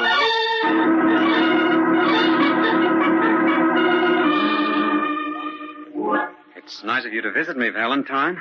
I'm glad you remember me, Mr. Townsend. You shouldn't keep such unpleasant company, my dear. You're liable to wind up playing the lead in a murder courtroom. That's funny. Mr. Henley said exactly the same thing to me yesterday. Well, you just be careful, Valentine. He's also liable to get your name in the papers, and that, I'm afraid, is a blood brother to the kiss of death. Why, that's another coincidence. Huh? What do you mean? Mr. Henley and I were discussing that yesterday also. How does it happen you decided to visit me? Mr. Henley said it would hurt him too much to see you. But I don't think that's the real reason. I think he feels bad because he's hiding something. What do you mean, Valentine? Well, he said it was easy for people to get their names in the papers if they kill someone. But he said he got yours in the papers and you didn't kill anyone. He told you that? Yes. And I'm worried about my friend, Dave Anderson. Mr. Henley doesn't like him. And he said yesterday I wouldn't be seeing him anymore. Valentine, do you know Mr. Ford, the district attorney? No, but I've seen his picture. How'd you like to meet him? Oh, now don't go to any trouble. Oh, it's no trouble at all, I assure you. It'll be a pleasure. Well, what should I say to him? Just smile and tell him exactly what Mr. Henley told you yesterday. You mean about how to get your name in the papers? Yes, that's it. Will you do that for me? Sure, why not? Valentine, honey, whether it's February or not, you're more than welcome.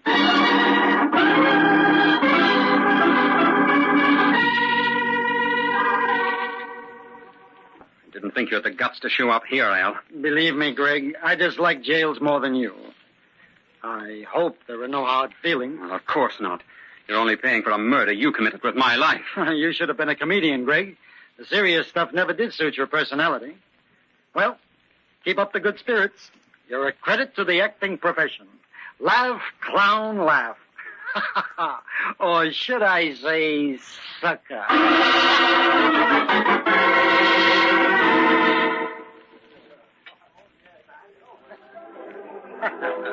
You were right the other day, Mr. Henley. Which bright thing was that, Valentine, honey? When you said you couldn't tell by looking at a guy what was going on inside him. Yeah, I said that all right. Did you try it out? I certainly did, Mr. Henley. Why, only yesterday.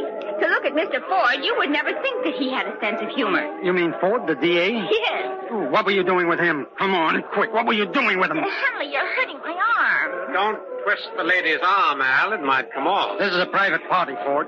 Thanks for the invitation. I'd like to join the fun. Oh, no use in saying no, huh? No. All right. What is it? Why, ever since Valentine told me your philosophy about publicity, I've been doing a little checking.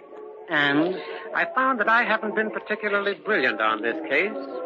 For example, the ring with the initials M.A. that I found on the body of the corpse was made of ebony. Pretty color. And a very pretty wood. The important factor that I completely overlooked was that if the ring were on the body when it was burned, why, the ring would have been consumed also. In other words, the ring was obviously placed on the hand after the murder had been committed. That's very good, Mr. Ford. Thank you, Valentine. Shut up, Valentine. With that clue, Henley, the rest was simple. Okay, Ford, you win. Dave Anderson was blackmailing me for every cent I earned. I figured I could put him out of the way and make you think that the charred body was really Ambrose. Well, goodbye, Valentine, honey. I'm going away. All right, Ford. I'm ready to change places with my former client. It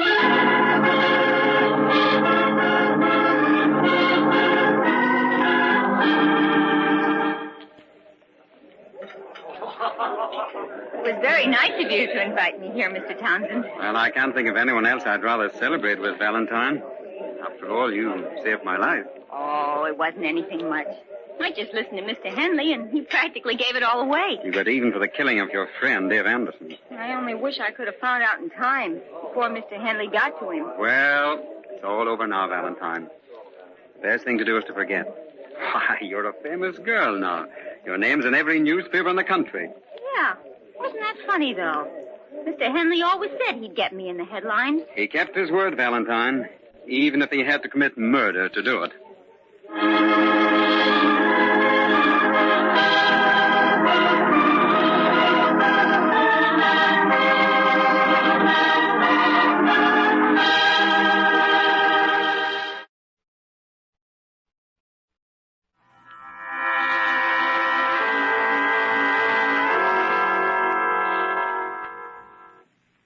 From shadows and stillness, mystery weaves a spell of strangest fascination, charging the mind with doubts and fears.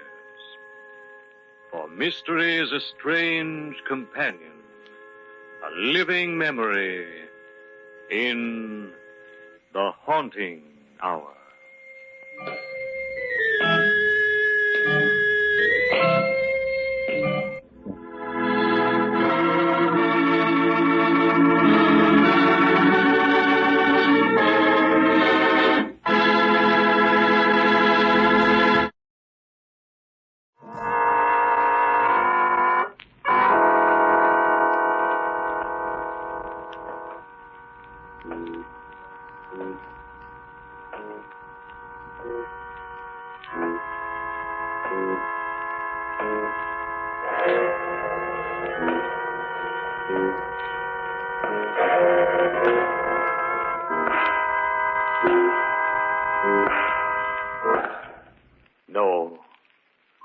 No, stay where you are. Do not break the stillness of this moment, for this is a time of mystery, a time when imagination is free and moves forward swiftly, silently. This is the haunting hour.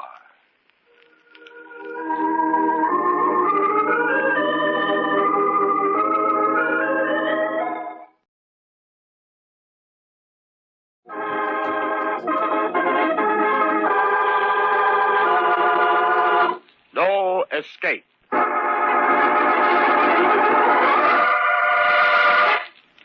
Considerable imagination enters into the planning of the supposedly perfect murder.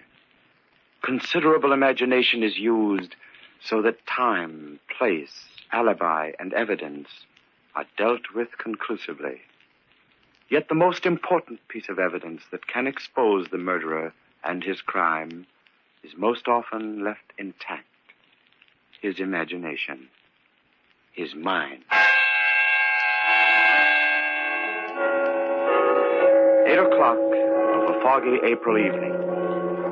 Paul Perry, in his penthouse apartment overlooking a backyard of rubbish and the East River, is very busy tonight, planning murder. Simple murder. First, he prepares his prop. A chair is in the way. An end table obscures the path just a little. And that floor lamp might be turned over and broken in his rush to the window. The window. That's right. The window. The window through which Paul Perry will fling his wife and watch her plunge 16 floors to the yard below. Simple and final murder. The stage has been set. But first, there is a witness to dispose of. Excuse me, Mr. Perry, but what should I do about Mrs. Perry's dinner? It's getting cold. Never mind, Hannah. Mrs. Perry is probably eating out. Yes, sir. Will there be anything else, Mr. Perry? No. No, I don't think so. As soon as you finish your work, Hannah, you can take the evening off.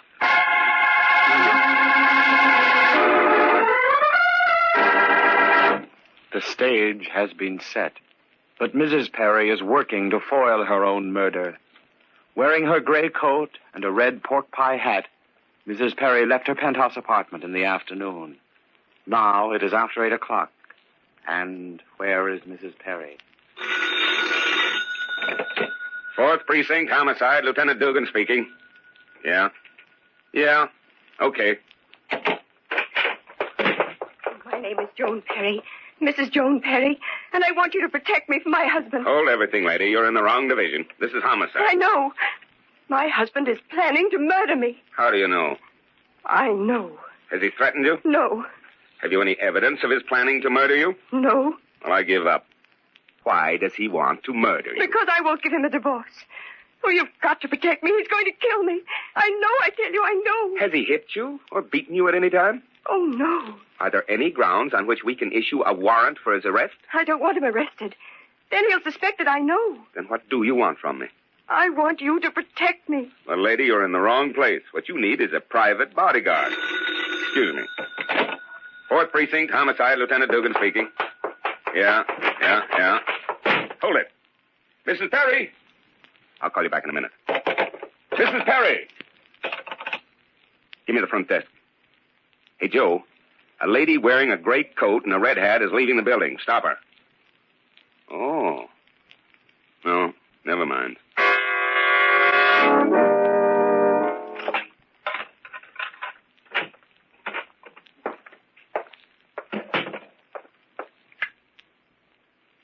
Something's wrong with the switch.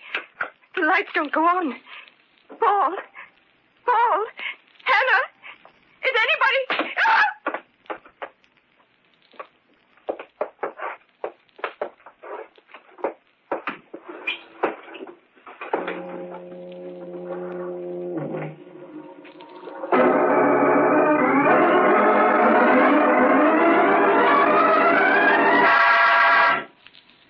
Good morning, Mr. Perry. Good morning, Hannah.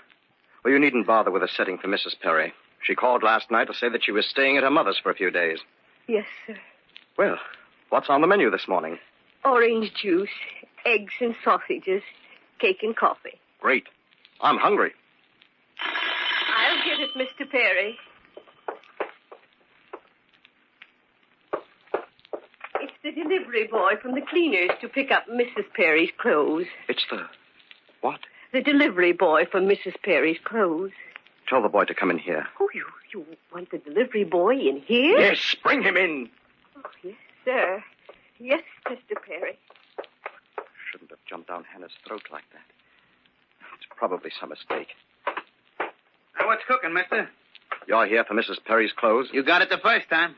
Well, when did she give you the order? She was in the store first thing this morning. She came into your store this morning? That's right. Hey, what is this, a 3rd degree? Huh? Oh, no. No. You see, Mrs. Perry is staying at her mother's for a few days, and this sounds like a practical joke. Can you describe her? And how? She's kind of neat looking, and she was wearing a gray coat with a red hat, if you call that a hat. That's Joan. But last night... Look, do I get the clothes or don't I? What? Oh, you'd better come back some other time. Why didn't you say so in the first place? I haven't got all day to hang around. Maybe she's all right. Maybe she didn't get hurt. Oh, but that's ridiculous. 16 stories down to the yard and no ledges to land on while falling. But I'd better make certain. No, it's a clean drop down to the yard. Can't see her from here with this fog. Maybe she's not there. But she's got to be. She's got to. I'd better go down to see for myself.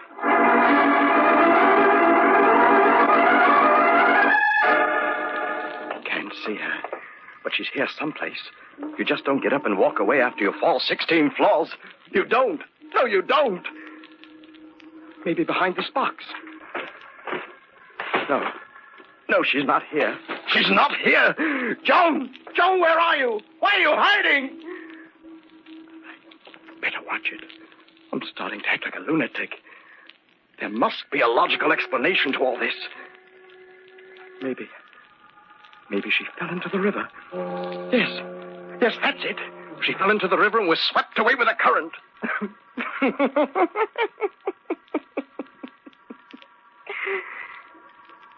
But then, who was in the tailor shop this morning?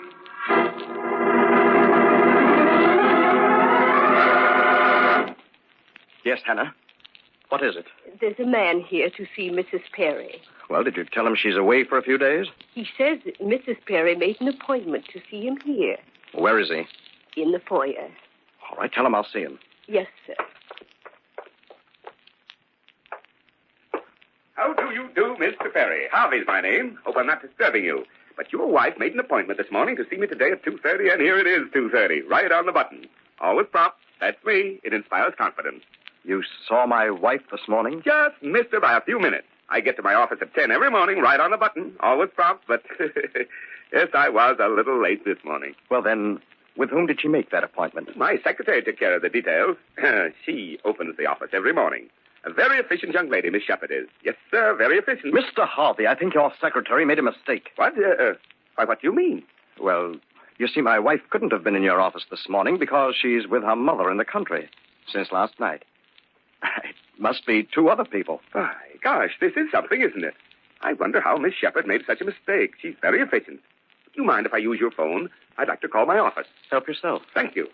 I'm sorry to be such a nuisance.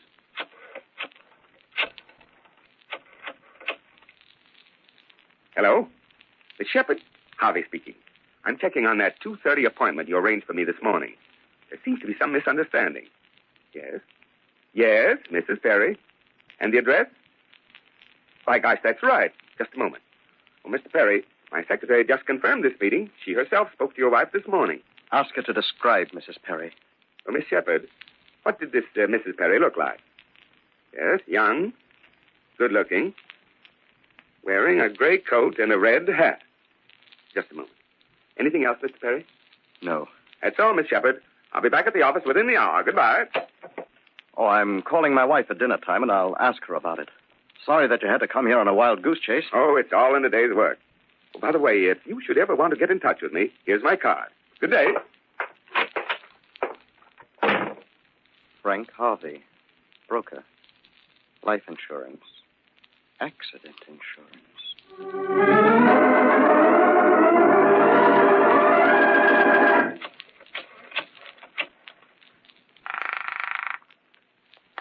Hello?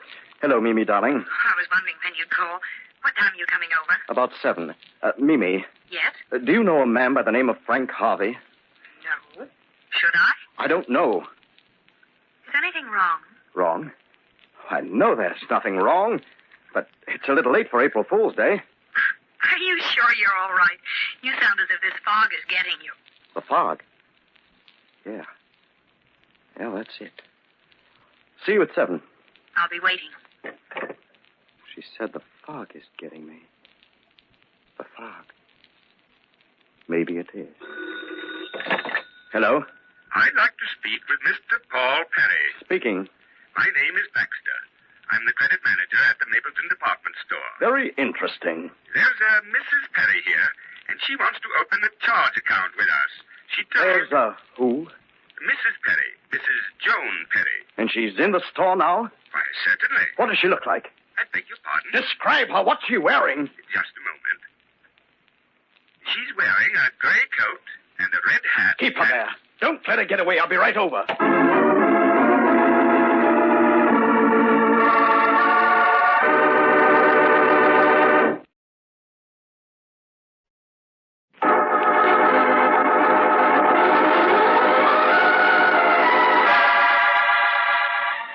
Paul Perry had planned the perfect crime.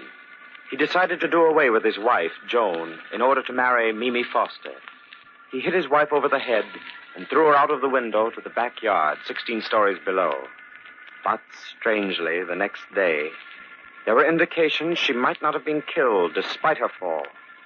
First, her body was not to be found when Paul went to the yard to look for it. Then, several people told him they had spoken with his wife that very day. And finally, when Mr. Baxter, the credit manager of the Mapleton department store, called him to say Mrs. Perry was in his office, to open a charge account. Paul frantically told him to keep her there. Which way to the credit manager's office? Second aisle on your left. Yes? Well, where is she? Where is who? My wife, Joan Perry. You called and said she was here. Well, where is she? I'm sure I don't know. Well, someone called me a few minutes ago, said his name was Baxter. Is your name Baxter? Well, yes, but I didn't call you. It's a trap. That's what it is. A trap. And I walked right into it. But who wants to trap me? Who? That man on the phone said his name was Baxter. It wasn't Baxter. But whoever he is, he can't know anything. Say, maybe I didn't get a phone call from Baxter. Maybe I'm just letting my imagination run away with me. Yes. Yes, that's it. No one called. No one. It's the delivery boy from the cleaners to pick up Mrs. Perry's clothes. Look, do I get the clothes or don't I? Harvey's my name. Your wife made an appointment. Always prompt. That's me. Stop it! Stop it! I've got to get hold of myself. I can't give myself away to Mimi.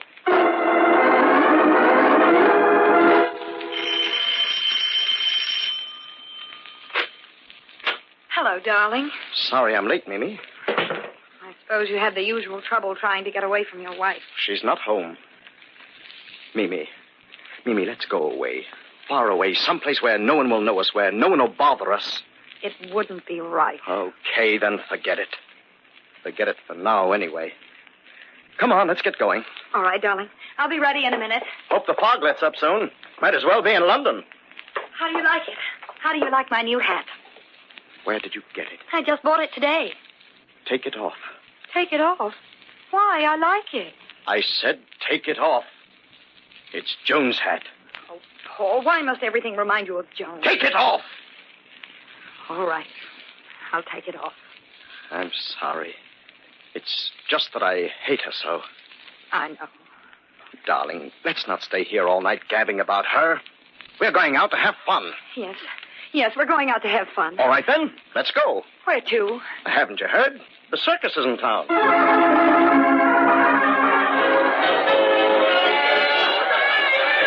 haven't had such fun since I was a kid. I'm glad. Darling, we'll always have fun, won't we? Of course, dear. Why did you ask? Nothing or nobody will stand in our way. Now, stop being morbid. Come on, I want to see the sideshows. Hello, Mimi. What? Frank, how are you? Oh, I almost forgot. Frank, this is Paul Perry. Oh, it's all right, Mimi. I've already met Mr. Harvey. Harvey? Paul, this is Frank Dugan. I don't know by what name you know him, but he was at my house this afternoon as Mr. Harvey. Oh, by the way, Mr. Harvey, did you sell many insurance policies today? Look, Paul, a joke's a joke. Just a minute, Mimi. I'm afraid, my friend, that you're confusing me with someone else. I've never seen you before in my life, and my name isn't Harvey. Well, if that's the way you want it, pleased to meet you, Mr. Dugan. Same here. Well, I have to look for my friend. Call me, Frank, when you get a free moment. I will, Mimi. Goodbye. Goodbye, Frank. Now, Paul, what was all this nonsense about some insurance? I tell you, Mimi, that man came to see Joan this afternoon about some insurance. Either you're drunk or you're imagining things, and I haven't seen you take a drink in the last 2 hours. That Dugan or Harvey even gave me his business card. So what? So what? That card said Frank Harvey, broker, life insurance, accident insurance. Harvey may have given you such a card, but I'm certain that Frank Dugan didn't. What makes you so certain that Dugan and Harvey aren't one and the same person? Because Frank Dugan happens to be a police lieutenant with the homicide squad.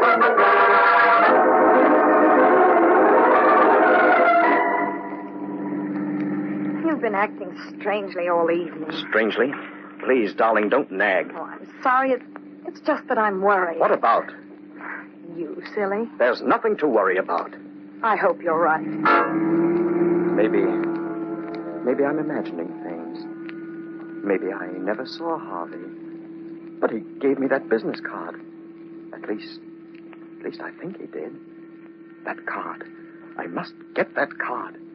It's in my blue suit, I think. And I've got to get rid of Mimi. I've got to get home and find that card. Thanks for taking me home, darling. I'll call you in the morning. You're so abrupt. It's as if you're anxious to get rid of me. I've got to get home. Good night, Mimi.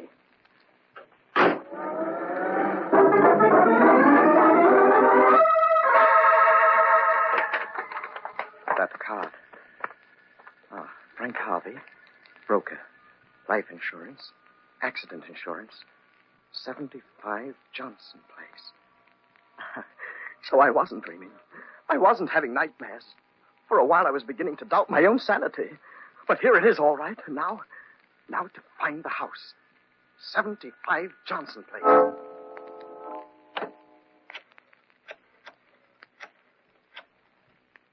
Hello. Has Lieutenant Dugan come in yet? In 15 minutes? Well, please tell him that Mimi Foster called. I think that something's happened to Mr. Paul Perry. Will you tell him to meet me at Mr. Perry's apartment on East 73rd Street the moment he comes in? Thank you. Goodbye.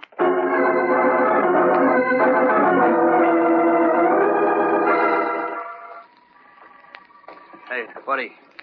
You help a fella out? What's that? I ain't had nothing to eat all day, mister. You spare a dime? I'm hungry, mister. I've been hungry all day. I'll make it worth your while if you'll tell me where Johnson Place is. Oh, this is Johnson Place. What number? 75. Yeah, let's see. That's right along here.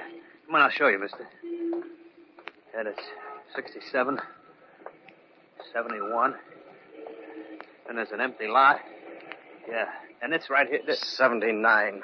There is no 75. Maybe it's on the other side of the street. No, there's nothing on the other side of the street. Empty spaces, only empty spaces.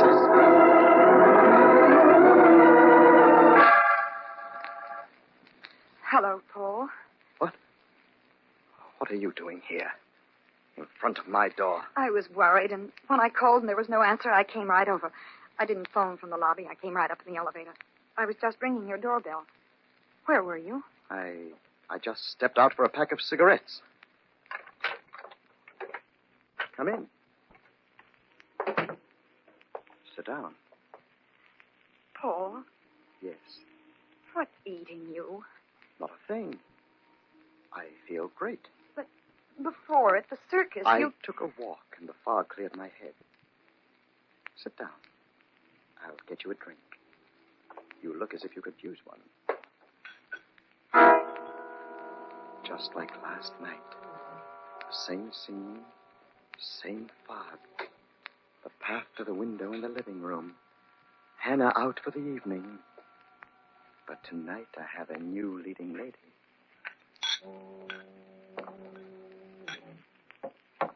Well, what shall we drink to? Let's toast your quick divorce and our happy marriage. Very nicely put. And I drink to you, my sweet little double-crossing wench. You dropped your drink, my pet. I'm going home. You're drunk. You're not going home. Sit down. What do you want? This is goodbye, Mimi. Well, that suits me fine. Goodbye. Sit down. You don't understand. This is goodbye. Curtains. Fade out. No. No. Dugan can't help you now. Nobody can. Nobody helped Joan last night. Joan? Where were you watching from when she went out the window? Oh! Go on. Go on. Yell your head off. You'll never be heard above those river noises. Paul, I don't want to die. Oh, it doesn't hurt. Ask Joan. She'll tell you. Oh. It's as easy as falling off a log. Only this way, it's falling out the window. And you've got a farewell symphony. Listen. That's beautiful music. Why? Why do you want to kill me? Because you're the only witness to last night. No. Because you're trying to throw me over for Dugan. No. Because you're going to turn me in so that I can't stand in your way. No. Because I killed for you in the first place. No, that's not true. I didn't know about Joan until you told me, and I love you, you poor fool. I love you. You lie. I don't believe It's you. the truth. You think you can trick me again like you've been doing all day? I don't know what you're talking about. First with the cleaners, dressing up as Joan, then getting Dugan to pose as a phony insurance salesman. No, tonight at the circus was the first time I'd seen Frank in a month. Ha, it's a shame. You would have made a great actress. You've got to believe me. I'm telling the truth. No, please. Paul, no! I got here just in time. Frank, he suddenly went crazy. No, he didn't. He's as sane as you are, Mimi. Wait till I put the cuffs on him. And he's not dead? No, I'm not dead. Well, That'll keep you, Perry. You're under arrest. I'll sue the state for this. Oh, no, you won't. Murder is a tough rap to beat. You're crazy. You can't prove murder without the corpus delicti. Mrs. Perry, or what there's left of her, is on a slab at the morgue. I was too late last night. But she jumped. Just as Mimi almost jumped. No good, Perry. Besides, I heard your confession. Frank, how did you know? We expected this second attempt at murder. We couldn't prevent the first, but you weren't in any danger, Mimi. We knew exactly what he would do, step by step. We planned it so. What do you mean? We knew he killed his wife, but we needed a confession. So we worked on the only part of him we knew would be vulnerable, his mind. No matter how well planned a murder may be, the murderer can't escape himself. No matter how you look at it, there's no escape.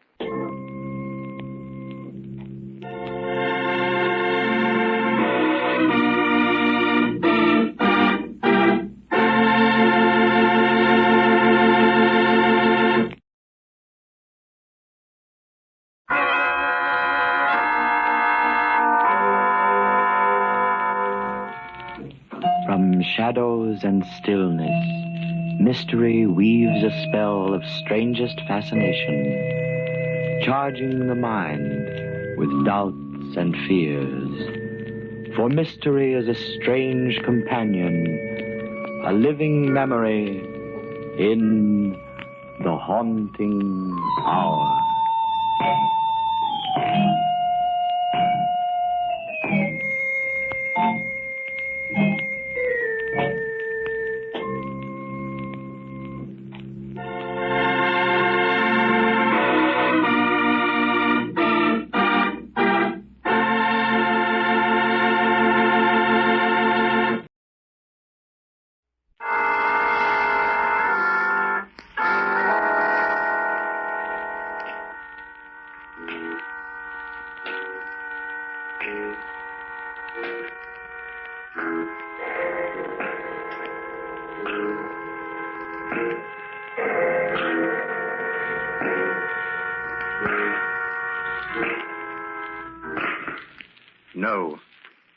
No, stay where you are.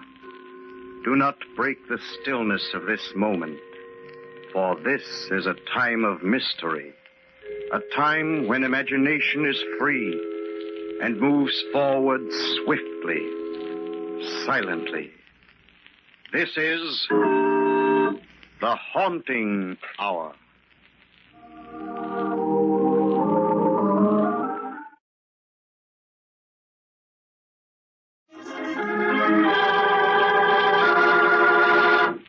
Death by request.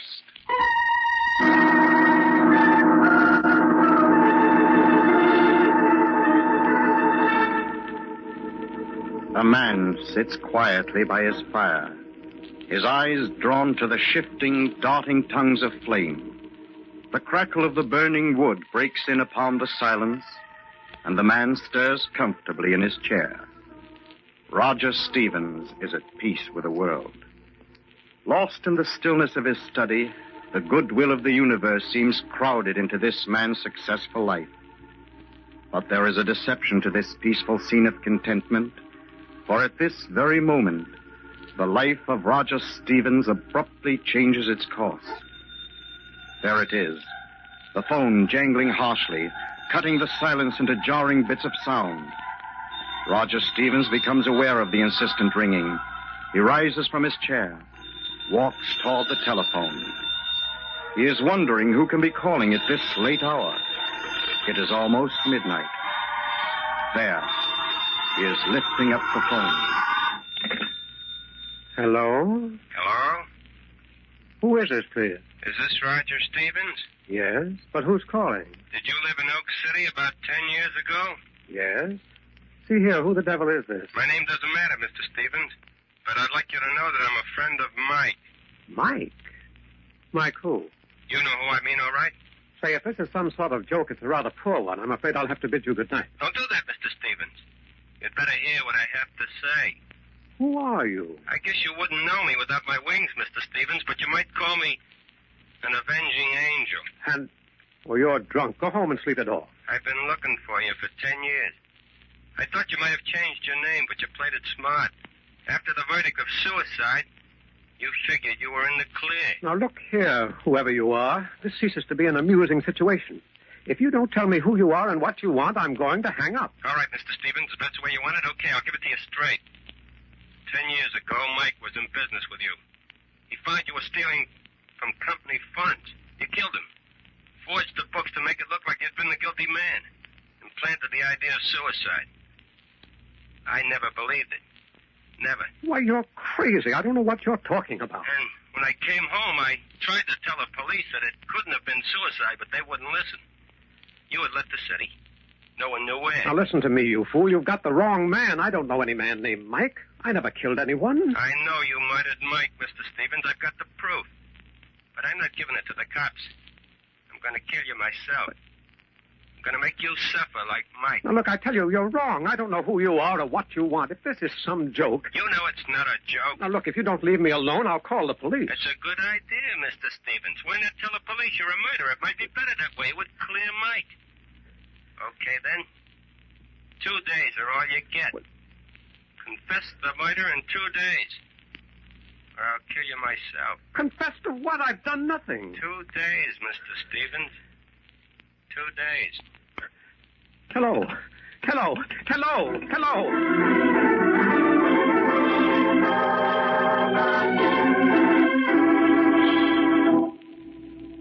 Now, I've heard stories like this before, Mr. Stevens. There's no cause for alarm. But this fella threatened to kill me, Lieutenant. Naturally, that's part of the routine. These practical jokers have rather wild imaginations. Lieutenant, I'm not yet convinced. Take my word for it, then. I've been a police officer for 20 years, and I know a phony threat when I hear it. As for this murder you're supposed to have committed, well, I'm afraid the verdict is not guilty.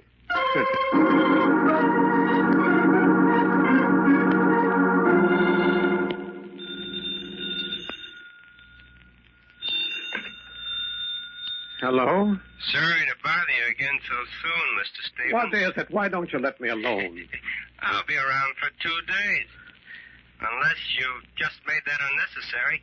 What do you mean? I just followed you to the police station. Did you confess to killing Mike? Oh, stop it. Stop it. Now, this has gone too far. Carrying murder around on your conscience for 10 years must have worn you down. Now, listen to me, whoever you are.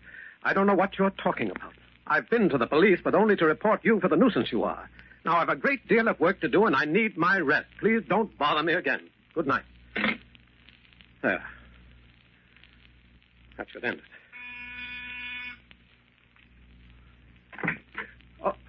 Oh, Walter, come in. I'm glad to see you. Sorry to disturb you this late, Roger, but I noticed a light in your window as I was passing by. Say, you look rather drawn. Huh? Been reading a mystery or something? Worse than that, Walter. I've been in one. You what? Oh, well, that's wonderful. Here, let me sit down by the fire. Tell me all about it. It's not that amusing, Walter. Oh, I'm sorry, Roger. I didn't realize you were so upset. Well, tell Professor Stone all about it. Well, it began about 2 hours ago. Some fellow called me up on the phone and insisted that I'd murdered a friend of his. Roger, are you making this up? up? Of course not. I told you it was incredible. This fellow, whoever he is, claimed that his friend used to be a partner of mine, that he supposedly committed suicide, but in reality, I'd killed him. Roger, I've only known you for a few years, but it's never quite struck me that you were a Jekyll and Hyde character. I went immediately to the police, but they insist it's only a practical joke. What else could it be? Well, then how do you account for the fact that a few moments after I returned home, this madman phoned me again? He insisted that I confess the murder, and he's given me 2 days in which to do it. And if you don't confess this imaginary murder... He's going to kill me. Say, he's covered everything. A very thorough fellow. But who can it be? Oh, probably one of the boys down at the office. You've been driving him pretty hard, you know. Well, I've got to, Walter. I promised the architectural blueprints for the new Wilson skyscraper by next week. If I don't deliver, I might as well declare bankruptcy. That's the biggest job I've ever gotten. Yes, I know. Your bid was a few thousand lower than mine. I hope you make it, Roger. It's a wonderful chance for you. Don't I know it? Everything was going along beautifully until this maniac began to bother me tonight. I'm worried about this. He must have me confused with someone else. Oh, forget about that, Roger. You heard the last of him. Ah. There it is again. Shall I answer? No, I will. Maybe it's someone else. At this time of night? Hello? I'm outside the house, waiting. Why don't you tell me who you are? Here, let me have it. Hello. Hello. There's no one on here. Hello. Hello. Hello. You're not hearing things, are you, Roger? Please, Walter, not from you. I couldn't stand it. Couldn't you recognize the voice? No, I can't. It's not familiar at all. I wonder why he left the wire when he heard my voice. Perhaps he knew you would have recognized him. Yes, that's probably it, Roger. Well, whoever it is, you'll be able to dress him down properly when you discover his identity. Then it'll be your turn to call him up all night long. If it were only as simple as that. If only... If only what, Roger? Oh, nothing, Walter, nothing. Well, I'll be getting along, Roger. You look as if you need some rest. I hope I can get it. Better see to it that you do. You have to be in shape for those Wilson Building blueprints tomorrow. Somehow they seem unimportant now. Look here, Roger. You're letting this thing get the better of you. Now, hold on to yourself. Don't let this jokester upset you. Thanks, Walter. I'll be all right. That's the boy. Well, have a good night's sleep.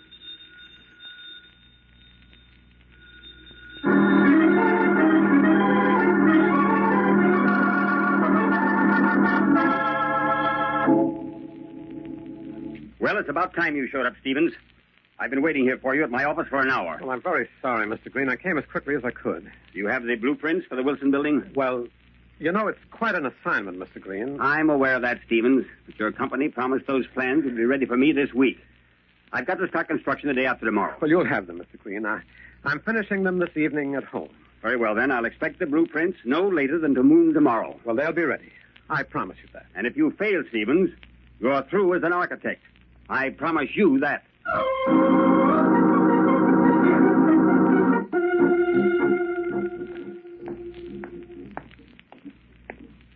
Joe, is my car ready? Oh, hello, Mr. Stevens.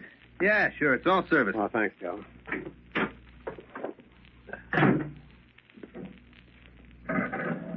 Oh, say, Mr. Stevens. Yes, Joe? Some fella passed by and left this message for you. Who was he? I don't know. I never saw him before. All right, Joe. Thanks. Okay, Mr. Stevens. Mike and me are waiting. Tell the cops the truth about the murder. You'll have one more day. Best regards, the Angel.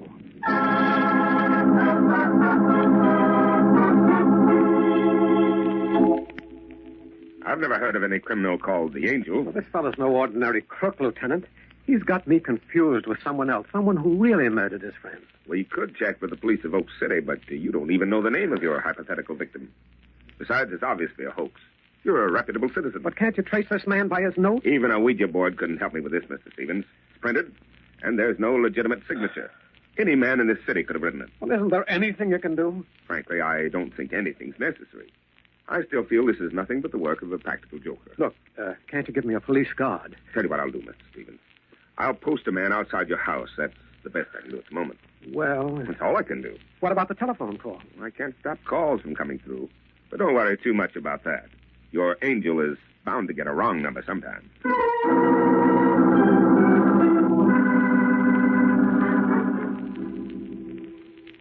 All these plans for the building. I've got to finish them. If he'd only leave me alone. I can't think. Green must have them. Construction the day after tomorrow. No, I won't answer. Why doesn't he let me alone? If it only stopped ringing. Hello, Mr. Stevens. I've been waiting for you to pick up the phone. I know you're there. That's all right. You don't have to answer. I guess you're tired. 10 years of hiding would be tough on any man. But it'll soon be over. Just one more day. Good night, Mr. Stevens. It won't be long now. Hello. Hello. Yes, Mr. Stevens. Operator. Yes, sir? Quickly, trace that call that just came to my apartment. What was that, Mr. Stevens? I said trace that call I just got. I don't understand, sir. There hasn't been a call to your apartment for 2 hours.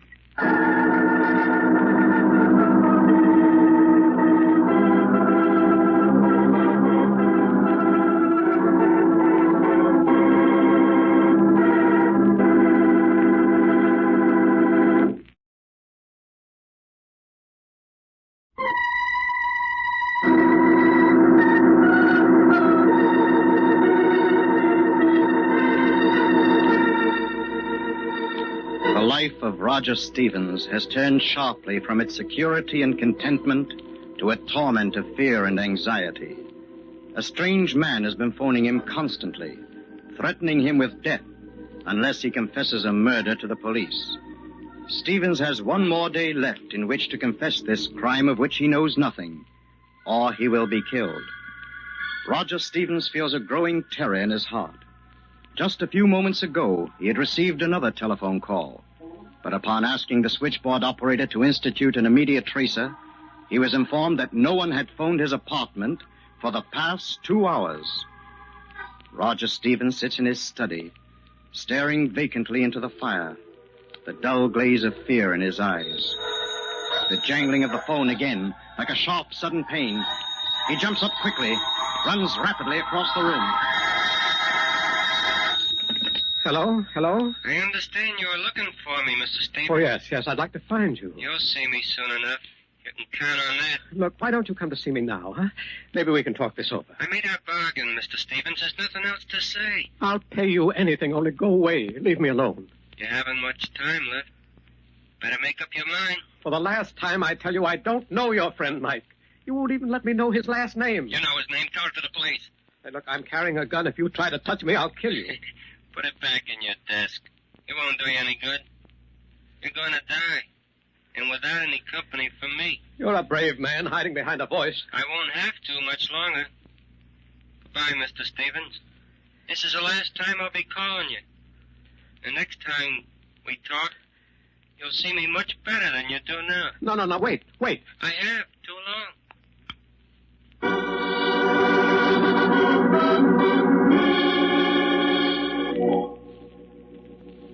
Yeah, I know, Mr. Stevens, but a private detective has other things to do besides running around looking for comedians. Mr. Harris, I'll pay you any price you want, but I must have your protection. Sorry, Mr. Stevens, but I can't take the case. But the man who's been calling me is a dangerous criminal. He's threatened to kill me. If he does, it'll be a joke on him. Oh, I'm sorry, but you see, I've heard so many similar cases to yours. How do you account for the telephone call to my apartment? Well, maybe the switchboard operator is in on the gag. Or maybe it's your imagination. It wasn't my imagination. There was such a call. Well, whoever your friend is, he's covered all the angles. Then will you help me? No, Mr. Stevens, I'm afraid I can't. It's not in my line. When you have a murder on your hands, look me up.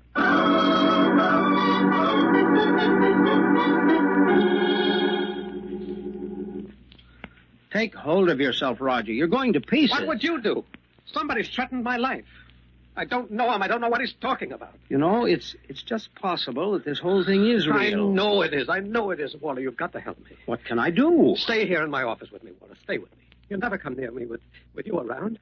I can't do that, Roger. Oh, it's ridiculous. He wouldn't dare harm you. He's just trying to frighten you. I'm not sure. I don't know. How can I take a chance with my life? Listen, Roger, you've got to get a grip on yourself. Green wants those blueprints by this afternoon. You know what it means if you fail to deliver them. I don't care. I can't finish them. But you must. It'll mean the end of your business if you don't. I don't care. I can't do it. Roger, come to your senses. Green will be here at any moment. Now, what did you tell him? Tell him just what I've told you. I'm giving up the plans. The Wilson building can be built by somebody else. You take it over. Are you sure of all this? Yes. You've made up your mind? Yes. Good heavens. Leave me alone, will you? All right, Roger. You know what you want. You go over to my place and wait for me there. I'll speak to Green when he arrives. I can stay with you, Walter. Of course you can, Roger. Now, don't worry any more about those telephone calls. We'll fight this thing together. Thanks, Walter. You'll hurry, won't you? As soon as I can, Roger. Here, I'll walk to the elevator with you. He said I had until tonight. It'll probably end then. He's tired of the whole thing himself. Oh, if I could only be sure. Here we are. Look, why don't you come home with me now, huh? Be reasonable, Roger. I've got to talk to Green about new blueprints for the Wilson building. Going down, sir? Goodbye, Roger. And don't worry. All the way, sir? Huh? Oh, street level, yes. Say, you're new here, aren't you? Yes, Mr. Stevens. Well, that's strange, you're knowing my name. I saw you come in. I make it my business to know all the tenants in the places I work. You know, you're strangely familiar to me. I've worked in a lot of buildings. No, it's not your face, it's... Anything wrong, sir? No, it's nothing. You were saying something about my being familiar, Mr. Stevens. No, I was mistaken. Forgive me. What's wrong? Why are we stopping? I don't know. We're stuck. What floor is this? We stopped between the 5th and 6th floors. Well, use your emergency switch. I've got to get out of here. The lights have gone out. Yeah. Yeah, our power's off. We may be stuck here for a few hours. Well, we can't be. Not jailed up here in this elevator shaft. You don't have much choice, Mr. Stevens. Yeah, you better make yourself comfortable. Your voice. Here in the dark. There's something about it. Oh, is that what you recognize? No. There's just something about it. It's probably just my imagination. Well, Mr. Stevens? Yes. Yes, what is it? I guess this is it. What do you mean? There comes a time in every man's life. No, stop that. No, don't come near me. When you pull your ideas together and think of how quickly the years have gone. No, please, no, don't touch me, please. Life just seems to slip through your fingers. No.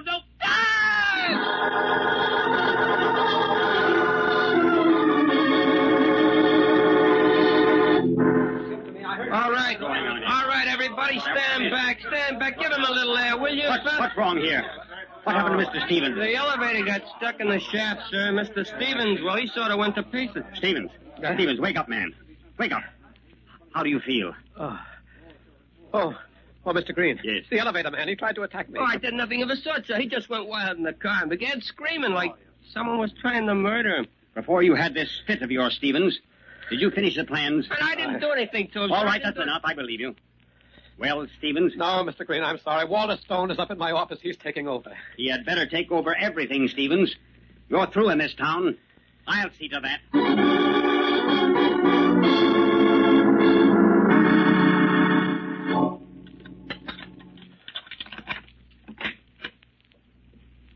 Hello, Roger. Oh, hello, Walter. Came home as quickly as I could. Old man Green was a bit of a problem. It took a lot of convincing that I could finish the plans. Don't talk to me about the blueprints. I'm not interested. Oh, what you need is a good rest. Go away and forget about this morbid joke. You still persist in calling it a joke, huh? I'm sorry, Roger. Walter, this is my last night. I haven't gone to the police to confess. I'm afraid. I'm terribly afraid. What happened to you in the elevator? Oh, I don't remember it too clearly. I thought the operator was the man who's been phoning me. I spoke to him on the way down in his car. He told me he was just talking to pass the time when you suddenly seemed to go crazy. Maybe I am. I don't know. Take it easy, Roger. It's all over. Oh, it'll never be over. What do you mean, never? I'm going to give myself up. You really are going crazy. I don't know the man who's been calling me, but I can't take this any longer. I'm going to tell the police the truth. The truth? Yes, Walter. 10 years ago, I did murder a man. His name wasn't Mike. It was George Matthews. He was my partner. Great Scott, Roger. It's unbelievable. Why do you think these calls began to drive me out of my mind? If it was just a joke, I'd have ignored these phone calls. Then you did kill George Matthews in Oak City. Yes, in Oak City. How did you know it was Oak City? Why, I never told you I lived in Oak City. I never told you it was Oak City this fellow Mike was supposed to have been murdered in. Look, Roger, stop imagining. I told you it's all over. And the plans for the Wilson building. You wanted that contract. You always did. Excuse me, Roger, the phone. I've got to answer. No, Walter, I'll answer that phone. Maybe it's our friend. Roger, I think it would be better if I would... Walter, I'm going to answer that phone if I have to knock you down first. Hello? Yes? Well, I guess it's all finished, Mr. Stone. I understand you got the contract. Boy, you should have seen Stevens in the elevator. He almost went nuts. Would you mind repeating that? I said he almost...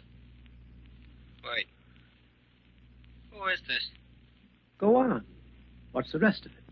Who is this? You're not Mr. Stone. He hung up. Roger, please, put that gun away, Roger. I once warned the voice over the phone that I carried a gun. Didn't he tell you? Put it away. We can talk this out man to man. Yes, Walter, you made the same mistake I did. You were too greedy. It never works out. That call that the switchboard operator denied receiving, you planned that also, didn't you? I didn't know you'd killed a man, Roger. I asked the operator to say she hadn't received any calls, but it was all part of a harmless plan. It was all an accident. I just wanted to frighten you into not finishing the plans. I needed the contract. Walter, you've given me a brilliant idea. Stay away from me. Stay away. No, Roger. Please, it was only a joke. Glad you didn't get the last laugh. Right. No.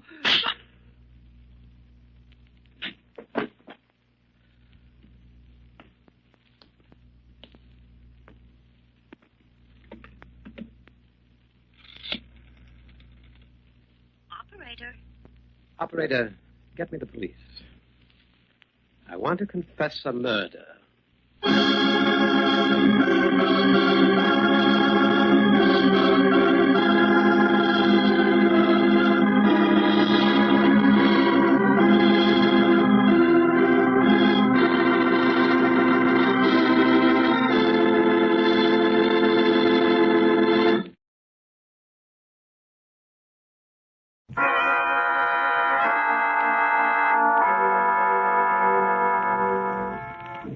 From shadows and stillness, mystery weaves a spell of strangest fascination, charging the mind with doubts and fears. For mystery is a strange companion, a living memory in the haunting hour.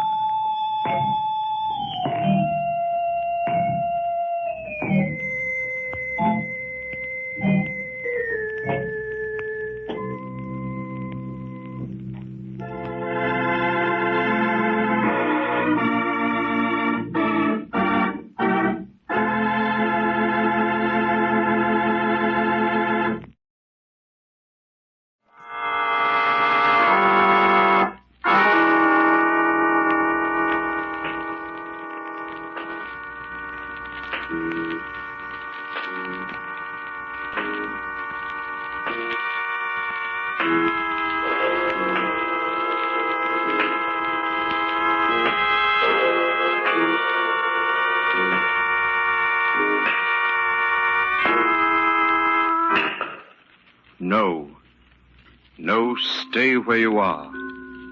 Do not break the stillness of this moment, for this is a time of mystery, a time when imagination is free and moves forward swiftly, silently. This is the haunting hour.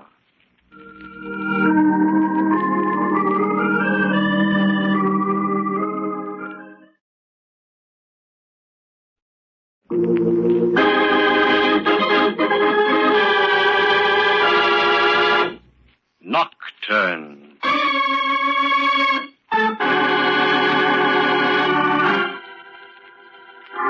Exceedingly strange is this world, and of all the things in it, the strangest are the ways of men. There are those who harbor up bitterness, along whose network of nerves, taut as fiddle strings, lurks the primordial passion which branded Cain.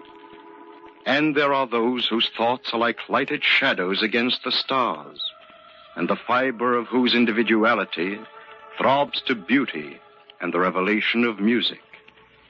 This is the story of two men, and of the role a piece of music and a searing flame played in their destiny.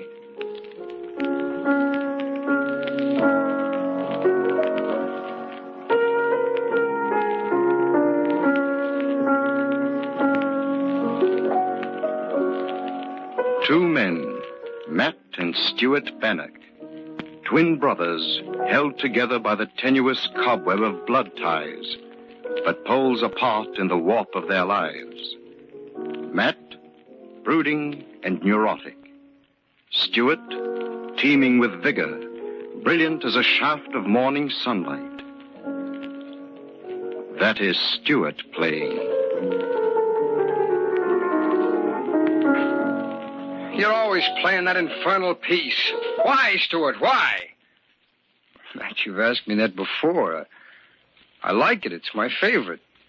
You'd understand if you were a musician. That's right. Rub it in. You're a musician, I'm not. I can't play a note. So you're talented and I'm not. I didn't mean it that way. You're admired by everyone, and I'm not. And no matter what you meant. The fact is, I'm just a forgotten half of twin brothers. Everything conspires against me. Matt, come on, you just haven't found yourself yet, that's all. Haven't found myself. I find that I've been robbed. Robbed? Yes, my dear Stuart, robbed. And apparently there's nothing I can do about it. What are you talking about? Nothing. But Matt, you've never said anything to me about it. When did it happen? When we were born. Afraid I don't follow you. That's the trouble. I followed you. You were born first, ahead of me. Sure, by all of 10 minutes, but what of it? I don't see that means anything. Oh, naturally, you wouldn't. Those who ride never understand why those who walk are footsore. Those who possess don't understand the hunger of those in want. Matt, you're talking in riddles. What are you trying to say? I say you're a robber, a thief. Yes, you. My own twin brother. You're stolen from me. Matt, I don't understand. What have I taken from you? Talent. Personality. Intangible things that mark the difference between one man and another. Talent. Personality. Afraid I'm confused. I don't know what you're talking about. Did you ever wonder why people have no trouble telling us apart? No, I can't say that I have. Look, here we are, twins. Identical twins. We look alike in every respect. Yet no one ever calls you Matt or me Stuart. Do you know why? Why? Because they can sense the difference between us, that's why. Because the man who has and the man has not. Oh, don't look so amazed, Stuart. It's true. You're the one who has, and I'm the one who has not. And the things I lack are the qualities you have in overabundance. Strength, imagination, vigor, and talent. All the things that you've robbed from me. Matt, you're not making sense. Oh, yes, I am. I've thought it all out carefully. I've had years to do it, Stuart, and now I know. Now you know what? That a person is born with just so much luck or strength or talent. With twins, it has to be divided. There isn't quite enough of everything to go around, so one twin takes more than his fair share. He robs the other, just as you've robbed me, Stuart. It's quite a theory, Matt. It's a fact. Fact from which there can be only one escape for me.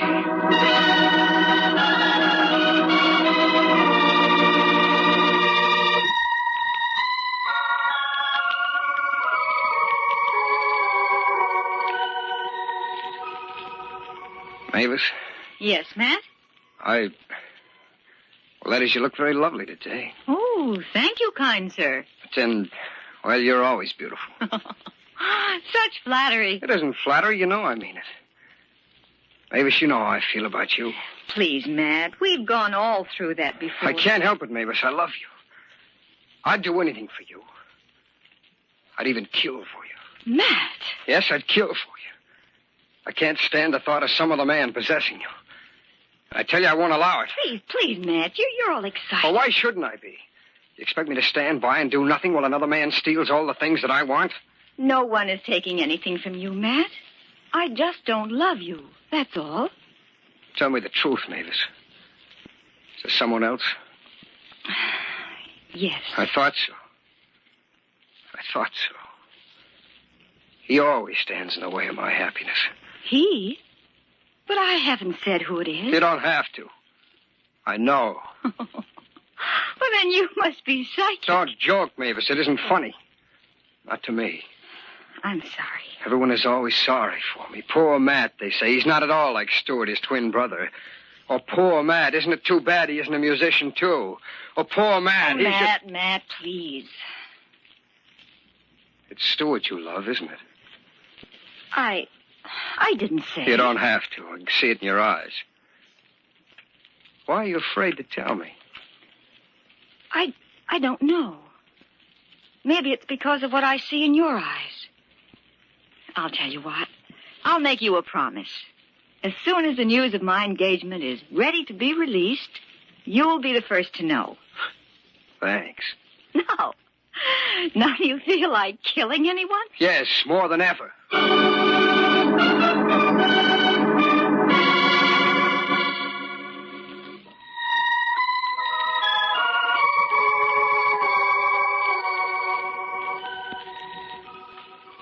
Mavis?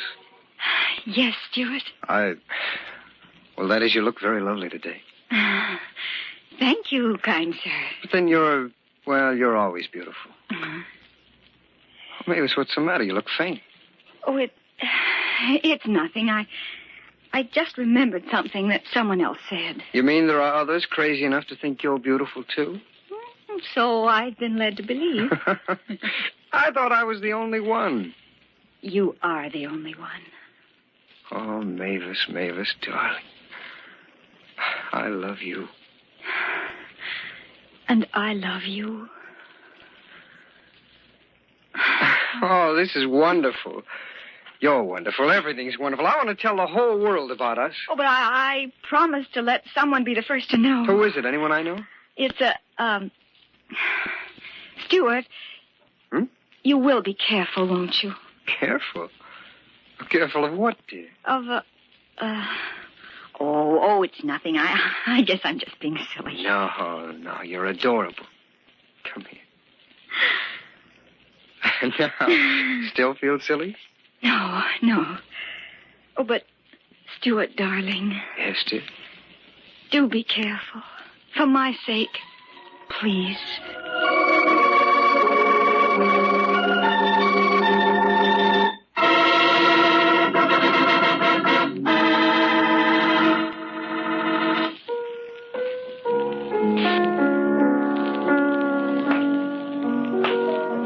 Who's there? I said, who's there? It's I. Oh, Matt. Had me worried for a moment. I didn't know who it was. Guess I'm kind of nervous tonight. Mavis said something about being... Oh, Matt, what's that you're carrying? A bottle. What's in it?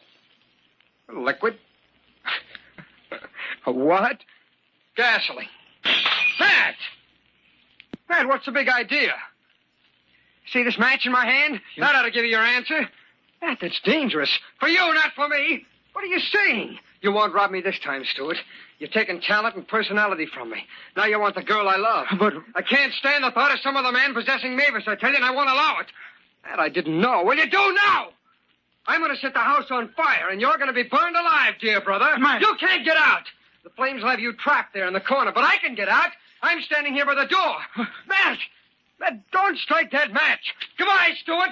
I'm paying you back for robbing me. Matt, all I have to do is throw the burning match into the liquid at your feet, like this. Oh, my face. Exploded in my face. I can't see. Matt! Stuart! Matt, where are you? Stuart! Save me! I can't! Save me! We're cornered! Matt!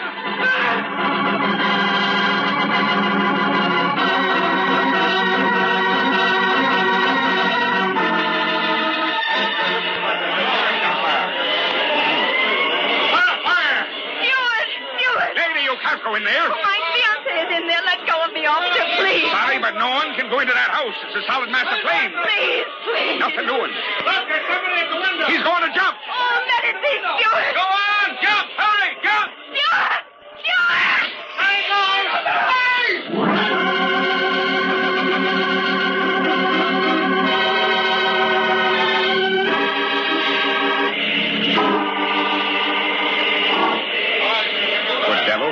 Cover him up, Mike. He's still alive. I'm going to call an ambulance. And what do you want? May I see him? You better not, lady. Oh, but please, you happen to know the people who lived in this house? Yes. My fiancé and his twin brother. Oh, let me see which it is. Well, all right. There. Do you recognize him? Well, which is it? I don't know.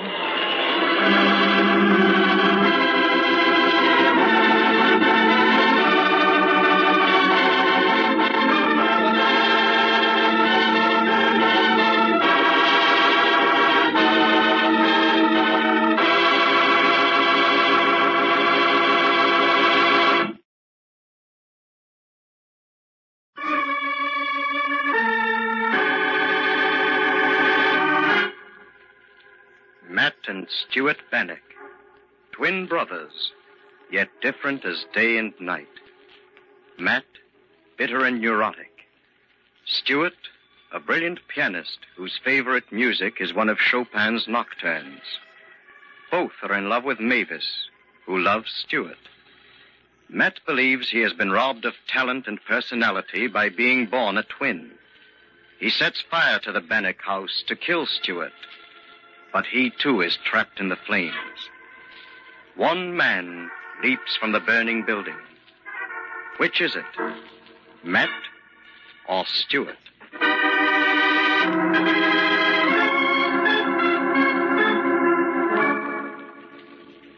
And the chief says there's no doubt it was a case of arson. That so? Yep. We found the fellow who sold the gasoline. He swears it was Matt Bannock who bought it. He's positive, huh? Yep. Says he knew both Stewart and Matt all their lives. Has never mistaken one for the other. Makes the case pretty easy then, doesn't it, Kelly? Bain, how long you been on the arson squad? Oh, about 2 months. Well, Bain, when you've been on it as long as I have, you'll know there's no such thing as a really easy case. We've got the survivor, haven't we? Yep. Got him under guard in the hospital. Then all we have to do is identify him. What's so tough about that? Oh, nothing. Nothing at all. Except that the guys were identical twins and this fellow's badly banged up. And nobody knows whether it's Matt or Stewart. No way of identifying him? By fingerprints or something? No, we've checked everywhere. Their prints have never been filed. Well, Yeah, go on. I'm listening. Why can't we get him to talk and identify himself? We've tried that. He talks all right. He'll talk your arm off if you let him. But getting him to make sense, that's a different story.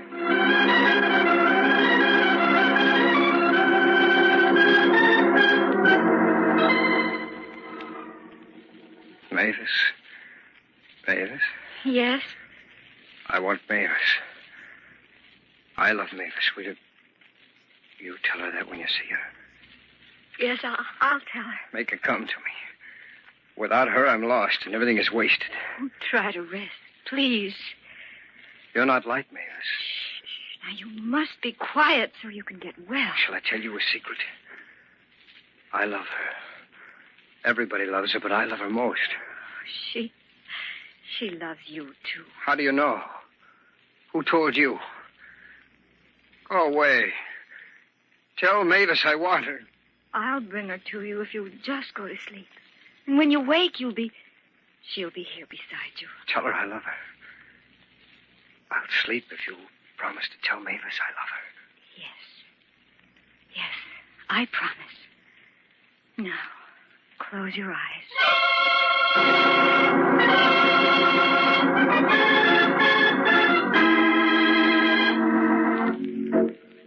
And that's why we can't get him to identify himself. He doesn't talk sense. His mind's deranged. I see. Well, you got any more brilliant ideas on how we can find out if he's Matt or if he's Stewart? Well, Go on, I'm still listening. I got nothing else to do. Have you asked the doctors at the hospital how long it'll be before he recovers his senses? Of course we asked the doctors. That's one of the first things we did when we found we couldn't get anything out of the man ourselves. What'd they say? Oh, they were very helpful. Very helpful indeed. They said as far as they could tell, he might be like that the rest of his life. Oh, gee, that's tough. And then again, he might snap out of it at any time. A shock or something might restore his mind to normal. That gives us some hope. See, Kelly, do you mind if I go along with you the next time you go to the hospital to see him? No, not at all, not at all. What have I got to lose?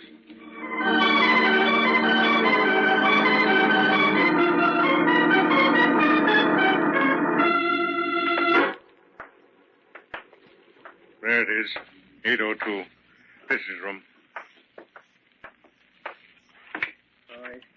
Wasted. Wasted, I tell you. She won't let it. She won't let it. She's good. Listen to She him, will won't. you? It's dark most of the time. Lights go out. She makes it bright again. And it gives me the creeps. Tell her to make it bright again. Tell Hello. her. Someone's here. How are you feeling?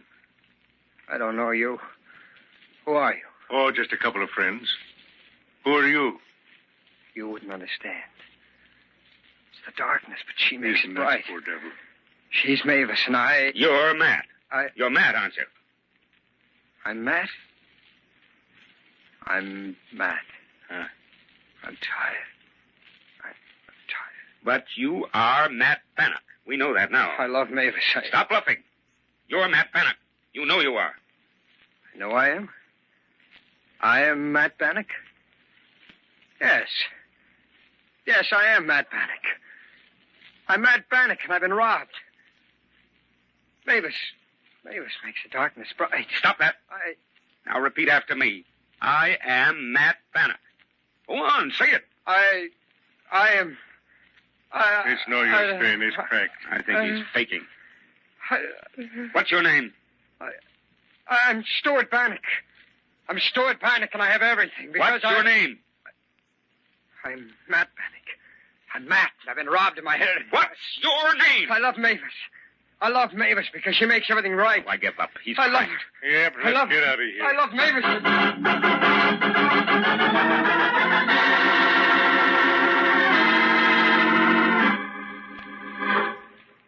Well, Matt Bannock or Stuart Bannock, whichever he is leaving the hospital today. Girl Mavis has taken him to her home. Why? Well, it seems she and Stuart became engaged the very day of the fire. She doesn't know whether this fellow is Matt or Stuart, but she isn't taking any chances. You know how loyal women can be. Yeah. I'd like to forget the whole case, but the chief won't stand for that. He won't rest or let us rest till he proves who the survivor is. Yeah. But even if he is Matt, we can't get a conviction. The man is mentally unbalanced. Or else he's putting on a darn good act. And an act always has a flaw that shows up in time. But whatever it is, he's still getting away with murder.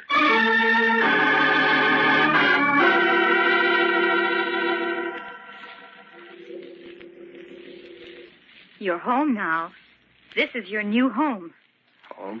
Yes. I am home. Yes. This is where you'll get well and strong again. Strong? I will be strong again.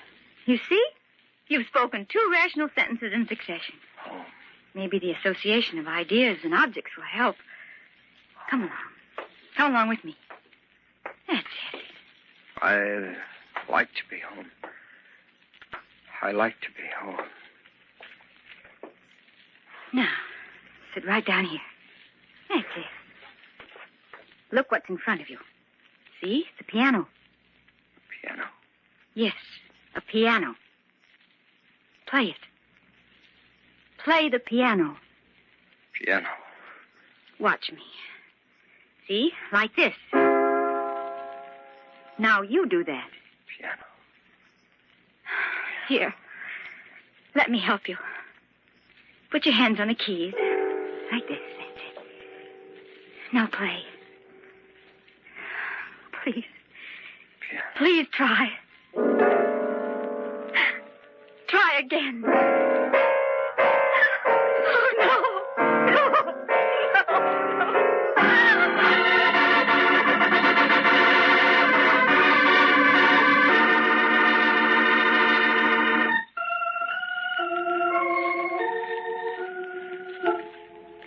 Here, drink this glass of milk. If you see Mavis, you tell her I love her. Yes, I'll tell her. But first take this glass. There, that's better.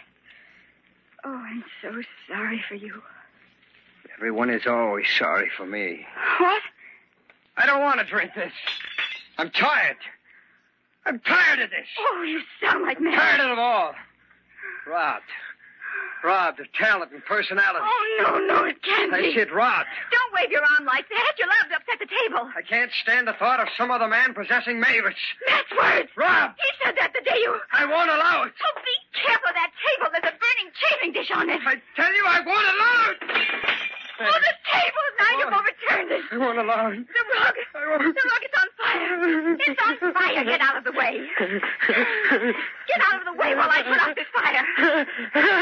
Stand over there. Stand over there by the piano.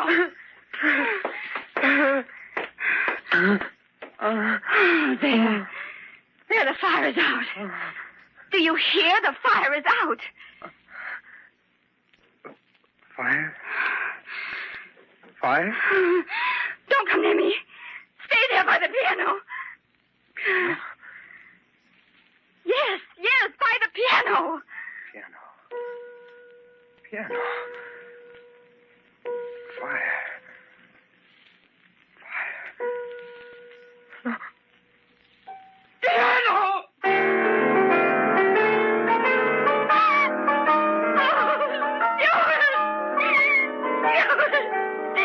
It is.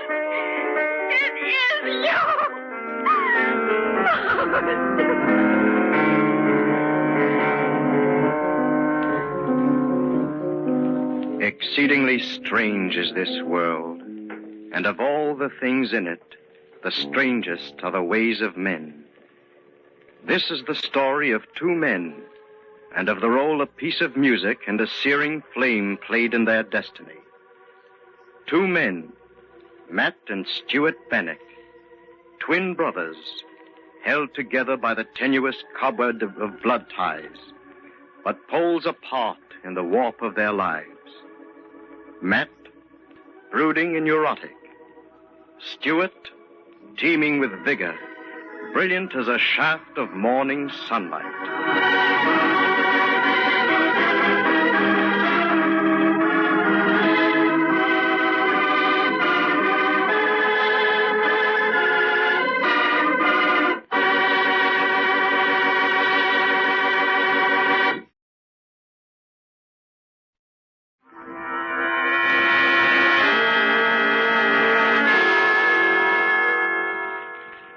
From shadows and stillness, mystery weaves a spell of strangest fascination, charging the mind with doubts and fears.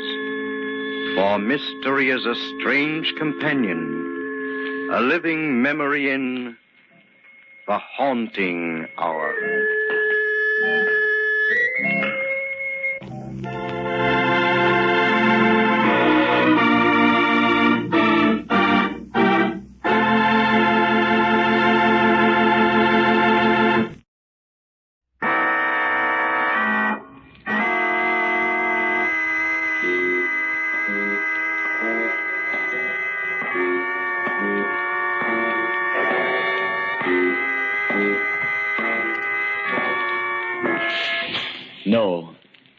No, stay where you are.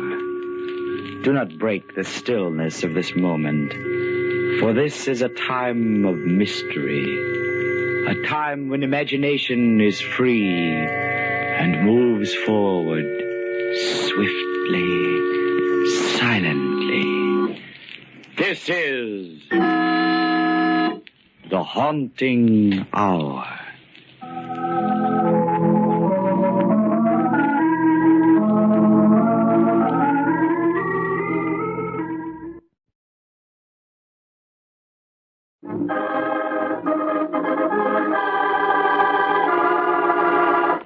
The Skyscraper Mystery.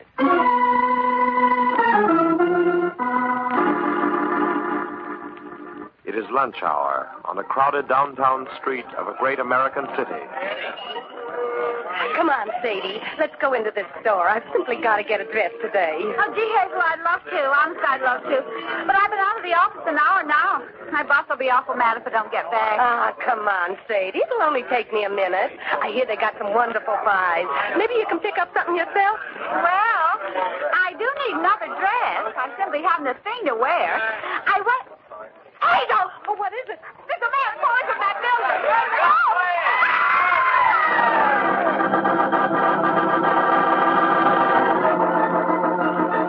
What's there? Read all about it.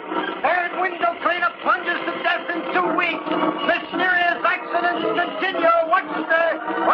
Read all about it.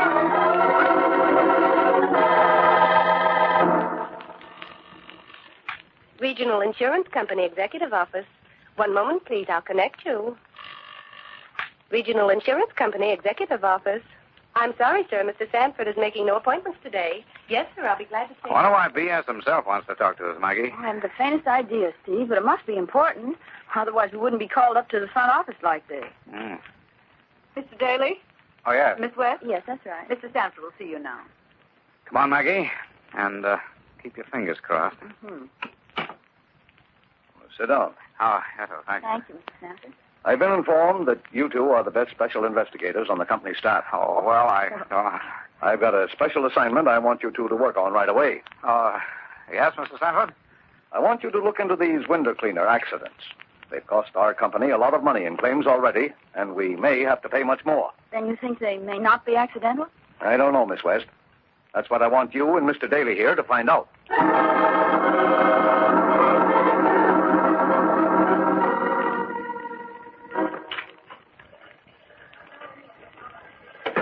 Steve, I'd I've just got your report. No window cleaner has died by accidental fall in over 10 years.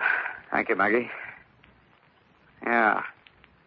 And yet 3 of the poor devils hit the pavement in the last 2 weeks. It could be coincidence. It could. Could be something else. Look, Maggie, add this up now. There are only 2 big contract window cleaning companies in town, Intercity and Superba. They're bitter competitors. Between them, they handle all the skyscraper business in town, and the business runs into millions of dollars. Well? Well, doesn't it strike you as peculiar that all the accidents have happened to the Intercity company, the firm we insure, and none to Superba? Oh, I don't know. That could be coincidence, too. Yeah, that's just it. The case is full of coincidences, too full. What are we going to do about it? I think we ought to drop down to the Intercity company and have a little talk with the man in charge.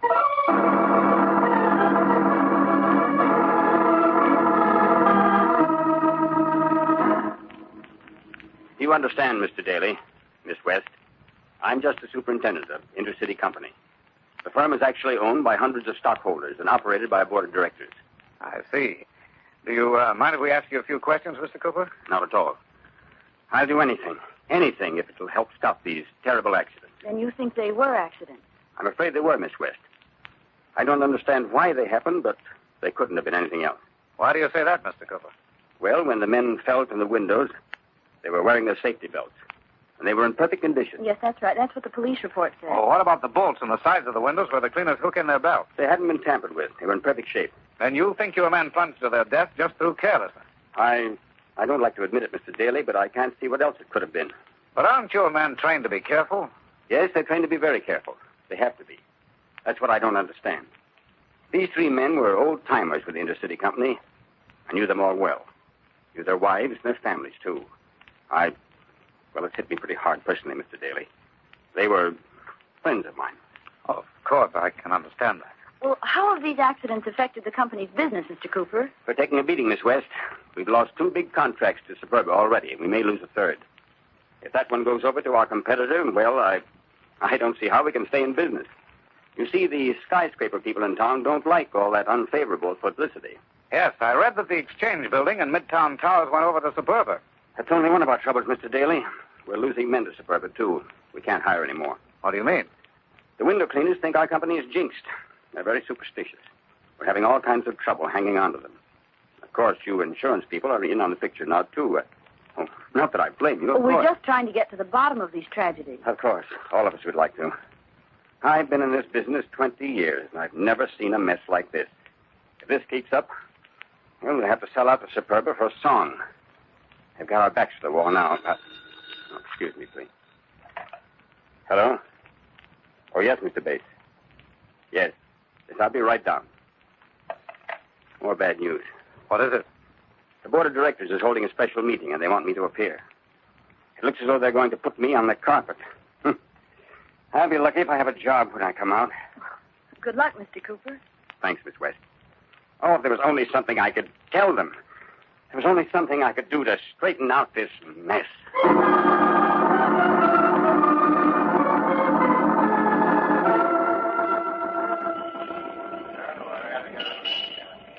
Taxi! Hey, taxi! Where are we going now, Steve? Back to the office? No, Maggie. Taxi! Where to, mister? The corner of 4th and River Street, driver. Okay. Corner of 4th and River? What's there, Steve? The Superba Company, Maggie.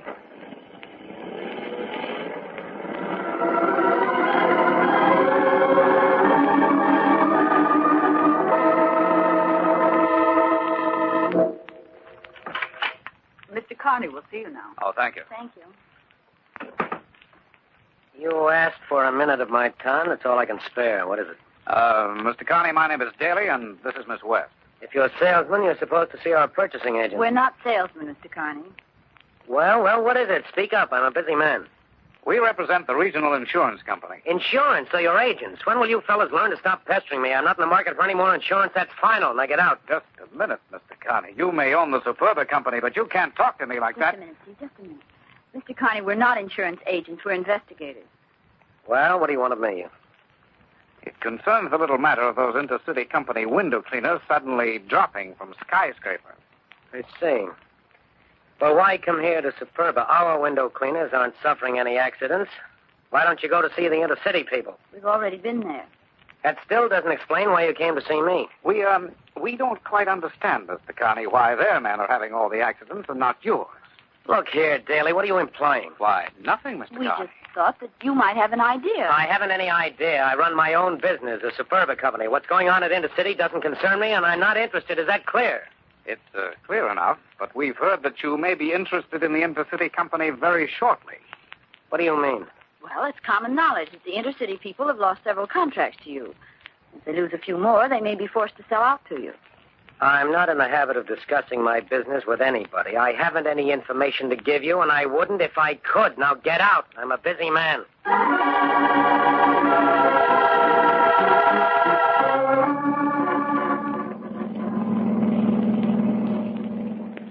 Phew, just a nice, sweet, lovable man, this Mr. Carney. Yes, isn't he? We certainly didn't get very far with him, Maggie. In fact, we haven't gotten very far anywhere. Steve, what are we going to say to the boss? I don't know. Looks like we're licked. We just haven't got a lead to go on. But we just can't go into the boss, to Mr. Stanford, and tell him the only reason we found for the accidents was carelessness. Why, he'd fire us. Yes, I guess he would. But, Maggie, what other reason could there be? The men slip and fall, their equipment checks okay, the police put every one of them down as accidental death. Who are we to say no? Still, what? well, I just can't get over those statistics. No window cleaner falls in 10 years. Then in 2 weeks, 3 of them drop. And all with the Intercity Company, too. Oh, it must be coincidence. Yes, maybe. Well, maybe you're right. Here's the regional insurance building, mister. Huh? Oh, okay, driver.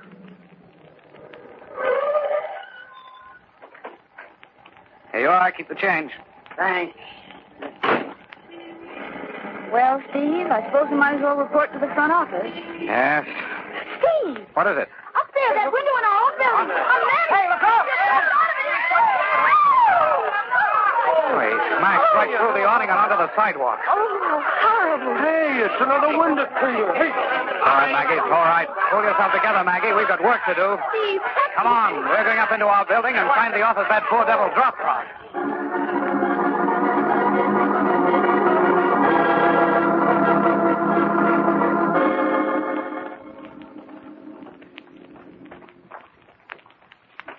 So you know the office this window cleaner dropped from, Harrison? Yes, Mr. Daly. I passed by it not 5 minutes ago and saw him doing the window. this is a 30-second story. Oh, the poor fellow never had a chance. I'll say you didn't. Oh, did you find out anything by talking to the elevator boys, Maggie? No, none of them delivered anybody on this floor or picked anybody up in the last 5 Been any business done on this floor in the past month. The whole bookkeeping department used to be here, but they moved it down 2 floors. Oh, here's the office. Hey. Maggie, Yes? notice a faint odor in here? The odor of some chemical? Oh, yes. That's funny. It's kind of a hospital smell. I'd say it was some kind of cleaning antiseptic, Miss West. You see, the scrub women were in here a half hour ago. Oh, I see.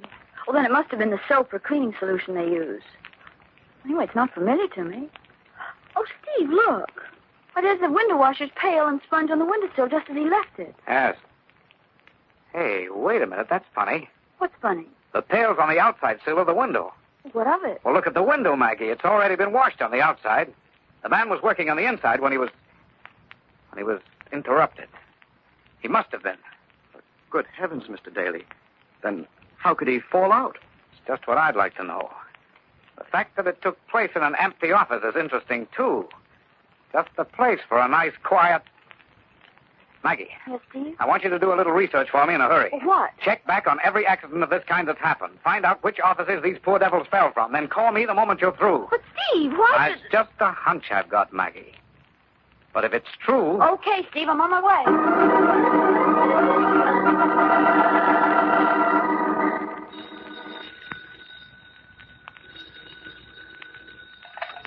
Hello?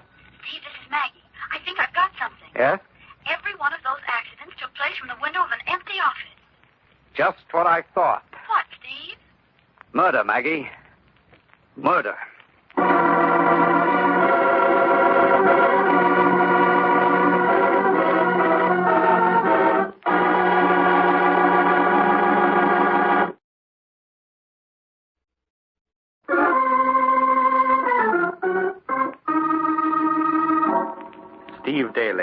Maggie West, special investigators for the Regional Insurance Company, have been sent out to determine the cause of a series of mysterious accidents which have taken place among the skyscrapers of the city. In the short space of 2 weeks, 4 window cleaners have plunged to their deaths. Now, the 2 investigators have discovered that the men did not plunge far down into the street by accident, but were murdered.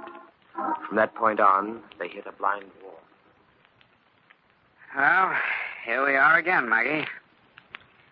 Look, we know these men were murdered. The window in our building and the fact that all the offices from which these window washers fell were empty proves that. Yes. Naturally, the killer would pick a time when the cleaners were working in empty offices, where he knew he wouldn't be disturbed. Oh, gee, I wonder who he is, Steve. Well, if we knew that, we'd know everything. At least the motive seems to be a simple one, to ruin our client, the Intercity Company. And incidentally, to ruin us. We're paying out claims in 4 of these accidents now. The boss is raving. Yes, I know. He wants results. And quick. But good heavens, Steve, we can't watch every skyscraper in the city. Of course we can't, Maggie. It'd be like looking for a needle in a haystack. Oh, as I see it, we've got only one chance. What's that? Did you ever hear the old saying, if the mountain doesn't come to Muhammad, then Muhammad must go to the mountain? Mm-hmm. But I don't see where it applies here. What do you mean, Steve? I mean that I'm going to ask Cooper at the Intercity Company for a job, washing windows. What? Yes, if I can't find this skyscraper killer, maybe he'll look me up. Oh, now, Steve, for heaven's sake, you must be out of your mind. Maybe. But it might work. But you don't know the first thing about window cleaning. Well, I could learn. It doesn't look very complicated. Oh, now, listen, Steve, I won't let you do it. Sticking your neck out like that, why, it's perfectly ridiculous. Well, it isn't only the chance you'll be taking running into the murderer, it's the idea of working 30 and 40 stories above the street. Don't worry, Maggie. High places don't bother me. Why, I used to be a champion high diver when I was a kid.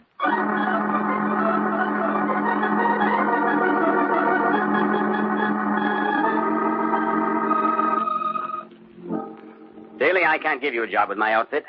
This idea of yours, well, it's fantastic. Perhaps, Cooper, but it might work.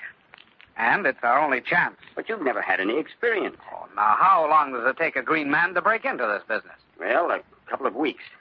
But it isn't the work itself. It's the idea of being careful. Now, don't you worry about that, Cooper. I'll be careful, believe me. Taking a nosedive from a skyscraper into a hard street isn't exactly my idea of a nice way to leave this mortal coil. You'd be running a dangerous risk. Not just from the work alone, but if, as you say, there's a killer running around loose. Well, your own men are running the same risk every day. Yes, I know. All right, then. How about that job? Okay, Daly, I'll give you the job. But it's against my better judgment. I just want to say that you've got plenty of courage to stick your neck out like this. I admire you for it. Thanks. Oh, who's the man I report to? Oh, Joe Lane, our crew boss. I was phoning to put you on. Report to him here at 8 tomorrow. Fine. And, I wouldn't tell him who I am. As far as Lane is concerned, I'm just an unemployed looking for a job as a window cleaner. All right. There's only one thing I'm asking you to do, Daly. Yes? What's that? Be careful. Be very careful.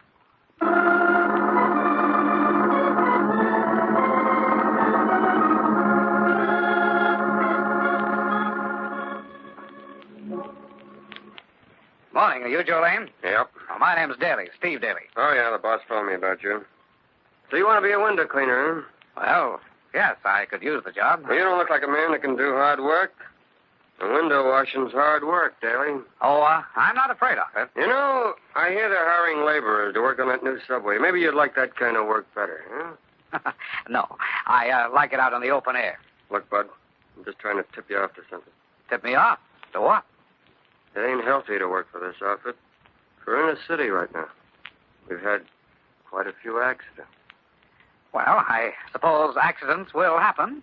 Okay, suit yourself. You want to work for us, we can use you. I'll break you in on the ground floor windows first, and then you work upward. You're as green as they come, but I haven't any choice. I'm just telling you one thing. Yes? What's that? Be careful.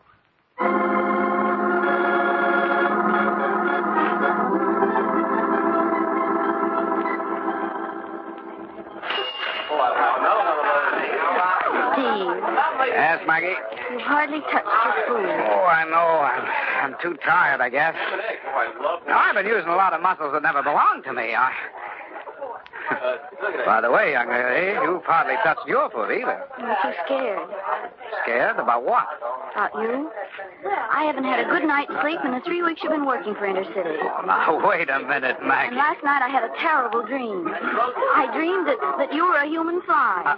A what? A human fly. You were climbing up the wall of a new skyscraper 100 stories high, and there was one little window at the top you had to clean before you quit. Well, it looked like a little evil eye shining down at you, mocking you. Well, there you were, climbing up the side of that blank wall, and you'd almost reached the little window when you started to slide back down. You slid further and further, and then suddenly you couldn't hang on anymore and fell into thin air. Oh, that's a great place to stop. What happened then? I don't know. I woke up while you were still falling down. Oh, Steve, why don't you quit? Nothing's happened to you. Let's keep it that way. No, nothing's happened to me, but we've got one result anyway. What's that? There hasn't been an accident in 3 weeks. Oh, then you think the killer's lying low? Yes, but only for the time being. I'm quite sure he'll strike again. Mm-hmm, and you may be just the one he's looking for. Well, if he's interested, he'll find me on the 40th floor of the Syndicate building tomorrow.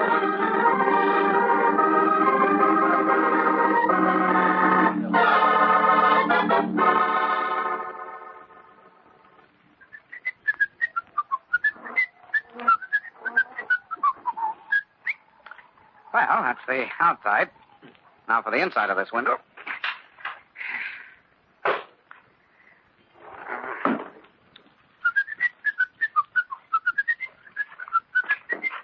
Don't turn around, Daly.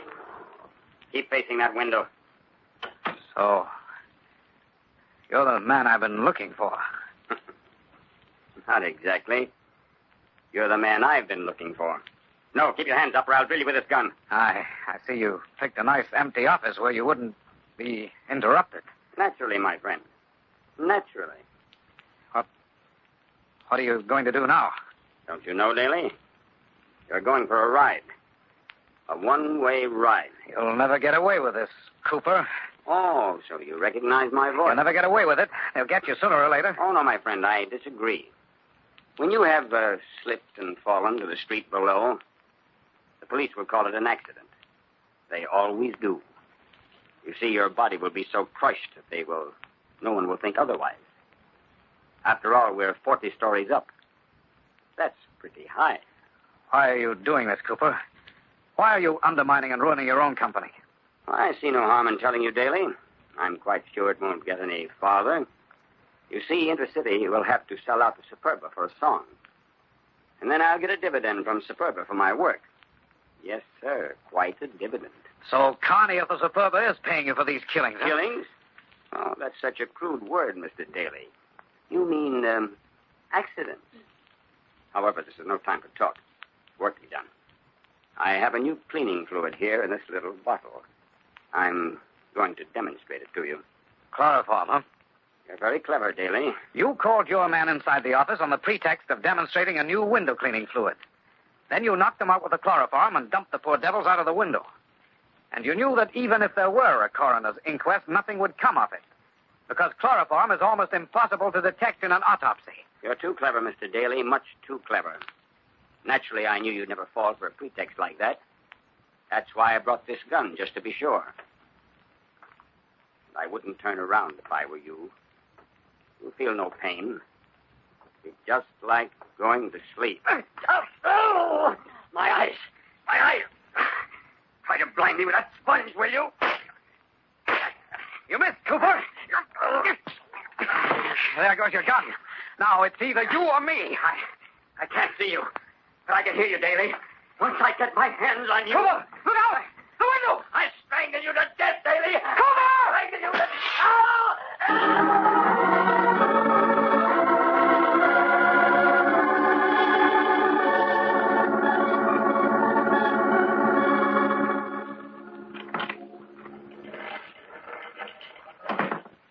Well, Steve, they caught Carney at the airport. He booked passage for the West, trying to make a getaway. Well, that seems to tie it all up, Maggie. Especially where Cooper was concerned. When a person falls 40 stories to the street, well, there wasn't any doubt. You know, there's one thing I don't understand, though. Cooper was walking up to you with a gun and a cloth soaked in chloroform, isn't that right? That's right. Well, then how did you manage to turn around and close with him before he could fire that gun? Well, you see, Maggie, I was facing the window when I saw his reflection in the glass. My hands were up and the sponge was in my right hand. It was soaked with soapy water and ammonia. Ammonia? Yes. Well, when I saw Cooper coming at me from behind, I had to take a long chance. He was about 3 feet away from me when I flipped the sponge backward. Luckily, it caught him square in the face and blinded him temporarily. And the rest, you know. Mm-hmm. Hello? Oh. Yes. We'll be right up. What was that? The boss, B.S. Sanford, probably wants us to start on another investigation. Well, if he does, I hope it's in a nice, deep subway this time.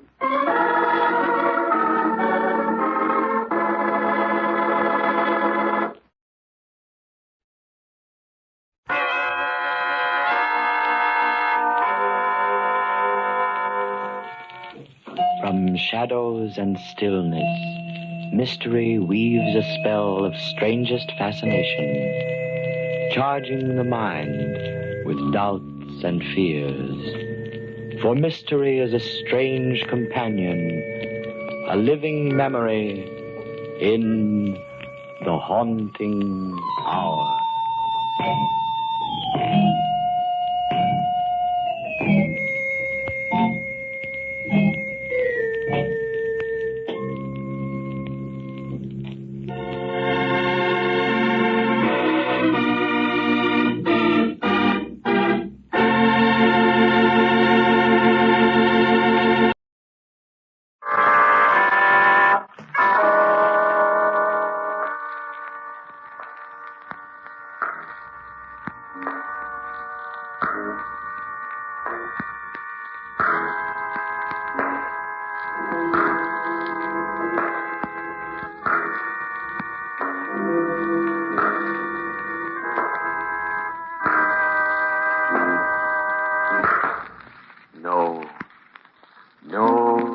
Stay where you are.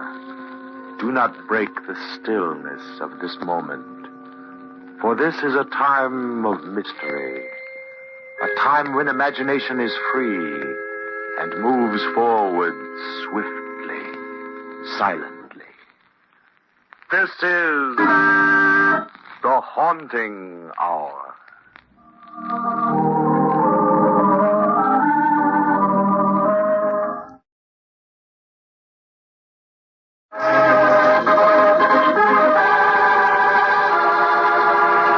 The mystery of the Southern Star.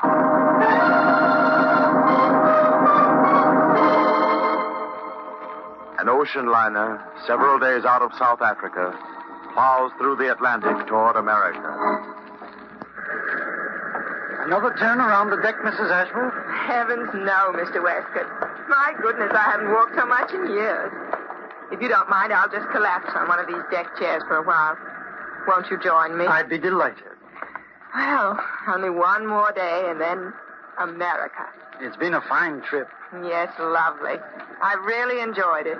Atlantic crossings can be very boring unless you meet the right company.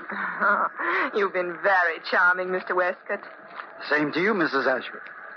There's one thing I regret, though. What's that? I haven't met your husband. Oh, Frederick. Well, he's been keeping to our cabin pretty much. You see, Mr. Westcott, he doesn't want to mix with people very much this trip. Indeed. Why not? Oh, it's not what you think. Frederick isn't antisocial or anything like that. You see, oh, well, of course I can tell you. You see, my husband is with Dubois and Company in New York. Dubois? You mean the big diamond importers? Yes. They commissioned Frederick to travel abroad and purchase the Southern Star for a client. Southern Star? Why, that's one of the biggest diamonds they ever took out of the Kimberley mine. Yes. Naturally, Frederick has to be very careful whom he meets this trip. Oh, of course. He's carrying a precious cargo. Personally, I'll stick to a nice humdrum business like stockbroking. I can't stand excitement. Oh, there's really no danger. It's only a precaution. Why, here comes Frederick now. Frederick? Oh, there you are, Emily. I was just looking for you. Frederick, I want you to meet Mr. Westcott. I've told you about him several times. How do you do? I'm delighted to meet you, sir. Mr. Westcott's been charming, Frederick. I've already asked him to drop in on us when we get back to New York. Yes, excellent, excellent. Well, my dear, we'd better go down and dress for dinner. You'll excuse us, Mr. Westcott? Of course. I'll see you both later in the evening. Possibly, yes. Come along, Emily. Emily, Yes, Frederick. you've made a lot of friends this trip. Westcott and others. Why shouldn't I, my dear? What's wrong with that? Nothing, but you know what I'm carrying in the cabin. I hope you haven't mentioned it to anyone. Of course I haven't, Frederick. Good heavens, you talk as though I've been associating with criminals.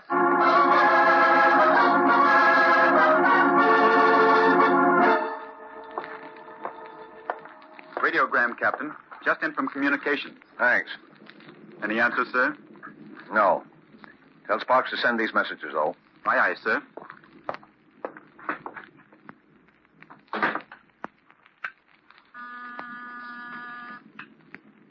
Captain Miller. Oh, good evening, Mr. Randall. What's the weather report? Good. Good. We ought to be in right on schedule. Yes. It's been a nice, quiet trip. Captain Miller! Captain Miller! Yes? Come in. Why, Mr. Ashworth. What's the matter? What's wrong? My wife's disappeared. What? Are you sure? Yes. I can't find her anywhere. I was in the lounge late, and Mrs. Ashworth had retired to our cabin. When I returned, I found the lock broken, my belongings rifled, and my wife had disappeared. And not only that, the diamond's gone. The Southern Star? Yes, but that doesn't matter now. It's my wife, Captain. I've gone all around the deck, asked the stewards, everything. No one's seen her. I'm afraid there's been foul play. The diamond... Steady, Mr. Ashworth, steady. Easy does it. I'll issue an order to search the ship at once. And then we'll take a look at your cabin. Well, whoever forced an entrance into your cabin here, Mr. Ashworth, certainly left it in an awful mess. Tell me, where did you keep the diamond? In my wife's powder box. She kept it in a locked dresser case. It's gone. Well, what happened seems fairly simple. Someone aboard got wind that you were carrying the Southern Star, broke into your cabin, surprised your wife. Come in. We've searched the ship, Captain. We haven't found a trace of Mrs. Ashworth. You've made an exhaustive search, Mr. Dennis? Yes, sir. We've looked into every nook and cranny of this ship, sir. I'm afraid she's gone. Overboard. Emily. Then it's true. She's really gone. I'm sorry, Mr. Ashworth. I know you want to be alone. But first, there's something I must ask you. Can you give me the names of the people your wife met on this trip? The ones she kept company with? Yes. Yes, I think I can. There were at least 5 I knew about. Mr. Dennis. Yes, sir? Stand by and take down those names. I want to send a radiogram to the police in New York.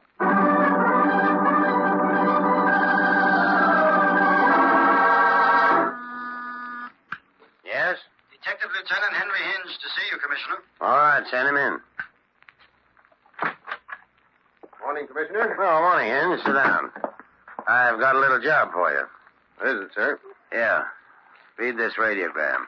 Just came in from Captain Miller aboard the Lexitania. Southern Star, eh? That's quite a haul. Worth a cool $500,000, they tell me. That's right.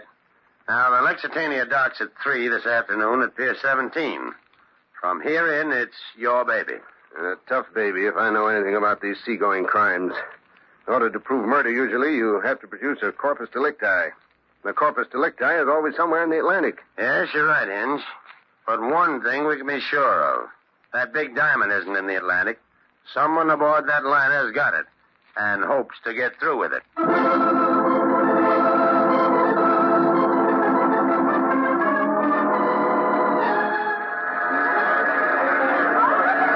Well, Lieutenant Hinge, they're beginning to come off the Lexitania. Yeah. Everything set, O'Hearn? Yes, sir. We've got a quarter of the men thrown around the boat. All right. Now, there were 5 names in that radiogram, O'Hearn. Be sure you get them all and find out where every person on that passenger list is staying. Right, sir. Oh, here comes Mr. Ashworth, Lieutenant. It must be him over there by the customs examiner. The reporters are ganging up on him. Do you think you'll ever recover the Southern Star? Gentlemen, please. Please, gentlemen, I have no comment to make. What? And I won't have until I talk to the police. Come on, Ahern. Better rescue the poor devil from that gang of wolves. Right, Lieutenant. All right, you guys. Move back. Move back, guys. Let him get by. Stay off behind with that. Come on, we'll send down here. Stretch. Ashworth? Yes? I'm Detective Lieutenant Henry Hinge, Homicide Division, taking charge of your case. Oh, well, how do you do? We'd better get off the pier here and go down to headquarters where we can really talk. Just as you say. I don't know how much information I can give you, Lieutenant Hinge. This terrible tragedy, well, I'm afraid it's unnerved me. Naturally, it's a terrible blow. We'll do our best to get to the bottom of it. Mr. Ashworth? Mr. Ashworth? Yes? I'm the customs official inspecting your baggage. There's one item you haven't declared. It's in this large trunk. But I don't understand. I'm quite sure I declared everything. Well, you are. Now, take a look at this. Wait till I open the trunk cover. Now, have you declared this? Good heavens. It's my wife.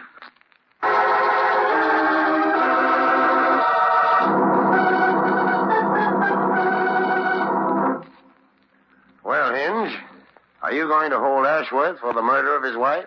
No, Commissioner. In fact, I've already released him. But the body of Mrs. Ashworth was found in his trunk. That's true, Chief. But it doesn't follow that Ashworth put the corpse in his trunk. In fact, he would be the last man to do so. How do you come to that conclusion? Well, Ashworth is an experienced traveler. He's crossed the Atlantic several times. He'd be sure to know that the customs inspectors would open his trunk for examination. Would it be logical for him to hide the body there when it would be certain to be discovered? Well, no, it wouldn't. Well, there's a second point, too. If Ashworth wanted to dispose of his wife, the easiest way would be to simply dump her overboard during the night. Then there would be no corpse to plague him. Yes, that's true. As I see it, someone's made an awkward attempt to throw a murder rap onto Ashworth. In fact, it's so amateurish, it's almost incredible. Who that someone is, I don't know as yet. There were 1,500 people aboard the Lexitania, and that's going to be quite a screening job. But there's one big break in this case I hadn't counted on. Yeah, what's that? The corpus delicti.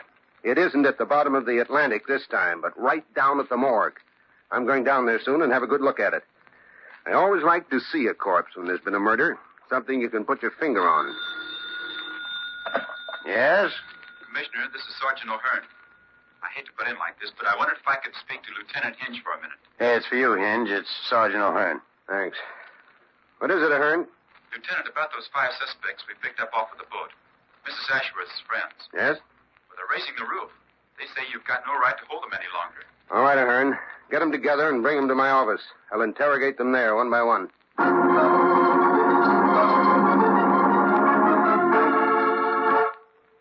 The idea asking me all those silly questions. Just because I happened to meet poor Mrs. Ashworth on the boat. It's a shame and a disgrace, that's what it is. My husband's a friend of the mayor, and I'll see that you get what's coming to you, Lieutenant Hinge. I'm sorry, Mrs. Jameson. It's just a matter of form, routine procedure. You're free to go now. Giving me the 3rd degree is always a common criminal. As if I knew what happened to that poor woman on the boat. Yeah, what a business. What a way to make a living. Yeah. Yes, Lieutenant? There's one more of those ship's passengers waiting, isn't there, Ahern? Yes, the 5th and last. Any luck, Lieutenant?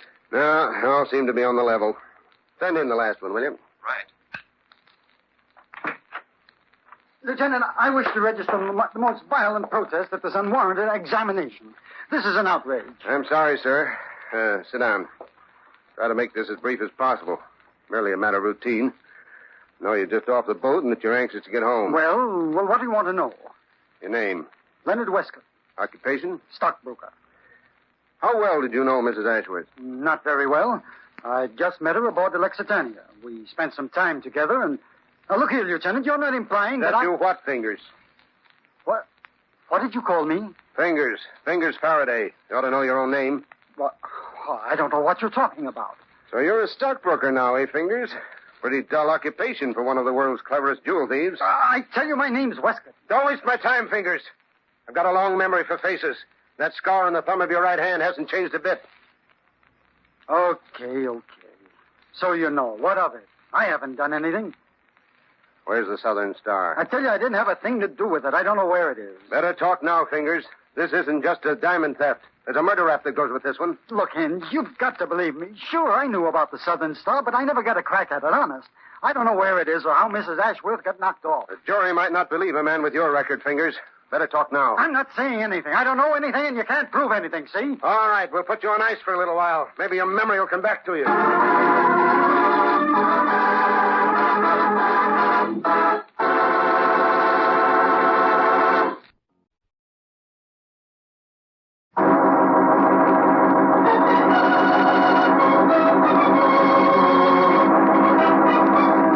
And now for Act Two of our story, The Mystery of the Southern Star. As you will recall, Frederick Ashworth and his wife had gone to South Africa to purchase the fabulous diamond called the Southern Star for the New York jewel importing firm of Dubois and Company. On board the liner Lexitania, on the return voyage to America, Ashworth's cabin was rifled, and both his wife and the diamond disappeared. The ship's captain radioed New York police, and Detective Lieutenant Henry Hinge met Ashworth at the pier. The two men were just about to go down to police headquarters when the customs inspector opened one of Ashworth's trunks. It contained the strangled body of his wife. Ashworth is heartbroken over the death of his wife, and the disappearance of the fabulous diamond, the Southern Star, means little to him in his grief. Detective Lieutenant Hinge, in his investigation of the case, has come to the conclusion that Ashworth is innocent of the murder. For Ashworth is a traveled man and knows too well the thoroughness of examination by the customs officers.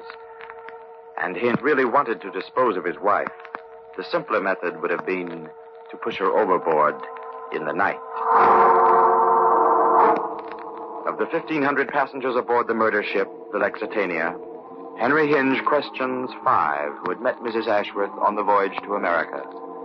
From these people, he learns nothing at all. But then a man called Westcott, a stockbroker, is brought in for questioning. And a gleam of memory flashes in the veteran police lieutenant's mind. Hinge remembers the face. He knows that Westcott is none other than Fingers Faraday, one of the world's cleverest jewel thieves. Hinge accuses Fingers of stealing the Southern Star and says to him, Man, jury might not believe a man with your record, Fingers. Better talk now. I'm not saying anything. I don't know anything, and you can't prove anything, see? All right, we'll put you on ice for a little while. Maybe your memory will come back to you. I tell you, there's nothing to remember. I didn't do it. I swear I didn't. Cool off, Fingers. This time we've got a murder on the high seas and the corpus delicti. You know, I've got a funny feeling. That corpse may have something to tell us. You have any idea what it could be? No, I tell you... Okay, suppose you cool your heels in the cell while I go down to the morgue and have a little talk with the corpse.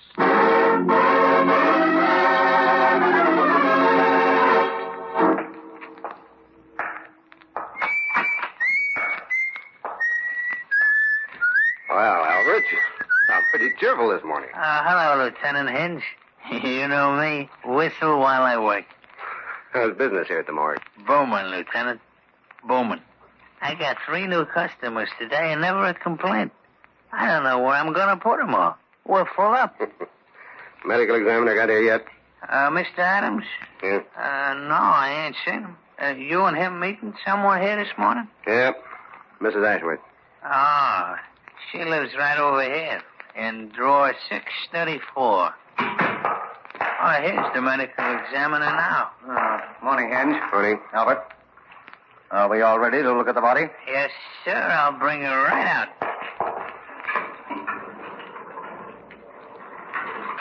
There she is.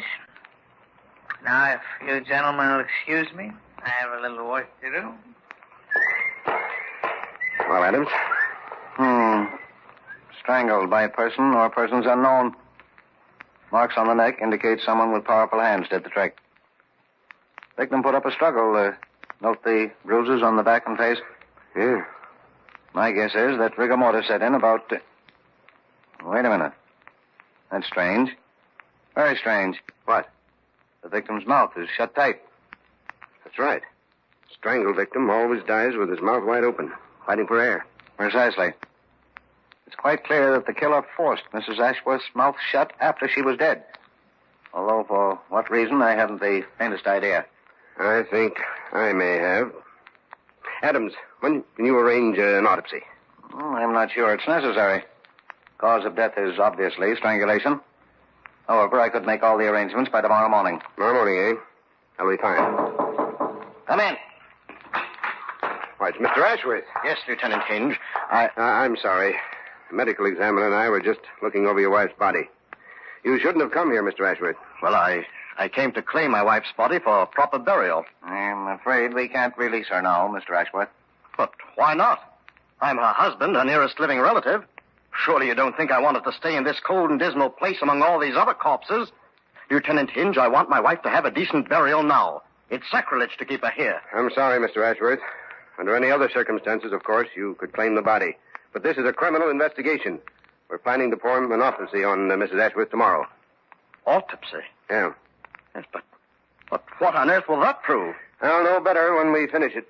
Well, I'll not permit it. Do you hear? I'll not permit any such nonsense. I have my legal rights, and I'm going to exercise them. Ah, he seemed pretty upset. Yeah. Can't say I'd blame him, though, Adams. After all, the woman's his wife. You all through with my client, Lieutenant? Yes, Albert. All through. You can put her away now. Well, this is my last one. Number 634. Out pretty late, huh?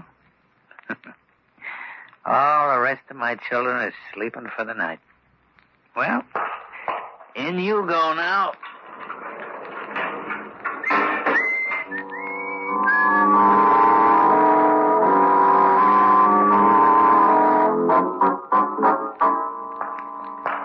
I don't know why it is, Adams, but the morgue depresses me more in the morning than it does at night. Yes, me too.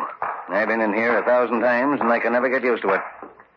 And by the way, Hinge, I see by this morning's paper that you've released Fingers Faraday. Yeah.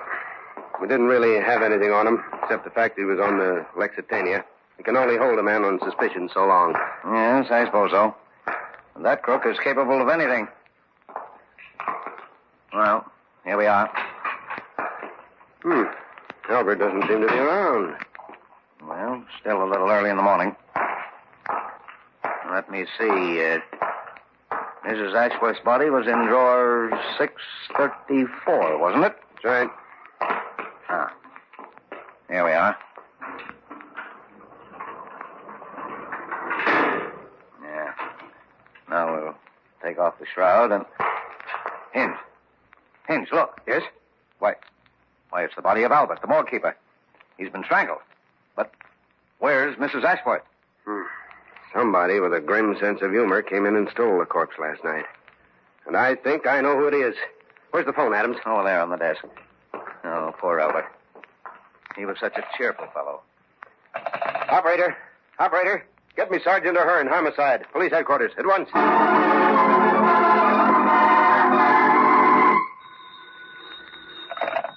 Hinge talking. Oh. Now, look, I told you newspaper boys I'd break this case within 24 hours, and I will. That's a promise. Yes, I'll even tell you why anybody would want to steal a corpse. Now, be a nice fellow and leave me alone for a while, will you? I've got a lot to do. Lieutenant Hinge. Oh, it's you, Mr. Ashworth. The newspapers are full of this terrible episode down at the morgue. If you'd have turned over the body to me yesterday, this wouldn't have happened. It's disgraceful, sir. Disgraceful. I demand action.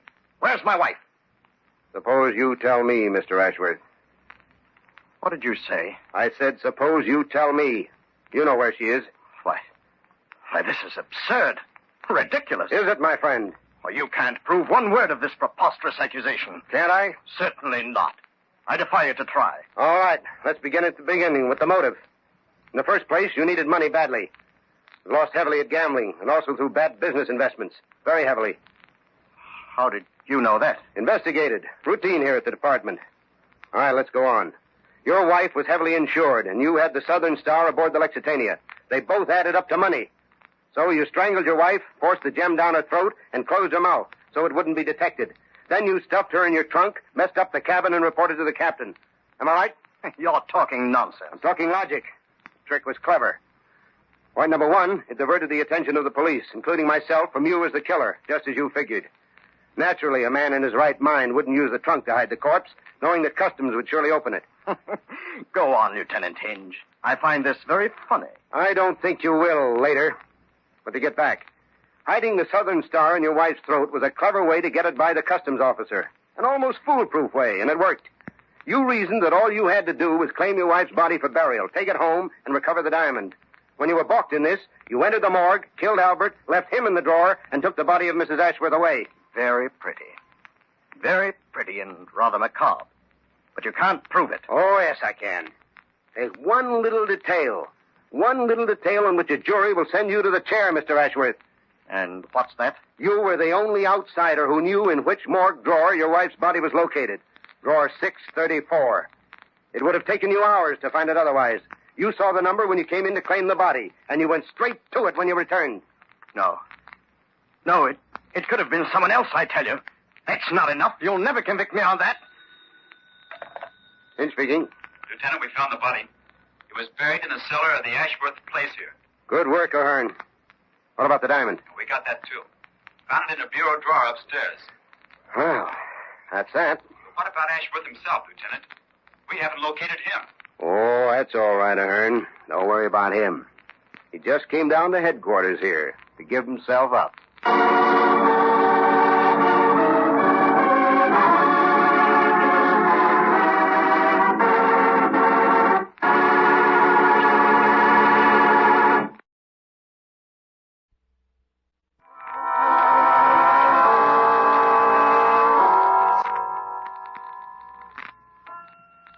From shadows and stillness, mystery weaves a spell of strangest fascination, charging the mind with doubts and fears. For mystery is a strange companion, a living memory in the haunting hour.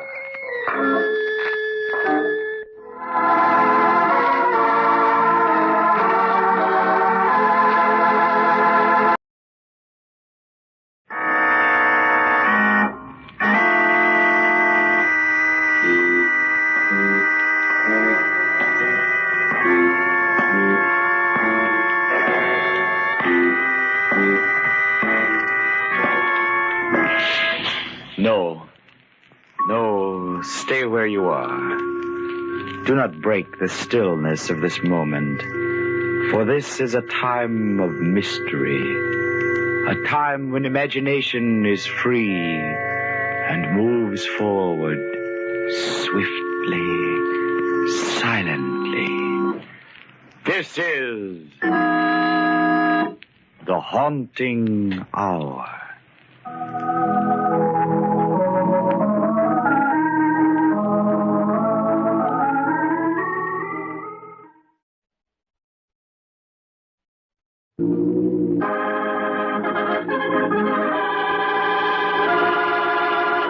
Murder is my business.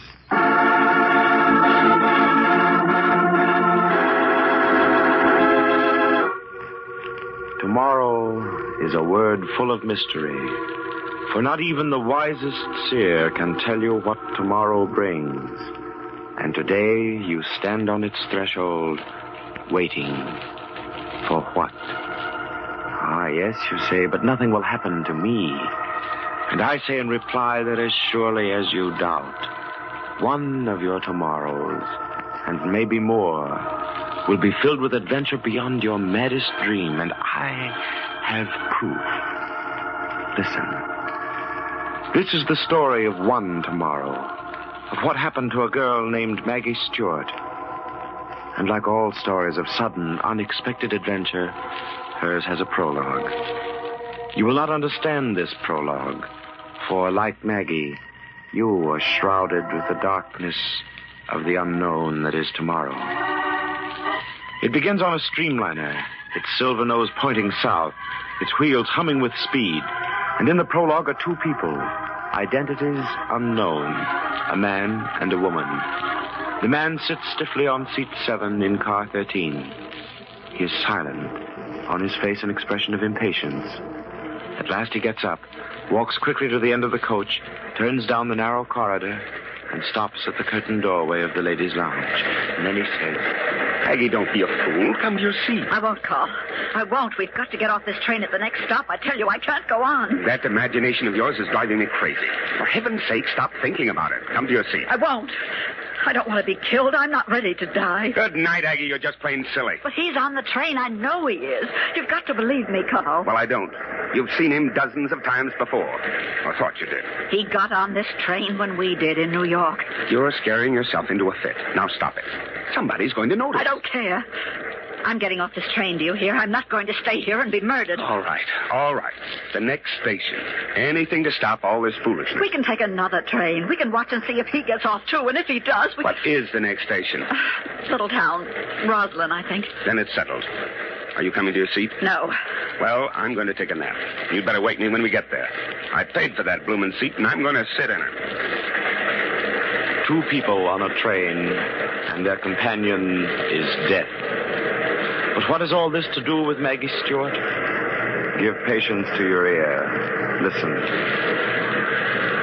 The streamliner comes to a stop. The station is marked Roslyn. It is strangely empty. A girl comes running up the platform stairs, a small suitcase in one hand, a white silk scarf in the other, and a large black purse under her arm. She looks hastily down the line of coaches. A single porter is leaning out from the steps of a car just ahead. No one is getting off the streamliner. The girl catches her breath. This way, miss. All aboard. Train to Greenville? Sure is, miss. Oh, I made it. She climbs the steps of car 13. The porter reaches for her suitcase, but she darts it onto the platform, peers through the door window. The coast is clear. So far, so good. She pushes hard on the stubborn door, makes a few cautious steps in the narrow corridor, quickly goes through a curtained doorway into the washroom. She has escaped the porter, but still she is not alone. A woman stands against the wall, her face strained with fright. Was that town, Roslyn? Yes, it was. Oh, I'm out of breath. I nearly didn't make it. What's the next stop? I think Pell City, but maybe this train doesn't stop there. I'm not sure. Oh, me, I ran all the way. You came in so suddenly. You frightened me. Oh, did I? I'm sorry. Ring the porter's bell there, and he'll come for your bag. Oh, no, I'll just slip it in here against the wall. I'm not going very far. Oh, that's a gun. Oh, don't think I'm a criminal or something. I had it wrapped in this scarf here so nobody'd see it until I could put it away, and now What would a young lady like you be doing with a revolver? Well, now, that's exactly what I told Aunt Margaret people would say. Oh, here, I'll put it in my pocketbook. Aunt Margaret's so old-fashioned. Imagine. She came flying down to the station just to give me that revolver. Why? Oh, I don't know. Uncle Jim used to make her carry it. He was on the road so much, so Aunt Margaret, well, she's very fond of me, and I took it just to please her. Is something the matter? You look... Oh, no, I'm all right, thank you. It's the train, the motion. Oh, maybe a cup of water. Oh, no, it's nothing. Don't think about it. You said you weren't going far. How far? Just 4 hours from here. To spend a whole week on a farm a few miles outside of Greenville. A girlfriend of mine has it. Oh, vacation? Mm-hmm. Oh, it's all so unexpected. That's why I nearly missed the train. Maybe... Why don't you sit down here? Maybe you'll feel better sitting down. Oh, I'm quite all right now. I'd rather stand. Oh. Well, I work in the Roslyn Library. I didn't start there till last March, so I'm not really entitled to a vacation this year. But with the holidays coming like they do, Mrs. Hart said I might have the time off. Is this a vacation for you, too? You might call it that. Guess you're used to riding trains. Oh, has the conductor been by to take the tickets? I don't know. I can't really remember. Oh, I really am in a fix. At the last minute, I couldn't get a reservation. Only a ticket for the coach train tonight. You mean you don't have a seat? Wait, listen. What is it? Well, there's a man on this train that I've been avoiding. Would you look out in the corridor for me? I think I heard him. Just see if there's a man out there. All right. Is he somebody you know? Not a soul there. Well, to tell you the truth, he frightens me a little. But it's nothing. So you don't have a reservation? No. Do you think they'll put me off? Oh, Aunt Margaret said they were sure to, but I do have a ticket. I don't know. I hear they're very strict. Well, I thought because I'm not going very far that I could just stay in here. Well, there's no need for you to do that. Take my seat for a little while. Oh, no, I couldn't do that. Oh, I insist. I'd be happy for you to have it. In a way, you'd be doing me a favor, and I really can't sit there, the motion of the car. I'd be much better off in here lying down. Oh, but I don't think it's right for me to deprive you. you. You're not depriving me. And this trip means more to you anyway. I would hate to be kicked off. Then you run along. Number 7 on the right. There's a middle-aged man on the opposite seat. He's probably sound asleep snoring. Well, you're sure now that I'm not...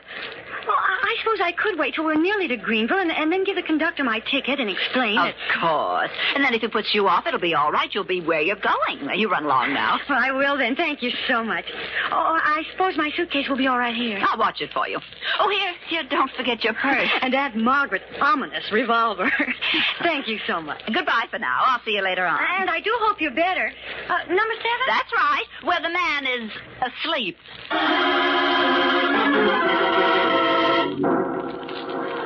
Maggie Stewart sits quietly, her eyes following the swift-moving landscape of trees and hills. Directly in front of her is a sleeping man, but he is silent now, his head tilted back on the seat. There's something about him, something eerie. Faint chatterings come from the other occupants of the car. At last, the train slows down, stops. And Maggie notices the station is Pell City. Still, the man opposite her does not move.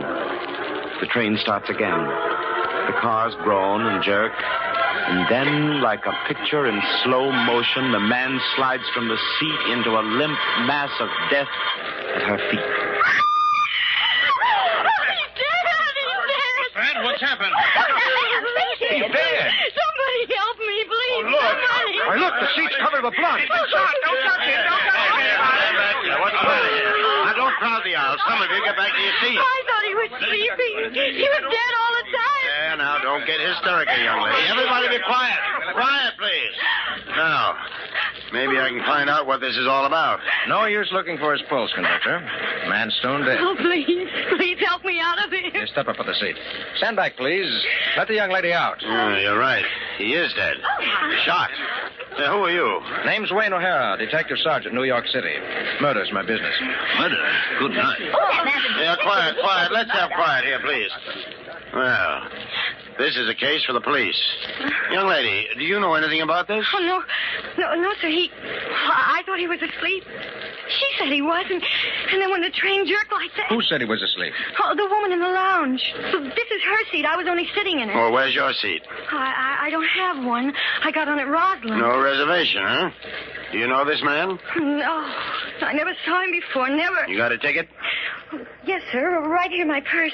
You see, I'm only going to Greenville, conductor, and I thought... Yeah. What's the matter? This purse. It isn't mine. It belongs to that woman in the lounge. I must have picked it up by mistake. Mighty funny. Well, she's there in the lounge. She wasn't feeling well. My suitcase is there, too. Well, we'll soon find out. Detective... Sergeant O'Hara. You take charge. I'll be right back. Stand back, please. Let me by. Stand back. What's your name? Maggie Stewart. I don't know anything about this, honestly. Let's see that first. Here. Must be a card. Some kind of identification. Ah, yes, here's a wallet. Mrs. Leonard Carl Tatum, New York City. Is that the woman's name? I don't know. I didn't ask her name. Let's see. Bag up there on the rack. Initials LCT. Well, might be hers. Oh, please. I can't stand here looking at him. Well, then sit down, Miss Stewart. Over here. Oh, please, lady, don't block the aisle. Oh, that poor girl. She's white as a sheet. I have some smelling salts in my bag up there. Oh, no, I'll be all right. Thank you. There's nobody in the ladies' lounge. Nobody at all. Oh, but she must be. Would you know her if you saw her again? Oh, yes, of course I would. No suitcase in the lounge either. Nothing. Then where is it? I left it there, right there. Well, you just didn't see it. Well, here's the dead man's wallet, conductor. It was Leonard Carl Tatum, also of New York. His purse belongs to his wife. Well, then she's the woman I talked with, don't you see? You've got to find her. She's on this train somewhere. There now, young lady. Take it easy. Oh, look. Look, there under the seat, the one I was sitting in. Well. Don't touch it, conductor. It might be fingerprints. Here, let me. I'll use this handkerchief. The murder weapon. A six-shooter. Equipped with a silencer. Well, don't look at me like that. I don't know how it got there. I never saw it before. Oh, please search the train. Yes, I suggest you do, conductor, before the next stop. Oh, she killed him. I know she did. That's why she said he was sleeping. She wants you to think I did. No, that's for the police to decide. But it's so true. It's so clear now. There's no use searching for her. Why do you say that? Because now I understand what happened. She switched pocketbooks with me. She insisted I take her seat. And then when the train stopped at Pell City, she took my suitcase and got off. She planned it all so I'd be accused of murder.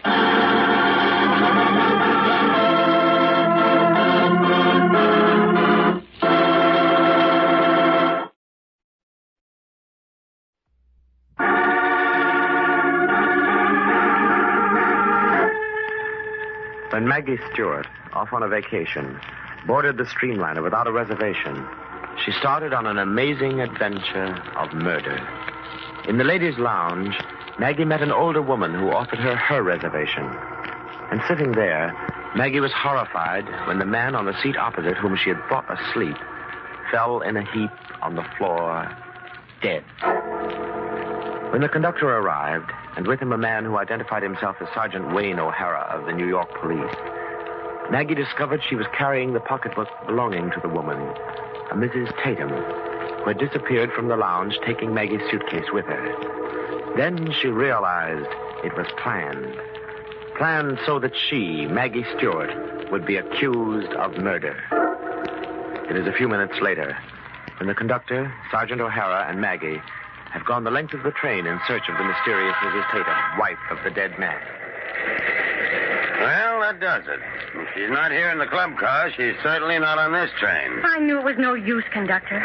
I tell you, she got off at Pell City. I know she did. I think Miss Stewart's right, conductor. Well, then I have to turn everything over to the police in Greenville as soon as we get there. 45 minutes from now. And they'll arrest me. What'll I do? No. Might be the whole thing will clear itself up. Sergeant O'Hara, since you're a representative of the law, you mind taking over the custody of this young lady till we get to Greenville? Glad to, conductor. And that lethal weapon, you better hold on to that, too. All right, conductor. I guess I better go then and get my passenger settled down. Mr. O'Hara, what am I going to do? Now, just sit down in this chair. Relax. And don't worry. But what'll they do to me? Oh, it's my scarf. It's caught on something you're typing, I think. Oh. Well, that's a novel way of handcuffing a young lady, isn't it? There. Now you're free again. And just sit down. Take it easy. But I don't I mean... What's the matter? Mr. O'Hara. That is your name, isn't it? Detective Sergeant Wayne O'Hara, New York.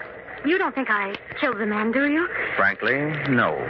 We could only find her. It's awful when your hands are tied like this, when you can't... Oh, but you can, Miss Stewart.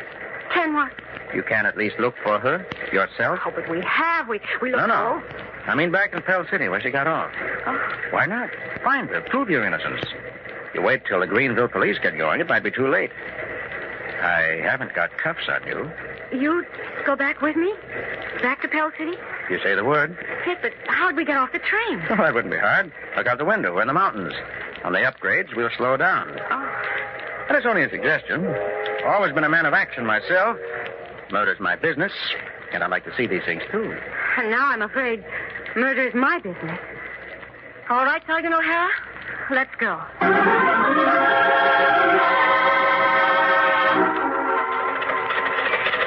Hey, you two all right back there? If them tools getting you away... No, it's all right. We're very thankful for this lift. How long will it take to Pell City? Oh, now, about half hour, I reckon. Just you two relax. Enjoy the scenery. Mighty pretty country around hereabouts. Funny old cutter, isn't it? Sergeant O'Hara, do you really think we're doing the right thing? How can we ever find her? How many hotels are there in Pell City? I don't know. Must be a dozen, maybe 20. Why? Well, she's in one of them. Bound to be. Woman who's just killed a man. She's nervous. What she wants to do is go somewhere and be alone. Think. Pull herself together. Well, maybe that's so, but who'll you ask for? She's certainly not going to be registered as Mrs. Tatum. No, you're quite right. But it's really very simple. Simple? What do you mean? She walked off with your pocketbook, didn't she? Well, we'll ask for Maggie Stewart.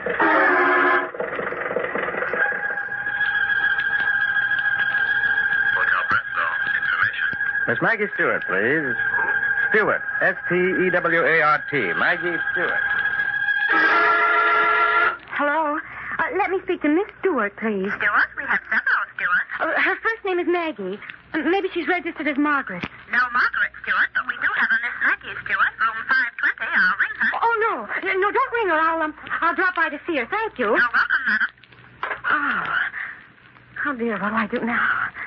Oh, Maggie Stewart, have you lost your nerve?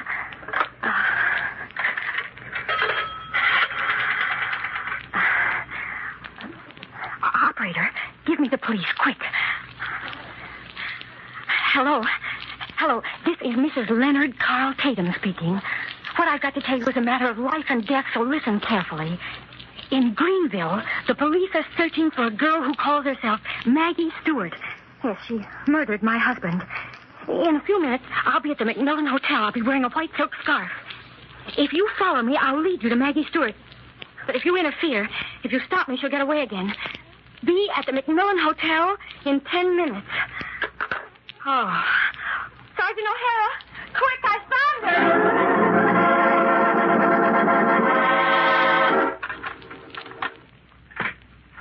After all, mister, I'm just a bellboy around here. I ain't supposed to let anybody in these rooms. Sergeant O'Hara, look. My suitcase on the bed. And it is the woman from the train. Yes, but where is she? Gone. Went out about 2 hours ago. You know where? I might, if I was encouraged to remember. Here. Here's $5. Remember? Middle-aged woman, wasn't she? Kind of tall, well-dressed? Oh, that's right. But where'd she go? She sent me out to rent a car. Said she was going to drive over to Lake Winnett. Asked me how to get there. Lake Winnett? Why would she go there? Oh, I see. Listen, we'll rent a car. We hurry, we can make it before nightfall. Now I know where she is.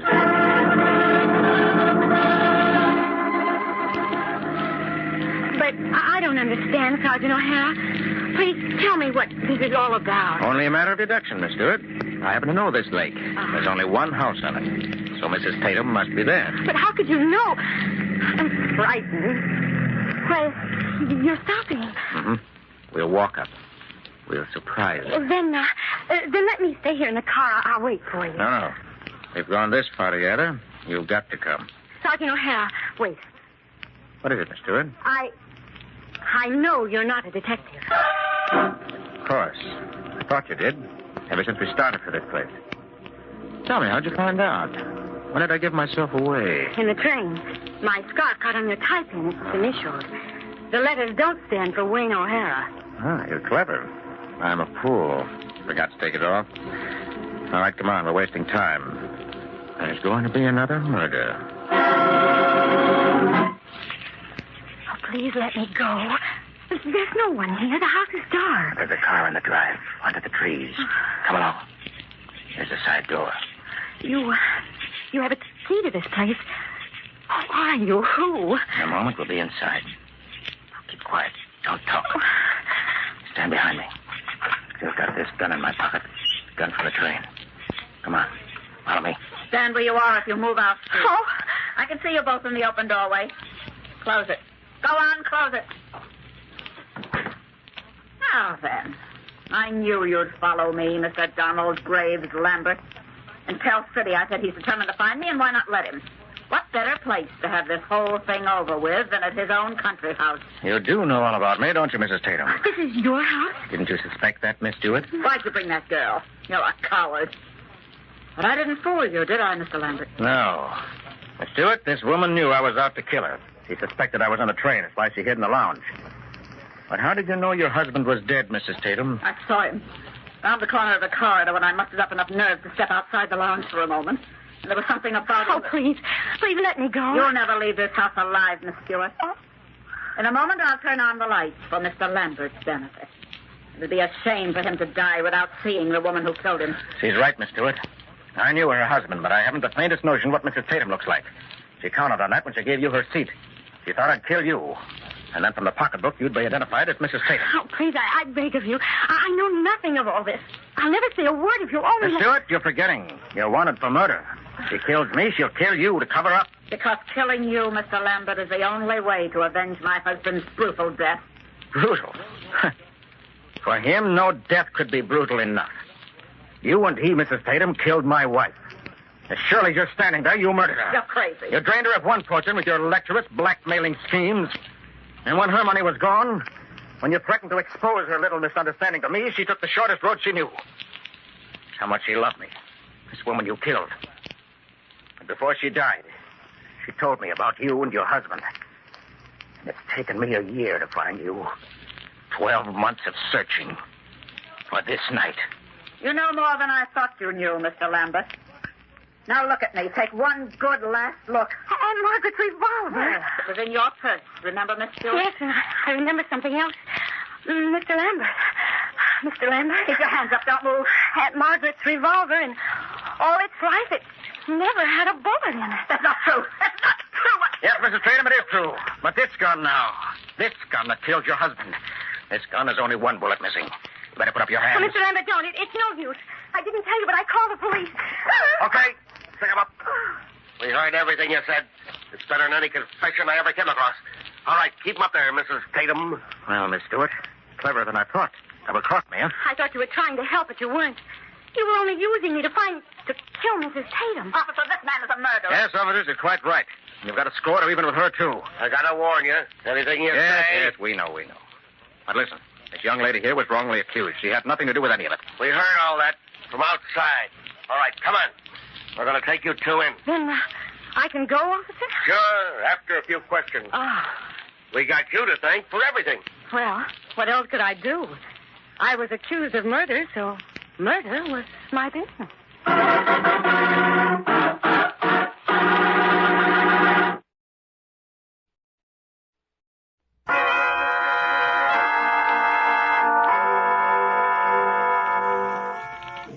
From shadows and stillness, mystery weaves a spell of strangest fascination, charging the mind with doubts and fears. For mystery is a strange companion, a living memory in the haunting hour.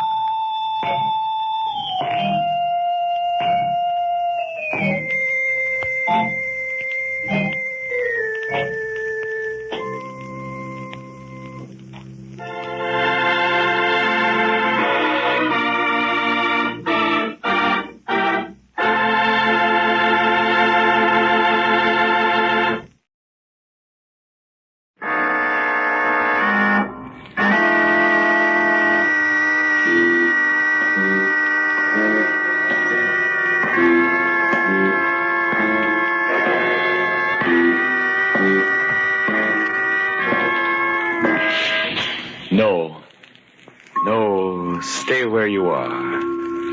Do not break the stillness of this moment, for this is a time of mystery, a time when imagination is free and moves forward swiftly, silently.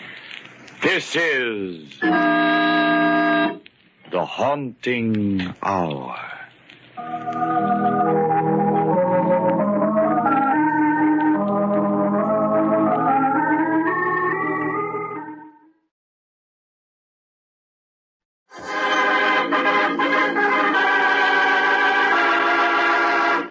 The Cat Man.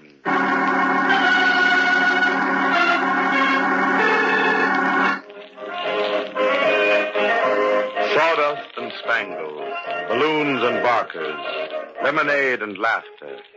That's the carnival to most people. But beneath the hoopla and ballyhoo, sometimes there lies a sinister strain. A force as elemental as the strength and cunning animal trainers pit against the jungle beast they subject to their will. Catmen, as the trainers of lions and tigers are called, follow the code of the jungle. When they match their skill against fang and claw in the cages, or against human enemies outside them, they neither ask nor give quarter. That is their creed, the law by which they live and sometimes die. Here is a cage. In it, a huge tiger is pacing back and forth. There is deadly, killing power in the supple ripple of its muscles under the tawny skin with its black stripes. Killing power in the sheathed claws, in the wickedly gleaming teeth. Before the cage stands a man. His eyes are dull. His body is hunched. He is Britt, a cat man, but on his cheeks are livid marks of deep scratches. On his shoulder crouches an ordinary alley cat. There he is, Imp. That's Satan the tiger that put me in the hospital. Remember the hospital, Imp? Mom came halfway across the country to see me. Gee, I remember when she came into the room. She looked at me like she used to when I was a kid, and she said, "My little boy's been hurt."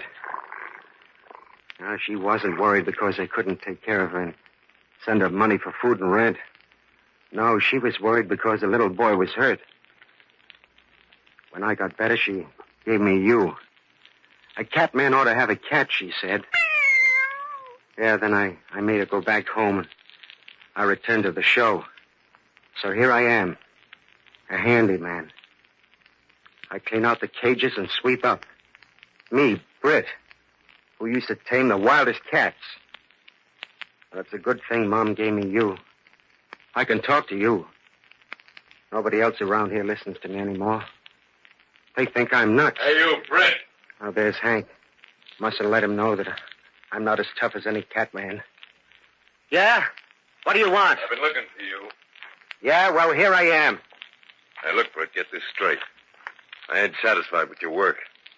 As long as I'm head trainer around here, these cages are going to be kept clean, you understand? I'm doing the best I can, Hank. If you can't do better, I'll get somebody who can. Trouble with you is you got no guts. I had enough guts to be the best cat man in the business once. You ought to know that. You were my assistant. Yeah, but I'm the head man now. Understand? Yeah, sure. I'd have got there even if Satan hadn't have clawed you. Understand? Look, Hank, I'm not looking for an argument. You're not looking for an argument. That's a hot one. You're just a flunky around here. Don't forget that. When I tell you I want those cages cleaned out better, I mean it. People pay good money to see me work Satan, and I want everything just right. You understand? Yeah, I understand. Okay, then get to work. I want everything just right. Hey, Hank, just a minute, will you? Yeah? What is it? How's Marla? It's none of your business. She's my gal now. Did you hear him, Imp? Did you hear him? I got a sweet cleaner, he says. People pay good money to see him work Satan, he says. He says that to me that used to be the best cat man in the business. Now I'm pushing a broom. Yeah. I know you love me, Imp. Even though I'm just a has-been. I used to be the big attraction of this show. Now it's Hank. I used to work Satan. Now it's Hank. Marla used to be my gal. Now she's Hank's. My bad luck was certainly good luck for him, wasn't it, Imp? Oh, well. Might as well sweep out good under Satan's cage. Like Hank wants me to do. Ouch! Scratch myself, Imp. Scratch myself on those little shreds of copper wire sticking out at the bottom of Satan's cage. Say, what are these wires doing here anyway? There are 2 little holes drilled here in the floor. There must have been electric wires in them. Here are scraps of insulation on the wood. Now, why would anybody put electric wires through the floor of Satan's cage?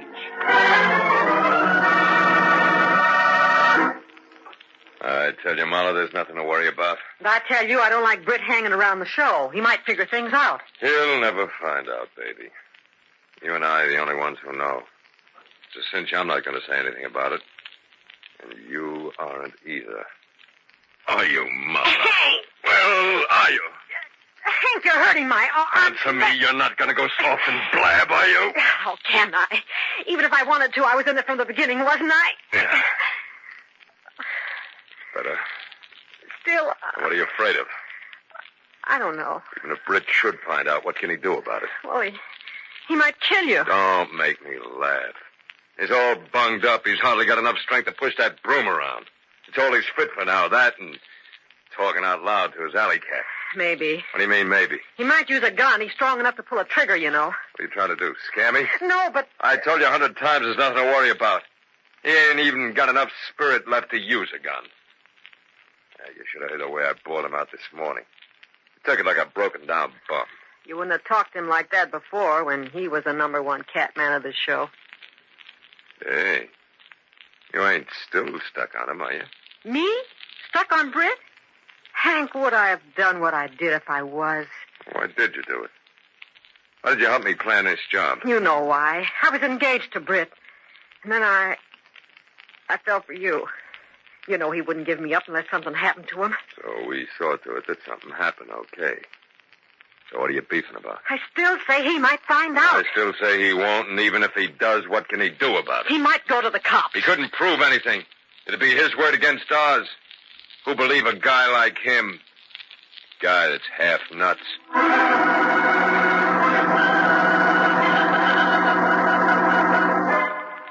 Yes, sir, Imp. There were electric wires stuck into the floor of Satan's cage. And they're right where the iron grid in front of the inner cage is. Yes, sir.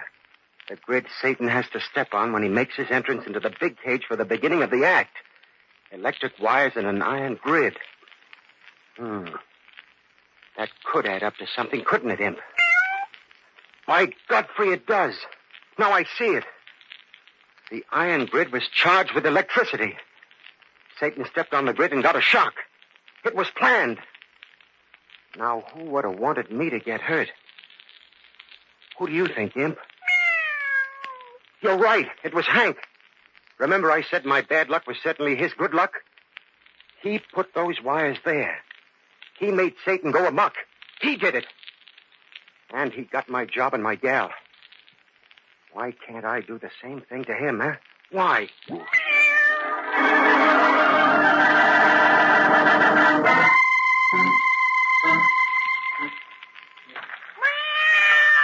Quiet, Imp. The night watchman mustn't see us. Here's an AC outlet, Imp.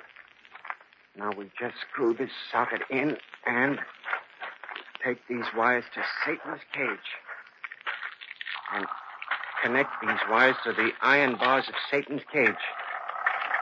There. That's got it. Now we go back to the socket and we wait. The current has been pulled down so it won't hurt Satan. It'll just scare him when he rubs against the bars of the cage. Now we turn the juice on.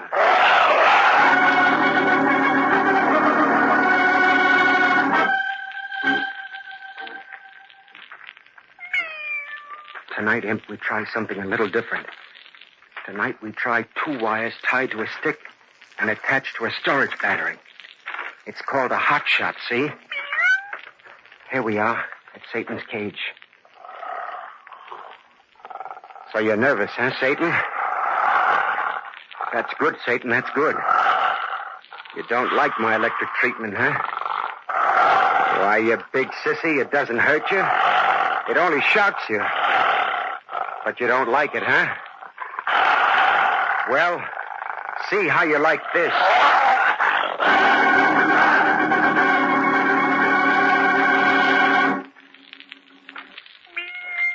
Look at him, Imp. Look at Satan. He's more nervous than ever. He knows what we did to him the day before yesterday. He's afraid of us. Look at him cringing. He's sulking to the back of the cage. Well, this time, Satan, I've got a little surprise for you. This time you won't be shocked by electricity. You see this little black stick? You don't know there isn't any current in it, do you? You think it'll burn you like the other sticks I've shoved through these bars, huh? Okay. Now let's see what just a plain little wooden stick will do. Satan, here it comes at you. We've got him where we want him, Imp. And it took less than a week to do. I can make Satan go berserk any time I want to. All I've got to do is point this little black stick at him. No law against holding a little black stick in my hand when Hank does his act, is there? Is there, Imp? Now we're ready to pay off a debt. A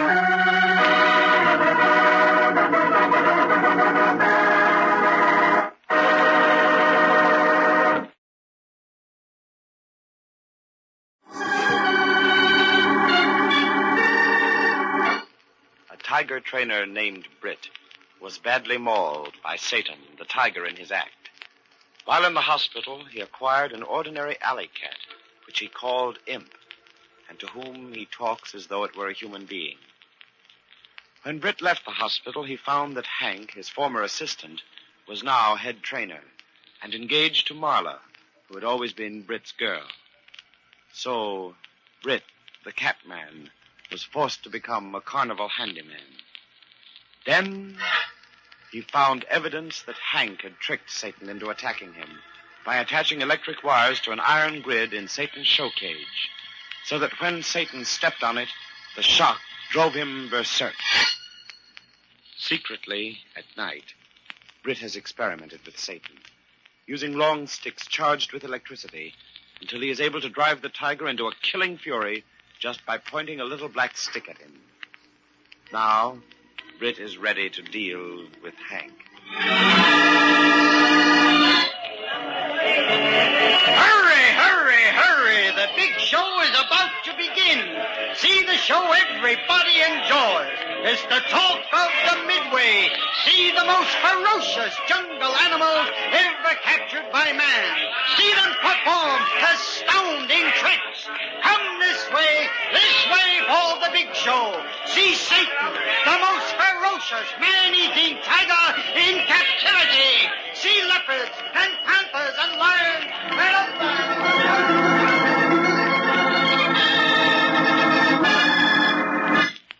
Yes, sir, Imp. The big show is about to begin.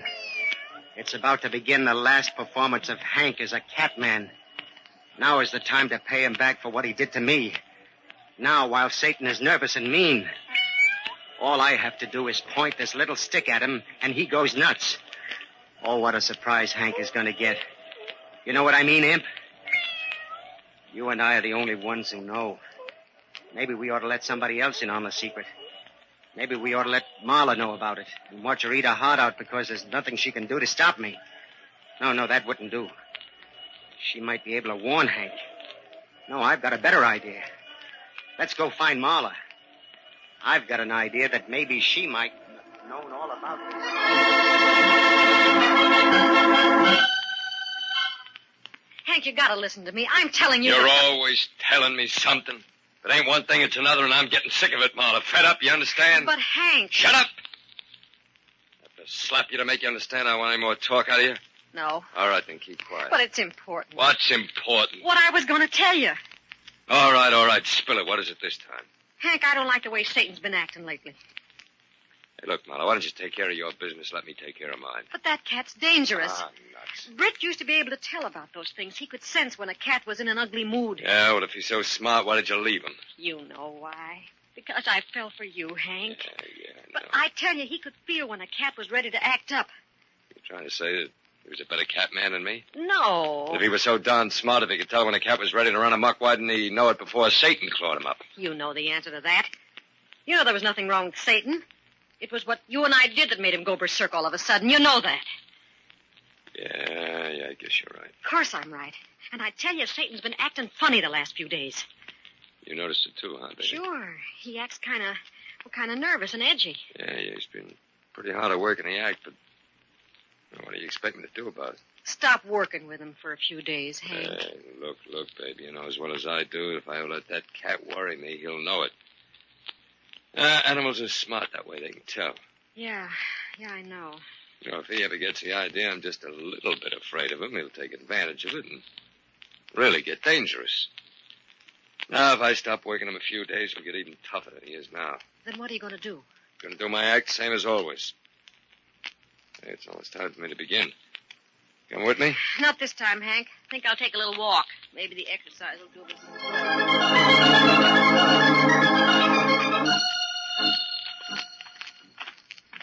Hello, Marla. Oh, What do you want? Just a little talk with you.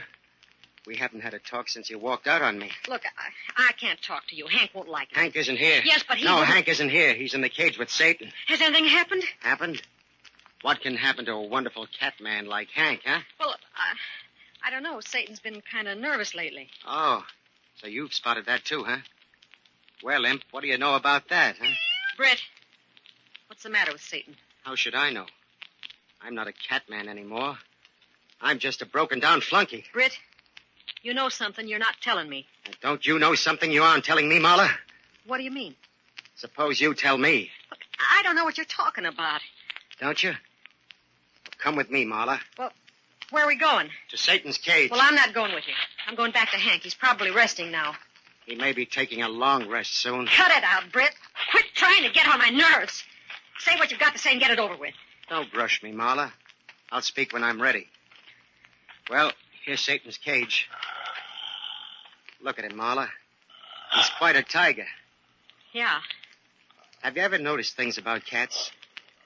Take Imp here, for instance. He's a little fella, but he has claws. They're sharp, too. Look, when I unsheathe them. Ow! Ouch, you made him scratch me. Yeah. They draw blood, don't they? What's the big idea? Now take Satan there. His claws are just as sharp and hooked. Only they're longer, much longer. When he sinks them into a person's flesh, he doesn't just scratch the skin. He digs right down to the bone. All right, so what? So he can cripple or kill a man in the cage with him. I know. Oh, Britt, I'm sorry he got you. That's very considerate of you, Marla. You'd be sorry if he got Hank, too, wouldn't you? Britt, please. Because I can make him do it. Just watch what happens when I point this little black stick at him. Oh, no. Oh, yes. No. I can make him do that any time I want to. Want to see me do it again? No, please. I can make him go berserk like that when Hank's in the cage with him. Britt, what do you want from me? From you, Marla? I want a written confession. A confession? Yeah, you see. I know all about the electric wires that connected with the iron grid in Satan's cage. Electric wires? I don't know what you're talking about, Britt. Don't you? That's too bad. Because some one of these days when Hank's doing his act with Satan, I'm liable to poke my little black stick into the cage. No, you mustn't do it. You know what'll happen to Hank then, don't you? Britt, you mustn't. How about that confession? I didn't have anything to do with it. You gotta believe me, Britt. I believed in you once, Marla. And what did it get me? No, I don't believe you. Because I know Hank's too dumb to have figured out that electricity trick by himself. All right, Britt. You win. I'll write the confession.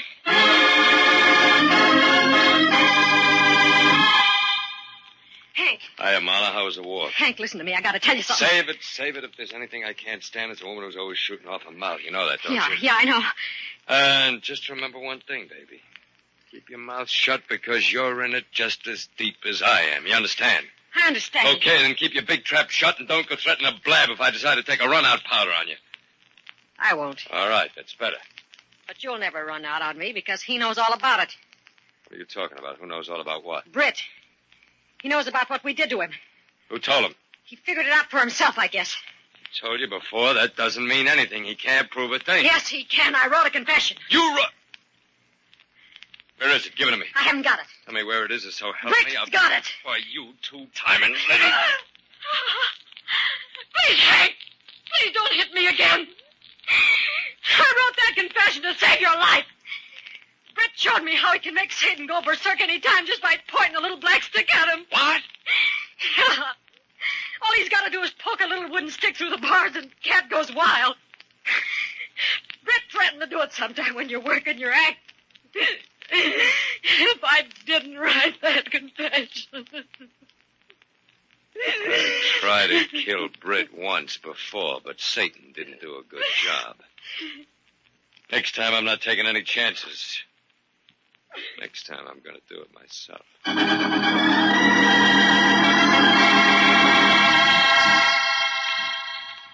Hey, Hank. Yeah? The boss sent me to get you. What for? You're late for your act. Oh, yeah, my act. Hey, what's the matter? You look upset about something. Nothing.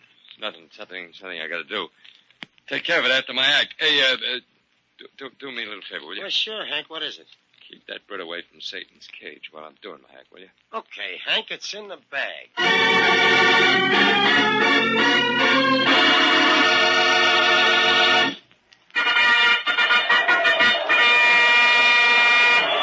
now, ladies and gentlemen, one of the most sensational wild animal performances of the century. Presenting the daring king of the catmen, Hank Chandler, and the ferocious tiger, Satan. My, he must be awfully brave. That sure is a big tiger. The trainer is in the cage now. Oh, he looks mean, doesn't he? I wouldn't want to be in there. He's down. The trainer's down. They're shooting at the tiger. Why doesn't he let go of the man? They use only blank cartridges. Look, another man's getting into the cage. He's only got a little stick in his hand. The tiger's backing away. He saved him. He saved the trainer.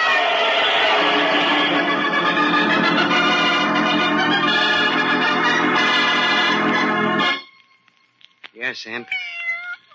I saved Hank's life. I was nervous about something when he went into the cage. Satan sensed it and he went on a rampage. Well, Hank's pretty badly mauled. But he'll live to go to jail. And that's where Marla's going, too. I've given the confession to the cops. Hank and Marla belong behind bars.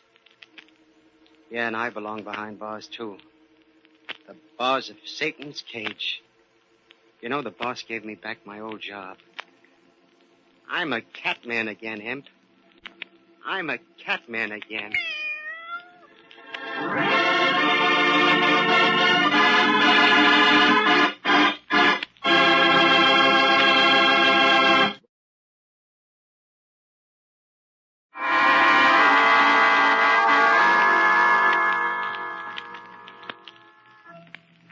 From shadows and stillness, mystery weaves a spell of strangest fascination, charging the mind with doubts and fears. For mystery is a strange companion, a living memory in the haunting hour.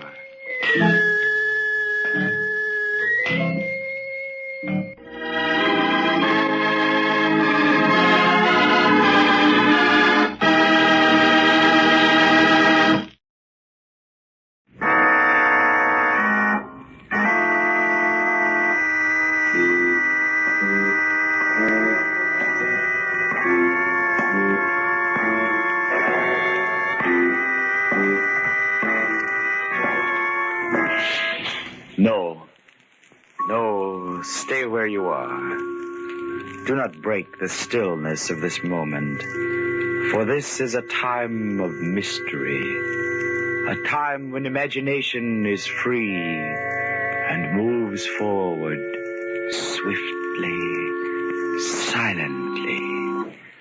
This is the haunting hour.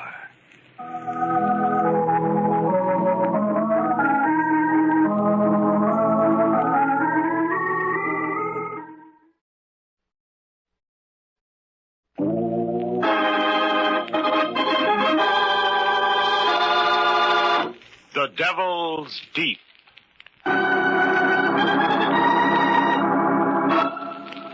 At the foot of a great cliff, a police launch is being slowly pushed by the ocean currents toward jagged rocks where the water boils and swirls as in a giant cauldron.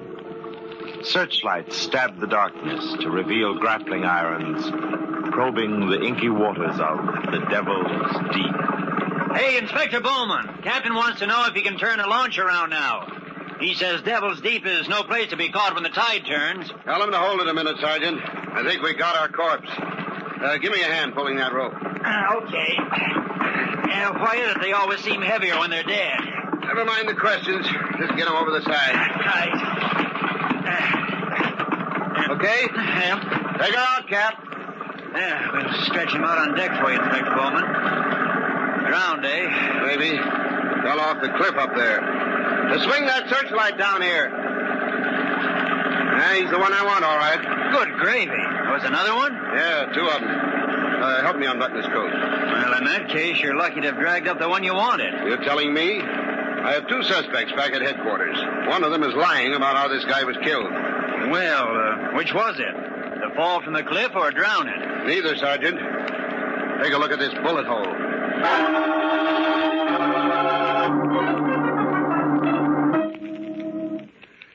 I sent for you, Miss Scott, and you, Mr. Malone, because I have some new evidence. I want the whole story. Everything. But, Inspector Bowman, I've told you how it happened. From the beginning this time, Miss Scott. And with no hints from you, Mr. Malone. Oh, I'm sorry, Inspector, but this seems unfair. You've got absolutely nothing on either Miss Scott or myself. I'll decide that, Mr. Malone. If you please, Miss Scott. Well, I came here to the island because of my stepbrother. You see, Duncan and I were closer than many real brothers and sisters. I'd taken care of him ever since our folks died. I guess I decided to come that day in the doctor's office when he said... Ever since I've known you, Peggy Scott, you've been saddled with that young brother of yours. Well, I've almost made up my mind to buy a cottage on the island, Dr. Ramsey. Oh, it's a lovely cottage. Set back from a high cliff. It's straight out of a storybook. Good. Might get him away from his imagination. He's got too much, Peggy. It's bad. I know. But I understand him, Doctor. And I can give him understanding and kindness.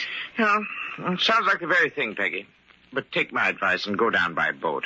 As long as you avoid people, you and Duncan are avoiding trouble. It was early in the season, and there weren't many passengers on the steamer that crawled along the coast. But even so, there was one too many. For fate sent Mr. Sherman across our path. Events were already closing in on me the first morning when I was trying to make Duncan comfortable in his deck chair. I wish you wouldn't treat me like a baby. I want to go to my stateroom and read. Oh, you promised not to open that trunk full of books until we reached the island, Duncan. Now, here, let me fix that blanket. Let me alone, will you, Peggy? That old fool is looking at us again. I can wring his neck. That's no way to talk about Mr. Sherman. He was very sweet to us. Helping us with our bags was just an excuse. He's been following us ever since we got on board. Haven't you noticed the way he's looking at you? Keep him away from Miss Peggy or say help me out. You'll what, Duncan? Nothing, Peg. Maybe I'm just imagining things at that. Oh, I do wish you'd try to get over it, Duncan. Why, Peggy? Imagination's a handy thing, you know. Lots of times it helps you to look into the future.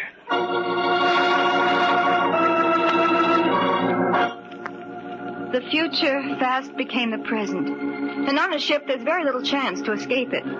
Certainly, I never expected the train of events that harmless little Mr. Sherman's attention was to bring.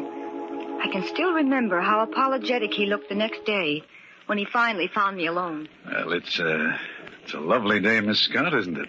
You mind if I sit down? Oh, why, no, Mr. Sherman, of course not. Yeah.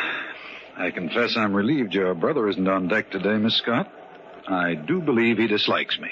Oh, Duncan takes a bit of understanding, Mr. Sherman. He's not well. That hardly explains it, but, well, I'll make friends with the boy yet, you'll see.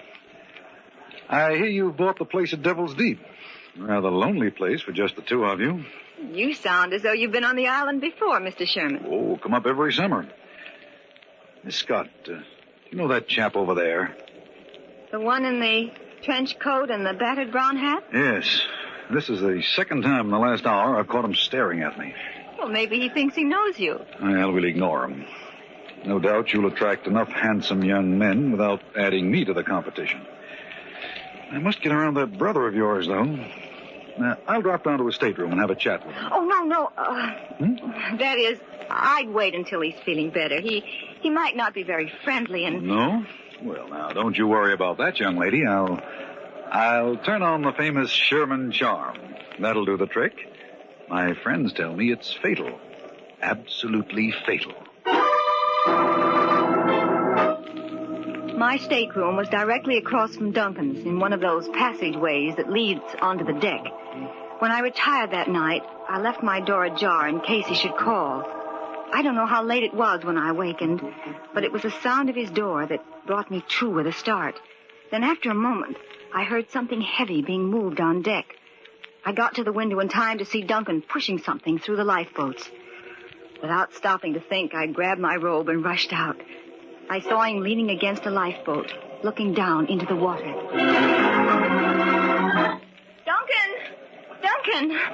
Duncan, are you all right? Well, hello, Pegs. Of course I'm all right. What are you doing out here? Well, I heard you, Duncan. You were moving something. Yeah. My trunk. Your trunk? With your books in it? That's right. I pushed it overboard. Oh, Duncan. Didn't you notice that man in the trench coat there beyond the lifeboat? Come on, let's go back. He's coming over here. Let him come.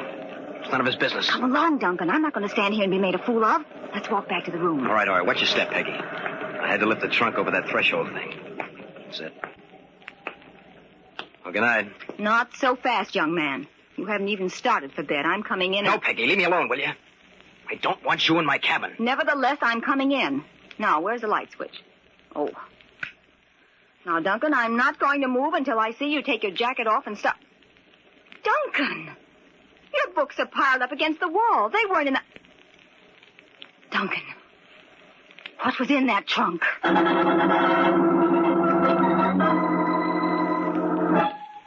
Mr. Sherman had disappeared. When we docked next morning, I looked for him. He didn't get off the boat. The purser hadn't seen him. I was frantic. I couldn't believe Duncan had... Anyway, I decided to go to the cottage first and then come back and phone Dr. Ramsey. As you know, there's no road to Devil's Deep. My stepbrother and I walked along the path through the woods. It was almost noon when we reached the house. Wow, sis, this place isn't bad at all. Sort of wild and woolly. Hear that surf beating on the rocks down below? Leave the bags out here and go on inside, Duncan. Yeah, all right, sure. Say, this is all right, Peggy. Nice and cozy. Fireplace and everything. Oh, Duncan, if only... Duncan, sit down, dear. I've got to talk with you. Peggy, what's the use of questions? You know how I get mixed up sometimes? I forget things I've done. So I simply forgot I'd taken the books out of my trunk, that's all. You don't know how I want to believe you, dear, but Why don't you forget all about it, huh? I have. I feel better already. You ought to be glad that I've gotten out of the dumps. Oh, I am, Duncan. But after last night, What's that you've got there? A note. It was lying on the table. The cleaning woman must have left it. Here, let me see it. It's addressed to me, Peggy. I don't recognize the handwriting, do you?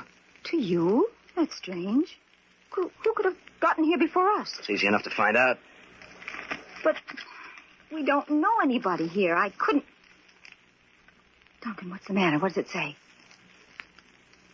It says, people hang for murder. Oh, please, dear, don't look like that. Here, let me have it.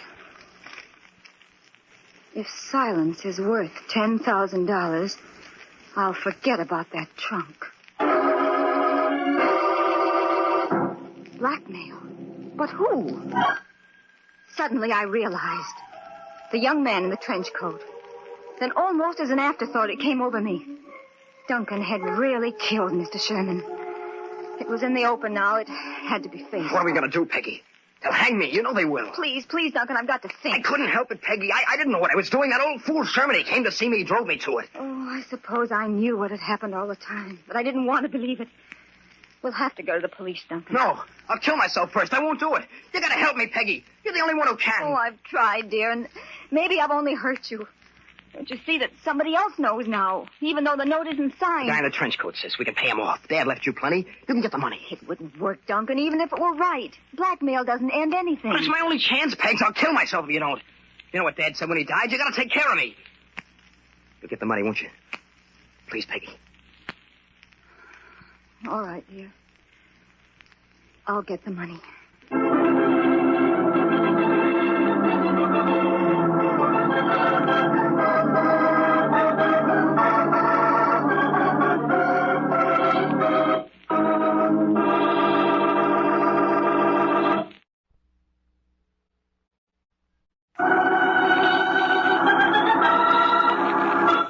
And now, back to the Devil's Deep. A police launch has dragged the turbulent waters of the Devil's Deep and found the body of a man. So far, Inspector Bowman has neglected to mention that fact to the two young people who sit beneath the glaring light in his office. The eyes of the young man in the trench coat have never left Peggy Scott as she goes back over her story. So, Miss Scott, this brother of yours, Duncan, takes one of his crazy dislikes to this Sherman guy on the boat, and that night he shoves the trunk overboard. You were the one watching this, Malone? Naturally, Inspector. So when you found that blackmail note waiting for you in your cottage, Miss Scott, you knew right away it was Malone who was onto the murder. Yes, and I was sure of it after I'd gone to the bank that afternoon and arranged for a transfer of my funds. Hey, lady, wait a minute. Mind if I walk you back to Devil's Deep, Miss Scott? How did you know my name? What do you want? Oh, just a couple of questions, Miss Scott. Like, are you in the habit of calling on bank presidents the minute you get in town? That is none of your business. I'm afraid it is. Very much my business. Oh, yes, I'd forgotten your note. I suppose that's true. Now, please, if you'll let me by. Not so fast, please. I've got to talk with you and your brother. Mr. Malone, if you're wise, you'll keep very much away from my stepbrother. That's a warning. We'll be ready for the next note when you send it. Goodbye. Suddenly, I knew that Duncan and this Mr. Malone must not meet. Above all else, I had to get my brother back to Dr. Ramsey before there was another tragedy. But next morning, when I returned from the bank where I'd gone to sign the necessary papers. I'm back, Duncan. Want to help me? Duncan, what are you doing with that poker? We've got company, Peggy. Your stepbrother is a very excitable young man, Miss Scott. I was watching when he came sneaking in here. I warned you, Mr. Malone. But I suppose one in your profession doesn't mind a few risks. Tell me, did you know the man you were talking to on shipboard a few days ago? Now, listen to me, you better... Duncan, what did Sherman say to your sister that caused you to get so excited? Get out. Get out, I tell you. Okay, I'm going. Just let me warn you that you're playing with dynamite, Miss Scott. I'll be seeing you. I don't understand, Duncan. Why did he come here? On the table there. The blackmail note, Peggy. The second one.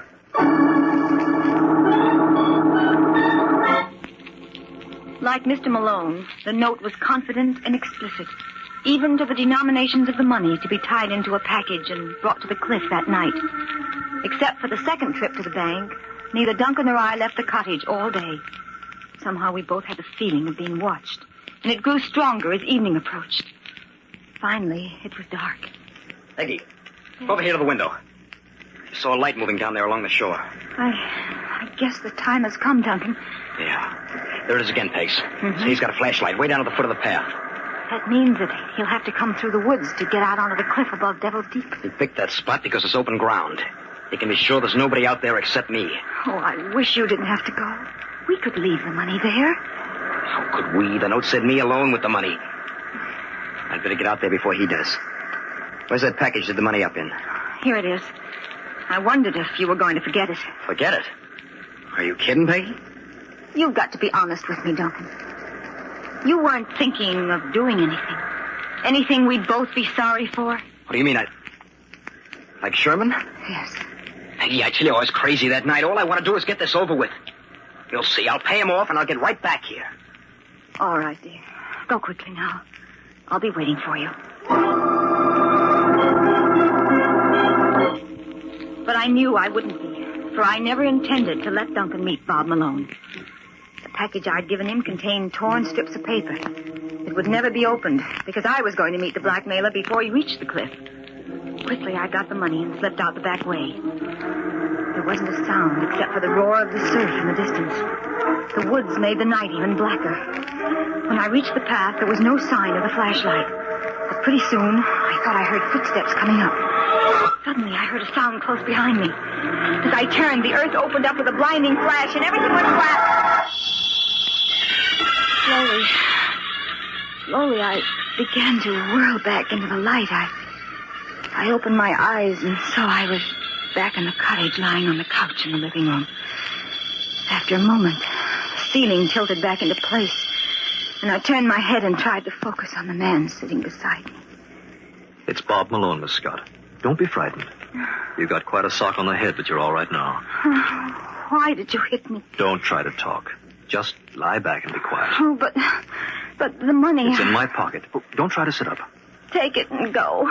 Go before Duncan comes back. Your brother doesn't even know what's happened yet. He's still waiting out on the cliff. Now, just forget him for a minute, Peggy, because I've got something more important for you right now. Sherman, come around the couch where Miss Scott can see you. Sherman? Mr. Sherman, but he's dead. Oh, not at all, Miss Scott. Your friend Malone brought me back from a watery grave. Very inconsiderate, don't you think? Cut the cracks, Sherman. Look, Peggy, if you'd given me half a break, I'd have told you I was a private detective. Sherman's a well-known blackmailer. When I spotted him talking to you on the boat, I figured it was worth looking into. But, Mr. Malone, then there never was any reason for Duncan to be blackmailed. Mr. Sherman tricked him. He somehow made Duncan think he'd killed him. I think your brother needs a psychiatrist, badly. That's not important now. The important thing is that Duncan's not a murderer. Oh, don't you understand? It was his imagination. Sometimes the things in his mind seem real to him. He hated Mr. Sherman enough to... Yes, that's it. Sherman worked on this quirk of his, got Duncan excited, faked the death now, look scene. here, Malone. I told you And before. all the time I was frightened to death of you, Mr. Malone. That's my fault. When I saw your brother push that trunk overboard, I got kind of worried. I checked the passenger list and then everyone who got off the boat. So did I. And Mr. Sherman didn't get off. Oh, yes, he did. After you were nowhere around. You were a little too anxious to believe the worst of your brother, if I may say so, Miss Scott. I told you to keep out of this, Sherman. You see, Peggy, when I saw our blackmailing friend, knew there wasn't anybody in that trunk, I stopped worrying. Like fun you did, old boy. You've been tailing me ever since you saw me talking to the young lady that morning. But I never figured it was more than your usual blackmail routine till I saw how scared Miss Scott was. Yes, but don't you see? Duncan and I thought he was dead. Yes, I see that now. Lucky I followed him out here tonight. I was right behind him when he came up the path with the flashlight. It's too bad you couldn't have stopped him from hitting me. Shut up, Sherman. Suppose you and I stroll down to the kid brother and tell him he can relax. Oh, but Duncan thinks he's dead. Don't you see the kind of a shock it'll be when he sees him? I can't leave Sherman here. Just you leave this to me. I don't think you should try to get up yet. Oh, but you don't understand. Duncan flies off the handle so easily. I know that only too well. Come along, Sherman. I think Miss Scott's stepbrother will be delighted to find you returned from the dead.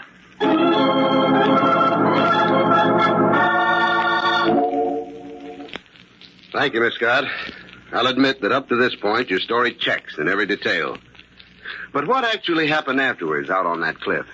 I don't really know, Inspector Bowman. I never saw Duncan or Mr. Sherman again. Mr. Malone was the only one to come back alive. I've told you what happened out there, Inspector, just as I told Miss Scott. Mr. Malone, you've told me that when Duncan saw Sherman, the man he thought he'd killed, he flew into a rage and attacked him. But Sherman had a revolver, and during the struggle, he shot Duncan, and they both went over the cliff. I'm sure that's what happened, Inspector. I should have known that that's exactly what Duncan would do. I happen to know Sherman's record, Miss Scott. Blackmailer, yes, but he never carried a gun. That's what I thought. Why I didn't bother to search him. I'm afraid I can't believe you, Malone. We dragged the Devil's Deep an hour ago. We recovered Sherman's body. He was the one killed by the bullet. And you think maybe I took things into my own hands? If you didn't, I'm suggesting you tell us differently. Well, you forced me into a corner, Inspector. You asked for it, don't forget. Let's go back to the moment Sherman and I left Miss Scott in the cottage near the cliff. There was a bright moon as the blackmailer and I headed toward the spot where young Duncan sat on a rock, staring down into Devil's Deep. I wonder what Duncan's going to say when he sees me, Malone. I do make a rather healthy corpse, don't you think? That's your worry, Sherman. But I wouldn't like to be in your shoes. You don't go for that poor sick boy line with this kid, do you? I do, Sherman. He's studying to be a manic depressive. He's on the way toward making the grade. Well, in that case, you're going to have a tough time proving anything against me, Malone. The blackmail notes in your handwriting are pretty good evidence, I'd say. Hold it now. Kid's seen us. Now, let me handle this. Everything under control, Duncan? Of course, Mr. Malone. I've been waiting for you. I saw you on the path a while ago. Good. Got anything to say to the ghost of Mr. Sherman? Plenty. Stupid bungling rat. I hope you give him the works. Now, look here, kid. I never did like this deal, but you made it seem harmless enough. You think it was harmless, Duncan? To hire Sherman to make like a corpse so you could blackmail yourself and scare your sister into paying off? I should really have killed him. All he had to do was stay out of your way. All this might have been more harmless, Duncan, if you hadn't sneaked back and slugged your sister just before we came up the path. Was that necessary? I was pretty mad when I opened that package and found the paper she'd given me. I had to get my money without letting her know it was me. You know, I could have worked this blackmail stunt again sometime. Yeah, I suppose you could. Too bad I came along just then and drove you off. You'll never get the money now. I'll get it, don't worry. And all the rest of it, too. It belongs to me. My father should never have left it to her. I'm afraid, Duncan, that sooner or later you might kill Peggy. Well, maybe I will if she gets wise to me. Now, look, Malone, I'd never have got mixed up with a kid if I'd known this. Not very pretty, is it? Don't forget that if anything happened to his sister, he had threatening letters in your handwriting. Where do you think that would have put you? He was going to give them back when he paid me my grand here on the cliff tonight. Ah, you're a fool, Sherman. Why do you think I told you to pick Devil's Deep for a meeting place? And those notes I delivered by myself. Get it, Sherman? Noble brother meets nasty blackmailer, shoves him off cliff in self-defense. Neat, huh? I wasn't acting when I said I hated you, Sherman. I never could stand the way you looked at Peggy. Why, you little rat, that's fine coming from you. I ought to Look out, he may have a gun. Of course I have. Why do you think I let the two of you come out here after me? After I get rid of you, I'm still going to get that money. Listen, kid, I'm going to take that gun away from you and give you the spanking of your life. Keep away from the edge, Sherman. He'll plug you as short as... He hasn't got what it takes. Just a loudmouth brat. Go on, you keep backing up toward the edge, sonny boy, and pretty soon... Take another step, Sherman, and I'll shoot. No, you won't, kid, because I'm going to...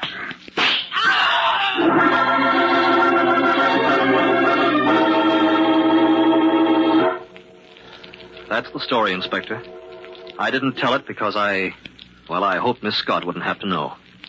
Sorry it had to come out this way, Miss Scott. Oh, if only I could have helped him. You tried. But Duncan was really dangerous.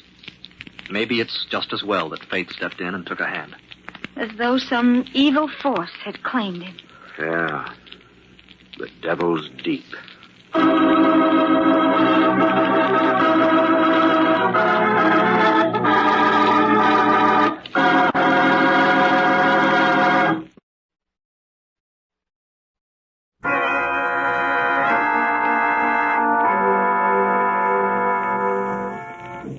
From shadows and stillness, mystery weaves a spell of strangest fascination, charging the mind with doubts and fears. For mystery is a strange companion, a living memory in the haunting hour.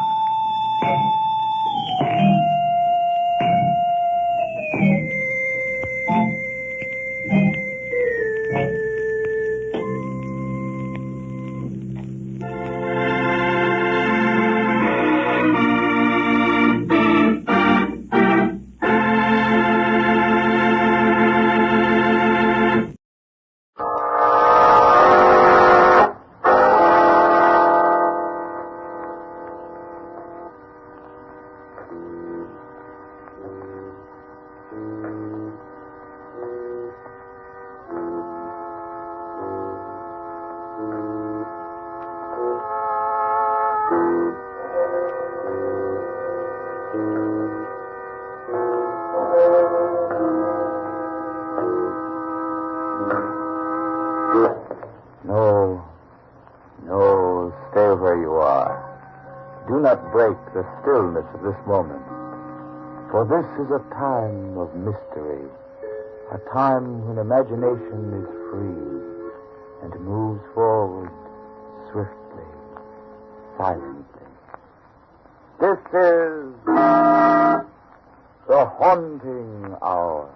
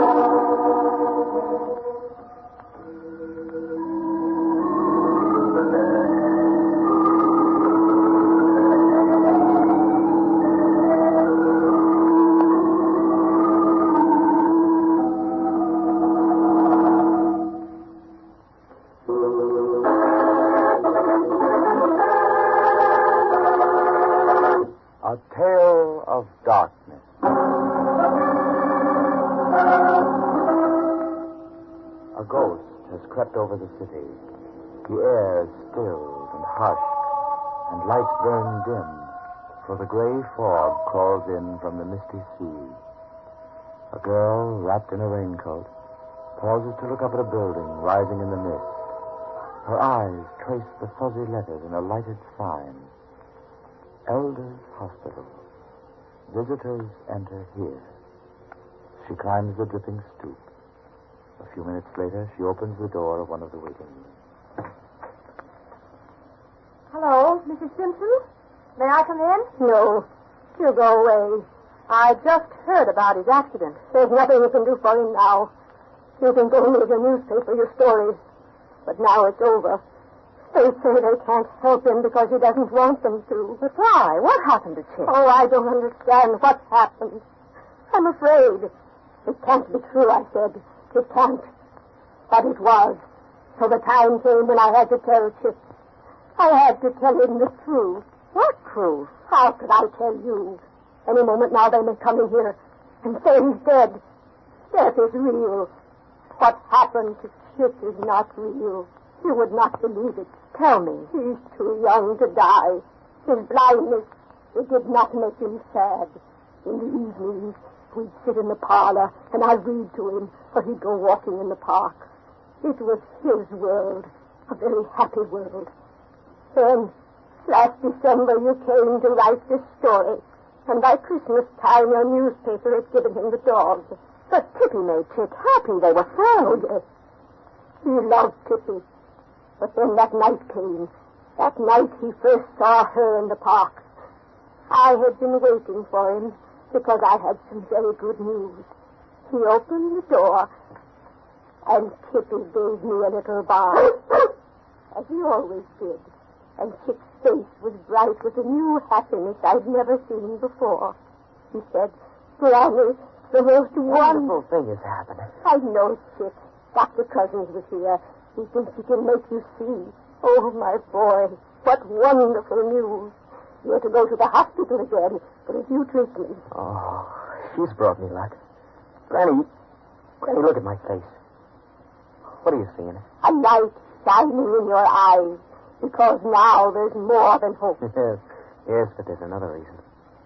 Tonight, Tippy led me down a path in the park to where the waterfall is. A waterfall in the park? Granny, she was there. A girl, Chick. Yes. Her voice is so soft, so full of a kind of sadness that I can understand. But does she know you're blind? No. It was dark. Maybe now there'll be no need to tell her. Maybe she'll be my girl, Granny. Then I'll have two of them, won't I? You and her.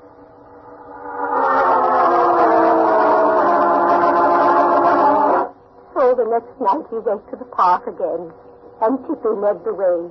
How many times have I heard Chip describe that place? There was a narrow path winding between high boulders for a little way, and then it opened on a most unearthly spot where the stream tumbled down in a falls, and grass was there, and a feeling of moonlight on the water. What's the matter, Tippy? Impatient? So am I, but she'll come in a little while. I'm already here, sitting quite near you. Oh, Tippy saw you even in the darkness.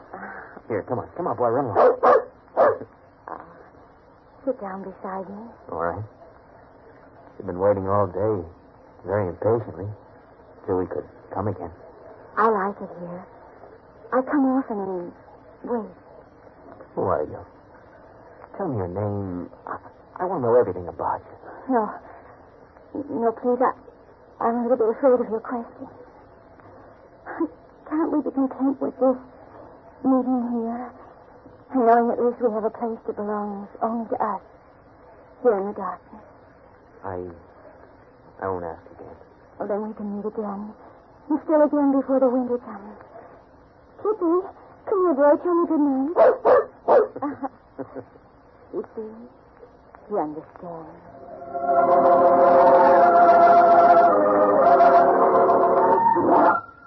My flesh grew cold when he spoke of her, for it was the dog Tippy that led the way to her. There in that ghostly place made remote to us by a wall of time. Chick saw her time and again. Then the day for the operation came, and the night before we met her beside the waterfall to say goodbye. Well, I'm going away only because I want to be worthy of you. I want to feel as if I have a right to tell you. I love you so very much. No. Yes, I do love you. And I don't even know who you are. Promise you'll tell me when I come back. But you may never come back. I may never see you again. No, don't say that. It isn't true. Maybe I shouldn't leave you at all. Oh, yes, you must go. I don't have the right to keep you from it. I couldn't. You know where I'm going? I know all about you. In my blindness? Yes, I know, but now I want you to have eyes like other men, to be like other men. Why? You tell me now, please. No, we must wait. Oh, if you love me, have faith in me, too. Yes, but suddenly I'm frightened. I have a terrible feeling I may never see you again. Well, what's the use of eyes if I can't look at you? Oh, my darling, promise. Tell me you'll be here when I come back. I'll be here, Chick. I'll be waiting. Now, good night. Good night, Kitty. Take care of me.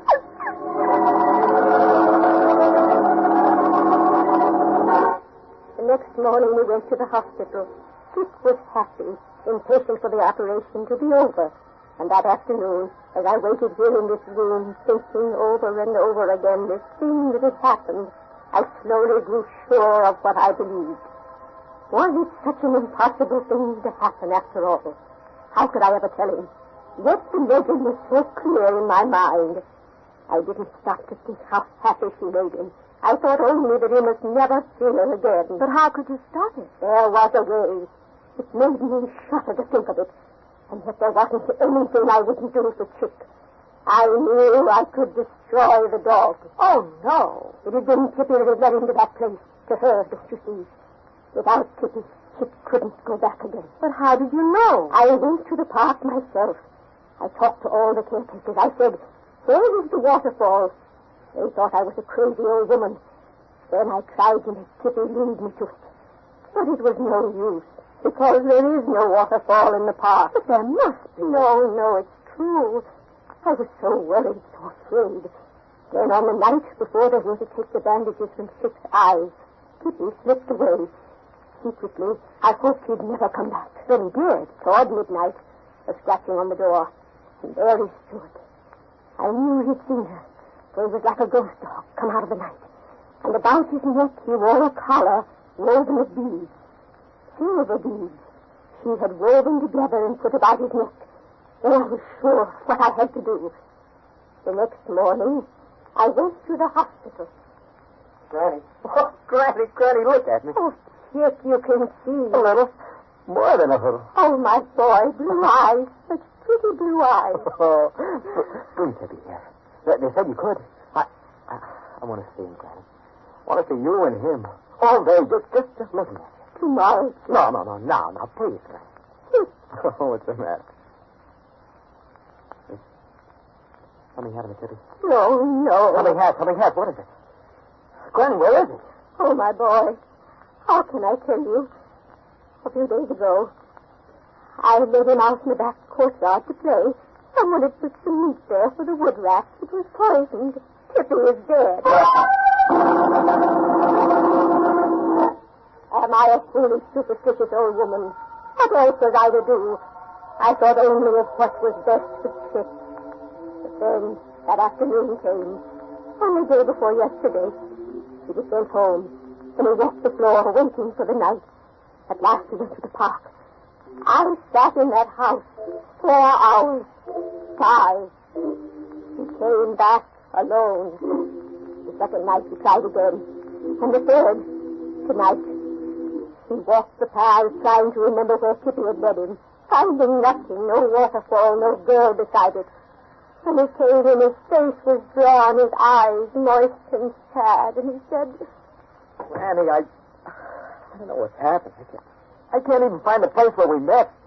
It was low, and there were huge rocks there, the stream.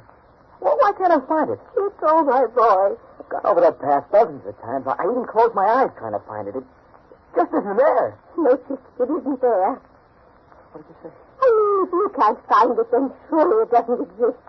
But you're there now. You can see again. This girl doesn't matter. Oh, she matters more than anything else. What are you trying to say? Only what I'm sure is true. Something about her. Granny, tell me. But it can't matter now. You've got your whole life before you now. If you never see her again, you'll forget her, Chick. You will, my boy. Justina, you know who she is. Oh, no. What is it? Tell me. I don't know. It's just that... Oh, what can I say? Listen to me. When I was a little girl, I heard many stories, legends of my people, your people, too.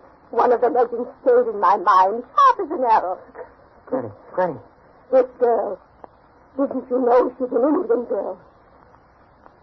No. Why do you say she is? Because it's true. The silver collar, woven with beads. Oh, my boy. The most impossible thing in the world has happened. You've fallen in love with a ghost 5 centuries old.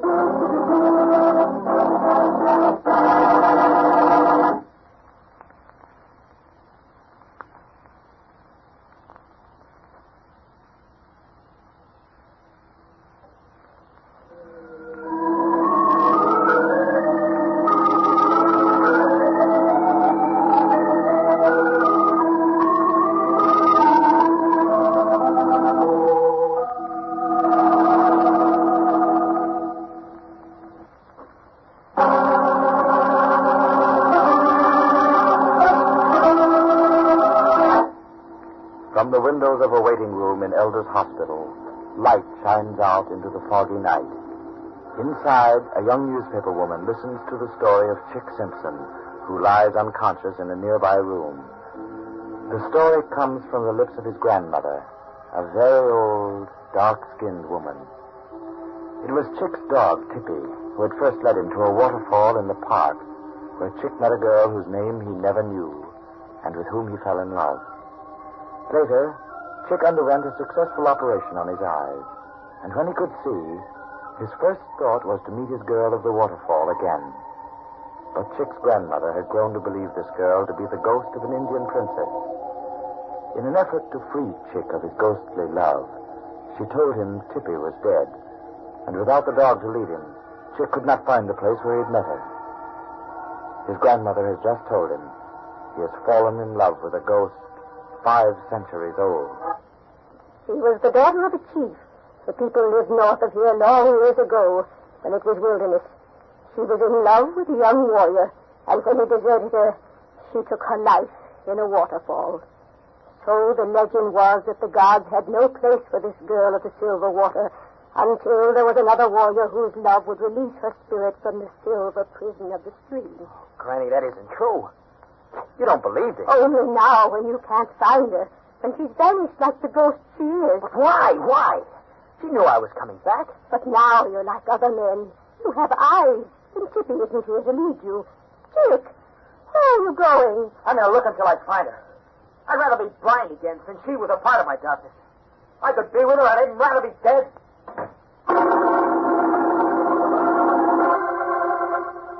He ran out of the house.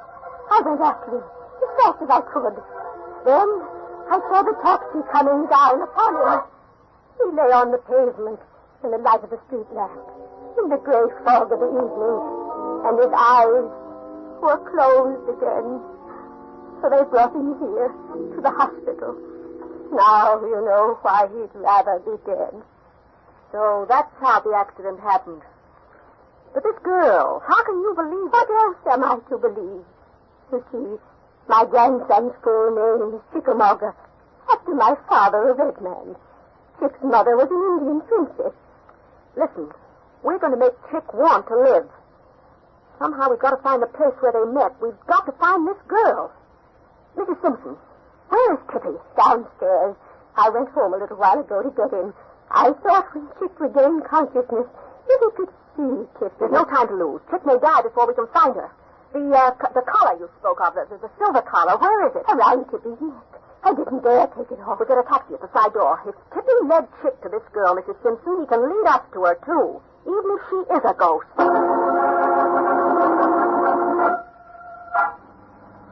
This is the place. Just yonder, by that street light.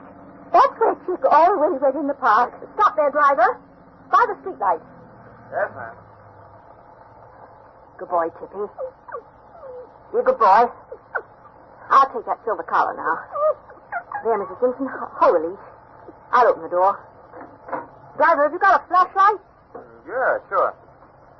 Yeah. Park's dark and foggy. Here's $5. Enough for it? I guess so, lady. It burns kind of dim. You better try it. Just so it works.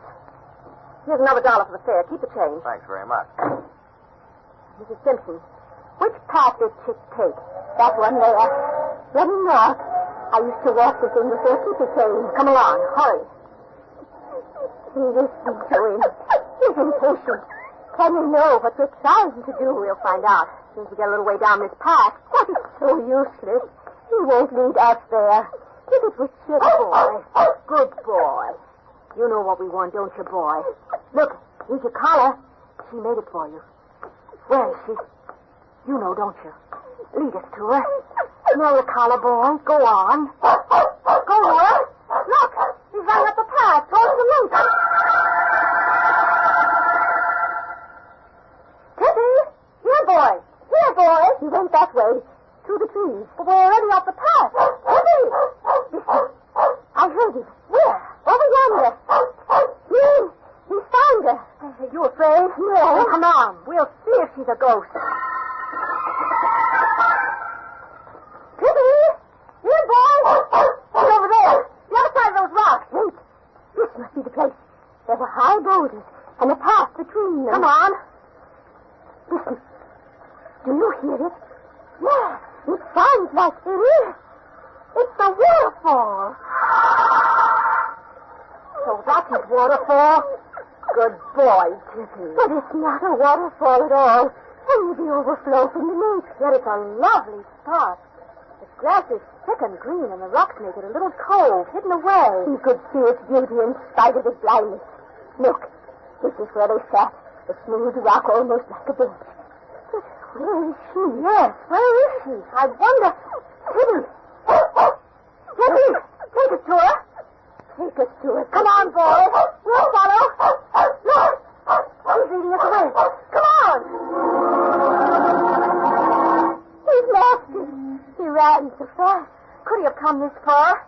Well, there's the avenue. He's led us across the park. Look there, on the other side of the street. Call him back. Wait, he's going up the stoop of that house. That one on the corner. Besides. I don't know. He's waiting at the door.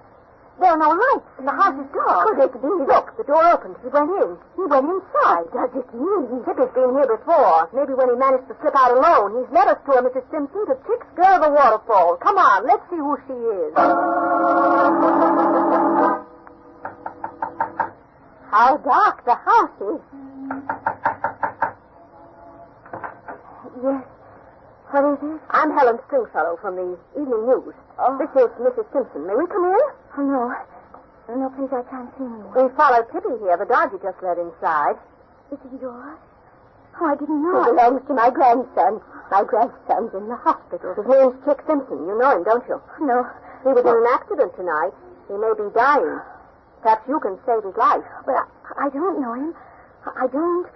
You've made a mistake. You're the girl he met in the park. I know you are. Why do you deny it? Please. If you are the girl. But I'm not.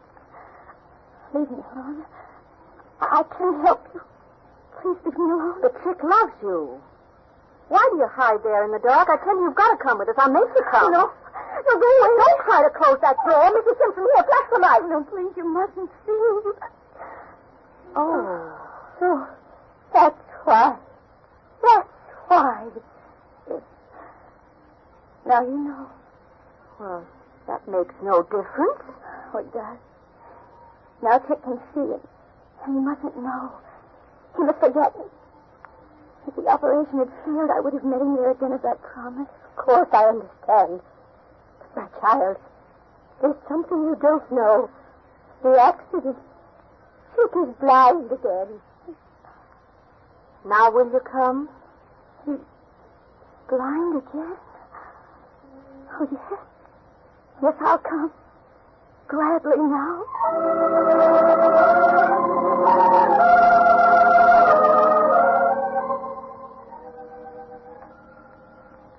He's there on the bed. Wait. Let his grandmother speak to him first. Chick, my boy, can you hear me? Yes. Yes, Granny. Dr. Cousins says we're not to excite you, but there's something I must tell you, so you'll get well again. I couldn't find her. Will you forgive a clumsy old woman who loves you? I've died 1,000 times for what I did. You see, I lied about Tippy. He's here beside me. And she's here, too. She's here? Jack, I've come back. What is your... Tippy found me. I didn't know about your accident. I wanted to see because of you. Now, she loved me and all, but it's out of pity. No, Chick. Listen to me. Her hair is golden like the sound of rain. And her eyes are blue, full of light. And yet, full of darkness. Well, what are you trying to say?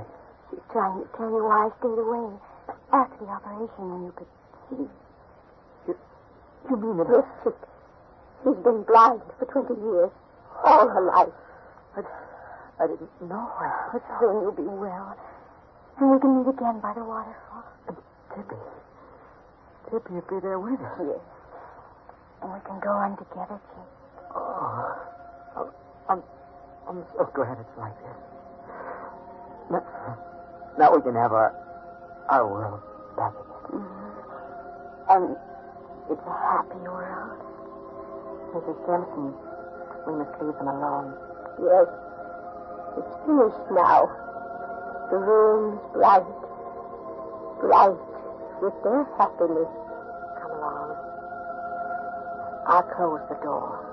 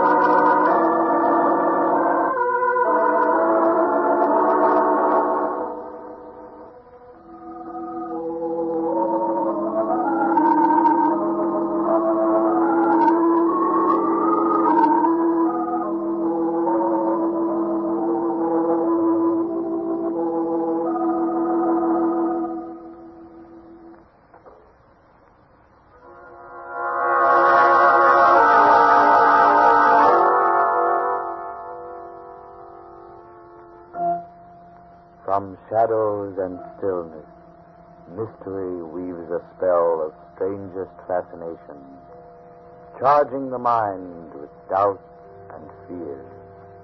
For mystery is a strange companion, a living memory in the haunting hour.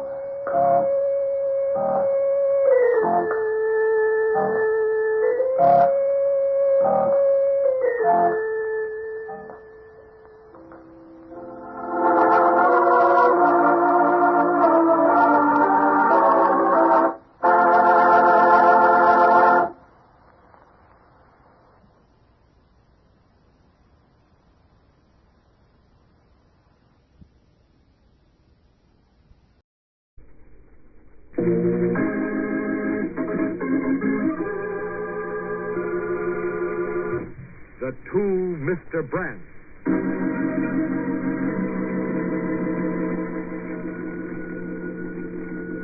A telephone rings, An ordinary occurrence that happens millions of times every day. But as you pause in your activities to answer the intruding call, do you ever give consideration to the message which waits only for your lifting of the receiver to become a part of your life?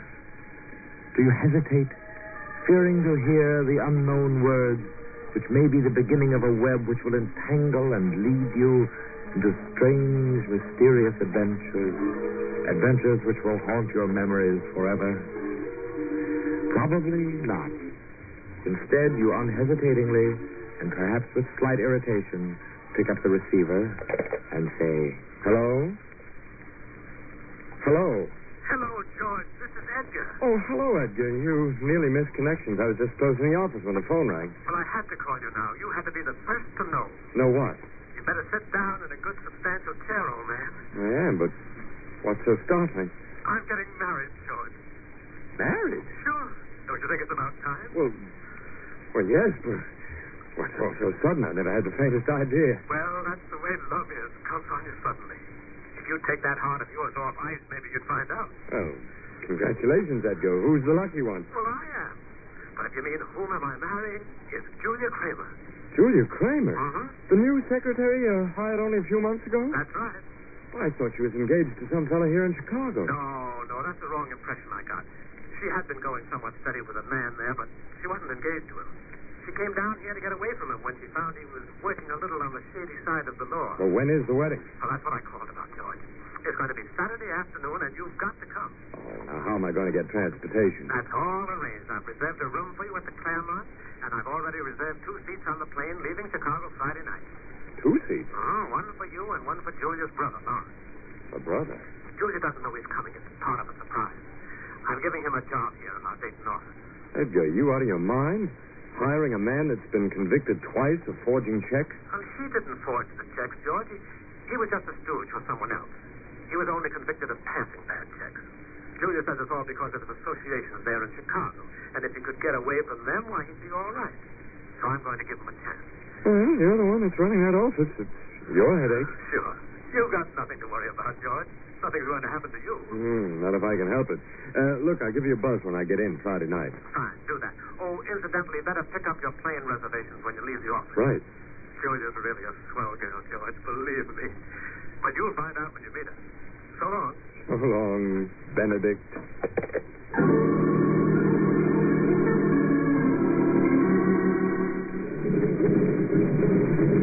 I believe this is my seat. Pardon me. Well, you Lawrence Kramer? Oh, Lawrence Kramer?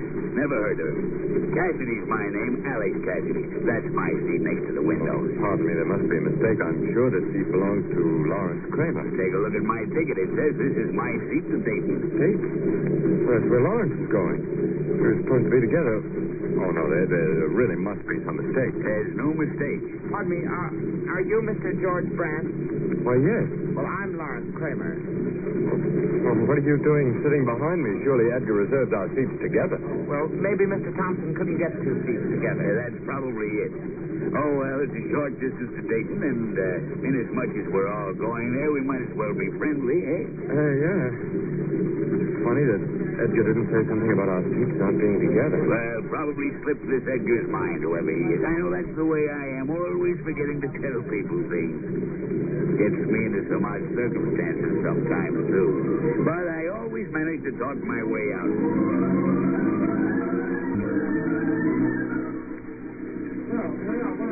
Well, Brant, guess I'll be leaving you two here.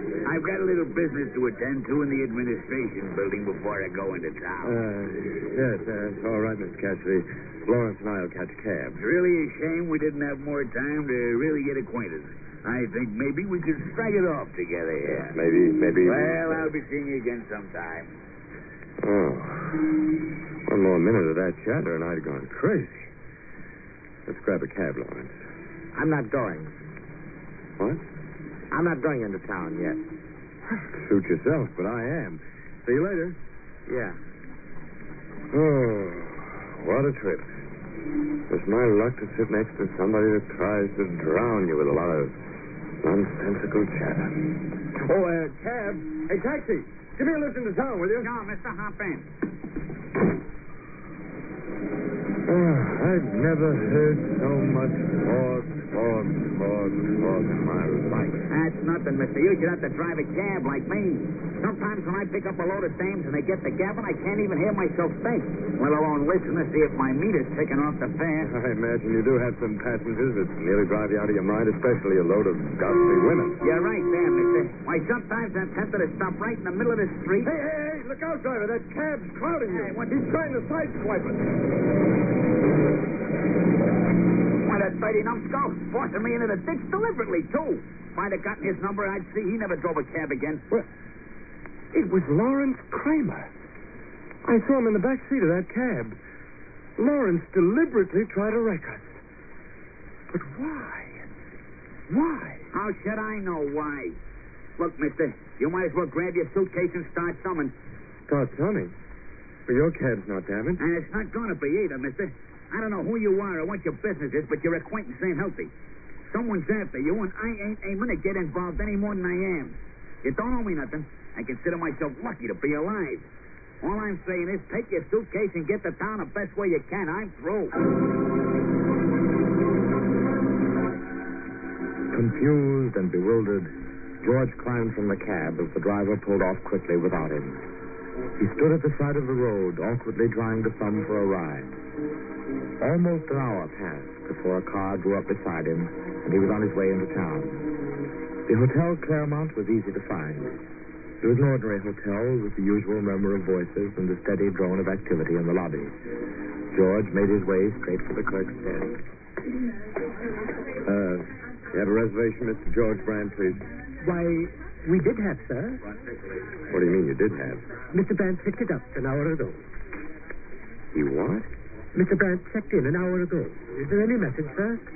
Well, that's impossible. I'm George Brand. You're George. Come now, please, sir. I'm very busy. No, but I am George Brand. Here, look, I'll prove it to you. I've got identification papers here somewhere. Oh, wait a minute. Oh, I thought they were in this pocket. Oh, they're gone. Somebody's stolen my papers. Yes, maybe you forgot and left them at home. Well, how could I have left them in Chicago? I had to have my papers to get on that plane. I tell you, somebody's stolen my papers. Please, sir, you'll have to keep your voice lower. You're attracting undue attention in the lobby. Oh, I'm sorry. But all of a sudden, without cause or reason, everything seems wrong. Strangest things have been happening to me ever since I arrived at the airport. Where's the public phone, clerk? To your right, sir. Edgar will be able to straighten out this mess.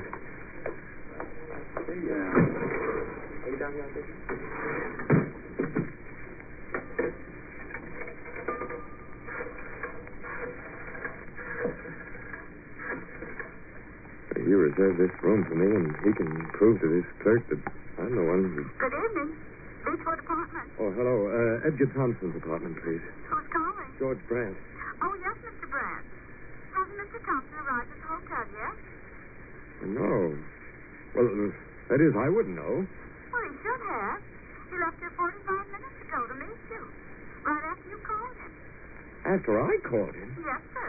First he phoned Miss Julia Kramer and asked her to meet him in your room at the Claremont. He should be there now. He left within 5 minutes of your call, and it only takes 10 minutes. But I never called him. Mr. Brandt, is there something wrong? I was on duty when you called. Well, you're most certainly right. There is something wrong, and I mean to find out what. Clerk. Yes, sir? Where's Edgar Thompson? I just called his apartment. They say he came here. Mr. Thompson called Mr. Brandt's room from the lobby a half hour ago and then took the elevator up. I presume that he's with Mr. Brandt. Now, wait a minute. That's impossible. I'm right here. May I suggest, sir, that perhaps you're ill? Are you intimating that I might be out of my mind? No, sir. It's just that, well, perhaps you might not feel well, sir, and it may have distorted things. And I'm not suffering from amnesia. I tell you, I'm George Brandt, and you're supposed to have a room reservation for me. We did have a reservation for Mr. George Brandt, and as I said, Mr. Brandt arrived an hour ago and picked up the reservation. Now, here's the register. You can see for yourself. Oh, well, then somebody else signed my name then. I didn't. It's about 3/4 of the way down the page. Oh, Leonard Burnett, John Wilson, Cornell Snow, Kaplan, Xavier Travis, Kramer. Lawrence Kramer. Room 502. Well, maybe he's the one behind all this. Mrs. Sully Brandt. George Brandt. Yes, sir. Room 316. Well, it can't be. That's not true. You still don't believe it, sir? Well, I don't know what to believe. Not only does it show that George Brandt registered for the room an hour ago, but that signature on the register, the handwriting. That's my signature. And in my own handwriting.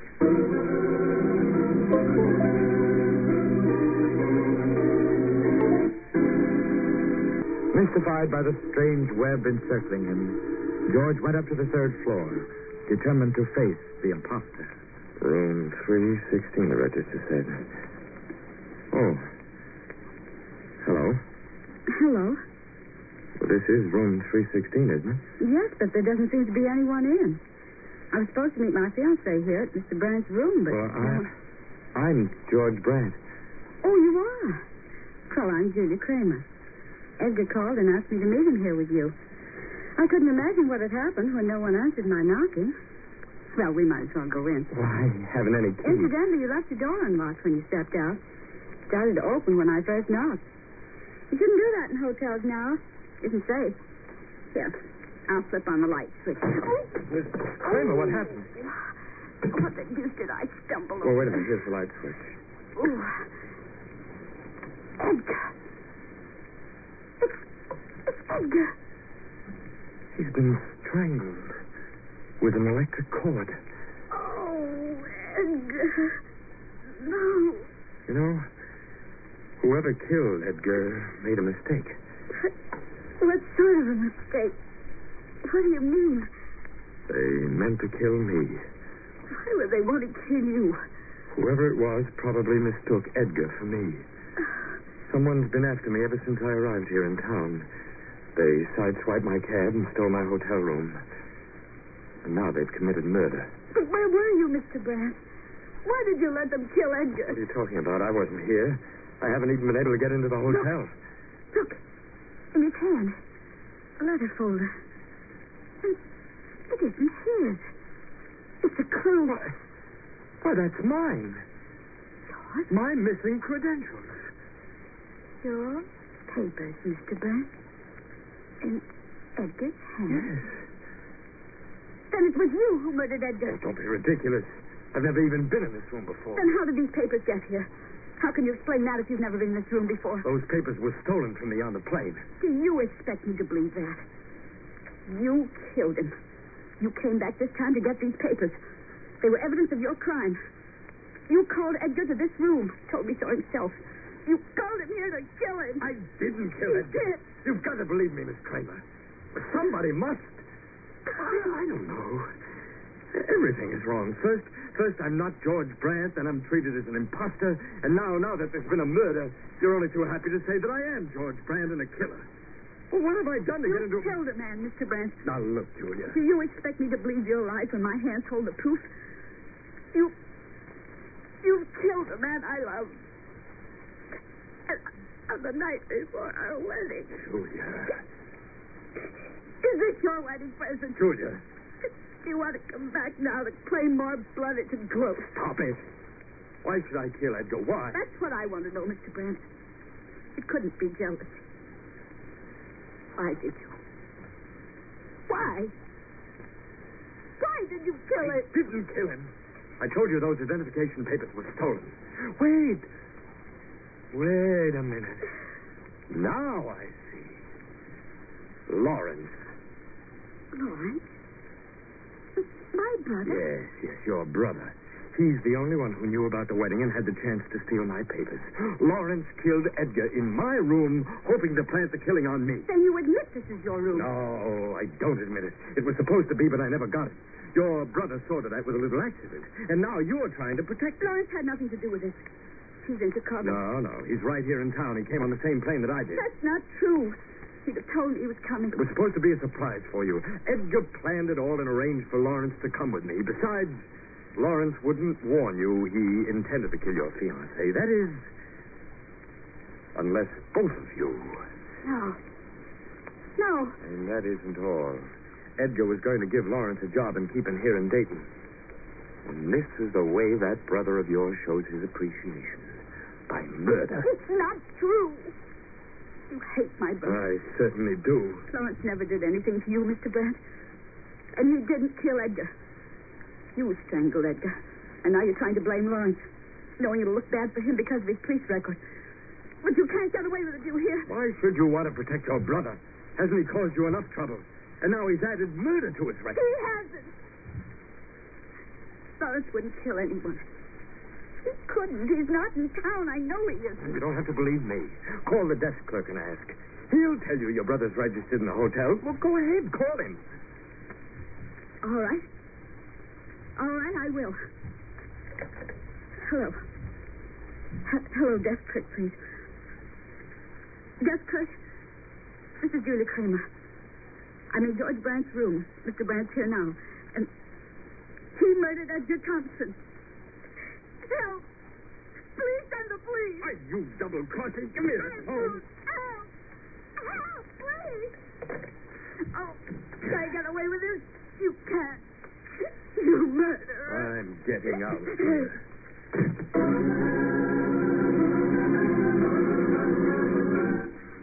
George hurried down the hall, racking his brains for a way to halt the dizzy, unhinged series of events that seemed destined to prove him the murderer.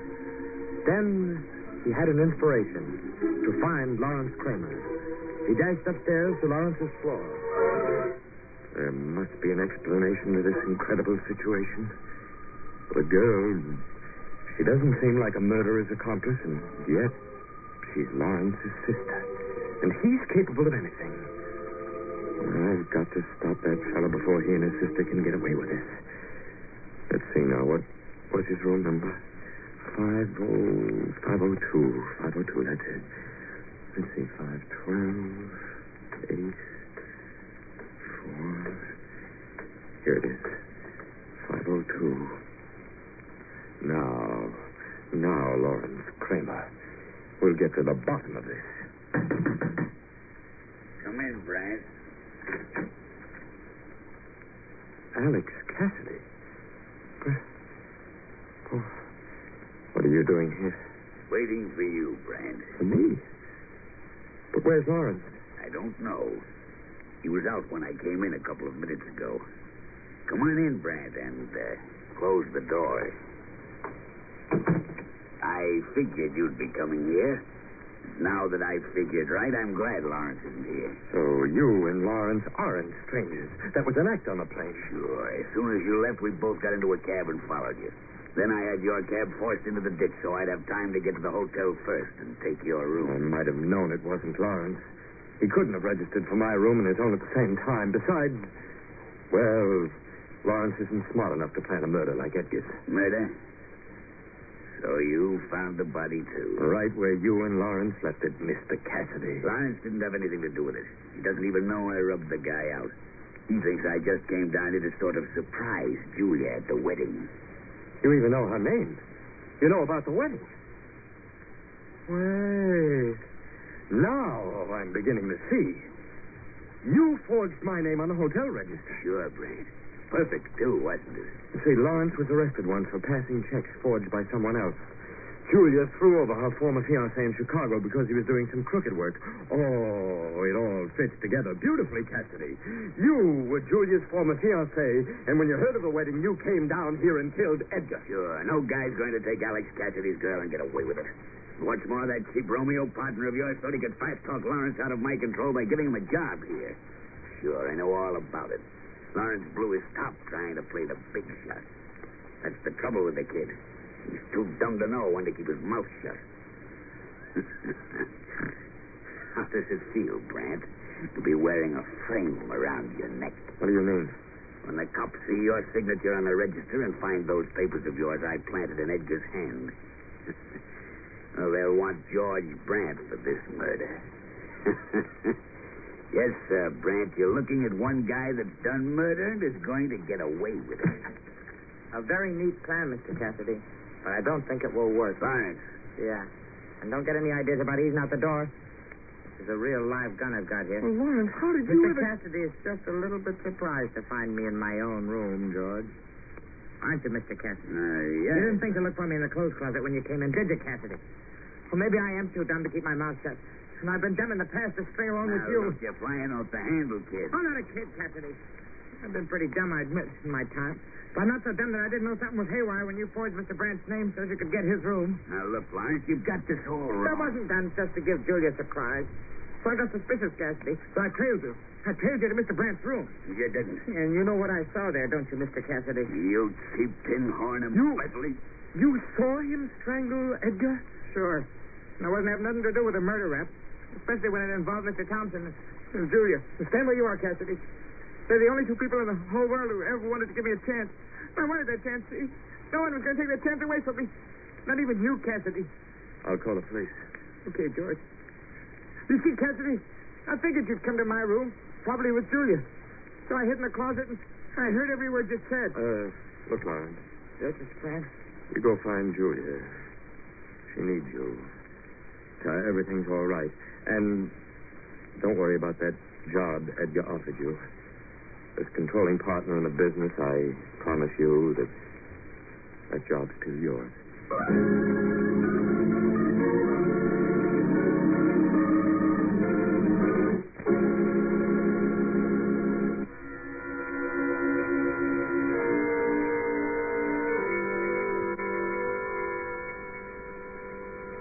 From shadows and stillness, mystery weaves a spell of strangest fascination, charging the mind with doubt and fear. For mystery is a strange companion, a living memory in the haunting hour.